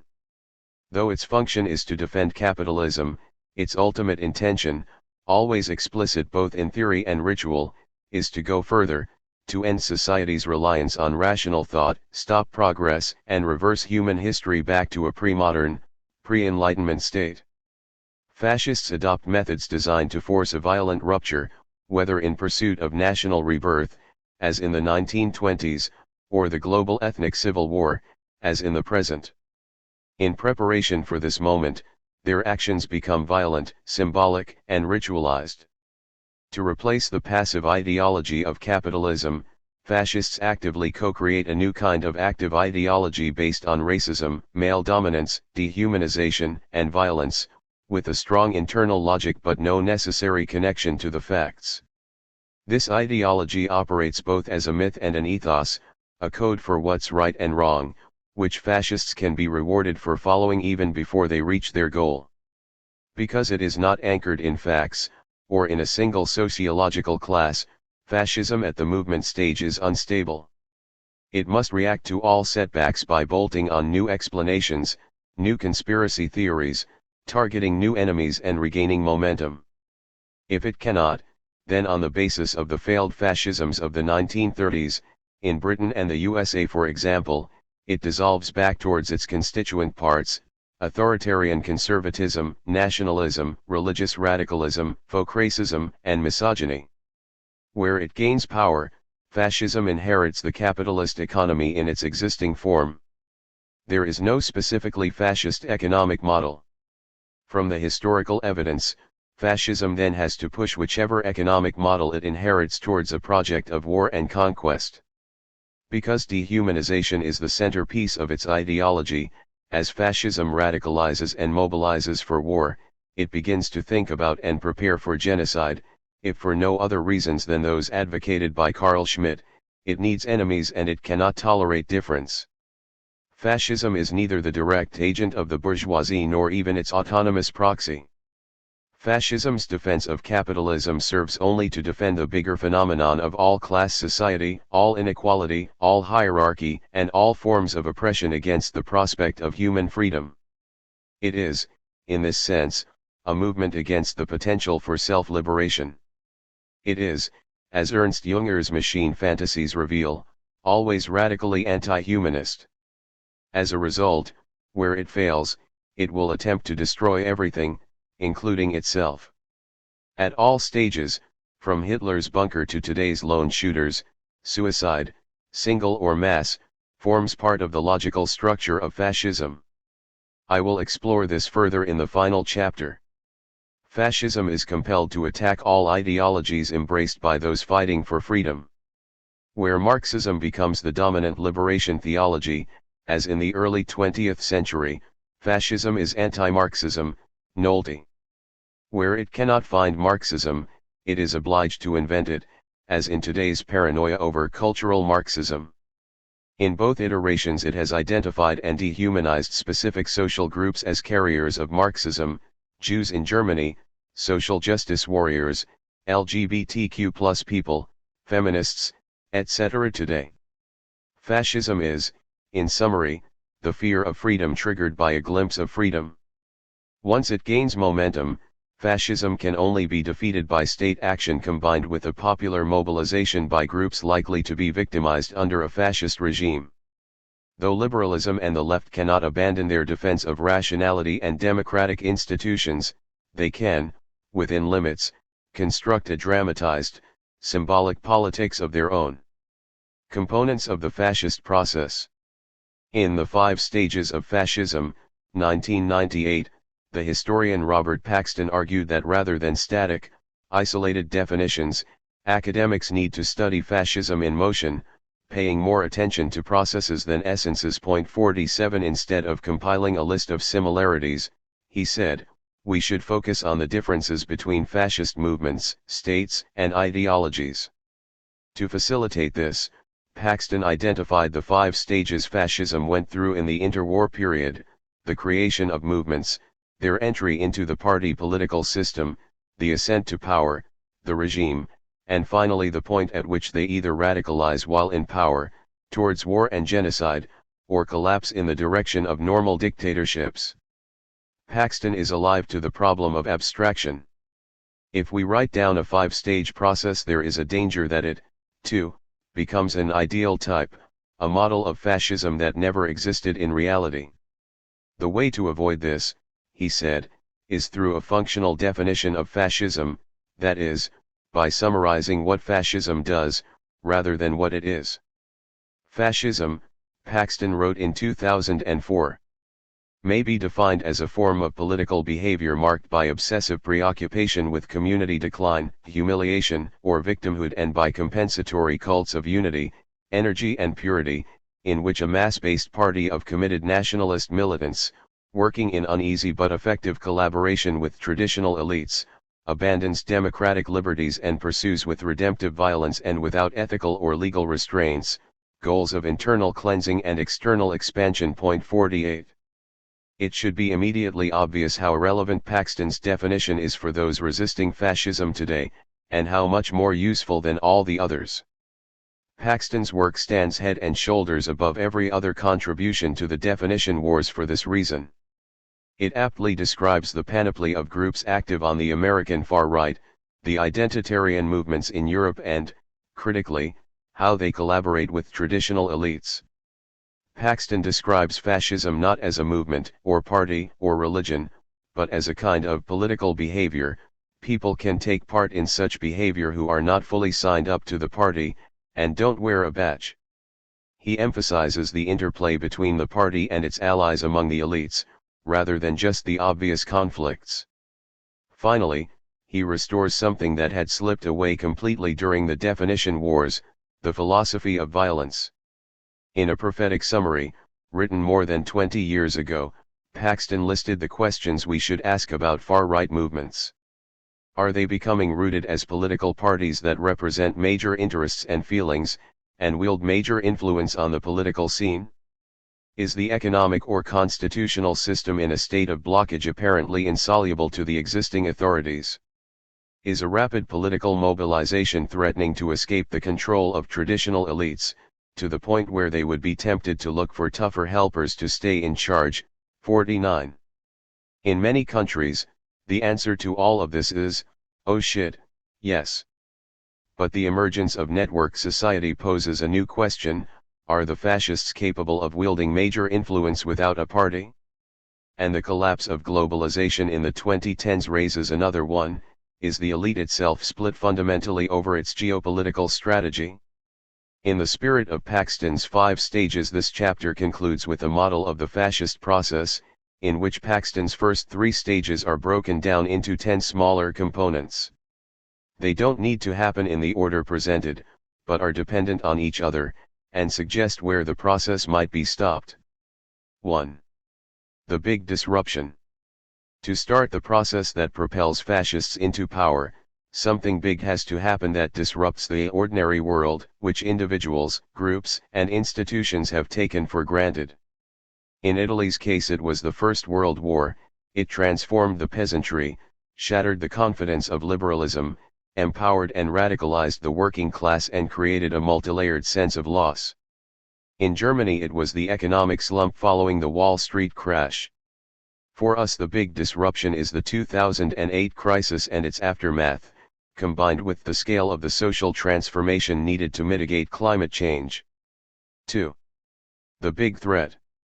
On top of a big event, there has to be a large, persistent, and unmistakable perceived threat, around which the latent fears and prejudices of those susceptible to the fear of freedom can be mobilized. In Italy's case, it was the Comintern. In Germany it was unmistakably the Jew, the abstract, generalized image of an entire people. At 500,000 people, Germany's Jewish population constituted just 0.75% of the country's citizens in 1933. But in populist right-wing culture their existence had become intertwined with broader and more significant threats: international finance, cultural modernity, mass society and Marxism.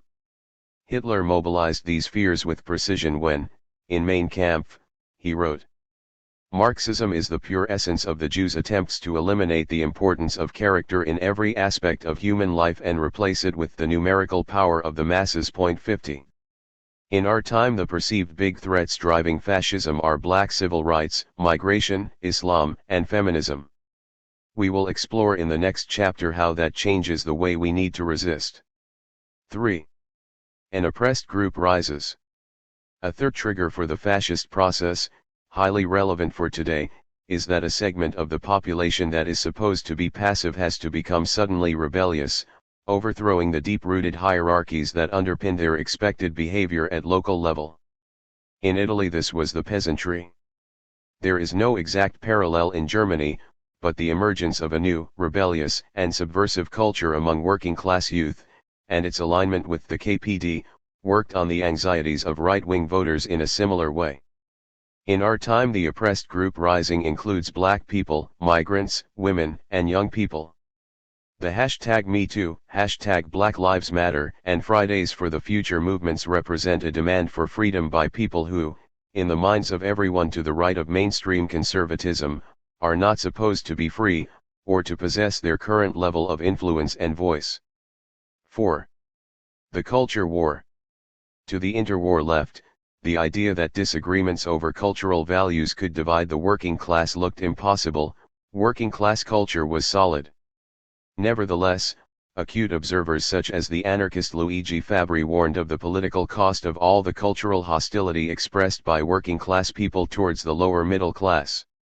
In Germany, too, the moderate wing of the SPD increasingly bemoaned the hostility shown by their largely manual, and therefore male-dominated, mass base towards the emerging class of clerical, and more often female, workers.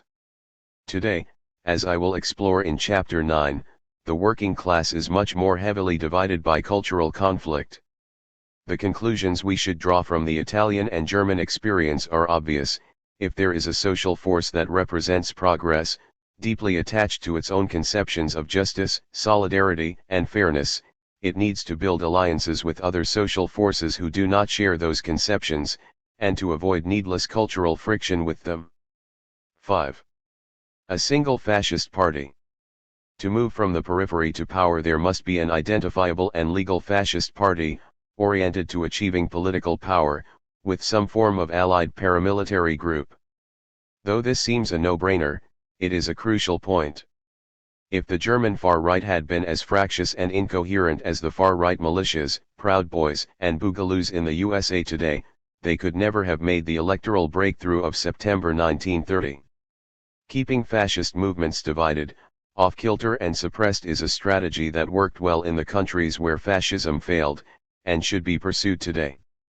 Unfortunately, however, fascism is cognizant of this weakness, and has proved capable of colonizing populist and conservative parties, as with the U.S. Republican Party.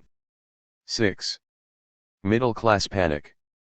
In both Italy and Germany, the moment when fascism began to mobilize serious numbers from the middle class was pivotal.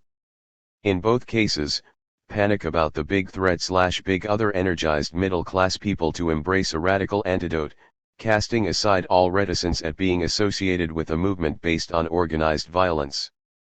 In the 21st century, where class distinctions are overlaid by cultural rivalries, the psychological traits that were once associated with the urban middle class, volatility, individualism, respect for authority and a preference for charismatic leaders, have cascaded down into the lives of working-class people and the urban poor.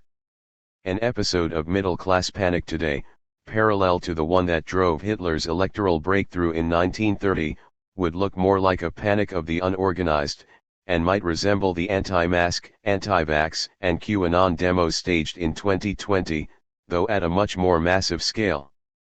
Once such a panic becomes a mass phenomenon, that is the critical moment, and it requires all fascism's opponents to change their tactics and narrative to stop a fascist political breakthrough. 7. The rule of law is eroded. A critical turning point for all successful fascisms comes when a section of the elite gives up on the rule of law. In the name of defending order, the police begin to turn a blind eye to fascist violence, the newspapers blame both extremes, senior politicians, having voiced their disappointment at the violence, begin expressing moral support for the fascist squads. The combination of uniformed militias, the fragmentation of the state's repressive apparatus and the politicization of the army high command were crucial to the success of both Italian fascism and Nazism. No mass movement on its own can resist this. The anti-fascists have to fight for a majority in the legislature and defend the rule of law. 8. Progressives are paralysed. A further condition for fascist success is that, amid rising violence and intimidation by the far right, the mass of progressive people remain inactive and on the defensive, wedded to their traditional forms of organization, clinging to ideologies that no longer explain the world, sitting on social gains they assume are irreversible. This, unfortunately, is a condition clearly replicated today. The trade unions and social democratic parties are weaker than in the interwar years, and the wider, cultural progressive forces, the readers of Le Monde, the New York Times and Guardian, plus academia and the culture industries, seem paralysed by the populist and extremist right. Even after the Capitol Hill riot, and with rising electoral support for figures such as Marine Le Pen in France, much of liberalism is, at time of writing, in a state of denial about the seriousness of the threat. 9. Right-wing populism fails. Both Italy and Germany had populist right-wing forces that could have channeled people's energies away from fascism, but failed. Italy had Gabriele D'Annunzio and his Blue Shirt movement, fresh from the illegal occupation of Fiume. Germany had the DNVP and its leader, the rabidly nationalist newspaper magnate Alfred Hugenberg. In the machinations of mainstream politicians, these populists, then as now, were supposed to act as a firewall against full-blown fascism. But just as today, the firewall caught fire. When it mattered, such parties and leaders were not the antidote to fascism but the gateway drug. Any idea that parties like Viktor Orban's Fidesz, Salvini's Lega Nord or the post-Trump Republican Party can act as a reliable barrier to outright fascism has to be swiftly abandoned. 10. The elite goes fascist. At some stage, the most powerful people in the country, the owners of capital and the managers of major industries, have to make a conscious choice, to hand power to the fascists in order to contain them and suppress the left. Mussolini was able to force that choice on the liberals through relentless violence. In Germany, where liberalism was chronically weak, it was more like a process of elimination.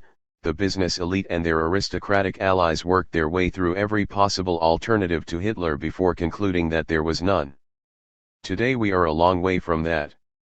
But the ease with which elements of Wall Street and Silicon Valley flipped to Trump, and championed Bolsonaro, or the fascist-led coup in Bolivia in 2019, can leave us with no confidence in their reaction to a future far-right upsurge.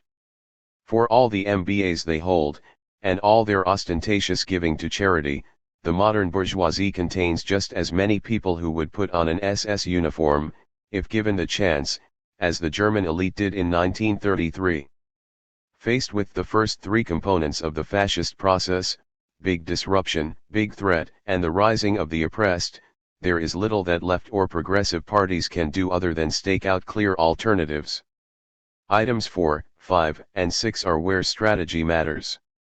Avoiding the culture war or fighting it intelligently, breaking up and deplatforming fascism before it coalesces into a single force, and responding to mass panic with a clear alternative narrative, are the middle game in the anti-fascist struggle. Once you are reliant on the state and the elite alone to hold the line, history suggests you are close to losing. Fascism has to be stopped at the breakthrough stage. The experience of France in the mid-1930s shows that it was done once and can be done again. 8. Militant Democracy 2.0. We need a new popular front. The country is in danger. Be ready, all members and youth sections. That's how French fascism announced its intent to overthrow the government on February 6, 1934. After a month of street violence, it looked like the far right's time had come. Your parliament is corrupt. Your politicians discredited. Your country dragged in the quagmire of scandal. Your security threatened. Civil war is imminent. 1.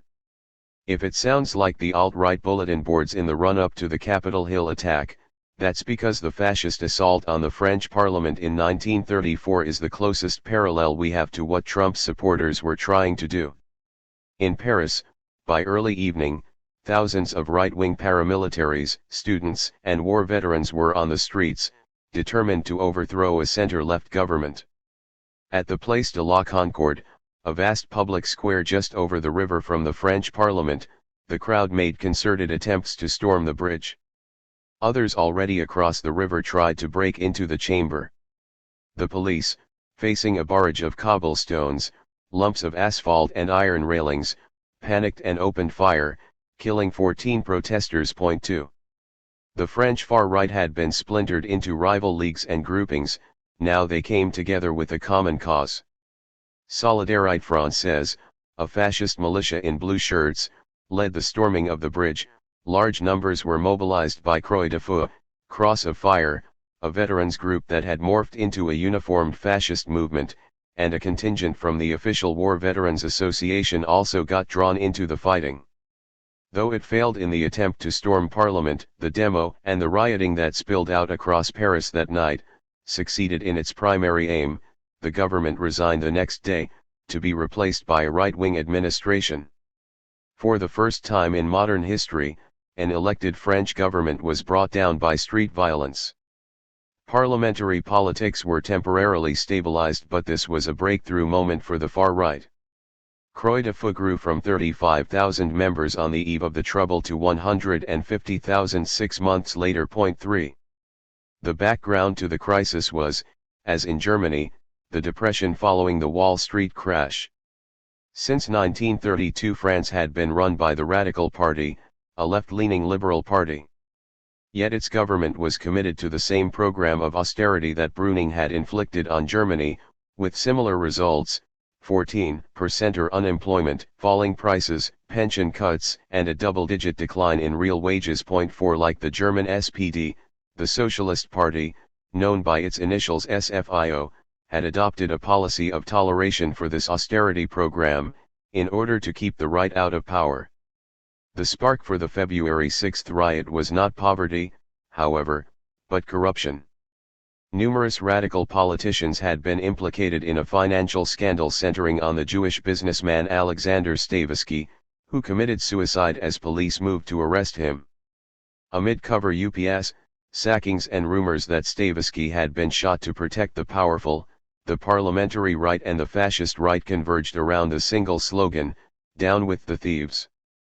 After the bloodbath of February 6, the far right had a victim narrative, political momentum, a flood of new members and growing support among the French elite.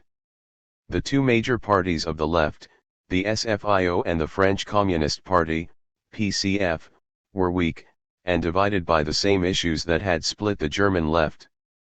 The scene was set, it seemed, for another European democracy to fall. Yet it didn't. What turned the tide was the realization, by millions of people, that in order to stop fascism they needed to try something new. Not just new tactics or slogans, but a new strategy, a new political program and a new political culture. One of the first to do so was an egotistical bully called Jacques Doriot, the communist mayor of the tough Parisian suburb of Saint-Denis. As he watched the fighting on February 6, Doriot sensed the danger. "Those who lived through the demonstrations of Tuesday and Wednesday," he wrote, "will long remember the extraordinary dynamism of that crowd, its hunger for action. What a lesson for revolutionary organizations." 5.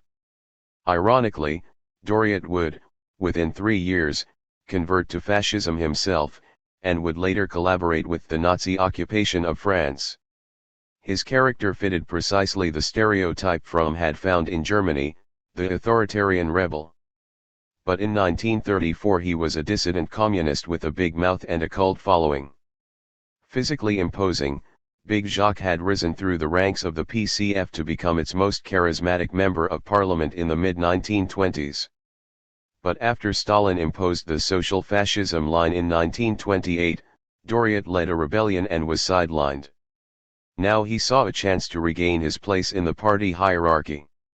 In defiance of the PCF leadership, Doriot formed a local anti-fascist vigilance committee in St. Denis, consisting of 8 communists and 5 socialists. Through it, he mobilized for a large, illegal anti-fascist demonstration in Paris on February 9. The police again attacked the demo, with Doriot in the thick of the fighting. 6 people were killed and the political crisis escalated. 6 When the socialist trade unions called a general strike for February 12, and scheduled a mass demonstration in Paris, it was Doriot who pressured the PCF to join the strike, though they ordered their members to stage a rival demo, separate from the official one. Fortunately, the workers of Paris had other ideas. On the night of the 12th, as the rival communist and socialist demonstrations converged, after a brief moment of uncertainty, to the astonishment of the party and union leaders, they rushed into each other's arms, chanting unity. Unity. 7. In a single moment, years of feudal sectarianism were blown away, and not just in Paris. Some 346 towns staged anti-fascist protests that night. In 86 of them joint anti-fascist committees had been formed, 15 with the participation of the Radical Party. And these were not talking shops. In St. Denis, Doriot's committee set up local self-defense squads, installed an anti-fascist defense group in every factory, and set up an inter-factory conference to coordinate the strike. The Comintern was outraged. This sudden outbreak of collaboration between communists and socialists was not the work of one person, but Doriot was its figurehead. He was ordered to desist, and travel to Moscow to explain himself. Sensing this might turn out to be a one-way journey, he refused, and instead published a defiant open letter to Stalin. In it, he called for a united anti-fascist movement, drawing in not only communists, socialists, and the working class, but also the peasants and the urban middle class. It should, he wrote, be formed around a new program of action, limited to basic economic reforms, in order to draw in the broad social layers needed to defeat fascism. 8. This, in its essence, was the idea that would become the Popular Front.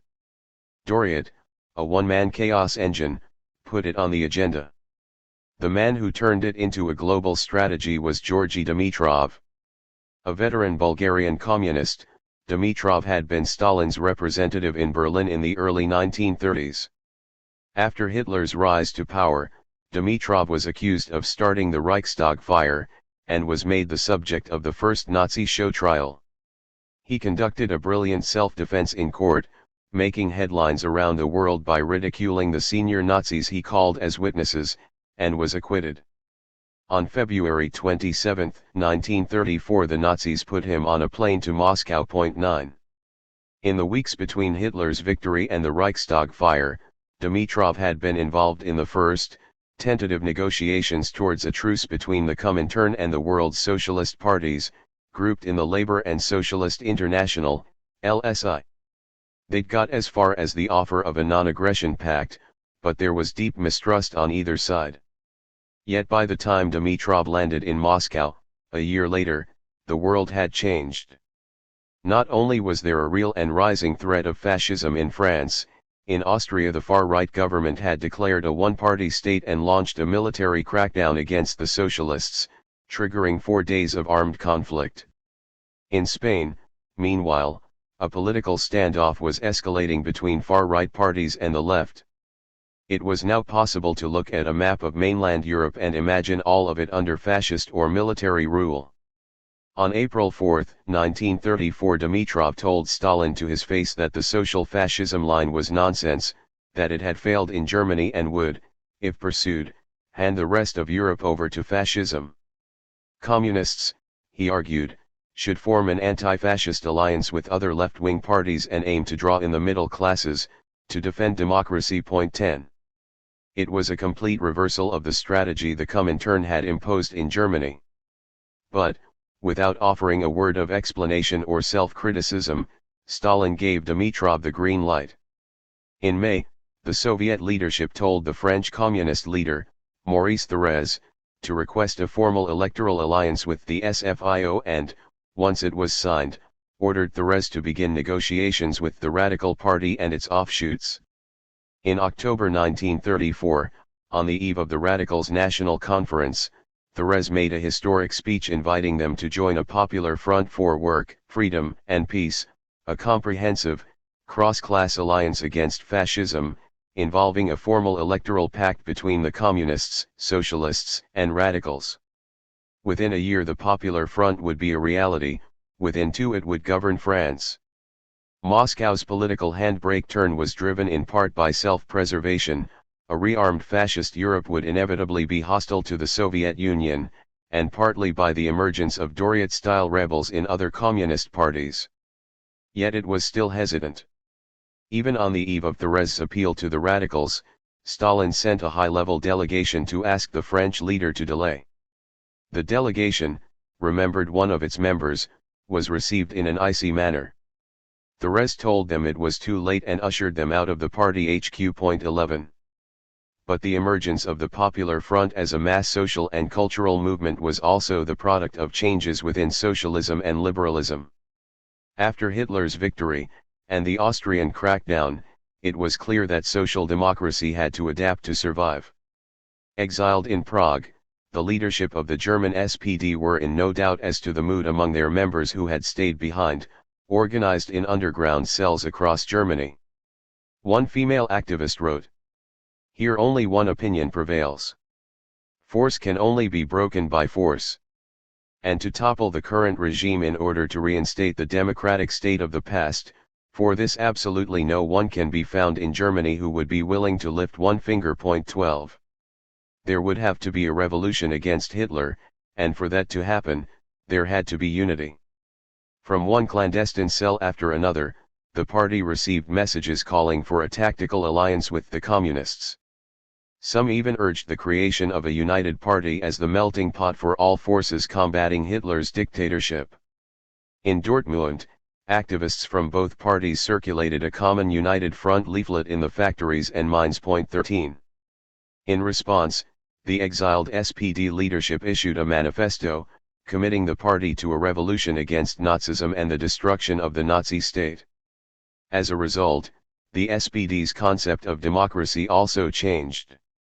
The new German state would be purged of Nazis and their sympathizers, and the pro-Nazi corporations would be nationalized. 14. Revolutionary social democracy seemed a contradiction in terms, but in the mid-1930s many socialist thinkers had this same idea at once. And though in 1936 the SPD's underground networks were destroyed by mass arrests, the idea of a united democratic movement against fascism had permeated the European left. Because while the German-speaking left were discussing the revolution in theory, Spanish socialists had been preparing for one in reality. In 1931 the military dictatorship that had ruled Spain for a decade fell apart, together with the monarchy it upheld. Though the Spanish Socialist Workers' Party, PSOE, took part in the first Republican government, its activists were moving leftwards fast and agitating for more radical action. In the general election of November 1933, the right won overwhelmingly, partly because the anarchists abstained, and partly because fascist, monarchist and authoritarian groups formed a single electoral alliance, known as CETA, to game the voting system. Though the president refused to give CETA any ministerial posts, reserving them for the mainstream right, everyone knew it was only a matter of time before the fascists forced their way into government. The socialists had no intention of allowing the Spanish Republic to go the way of Germany. In January 1934 they formed their own united front, consisting of the PSOE, the 30,000-strong Communist Party and a left-wing youth organization. They set up a joint network of revolutionary committees and cells, following strict military discipline, and stockpiled weapons for the inevitable day of reckoning. On October 5, 1934, when CETA was finally invited into government, the trade unions called a general strike. The next day the PSOE launched an armed insurrection. In Barcelona, Catalan nationalists declared their own autonomous republic. But the revolt was quickly defeated. Only in the northern mining region of Asturias did the left hold out, fending off the army for 2 weeks, after which the army responded with executions, torture and mass arrests. This dress rehearsal for the Spanish Civil War was a failure, but it spurred on the French socialists in their efforts to form an anti-fascist alliance. First in Austria, now in Spain, a mainstream socialist party had been forced into armed struggle against the right. The ideological walls that had divided the left were crumbling. While the socialist parties were moving left, so too was French liberalism. In March 1934, leading thinkers formed the Anti-Fascist Vigilance Committee of the Intellectuals, CVIA. Though its prime movers were from the left, its star attraction was the celebrity philosopher Émile Chartier, known by the pseudonym Alain. Alain, with his signature waxed mustache, occupied a position in French society equivalent to a major YouTube influencer today. Through his lectures and newspaper columns he had single-handedly defined the politics of the Radical Party, against war, monarchy and religion, and for freedom. His concept of freedom was classically liberal, based on private property and individual rights. But his theory of democracy asserted that parliaments had to be kept in check by the legitimate threat of a popular revolution. Revolution, he said, is the great controller of democratic states. 15. Though he never attended a single CVIA meeting, Alain's support for the initiative gave it massive grassroots impetus, even as the political machinery of the parties struggled to get into gear. On March 4, 1934, in an appeal headline to the workers, the CVIA expressed both the extreme danger and the possibilities inherent in the new situation. Comrades, under the guise of national revolution, a new Middle Ages is being prepared for us. We must not preserve the world as it is, we must transform it, delivering the state from domination by large-scale capital and doing so in close collaboration with the workers. 16. Today we would recognize the CVIA as a social movement, but in the 1930s, with the heavily demarcated culture of party lines and hierarchical discipline, it looked completely new. And it caught on rapidly. In the single province of Languedoc, 47 local branches of it were formed that spring. The department of Lot-et-Garonne registered 74 groups, almost always drawing in activists from the Radical Party and usually led by school teachers. And it was in this milieu, long before the formal agreement between the parties, that community activists fashioned the most effective tools to defeat fascism, a network of grassroots committees, a cross-party electoral pact, a limited program for government and a mass anti-fascist culture. By 1935, the fascist Croix de Feu and its front organizations could claim 228,000 members. It was, like the Nazis during their initial surge, recruiting mainly among conservative middle-class voters. Its principal activities were uniformed parades, car convoys, large-scale, militarized squad mobilizations and soup kitchens for the poor. Its strategy was the end of the parliamentary republic by means of a coup, which its leaders labeled H-hour and spread constant rumors that it was imminent. 17. In response, activists in the CVIA called a mass anti-fascist demonstration in Paris for July 14, 1935, Bastille Day. Since the communists had spent the past decade denouncing the tricolor and refusing to sing the Marseillaise, the symbolism was immense.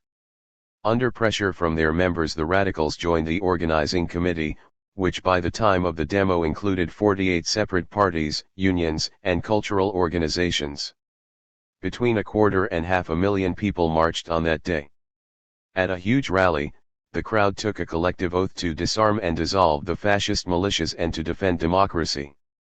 Crucially, the staging of the event was designed to reclaim the cultural symbols of French nationalism, which, just as today, the right believed were their sole property: Joan of Arc, the tricolor, the national anthem and support for the armed forces. Even the communists could now sign up to this because, in response to Hitler's rearmament program, Stalin had publicly endorsed France's right to self-defense. The rally's organizing committee evolved into a permanent cross-party leadership body. Just as important was the network of grassroots committees which sprang up beneath it at local and district level, the CVIA groups, cultural centers, writers' associations, film clubs, and local formations of the Popular Front. The official party leaderships had scant control over their activities. Now the CVIA and the trade unions set about writing a new political program, around which the radicals, socialists, and communists could form an electoral pact. The concrete demands were obvious: an end to wage cuts and public spending cuts, state control of the wheat market to boost farmers' prices, a shorter working week and a program of state-led investment. How to pay for them was less obvious. Though other major countries had abandoned the gold standard, France still rigidly pegged its currency to gold, limiting the government's ability to borrow and spend. The result was deflation. In theory, once wages and prices fell to a certain level, workers would be rehired, and farmers would find a market for their unsold wheat. Though the British liberal economist John Maynard Keynes had debunked this idea, it was deeply rooted in the Radical Party's ideology. But as they saw the non-gold countries recover, key radical politicians were converted to a state-led solution, borrowing millions of francs from the central bank and quitting the gold standard. In January 1936 the Radical Party signed up to the program of the Popular Front. Both the Socialist and Communist parties had effectively shelved their most radical demands. In return they created an electoral alliance with limited aims, but which could defend democracy and suppress fascism. But their working-class supporters had more ambitious ideas. For, in addition to its committee and its program, the Popular Front had become a mass cultural movement. Its attraction to artists and intellectuals was obvious. For Goebbels had promised to wipe the year 1789 from history, the rationalist, liberal principles of the Enlightenment, along with freedom of scientific exploration and artistic expression, were all under threat. 18 jazz, modernist painting, and experimental theater were by now banned in Nazi Germany. As in our time, few mainstream intellectuals relished fighting a culture war. But once it was underway, many allied themselves openly with the Popular Front, and began to produce work inspired by it. One of the most significant examples was Jean Renoir's film Life Belongs to Us, 1936, commissioned and funded by the Communists. Made by a collective of directors and technicians, mostly working for free, the film is a mixture of documentary and drama, showing real footage of the fascist riot on February 6, 1934, and of the 1935 Bastille Day parade. A speech by Hitler is overdubbed with a barking dog, and Croix de Feu parades are intercut with footage of SS soldiers marching. But in the middle of it all there is gritty social drama, in the style that would make Renoir's name as a mature director, a working-class family in crisis, bullying in the workplace, the misery of unemployment. For all its jump cuts and technical crudeness, Life Belongs to Us is a highly accurate account of the road French popular consciousness traveled between 1934 and 1936, from fear and despair to joy, relaxation, and confidence. The film's protagonist is not one individual but the whole French people. For those who saw it, it was denied a commercial release. It was like taking a collective look in the mirror and seeing someone more cheerful than you expected. The Italian historian Enzo Traverso writes that, under the threat of fascism, the anti-fascist movements of the mid-1930s created a European public space defined by cultural, ethical, and political frontiers. Networks of émigrés and refugees carried the experience of the Popular Front across borders, and the Comintern's adoption of the strategy globally in 1935 did the rest. Against the fascist political religion of force, writes Traverso, anti-fascism championed the civil religion of humanity, democracy, and socialism. 19. Everything in French life was now defined by your attitude to fascism, for or against. Even the tiniest street corner bar would contain signifiers, the playbills and nightclub flyers posted on the walls, the lyrics of the songs being sung, the newspapers and illustrated magazines people chose to read, and the political buzzwords being exchanged across the tables. And just as in today's network social movements, people made connections, the faces you recognized on the demonstrations became faces in the bar, the cinema club, the local committee, the self-defense group. The historian Julian Jackson describes the effect. Gradually there was a transition from demonstration as protest to demonstration as celebration. Demonstrations became family outings, the number of women and children participants increased. The working class inhabited the street as it was to inhabit the factories, as much to assert a presence as to make specific demands. Politics became a pageant. 20. In January 1936, events began that would put the Popular Front into power, both in France and Spain. In Paris, the radicals pulled their support for the pro-austerity government of the right and took interim control themselves, scheduling an election for April of that year. In Madrid, with elections set for February, a Popular Front was established along French lines, including communists, socialists, liberal republicans, nationalists from both Galicia and Catalonia, and an anarchist trade union federation. In each country both the liberals and the left understood they were at the turning point of the decade. Either they would form an electoral alliance, despite their differences, and take power, or an alliance of conservatism, monarchism, and the far right would take power and finish off democracy. On February 16, 1936, in an election marred by violence and voter suppression on both sides, the Spanish Popular Front defeated the fascist-aligned CETA. The country had split in half, the Popular Front squeaked into power with a majority of less than 100,000 out of 9.5 million votes. The new government banned the main fascist organization, the Phalange, and began a purge of fascist officers from the army. A wave of political murders, beatings, and arson attacks by both sides plunged Spain into chaos, with both sides warning of a civil war.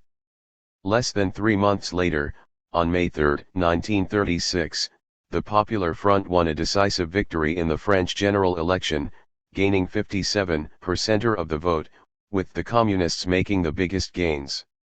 Leon Blum, the Jewish leader of the SFIO, became prime minister. The Communists refused to take up ministerial posts and so Blum handed the most important ministries to the radicals. But here too the situation spiraled beyond the control of politicians. In the month between the election and the new government taking office, workers in the metal industry occupied their factories, demanding union recognition, wage rises, and the 40-hour week. Soon the strikes spread to department stores, automobile plants, and newspapers. By the time Blum took power on June 5, 500,000 workers were on strike. By June 7 there were 2 million. The owners of the major industries, who had been planning to resist the legislative program of the Popular Front, capitulated. Overnight they were forced to sign a written national agreement for the 40-hour week, an unprecedented 2 weeks paid holiday, wage rises between 7 and 15%, and union recognition. The strikes were ended only when the Communists ordered people back to work, and even then with difficulty. In this month of strikes and factory occupations, the cultural force built up over the previous 2 years burst out across French society.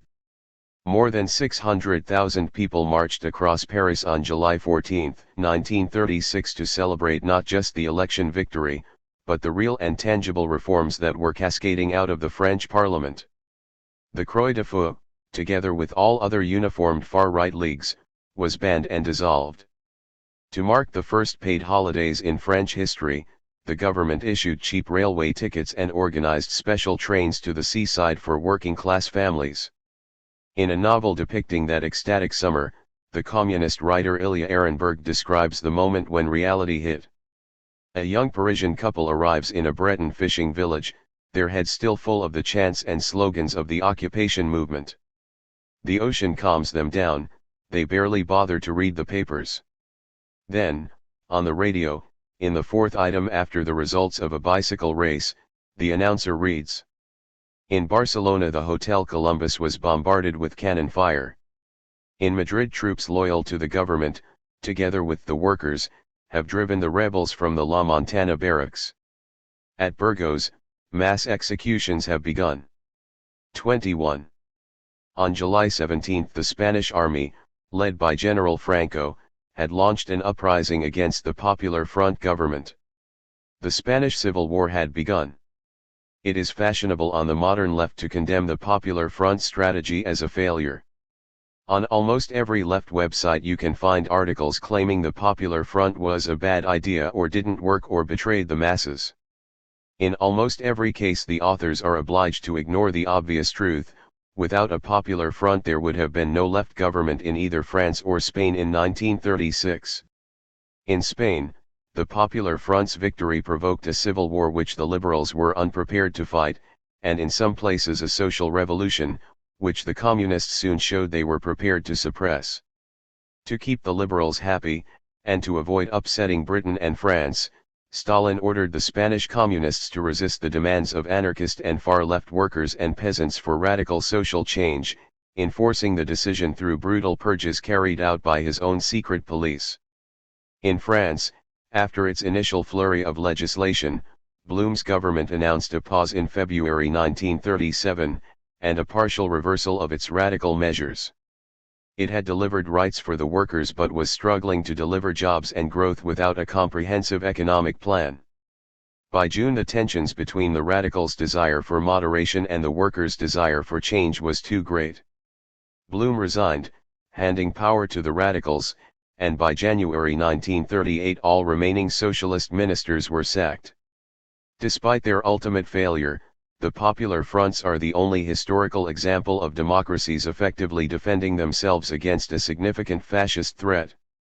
Only through civil war, military intervention, and invasion did fascism eventually conquer Spain and France. So even in our own vastly different circumstances we can learn important lessons from the Popular Front. The first lesson is, anti-fascist self-defense is not enough. In February 1934 the French Communist Party, with a membership of 30,000, could probably have kept the fascist squads out of places like Saint-Denis. But once fascism achieves an electoral breakthrough among farmers and the urban middle class, no amount of men with knuckle dusters can stand in its way. It needs a mass political alliance, and, despite the machine politics of their leaders, the French workers created one from below.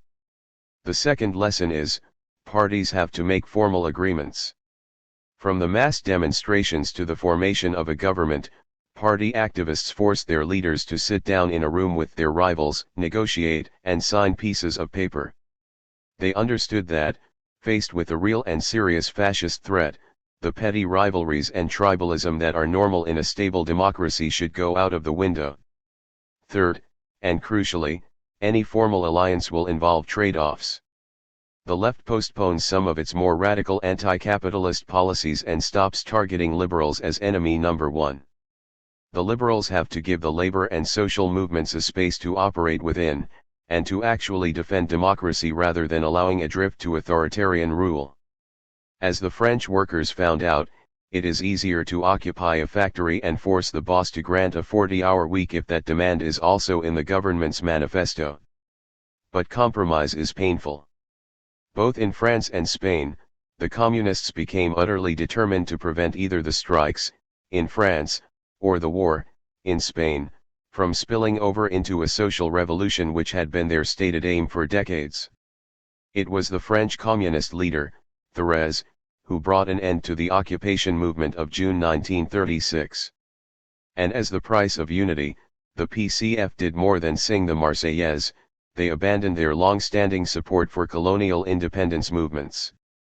In Spain, the communists resisted peasant land seizures and imposed military discipline on the far left, torturing and murdering their anarchist and Trotskyist rivals. For these reasons, says the orthodox left account of the Popular Front, the strategy of self-limitation led to defeat. But that is only true if you believe a full-blown workers' revolution was on the cards. In Spain it was a possibility during the first 11 months of the Civil War. In France, With every party of the new government determined to stop one, it was highly unlikely. Today, if you can name me a country where workers' revolution is imminent, or where there is a socialist party strong enough to defeat fascism on its own, I will gladly sideline the idea of a popular front to defeat fascism in that country. Until then, the Popular Front remains highly relevant in the places where fascism is a threat, where the left is weak, and where liberalism is wavering. Because the fourth lesson is, popular fronts have to be created from below. In the expanded political space created through grassroots mobilization, the French working class seized what it wanted most, namely control, of the factories, of public space and of culture. Though the formal party agreements were important, the real breakthrough came via the informal merger of high and mass culture, and the coming together of intellectuals, middle-class people, and workers on the streets. Networks of popular committees, beyond the control of parties, activating people in pursuit of their own freedoms, are indispensable if the Popular Front tactic is to work. Finally, the Popular Front found successful ways of fighting the culture war. They understood that, once fascism appears in a working-class community, the outcome is going to depend on a battle of ideas, not appeals to shared economic misery. Since that battle would be played out in movies, novels, illustrated magazines, radio stations, and tabloid newspapers, they poured their energies into controlling and, where possible, creating these media. The most important achievement of the Popular Front is obvious: the mass mobilization of people across rigid class boundaries to take control of their own destiny, and design a different future. The German Jewish leftist Walter Benjamin, caught up in the events in Paris, wrote that while fascism, with its parades and mysticism, had made politics aesthetic, communism responds by politicizing art. 22 But the working class, in fact, did something more. They too injected drama and symbolism into their political practice, and demanded the struggle against fascism be fought on the terrain of popular culture, transforming it in the process. The ultimate precondition for success was a change in the left's strategy, not gradually but by 180 degrees, and sharply. For half a decade the left's main enemy had been liberalism and austerity, its goal socialism or nothing. Now it recognized a more dangerous enemy, fascism. It adjusted its strategy to the defense of democracy, and its rhetoric to popular rather than class politics. It reclaimed the national flag and the narrative of historical greatness from the right. It allowed the working class to achieve in practice what Gramsci, in his prison cell, could only theorize: moral, intellectual, and cultural leadership of the nation. Today the fascist threat does not appear, as the Croix de Feu did, in ordered ranks led by an ex-army colonel. It appears in Proud Boy rallies and militia actions in U.S. cities. It infiltrates the anti-lockdown demos staged by conspiracy theorists, it forms cells in the military and the police, it paints swastikas on Jewish graves, and then it surges to the ballot box to vote for people who promise to make the country great again, who victimize people of color and stigmatize social liberalism as an alien ideology. The only way to defeat it is both politically and culturally, through a political alliance of the center and the left, combined with a grassroots movement and an effort to weave anti-fascism into all aspects of popular culture. The lessons of the Popular Front were learned the hard way in the 1930s.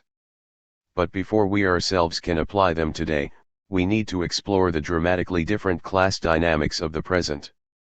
Culture wars, gender wars. Fascism in the 21st century is essentially a gesture of refusal. A great human advance towards social, climate and economic justice is so obviously needed, and the means to achieve it so close at hand, that it has triggered the same response that Reich observed in the 1930s, the fear of freedom driven by a glimpse of freedom. But we cannot simply transplant the tactics of the 1930s. Class identities have become fragmented, gender relationships have been transformed, and the ethnic monocultures of the mid-20th century are gone. Climate change has placed a ticking clock into the anti-fascist scenario, while the formal hierarchy of parties and unions has been replaced by shifting networks of activism. A mass popular alliance to defeat fascism is still possible, but it has to be built with different forces and techniques. The most fundamental question is, who is the agent of change? The popular fronts were born out of an act of compromise and political imagination by working class parties. The working class was the prime mover. Who will stand in for that role today? Throughout the 20th century, the working class of the advanced world became increasingly stratified, with the creation of semi-skilled workers, the entry of women into the workforce in larger numbers, the expansion of white-collar work, and through waves of post-war immigration. After 1945, sociologists began to map these more complicated class structures with multiple layers, classifying people according to their standing in society or their specific mixture of skills and incomes. 23 Even so, the left could still argue that a single proletariat existed, despite being stratified by skills and incomes. Today, however, there is a growing divergence within the life experience of working people. It is based on multiple inequalities, between those with degrees and those without, between those who live in multi-ethnic cities and those who live in forgotten towns, and between those with a secure job and those in precarious work. In every country where right-wing populism has advanced, it has fed on the cultural divisions between those whose identities focus inwards, to their community, and those focused outwards to the world. On the left, some analysts now speak of two separate versions of the working class, the traditional and the new. Many among the so-called new working class, writes Claire Ainsley, an advisor to the labor leader, Keir Starmer, will not define themselves primarily through their work at all. The new working class is more disparate, more atomized, and occupies multiple social identities, which makes collective identity less possible. 24. If our aim is to construct a broad social alliance to stop fascism, we need a theory of class that explains why these divisions over cultural values have opened up, and how they might be resolved. Classic Marxism defines the working class as everybody who lives off their wages and doesn't own assets that generate substantial incomes. Capitalists are people who live off profits and interest, while the middle class consists of people who live off both their work and investments, for example shop owners or farmers, or people whose high professional salaries allow them to enjoy a comfortably consumerist lifestyle. For Marxists, class is not a structure but a relationship. What made the workers of Paris in 1936 working class was not the cloth caps they wore, or the roll-up cigarettes they smoked, but their relationship to capital, their reliance on wages and their need to work to survive. As late as the 1980s, this definition broadly described reality. There was, in most industrialized countries, a single working class culture, consisting of language, dress codes, modes of behavior, implied ethical rules and gender stereotypes. The cultures of the middle class and the elite were equally distinct. Each class had a consciousness of its interests, reflected in political party loyalties. And, though there was mobility between classes, these relationships reproduced themselves and were played out daily, in the workplace. In the neoliberal era that changed fundamentally. For the first time in the history of industrial capitalism, the focus of exploitation has shifted substantially away from the workplace. To understand how, consider the way my parents lived. They took their wages in cash and spent those wages on consumer goods. They paid off their mortgage in 3 years, because homes in the 1960s were affordable, and almost never used credit to buy high-value goods. They saved money in the bank, and the bank lent it to businesses. The common interests of working people were easily defined because work was the main method of exploitation. If they were poorly paid, or badly treated, it was clear who was to blame. Consider, by contrast, an average life today. You are paid and spend electronic money, it barely crosses your mind that part of the money is borrowed. As a result, a significant chunk of your salary goes not just on buying stuff, but on paying interest, on your mortgage, your car, your credit card or student loan. 25 Even where you're not servicing debts directly, many of your regular payments, rent, smartphone contract, insurance, are securitized, turned into a financial asset generating interest for someone you've never met. Everything is, in short, financialized. The stream of profits generated from the activities of working class people no longer flows only, or even primarily, through work for wages. It flows, in addition, through direct financial extraction, interest payments, rents, gambling profits, etc. The systematic overpricing of goods and services provided by monopolies. Data extraction, where tech companies like Facebook collect information about our behavior and sell that information to advertisers. The privatization and commercialization of everything that was once free and publicly owned, or owned by nobody. And even through the tax system, where taxes no longer simply pay for state-owned utilities and welfare systems, the so-called social wage, but provide a guaranteed profit stream for large corporations who run public services, a social wage for their shareholders and managers. Each of these exploitation methods is based on naked power asymmetries. But, unlike in the classic relationship between managers and workers, the terms of exploitation are much harder to negotiate, or to struggle over collectively. You can go on strike against a factory owner, try going on strike against Facebook, your landlord, or your bank. The lower skilled and less qualified you are, the easier you are to exploit in these new ways. From payday loans to the quarterly energy bill or insurance premium, those with the least social power generate the biggest rate of return. From the dawn of capitalism to the mid-1980s, workers' lives were dominated by a single economic relationship, that with their boss. Today there are multiple relationships of exploitation which overlap and collide. As a result, it has become much harder to identify who is exploiting us. The top 0.1% in every country are part of a globalized, super-rich stratum whose wealth is based primarily on rent-seeking and finance, and most of our lives do not bring us into any form of contact with them. Instead, it has become easier to identify somebody lower down the ladder as responsible for your own poverty and powerlessness: the buy-to-let landlord, the staff at the benefits office, the call center worker at your bank, the person in the queue at the doctor's surgery who speaks a foreign language, the security guard at the supermarket telling you to wear a face mask. The political effects of all this were not evident until neoliberalism broke down in 2008. But they are obvious now. If we are exploited through multiple channels, not just work, then it is easier for people to see the world beyond work as a more promising arena for struggle. And in the world beyond work, values and identity matter. There have always been divisions within the working class. The skilled toolmakers who I worked with in a factory on Merseyside in the early 1980s had their own separate workshop and refused to speak to unskilled youngsters like me. They thought women had no place in a factory except as secretaries, and that if there was a pay rise on offer most of it should go to them. Many of them voted conservative. But this classic labor aristocracy would still go on strike if called out by their union. At the pub, or on the football terraces, they were just members of the working class, albeit with more money and higher status. If we map the new divisions inside the working class, they are today more clearly cultural, and much sharper. A new kind of working class conservatism has emerged, based not on high skills and status, but on the opposite.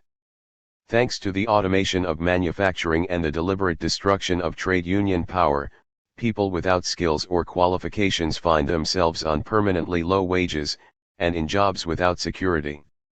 There are many such people in what Ainsley calls the new working class: the cleaners who polish the floors of investment banks by night, the Uber drivers and the coffee baristas.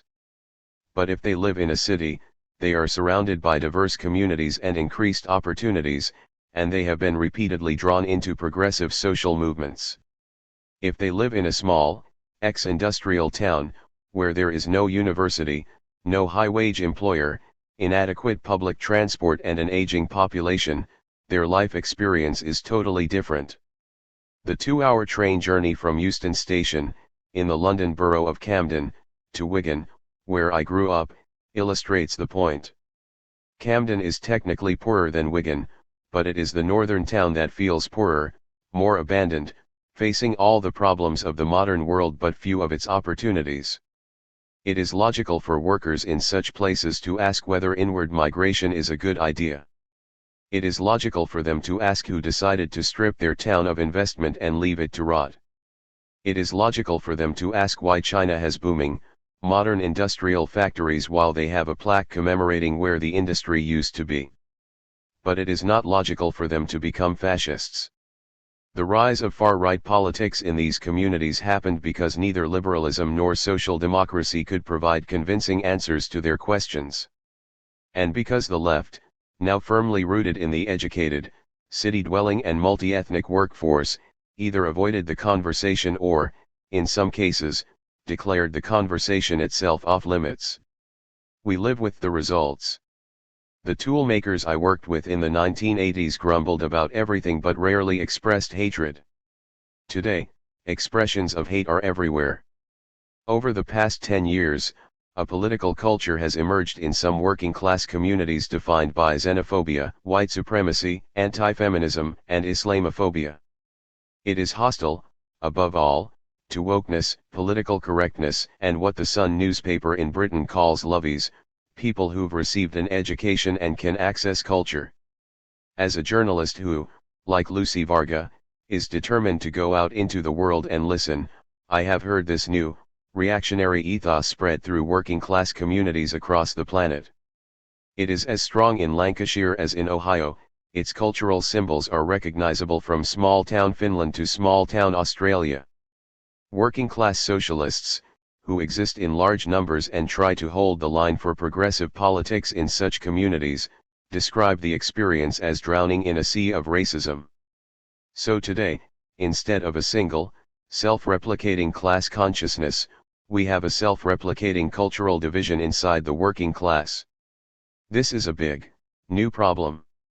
I have no nostalgia for the hierarchical, sexist world of the post-war boom, which beneath the surface was rife with racism, domestic violence, and child abuse. But the class consciousness produced by exploitation at work did reproduce itself, through the daily routine of the factory or the coal mine. Our common experience of work created the basis for a discussion, even between people with strongly held socialist or conservative views. Today, it is still possible for people to stage struggles across boundaries of place, ethnicity, and gender, and to create a shared, progressive consciousness while doing so. But that consciousness does not so easily self-replicate. It has to be nurtured actively and constantly, in the face of pressures that tend to accentuate the cultural divide, and turn all political arguments instantly toxic. However, if we ditch the old Marxist definition, based on work and wages, and see the working class as everybody exploited by capitalism, through data, finance, rent, and monopoly pricing as well as work, it becomes clear that large numbers of people have a material interest in defeating the new extreme and populist right, and the power to do so. A 21st century fascism would massively enhance the dominance of capital over human beings in every sphere, from the Amazon warehouse to the call center to the gigafactory. For this reason alone, it makes sense for all sections of the working class to resist the far right. The arguments we once had at work, and in a shared working culture, now have to be had more openly and actively, with the whole of society as the factory floor. But as we do so, we need to recognize that far-right ideologies are no longer reliant only on racism and on nationalism, but are powerfully fueled by arguments over gender. Neoliberalism as an economic model is just 40 years old. But its rise coincided with a challenge to a system more than 40,000 years old, women's oppression. Since the late 1960s, albeit with wide regional variations, new contraceptive methods have given women in the developed world the ability to control their own fertility. Even in some developing countries, contraceptive use has surged from near zero in the 1970s towards the developed world average 0.26. With contraception came the demand for reproductive rights. Even though conservatives and religious authorities waged a relentless rearguard battle, women's rights to abortion have advanced in many countries. In some, abortion is now treated as a health care issue, not as a crime or an agonizing moral dilemma. We are a long way from eradicating the oppression of women based on their biological role as childbearers. But mass access to contraception and abortion has unleashed what economists have labeled a reproductive technological shock. Point 27 In developed countries, women's participation in the workforce, again subject to cultural variation, has surged. In Britain, the proportion of working-age mothers in work rose from 50% in 1975 to 72% by 2015, while the percentage of working-age women with a degree, which was 10% in the 1960s, is now close to 50%. 28. Today it is the stated aim of the world's governments, as enshrined in a global treaty, to achieve gender equality and empower all women and girls. Point 29 Meanwhile, numerous states have enacted legal or constitutional guarantees of women's rights at work, in politics, and across society. But these statistics, impressive as they are, barely tell the real story, which is the rise of women's social and cultural power. From sport to politics, journalism, science, medicine, and the arts, the status of women has been transformed in the space of a lifetime. Clearly we are nowhere near meaningful equality between men and women, whether it be on pay or freedom from male violence. But to contemporary fascists, the world already looks like a feminist utopia. The original fascists did not have to deal with a meaningful advance in women's social power. Their project of violent national renewal took male dominance as an unchallengeable assumption, and set out to strengthen it. The Nazis banned women from the professions, shut down abortion clinics, prosecuted thousands of women for abortions and illegal miscarriages, and minted a special medal for women who bore more than 5 children. Simultaneously, they forcibly sterilized tens of thousands of working-class women and forced 5,000 to have abortions against their will, in order to cleanse the race. 30 Mussolini passed laws to drive women out of the civil service and male industrial jobs. 31 And churned out relentless propaganda against birth control, saying, work distracts from conception. It forms an independence and consequent physical and moral habits contrary to childbearing. 32 Fascism, in short, systematically reversed any reproductive and social rights women had gained during the first decades of the 20th century. But it arose in societies that were totally male-dominated, and where access to non-traditional lifestyles was limited to women from the elite. And the Marxist parties it was fighting were, while committed to women's rights, functionally male-dominated and hierarchical. For Hitler and Mussolini, the return of women to their traditional childbearing role was a secondary objective. In our century, by contrast, hostility to women's liberation has become as central to fascism as the narrative of ethnic supremacy. The logic of neo-masculinity was spelled out by the American pickup artist Roch Valizadeh in one of his blogs. Much of it repeats the sexist pseudoscience we saw in Chapter 2. In Valizadeh's telling, gender equality has no scientific basis because men and women have different evolutionary traits. The male traits are dominance, independence, intelligence, rationale, analytical thinking, while women are naturally submissive, dependent, emotional, and cooperative. Equality laws, he says, have distorted women's true nature, making them oppressive and predatory against men, so it is not women who are victims of sexism, but men who are victims of misandry. This mythology of male victimization has a direct, practical outcome.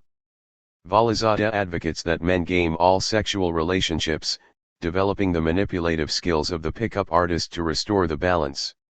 He says men should fight to reverse the social, legal, and cultural gains women have made, above all by reimposing the nuclear family, with a male breadwinner as the norm. 33 That's his theory, at least. The practice, for many of the men who follow it, is sexual predation, harassment, rape, and domestic violence. For others it is involuntary celibacy, the subculture of the incel movement, of men who blame their inability to attract girlfriends on feminism, teams simultaneously with hatred for emancipated women, and subservience to the alpha male. From its earliest days, this online monosphere was awash with the same source material as the original fascism, Nietzsche's elitism, social Darwinism, and the mythologized past.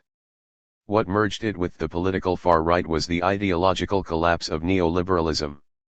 With the rise of the Occupy movements in 2011 in response to the economic crisis, the pejorative term social justice warrior, SJW, entered right-wing culture, often presented alongside memes depicting SJWs as ugly, crazed or diseased women, or men with feminine attributes. 34 Since traits such as empathy and cooperation are defined by right-wing pseudoscience as biologically female, women were categorized in numerous memes as carriers of a disease-like threat to male power. The SJW narrative crossed into popular usage via the Gamergate scandal of 2014, in which prominent women were driven out of public life for critiquing the sexism within gaming culture, by a sustained campaign of harassment, both online and physical. From this point, violent misogyny online converged with overtly theorized racism. As the writer David Futrell put it, if you can convince yourself that men are the primary victims of sexism, it's not hard to convince yourself that whites are the primary victims of racism. 35. And from here it is a short step to the central myth of modern fascism, the Great Replacement theory.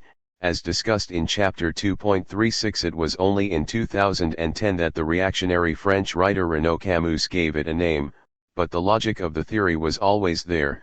Feminism depresses the birth rate, allowing immigrants to colonize and destroy the white race. The collaborators in this occupation are the politicians who defend the rights of women and black people, and the liberal media who support them. The importance of misogyny as a gateway drug to modern fascism lies in the broadness of the experience it draws on. Few racists have actually had their job taken by a migrant. But every heterosexual man can feel the difference between the ideology of manliness and the reality, where women are increasingly free to define their own norms of beauty and sexual behavior. And while only a minority of racists have physically attacked a person of color, most violent misogynists have physically attacked a woman. Similarly, though all fascisms involve fantasies of ethnic supremacy, the actual ethnicities concerned differ from place to place: whites in North America, Europeans in Europe, Hindus in India, the descendants of European colonists in Brazil or Bolivia. Misogyny, however, is a universal language. This is a new problem for anti-fascists. We can, if we wish to, define 20th century fascism through its central demand for violent national rebirth. Today, in equal measure, it is a demand for the violent rebirth of patriarchy. If we return to the essence of fascism, a fear of freedom triggered by a glimpse of freedom, then the significance of misogyny in driving people towards it becomes clear. The Russian Revolution was an outburst of freedom. So were the Italian peasant land seizures in 1920. But none of these events matches the scale and depth of the change in women's lives since the 1960s. Fascism is feeding on a fear of a freedom that did not exist in the 1930s. Today's fascists do not need to dread a workers' revolution, but they have every reason to fear that the millennial generation of women, people of color, LGBTQ+ people and, yes, workers will demand freedoms unheard of in the 20th century. And that, in turn, broadens the kind of alliance a modern popular front might create. The left and liberalism, a truce. Since 2008, the socialist left and neoliberal globalists have been at war with each other, and for good reason. The left predicted that, without a radical change in economic policy, the 2010s would be a decade of deprivation and misery, driving some despairing people into the arms of racist, authoritarian movements. Then we watched it happen.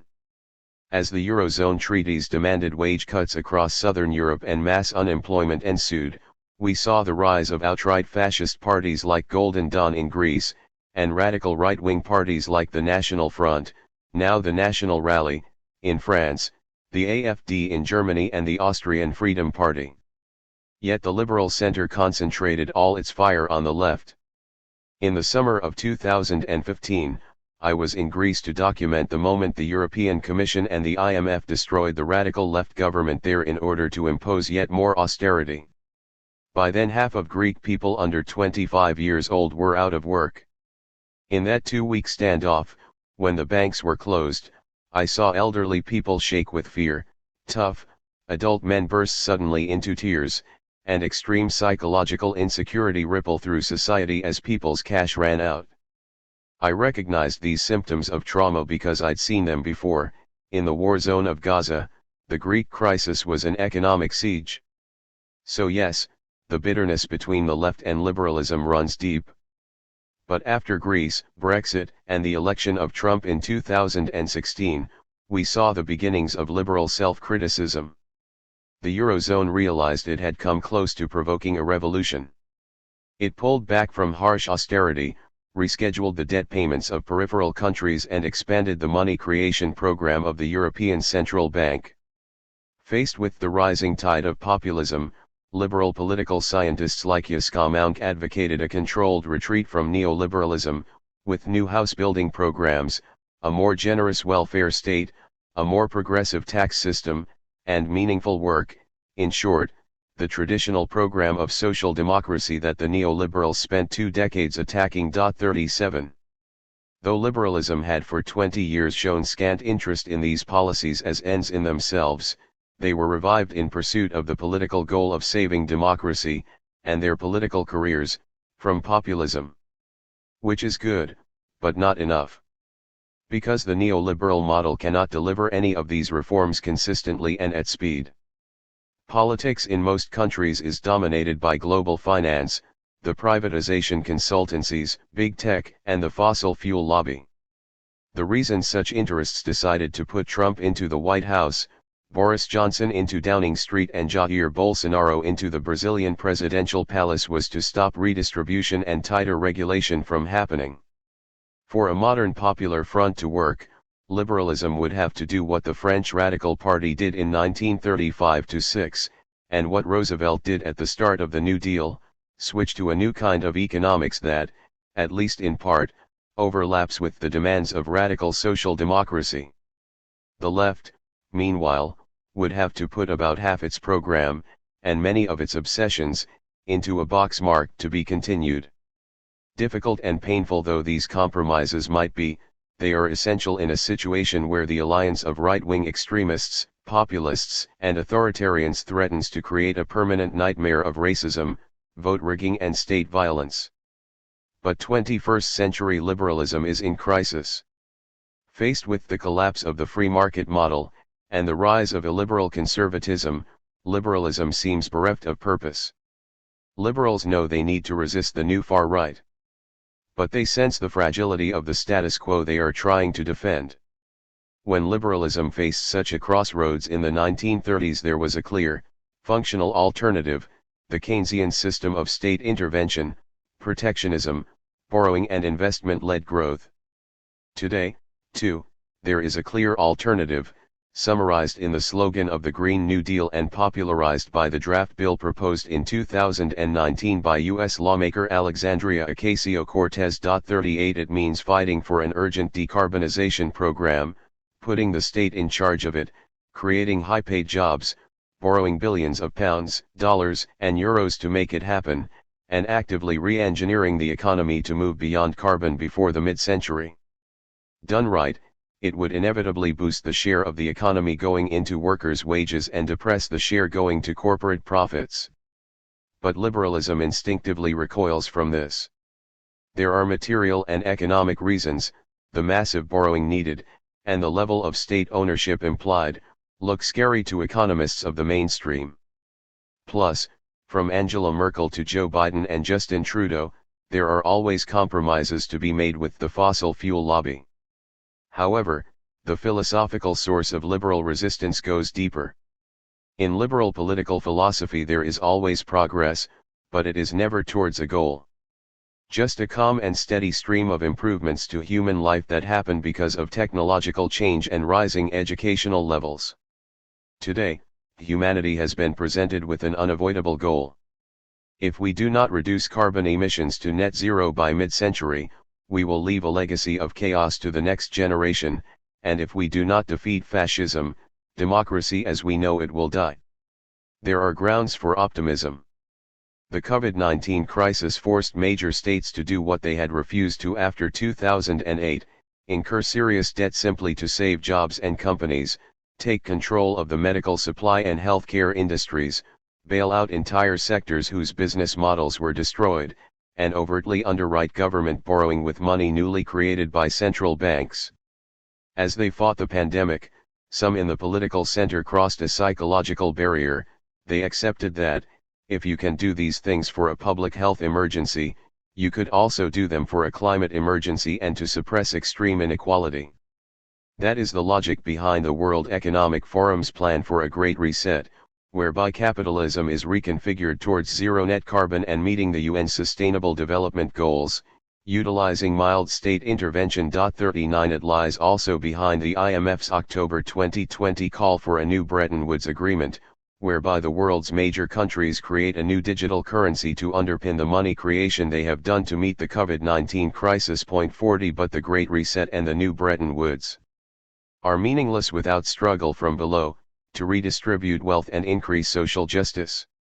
The outcome of the 2020s depends, then, on whether liberalism can inject urgency and goal-oriented actions into its agenda, and whether a left emerges that, by mobilizing large numbers of people, can force the liberal center to create the space and opportunity for radical change.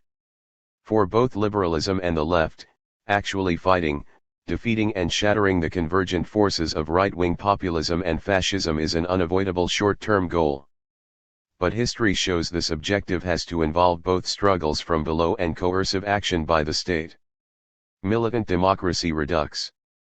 Both in France and in Spain the Popular Front governments of the 1930s passed laws and took executive action to dissolve fascist militia parties. But numerous mainstream governments had also done so earlier in the decade, with Finland, Czechoslovakia, and Switzerland the most successful.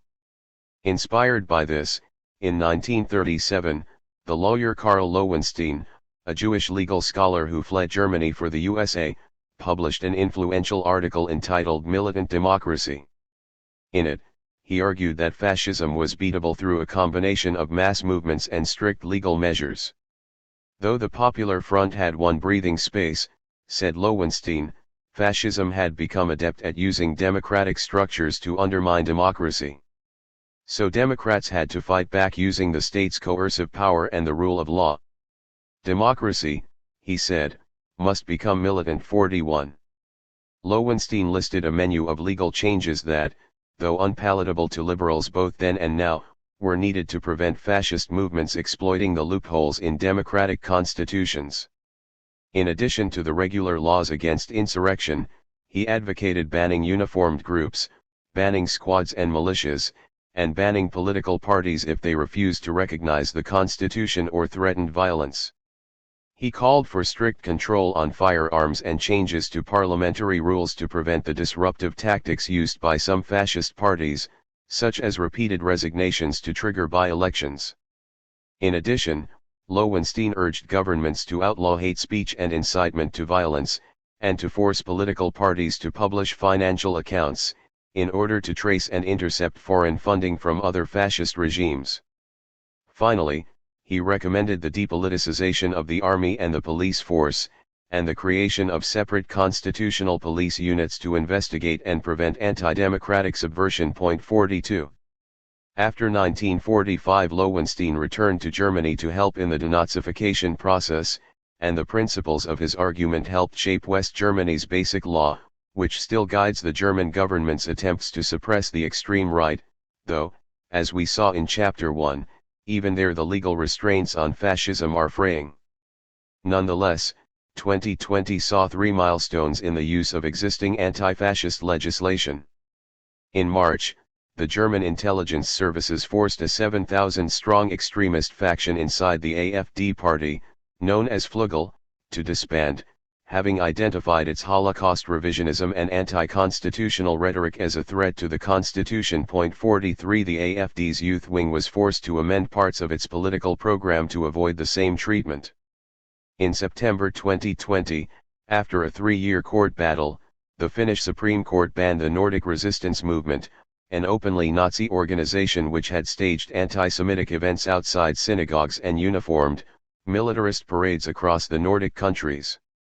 Then, in October 2020, leading members of the Greek neo-Nazi group Golden Dawn were convicted of running a criminal organization and handed long jail sentences, again after a trial lasting several years, over the murder of the anti-fascist musician Pavlos Fascis.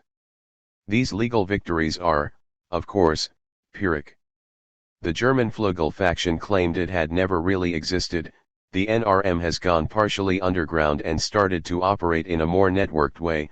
Golden Dawn has been replaced by a new, more legalist extreme right-wing party in Greece. But they illustrate the potential power of democratic constitutions if backed by assertive law enforcement, intelligence gathering, and judicial action. The left, traditionally, has resisted using the state to suppress far-right extremism, on the grounds that, if handed extraordinary powers, most liberal states would rather use them against the left than the right. That is the reflex that prompted numerous left-wing groups and campaigns in the USA to deny the seriousness of the Capitol Hill attack, and to object to a coordinated state crackdown on the far right. In the absence of pressure from the left, law enforcement bodies and public prosecutors are usually content to let far-right politics fester at the fringes, kept under surveillance in the case of the open Nazis, but generally unrepressed. Since the attack on the Capitol, it has emerged that numerous figures in the Proud Boys were actually being used as informants by the FBI, spying both on the far right and, allegedly, their anti-fascist opponents. So the risks of empowering law enforcement are non-negligible. 44. But given the scale of the crisis that is likely to unfold towards the mid-century, and the vast opportunities this will offer to the violent far right, we need a more comprehensive approach. No Democrat can be happy with the restriction of rights to association, but the risks are too great to ignore. Any modern version of the Popular Front would have to agree, as the French did in the 1930s, a minimum program of legal restrictions on far-right street mobilizations, online harassment and hate speech, and an outright ban on organizations like the Oath Keepers, the Proud Boys and Generation Identity. Though there is a highly developed methodology for countering Islamist terrorism, which has in the 2010s also been applied to terror plots by the far right, governments need to stop dealing with the far right only through anti-terror legislation, or even through the lens of extremism. Experts on radicalization have developed a pyramid model showing how a mass, largely passive base creates a second layer of people who morally support terrorism, a smaller layer above them who facilitate it, and a small apex of actual terrorists. 45 What we are concerned with here, however, is a much more fluid process. A 21st century application of Lowenstein's militant democracy principle would have to begin online. The Bougaloo Bois phenomenon, of armed men wearing ironic militarist regalia at far-right rallies and protests in 2020, began on the anonymized 4chan bulletin board, and was spread by Discord channels to both Facebook and Reddit. The left-wing news site Unicorn Riot, which scanned 240,000 private Discord messages exchanged between the Boogaloos, concluded they were written, in great part, by angry racist white men who are at plausible risk of being or becoming murderers and or rapists. The chat server's logs are rife with blatant calls for genocide, sometimes not even wrapped with a veneer of irony. 46. Despite banning 200 Facebook groups and deprioritizing the Boogaloo search term on its algorithm, Facebook has struggled to remove content inciting a civil war. It is readily findable at the time of writing. 47. The most effective way to attack 21st century fascism would be to classify all internet platforms as publishers, making their owners responsible for the content. Platforms such as Facebook and Google, which only loosely demand real identities and vigorously resist being made responsible for their content, would be forced to police their ID systems. Twitter would be forced to eradicate millions of fake and anonymous accounts.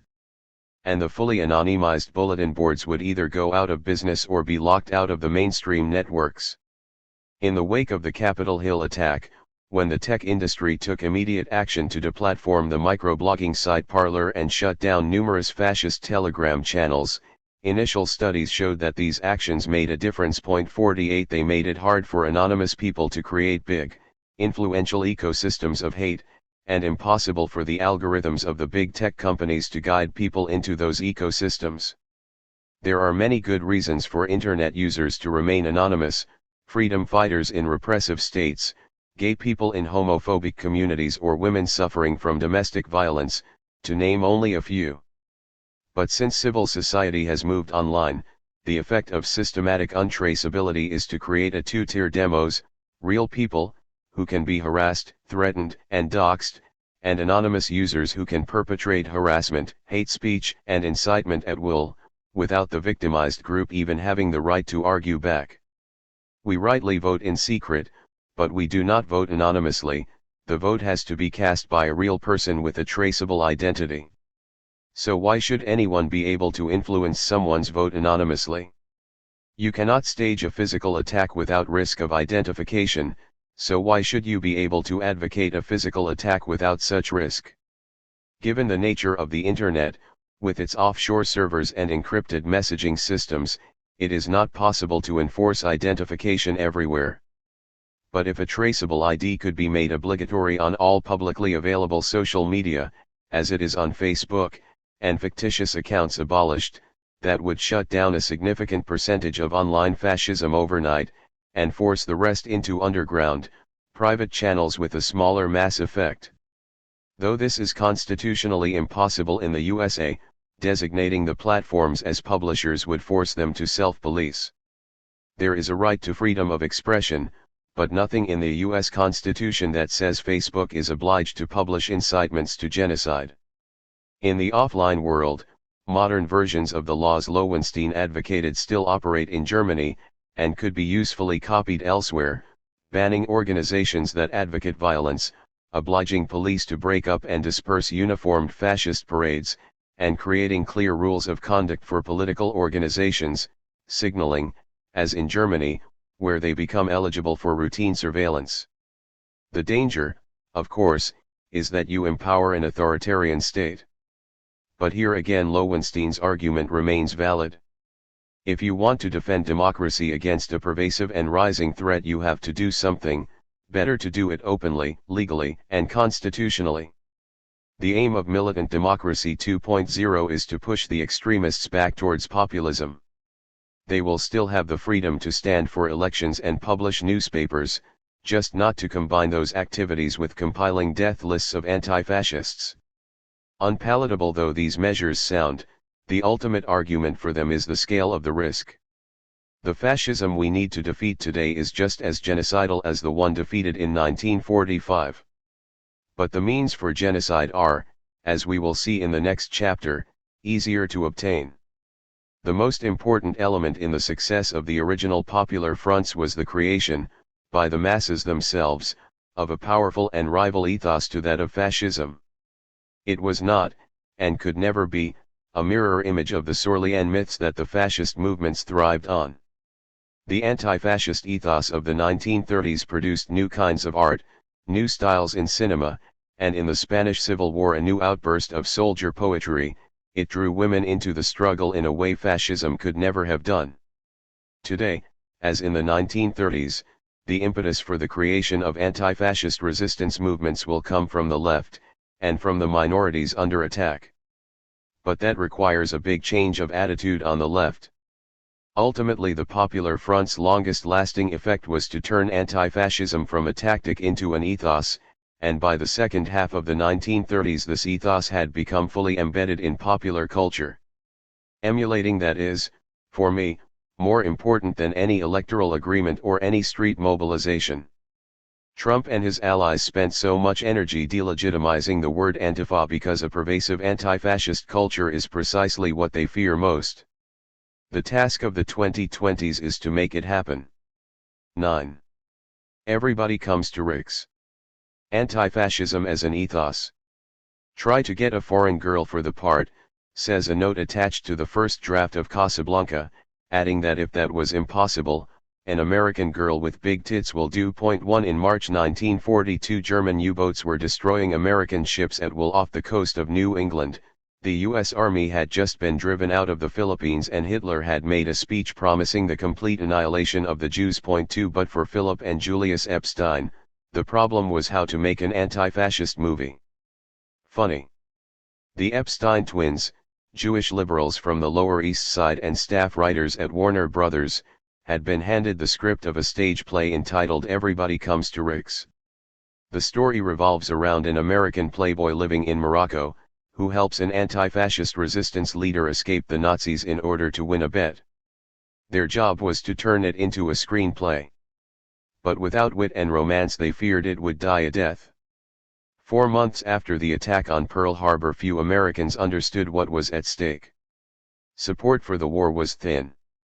Locked in a plush hotel in Washington, D.C., the Epsteins inserted as much comic irony as possible, while urging the director to cast someone glamorous to play the female lead, originally scripted as an American tramp who is the resistance leader's wife but, by coincidence, Rick's former lover. After one look at the draft, the studio hired Howard Cook to do a rewrite. The Epsteins were enthusiasts for Franklin Delano Roosevelt and the New Deal. Cook was a communist and one of the most radical writers in Hollywood. In Cook's draft, all the stakes are raised.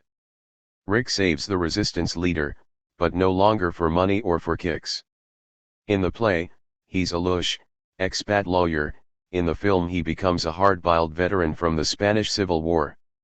The heroine is transformed from an American good-time girl into the Swedish radical Ilse Lund. In the play, her character sleeps with Rick transactionally, to get the visas she needs to escape Morocco. In the film, she falls back in love with him. In the play's final scene, Rick hands his revolver to a Nazi officer and cynically claims the money he's just won in a bet. In the movie, he shoots the Nazi and joins the French resistance. Cook turned Casablanca into a story about how you find the will to resist fascism, even if you're disillusioned and your ideals are shattered. Having fought fascism once and lost, Rick is persuaded to fight again. As he makes the choice to resist, every other character, from the woman propping up the bar to the musicians in the band, has their own choice to make. Even the corrupt French police chief ends up on the right side of history. Point 3. The moral lesson of Casablanca is that, in the face of fascism, nobody can stay neutral. When it really comes down to it, the defeats, rivalries and betrayals of the past don't matter. As such, the movie is a living embodiment of the ideals of the Popular Front. There are no death camps shown in Casablanca. The violence is euphemistic. 3 people are shot but we never see them bleed. There is no torture, no firing squads, and the word Jew is never spoken. But the presence of evil lurks at the edge of every scene. A devil has the people by the throat, says a refugee from Bulgaria, as she pleads for a visa. It is not the Nazis she is running away from but her neighbors. Point 4. By placing the action in the borderlands of the Third Reich, in a liminal space where people's lives are cheap, Hollywood took its audience to the precipice of a moral choice. In every scene the implicit question is, what would you do? Today, every one of us is, metaphorically, a customer at Rick's Cafe.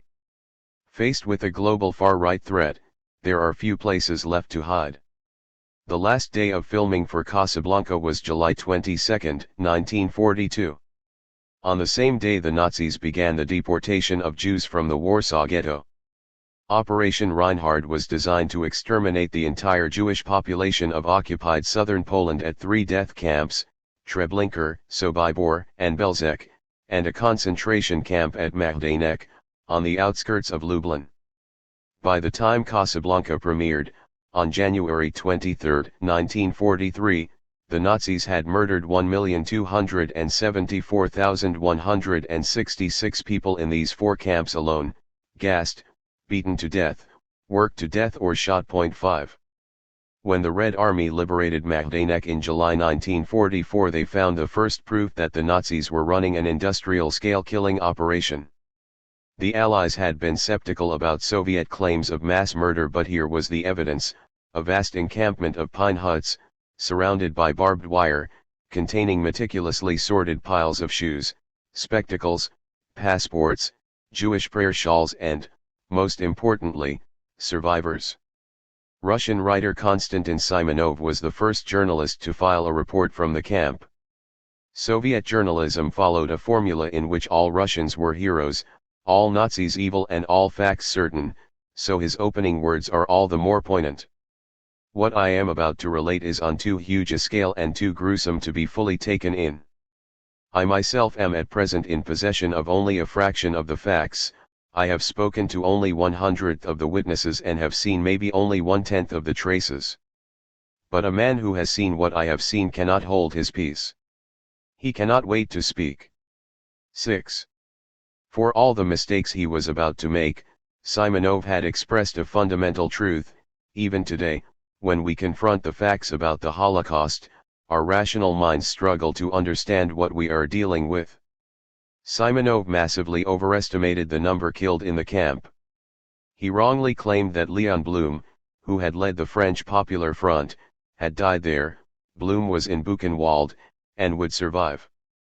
But his biggest error was to describe the camp as a murder machine for POWs and political prisoners, not specifically Jews. He claimed more Poles were killed than Jews. He listed the victims' passports and countries of origin but did not mention their ethnicity. Though he understood that the camp had exterminated some prisoners on arrival, he made no reference to the fact they were Jews. Simonov's article was shaped by official Soviet ideology, which de-emphasized the anti-Semitic nature of the Nazis' crimes. But on the other side, there was also willing disbelief. Allied governments cast doubt on the report.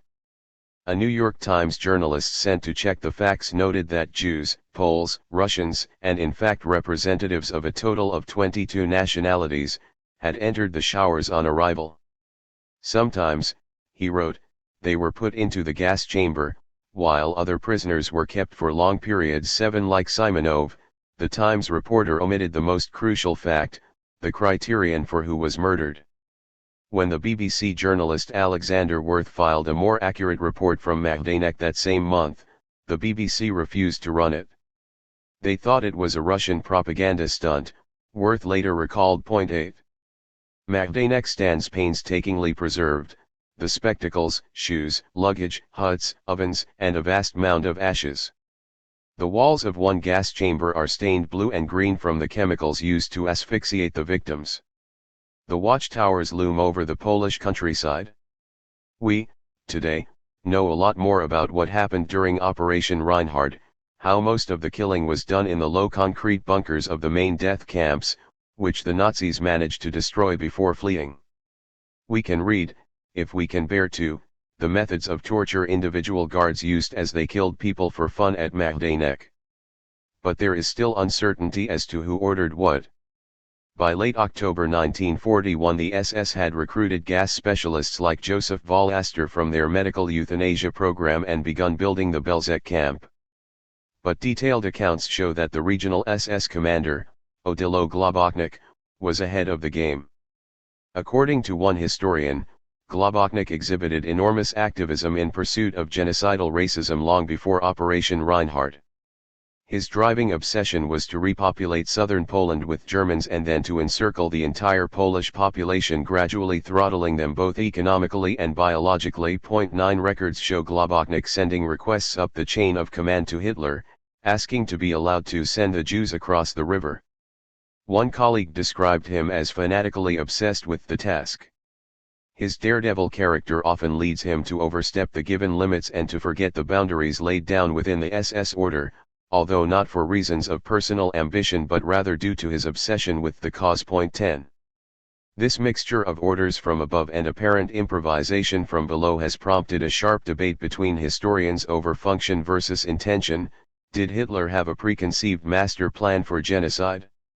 Or did it happen because the lower-level Nazi bureaucracy hated Jews and began the genocide on their own initiative? Both positions carry political implications. If you can blame it all on Hitler and his intent, you can theorize Nazism as a one-off, caused by a power-crazed individual, not the product of deeper class and psychological forces. But if you move the focus to the lower ranks, say the critics, you end up moving the blame to systems rather than people, and diminishing their crimes. 11. If our purpose is to use history as a guide to resistance, both interpretations carry their own insight. Hitler outlined the project of invading Russia and annihilating Jews as early as the 1920s. But the Nazi method of governance, which was deliberately chaotic, left the initiative to second-echelon bureaucrats like Globoknik, who improvised while leaving a purposefully vague paper trail, and then took great pains to cover up their crimes.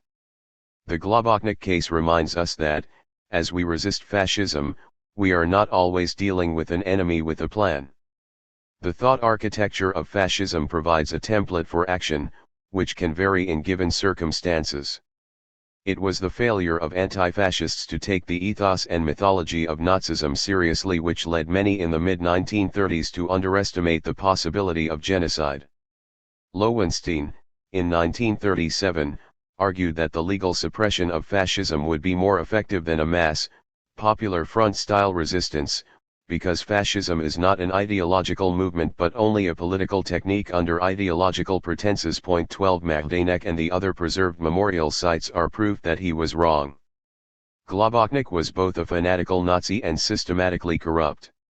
A building engineer, he joined the Austrian Nazi Party in 1922 but seems to have been inactive until the Wall Street crash triggered a bout of intense activism. He was arrested 5 times between 1931 and 1935, for bombing Jewish businesses and running an underground Nazi cell. 13. In power, the Nazis rejected all proposals to systematize their way of governing. Instead they practiced politics without administration. They ruled, wrote the late historian Tim Mason, through non-policies and evasions, taking sudden, emotion-led decisions and, when this produced chaos, making up new plans. 14 That system of government could exist only because of men like Globoknik, with an outline of the project already in their heads and a willingness to enact mass murder with or without direct orders. It was designed to empower their racial fantasies and cover up their crimes. So what word should we use to describe men like Globoknik? When trying to understand the role ordinary Germans had played in the Holocaust, post-war philosophers returned to the concept of evil. Arendt, in The Origins of Totalitarianism, used the phrase radical evil to categorize the crime, a transgression which could not fit into the framework of ordinary evil. In the Judeo-Christian tradition, she reminds us, evil is seen as human, both in origin and scale. It is the absence of good, a form of backsliding towards our animal instincts. Sins, even serious ones such as rape and murder, are the product of human-scale selfishness and desires. However, Arendt says, the systematic murder and dehumanization of an entire people, whether carried out spontaneously or by obeying orders, just doesn't fit with the idea of human-scale sin. The radical evil of the death camps, she writes, emerged from a system in which all men have become equally superfluous. The manipulators of this system believe in their own superfluousness as much as in that of all others, and the totalitarian murderers are all the more dangerous because they do not care if they themselves are alive or dead, if they ever lived or never were born. 15. That was true of Globoknik. Captured by the British Army in 1945, he slipped a cyanide capsule into his mouth and was dead within 2 minutes. 16. Arendt's concept of radical evil is a challenge for historical materialists. There can be no simple sociological explanation for a character like Globoknik. We need to search for the source of his behavior at a deeper level. We cannot flinch from a moral critique of fascism. But moral philosophy has become quite alien to the modern left, a problem traceable right back to the positions of Marx himself. Karl Marx explicitly despised moral philosophy. He believed that all moral systems are the reflections of social systems, power hierarchies, and forms of exploitation, and that notions of good and evil cannot be absolute. Yet there is an implicit moral philosophy in Marx, and a notion of good and evil. Capital, his book on political economy, is also a giant ethical tract, whose premise is that exploiting people in a way that kills their ability to live a fully human life is wrong. Historical materialism is, in this sense, teleological. It asserts that the purpose, or in Greek telos, of human beings is to set themselves free, both from material necessity and alienation. For Marxists, therefore, good should logically mean everything that helps us free ourselves from mindless work, racial and gender oppression, exploitation, and alienation. We have no need to appeal to a deity or any other external arbiter to tell us that these things are good in human terms. The implicit Marxist concept of evil is equally grounded in this human-centric view of the world. Evil is what alienates us from our human essence, what stifles our imagination, what prevents us controlling the technologies we create, what represses our sexuality, what exploits us, what kills us. As the French philosopher Michel Henry puts it, for Marx, the economic is first of all evil, emphasis added, point 17. But what about radical evil? Where is that in Marxist theory? Because Marx's moral philosophy remained implicit, there is no language, indeed almost no debate, about that question on the left, except among iconoclastic writers like Henry. But the working class, in the 19th and early 20th centuries, did effectively create their own moral philosophy out of Marxism, despite Marx's derision. They called it class consciousness.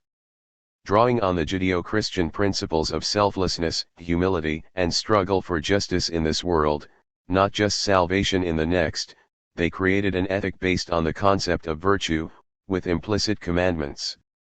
It asked, just as Aristotle had asked, what does a good society look like, and what should a good person do in order to achieve that society and live in it?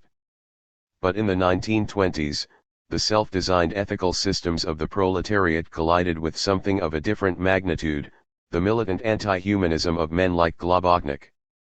In the face of this new adversary, the old proletarian worldview shattered. Just as no Marxist theorist predicted fascism, no working-class community could imagine it before it happened to them. This is an error our generation of the left has to rectify. Marxism, both as a political doctrine and as a mass movement, failed in the face of fascism because it had no explicit theory of evil, and when confronted with a systemic, militarized, genocidal anti-humanism, it could offer scant explanation. If Marxism is to be a comprehensive, radical humanism for the 21st century, then it, too, must have a fully theorized concept of radical evil. As with Arendt, its starting point has to be the experience of the death camps.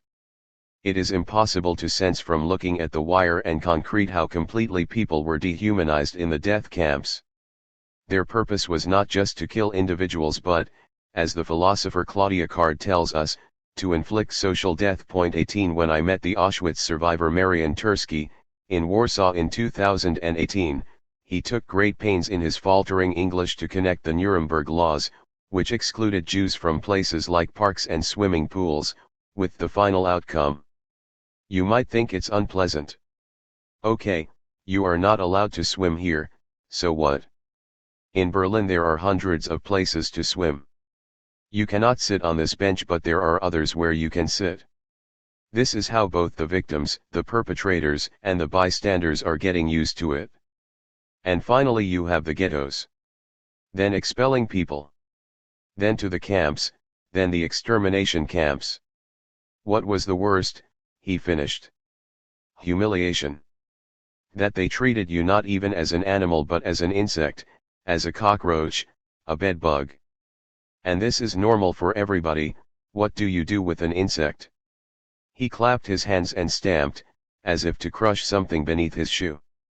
What the Nazis tried to create among the executioners in the camps was Ernst Junger's new man. While the prisoners were cruelly dehumanized, the people who worked there were taught to see themselves as machines, as non-human humans. They were prepared to inflict pain and say, as Junger predicted, technology is our uniform.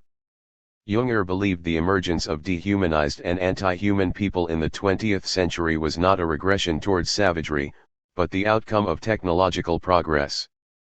Our ability to place machines between ourselves and nature as if they were artificial limbs, and camera lenses between our eyes and the outside world, had produced a second and colder consciousness, which reveals itself in the ever-increasing ability to see oneself as an object. 19 Though he became critical of, and distant from the Nazis, he was in this sense their most acute prophet. The naive moral philosophy of the working class, constructed only with reference to ordinary human failings, could not survive contact with systematic and absolute anti-humanism. Their naive class consciousness was destroyed. Once again we can think of Jan Peterson's words in January 1933, as he stumbled through Berlin, "I am dazed." In its place emerged anti-fascism, which by the time they started shooting Casablanca in 1942 was no longer simply a leftist slogan or even a political strategy, but a global moral philosophy. Of the 14 credited actors in Casablanca, just 4 were born in the USA.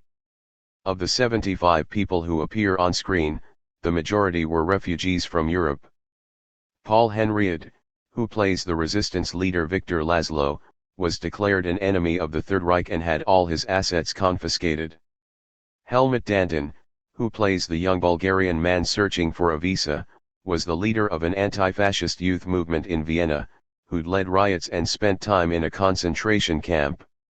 Marcel Dalio, who plays the croupier in Rick's Casino, had starred in the anti-fascist movies of Jean Renoir. During the occupation of France, the Nazis put Dalio's face on a propaganda poster entitled "The Jew." Madeleine Lebeau, Dalio's real-life wife, plays the on-screen barfly Yvonne. They'd escaped together for real, via Lisbon and Mexico on forged visas. 20. It is the collective contribution of these real-life anti-fascist fighters that gives Casablanca its ethos. Some of the film's greatest one-liners are moral statements.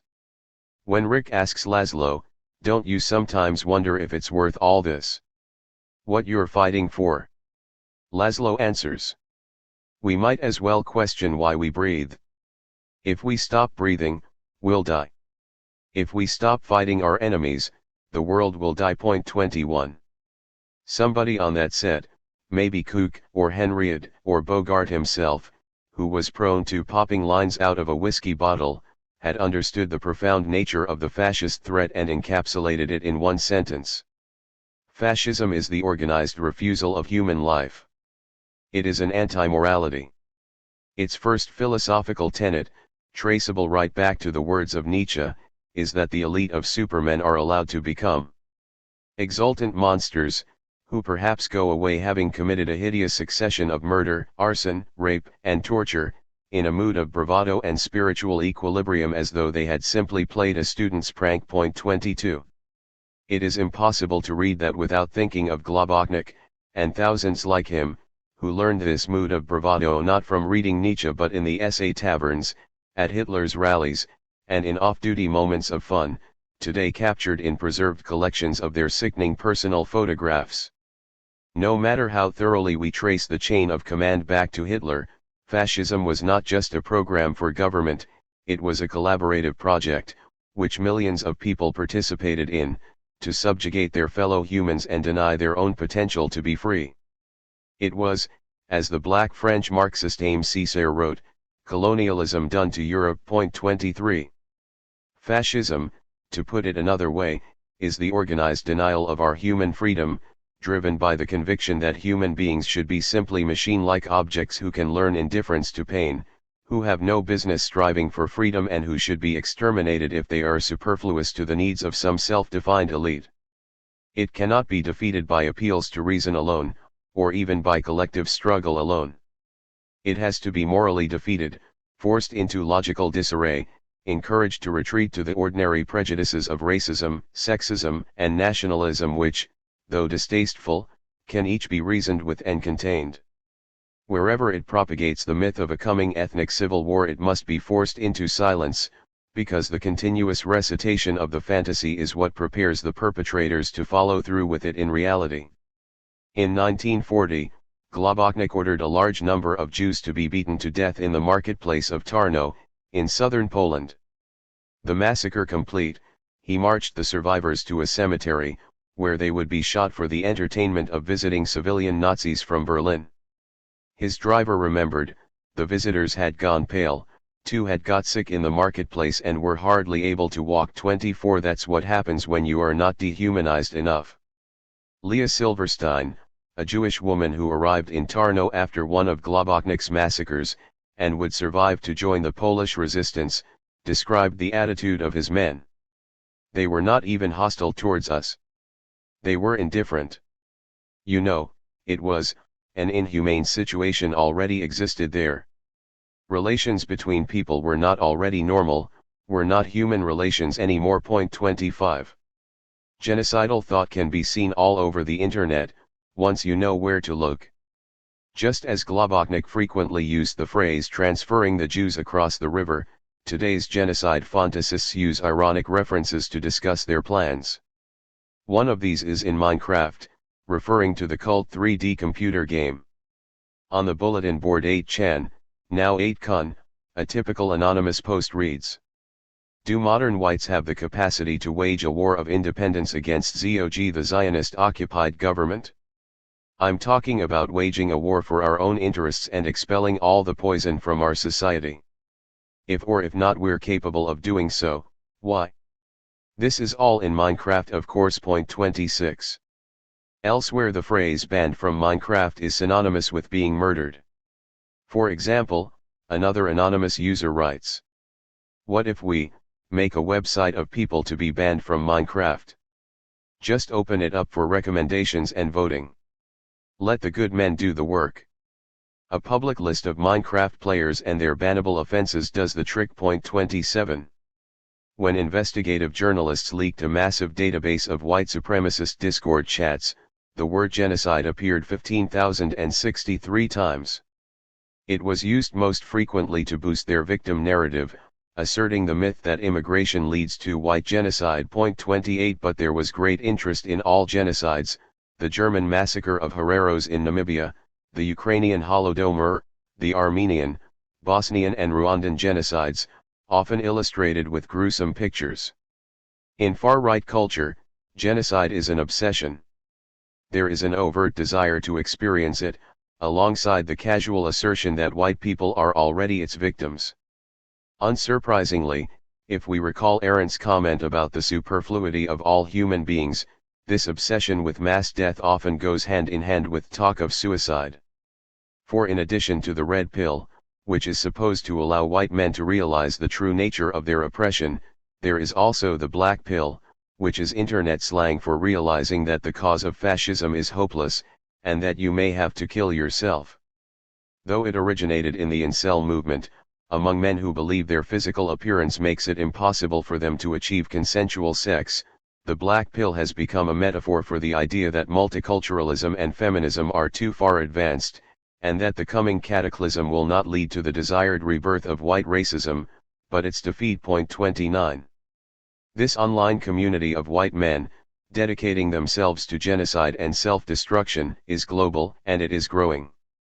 Its existence stands in contrast to the cultural world of fascism in the interwar period, when genocide enthusiasts had no real idea whether they could ever make it happen, and no pictures to swap.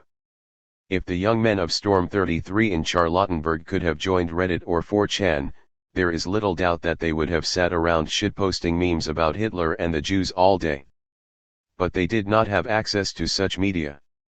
More importantly, they had no previous model of fascism to look back to. They had lurid tabloid newspapers, which stigmatized Jews, Bolsheviks, and black people in clear words and imagery. But those newspapers rarely said "let's kill them all," and could not have said "and here's how it was done last time." There can be no naive or accidental Nazis in the 21st century. In response, there must be no naive anti-fascists. The time for "maybe they don't mean it," or "maybe they're just confused young men" is long past. When historians tell us to take fascists at their word, we should listen. When they talk about genocide, they are thinking of committing genocide. When they talk about enforced monogamy, i.e. sex slavery for women, they are thinking of enforcing it. When they talk about the black pill, that doesn't just mean they are depressed, it means they are thinking of shooting a large number of Muslims, gay people, women, or leftists, and then themselves. Set against the events of 1942, the moral world of Casablanca looks inadequate. We, today, know what the refugees, migrants, liberals, and leftists assembled on that set could not know, that ordinary Nazis were plumbing the depths of depravity so enthusiastically that they were ahead of their commanders. it is logical to assume that we are similarly underestimating the dangers we face. So what should an anti-fascist ethos mean today? After 1968 it became fashionable for progressive people to acknowledge their inner fascist, to recognize, as Michel Foucault wrote, the fascism in us all, in our heads and in our everyday behavior, the fascism that causes us to love power, to desire the very thing that dominates and exploits us. 30.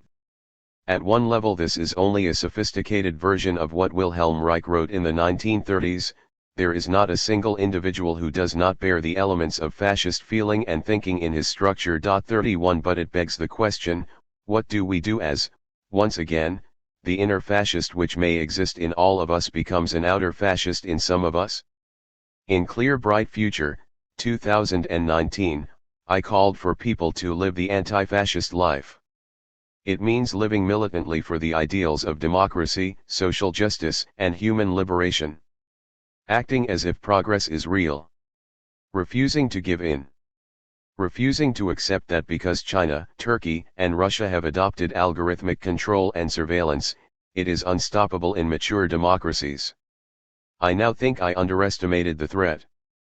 4 years of Trump, 4 years, if he makes it, of Bolsonaro, plus who knows how long for Narendra Modi, these administrations have opened the fascist floodgates.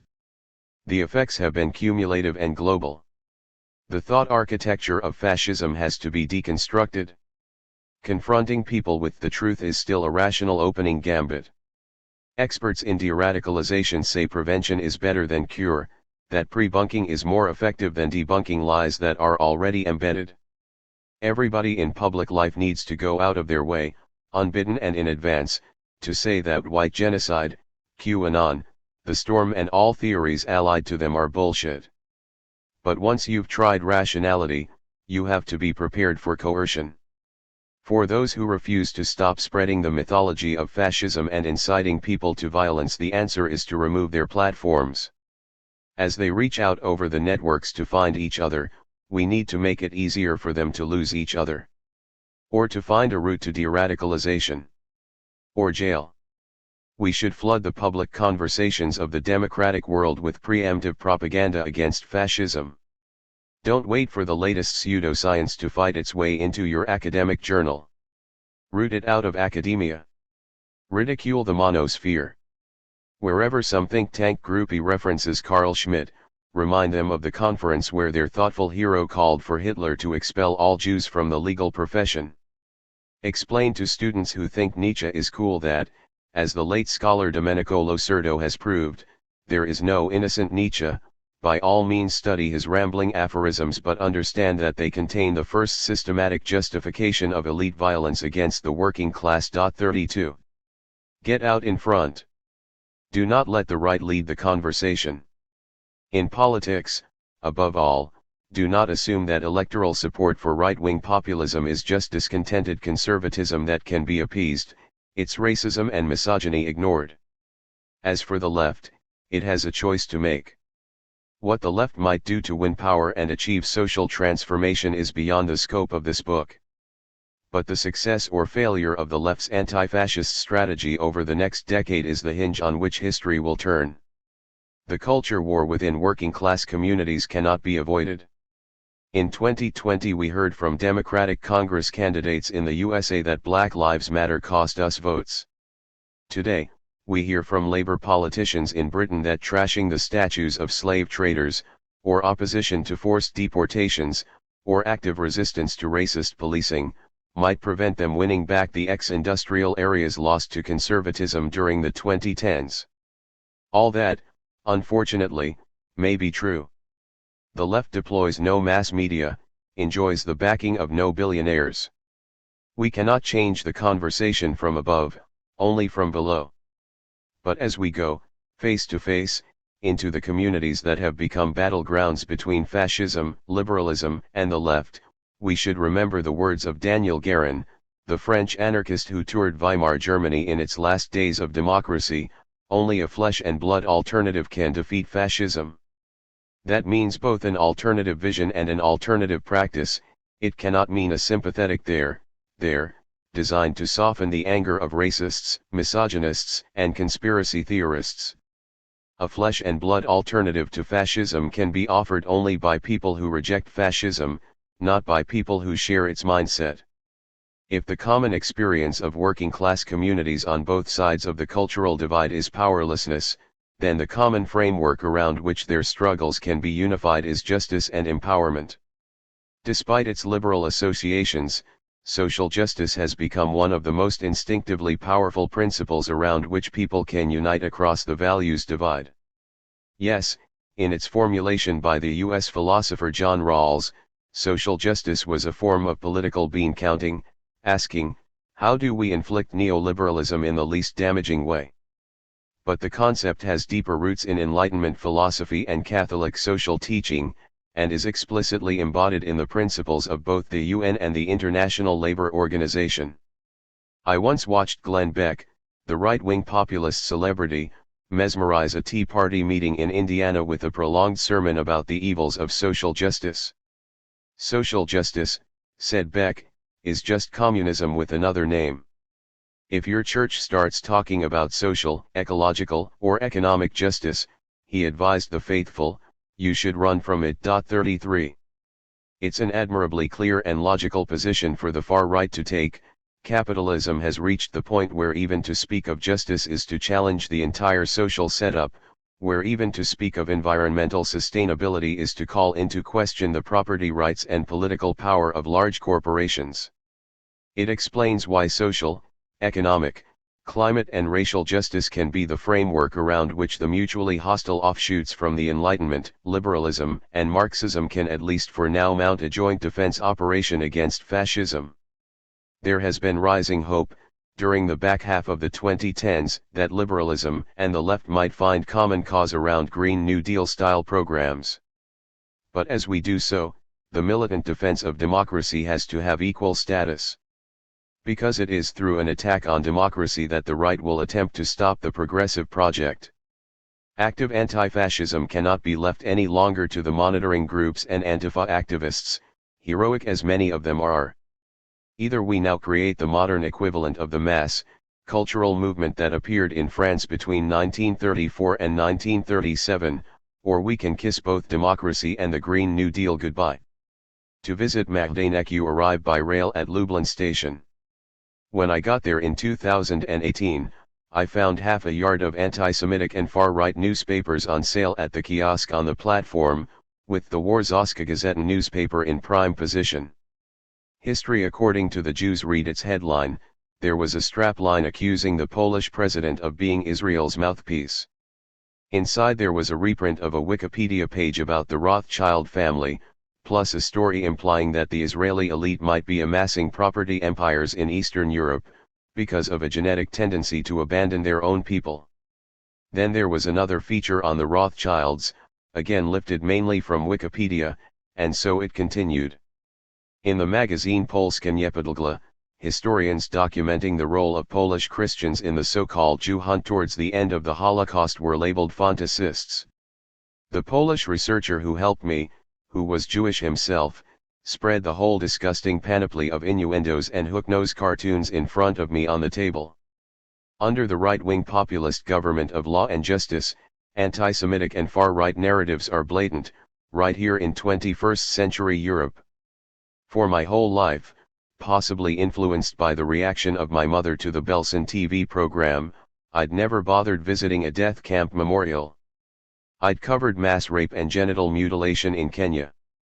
I'd watched the corpses of civilians stacked up in the morgues of Gaza. I'd chased fascists through the streets of London and run away from them in Athens. Subconsciously, maybe I thought, what can I learn from the inevitably sanitized remains of a camp? But once through the gate of Majdanek, and through the doors of the disinfection block, a profound quiet entered my head. One of the chambers, where they used exhaust fumes to kill people, is about the size of a large living room, the other, where they used Zyklon B, is as long as a railway carriage but a bit wider. If everyone stood close, as they were forced to, you could kill 200 people in 15 minutes. In that concrete box died some people who had cared little about politics, others were Zionist youths who dreamed of Palestine, members of the anti-Zionist Bund who dreamed of a socialist Poland, and cosmopolitans who dreamed of a united Europe. The gas did not discriminate. Peering through the door of the gas chamber, I remembered Vasily Grossman's words, in his 1944 report from Treblinka. It took only 10 gas chambers to execute Operation Reinhard, he noted. Before that, not even the craziest racist knew that slaughter on this scale was possible. In a paragraph so chilling that Soviet censors actually deleted it, Grossman wrote, "It is possible to demonstrate with nothing more than a pencil that any large construction company with experience in the use of reinforced concrete can, in the course of 6 months and with a properly organized labor force, construct more than enough chambers to gas the entire population of the earth.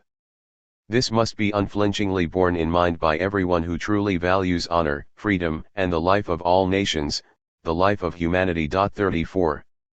In the age of algorithmic control, autonomous weapons, biometric security, and nerve agents, how much easier would it be to kill the entire population of the earth? Before I came to Majdanek, I wondered how it would feel, confronting one of these death spaces, 50 years after my mother switched off the TV to stop me seeing one. Now I knew. I felt anti-fascist. Notes.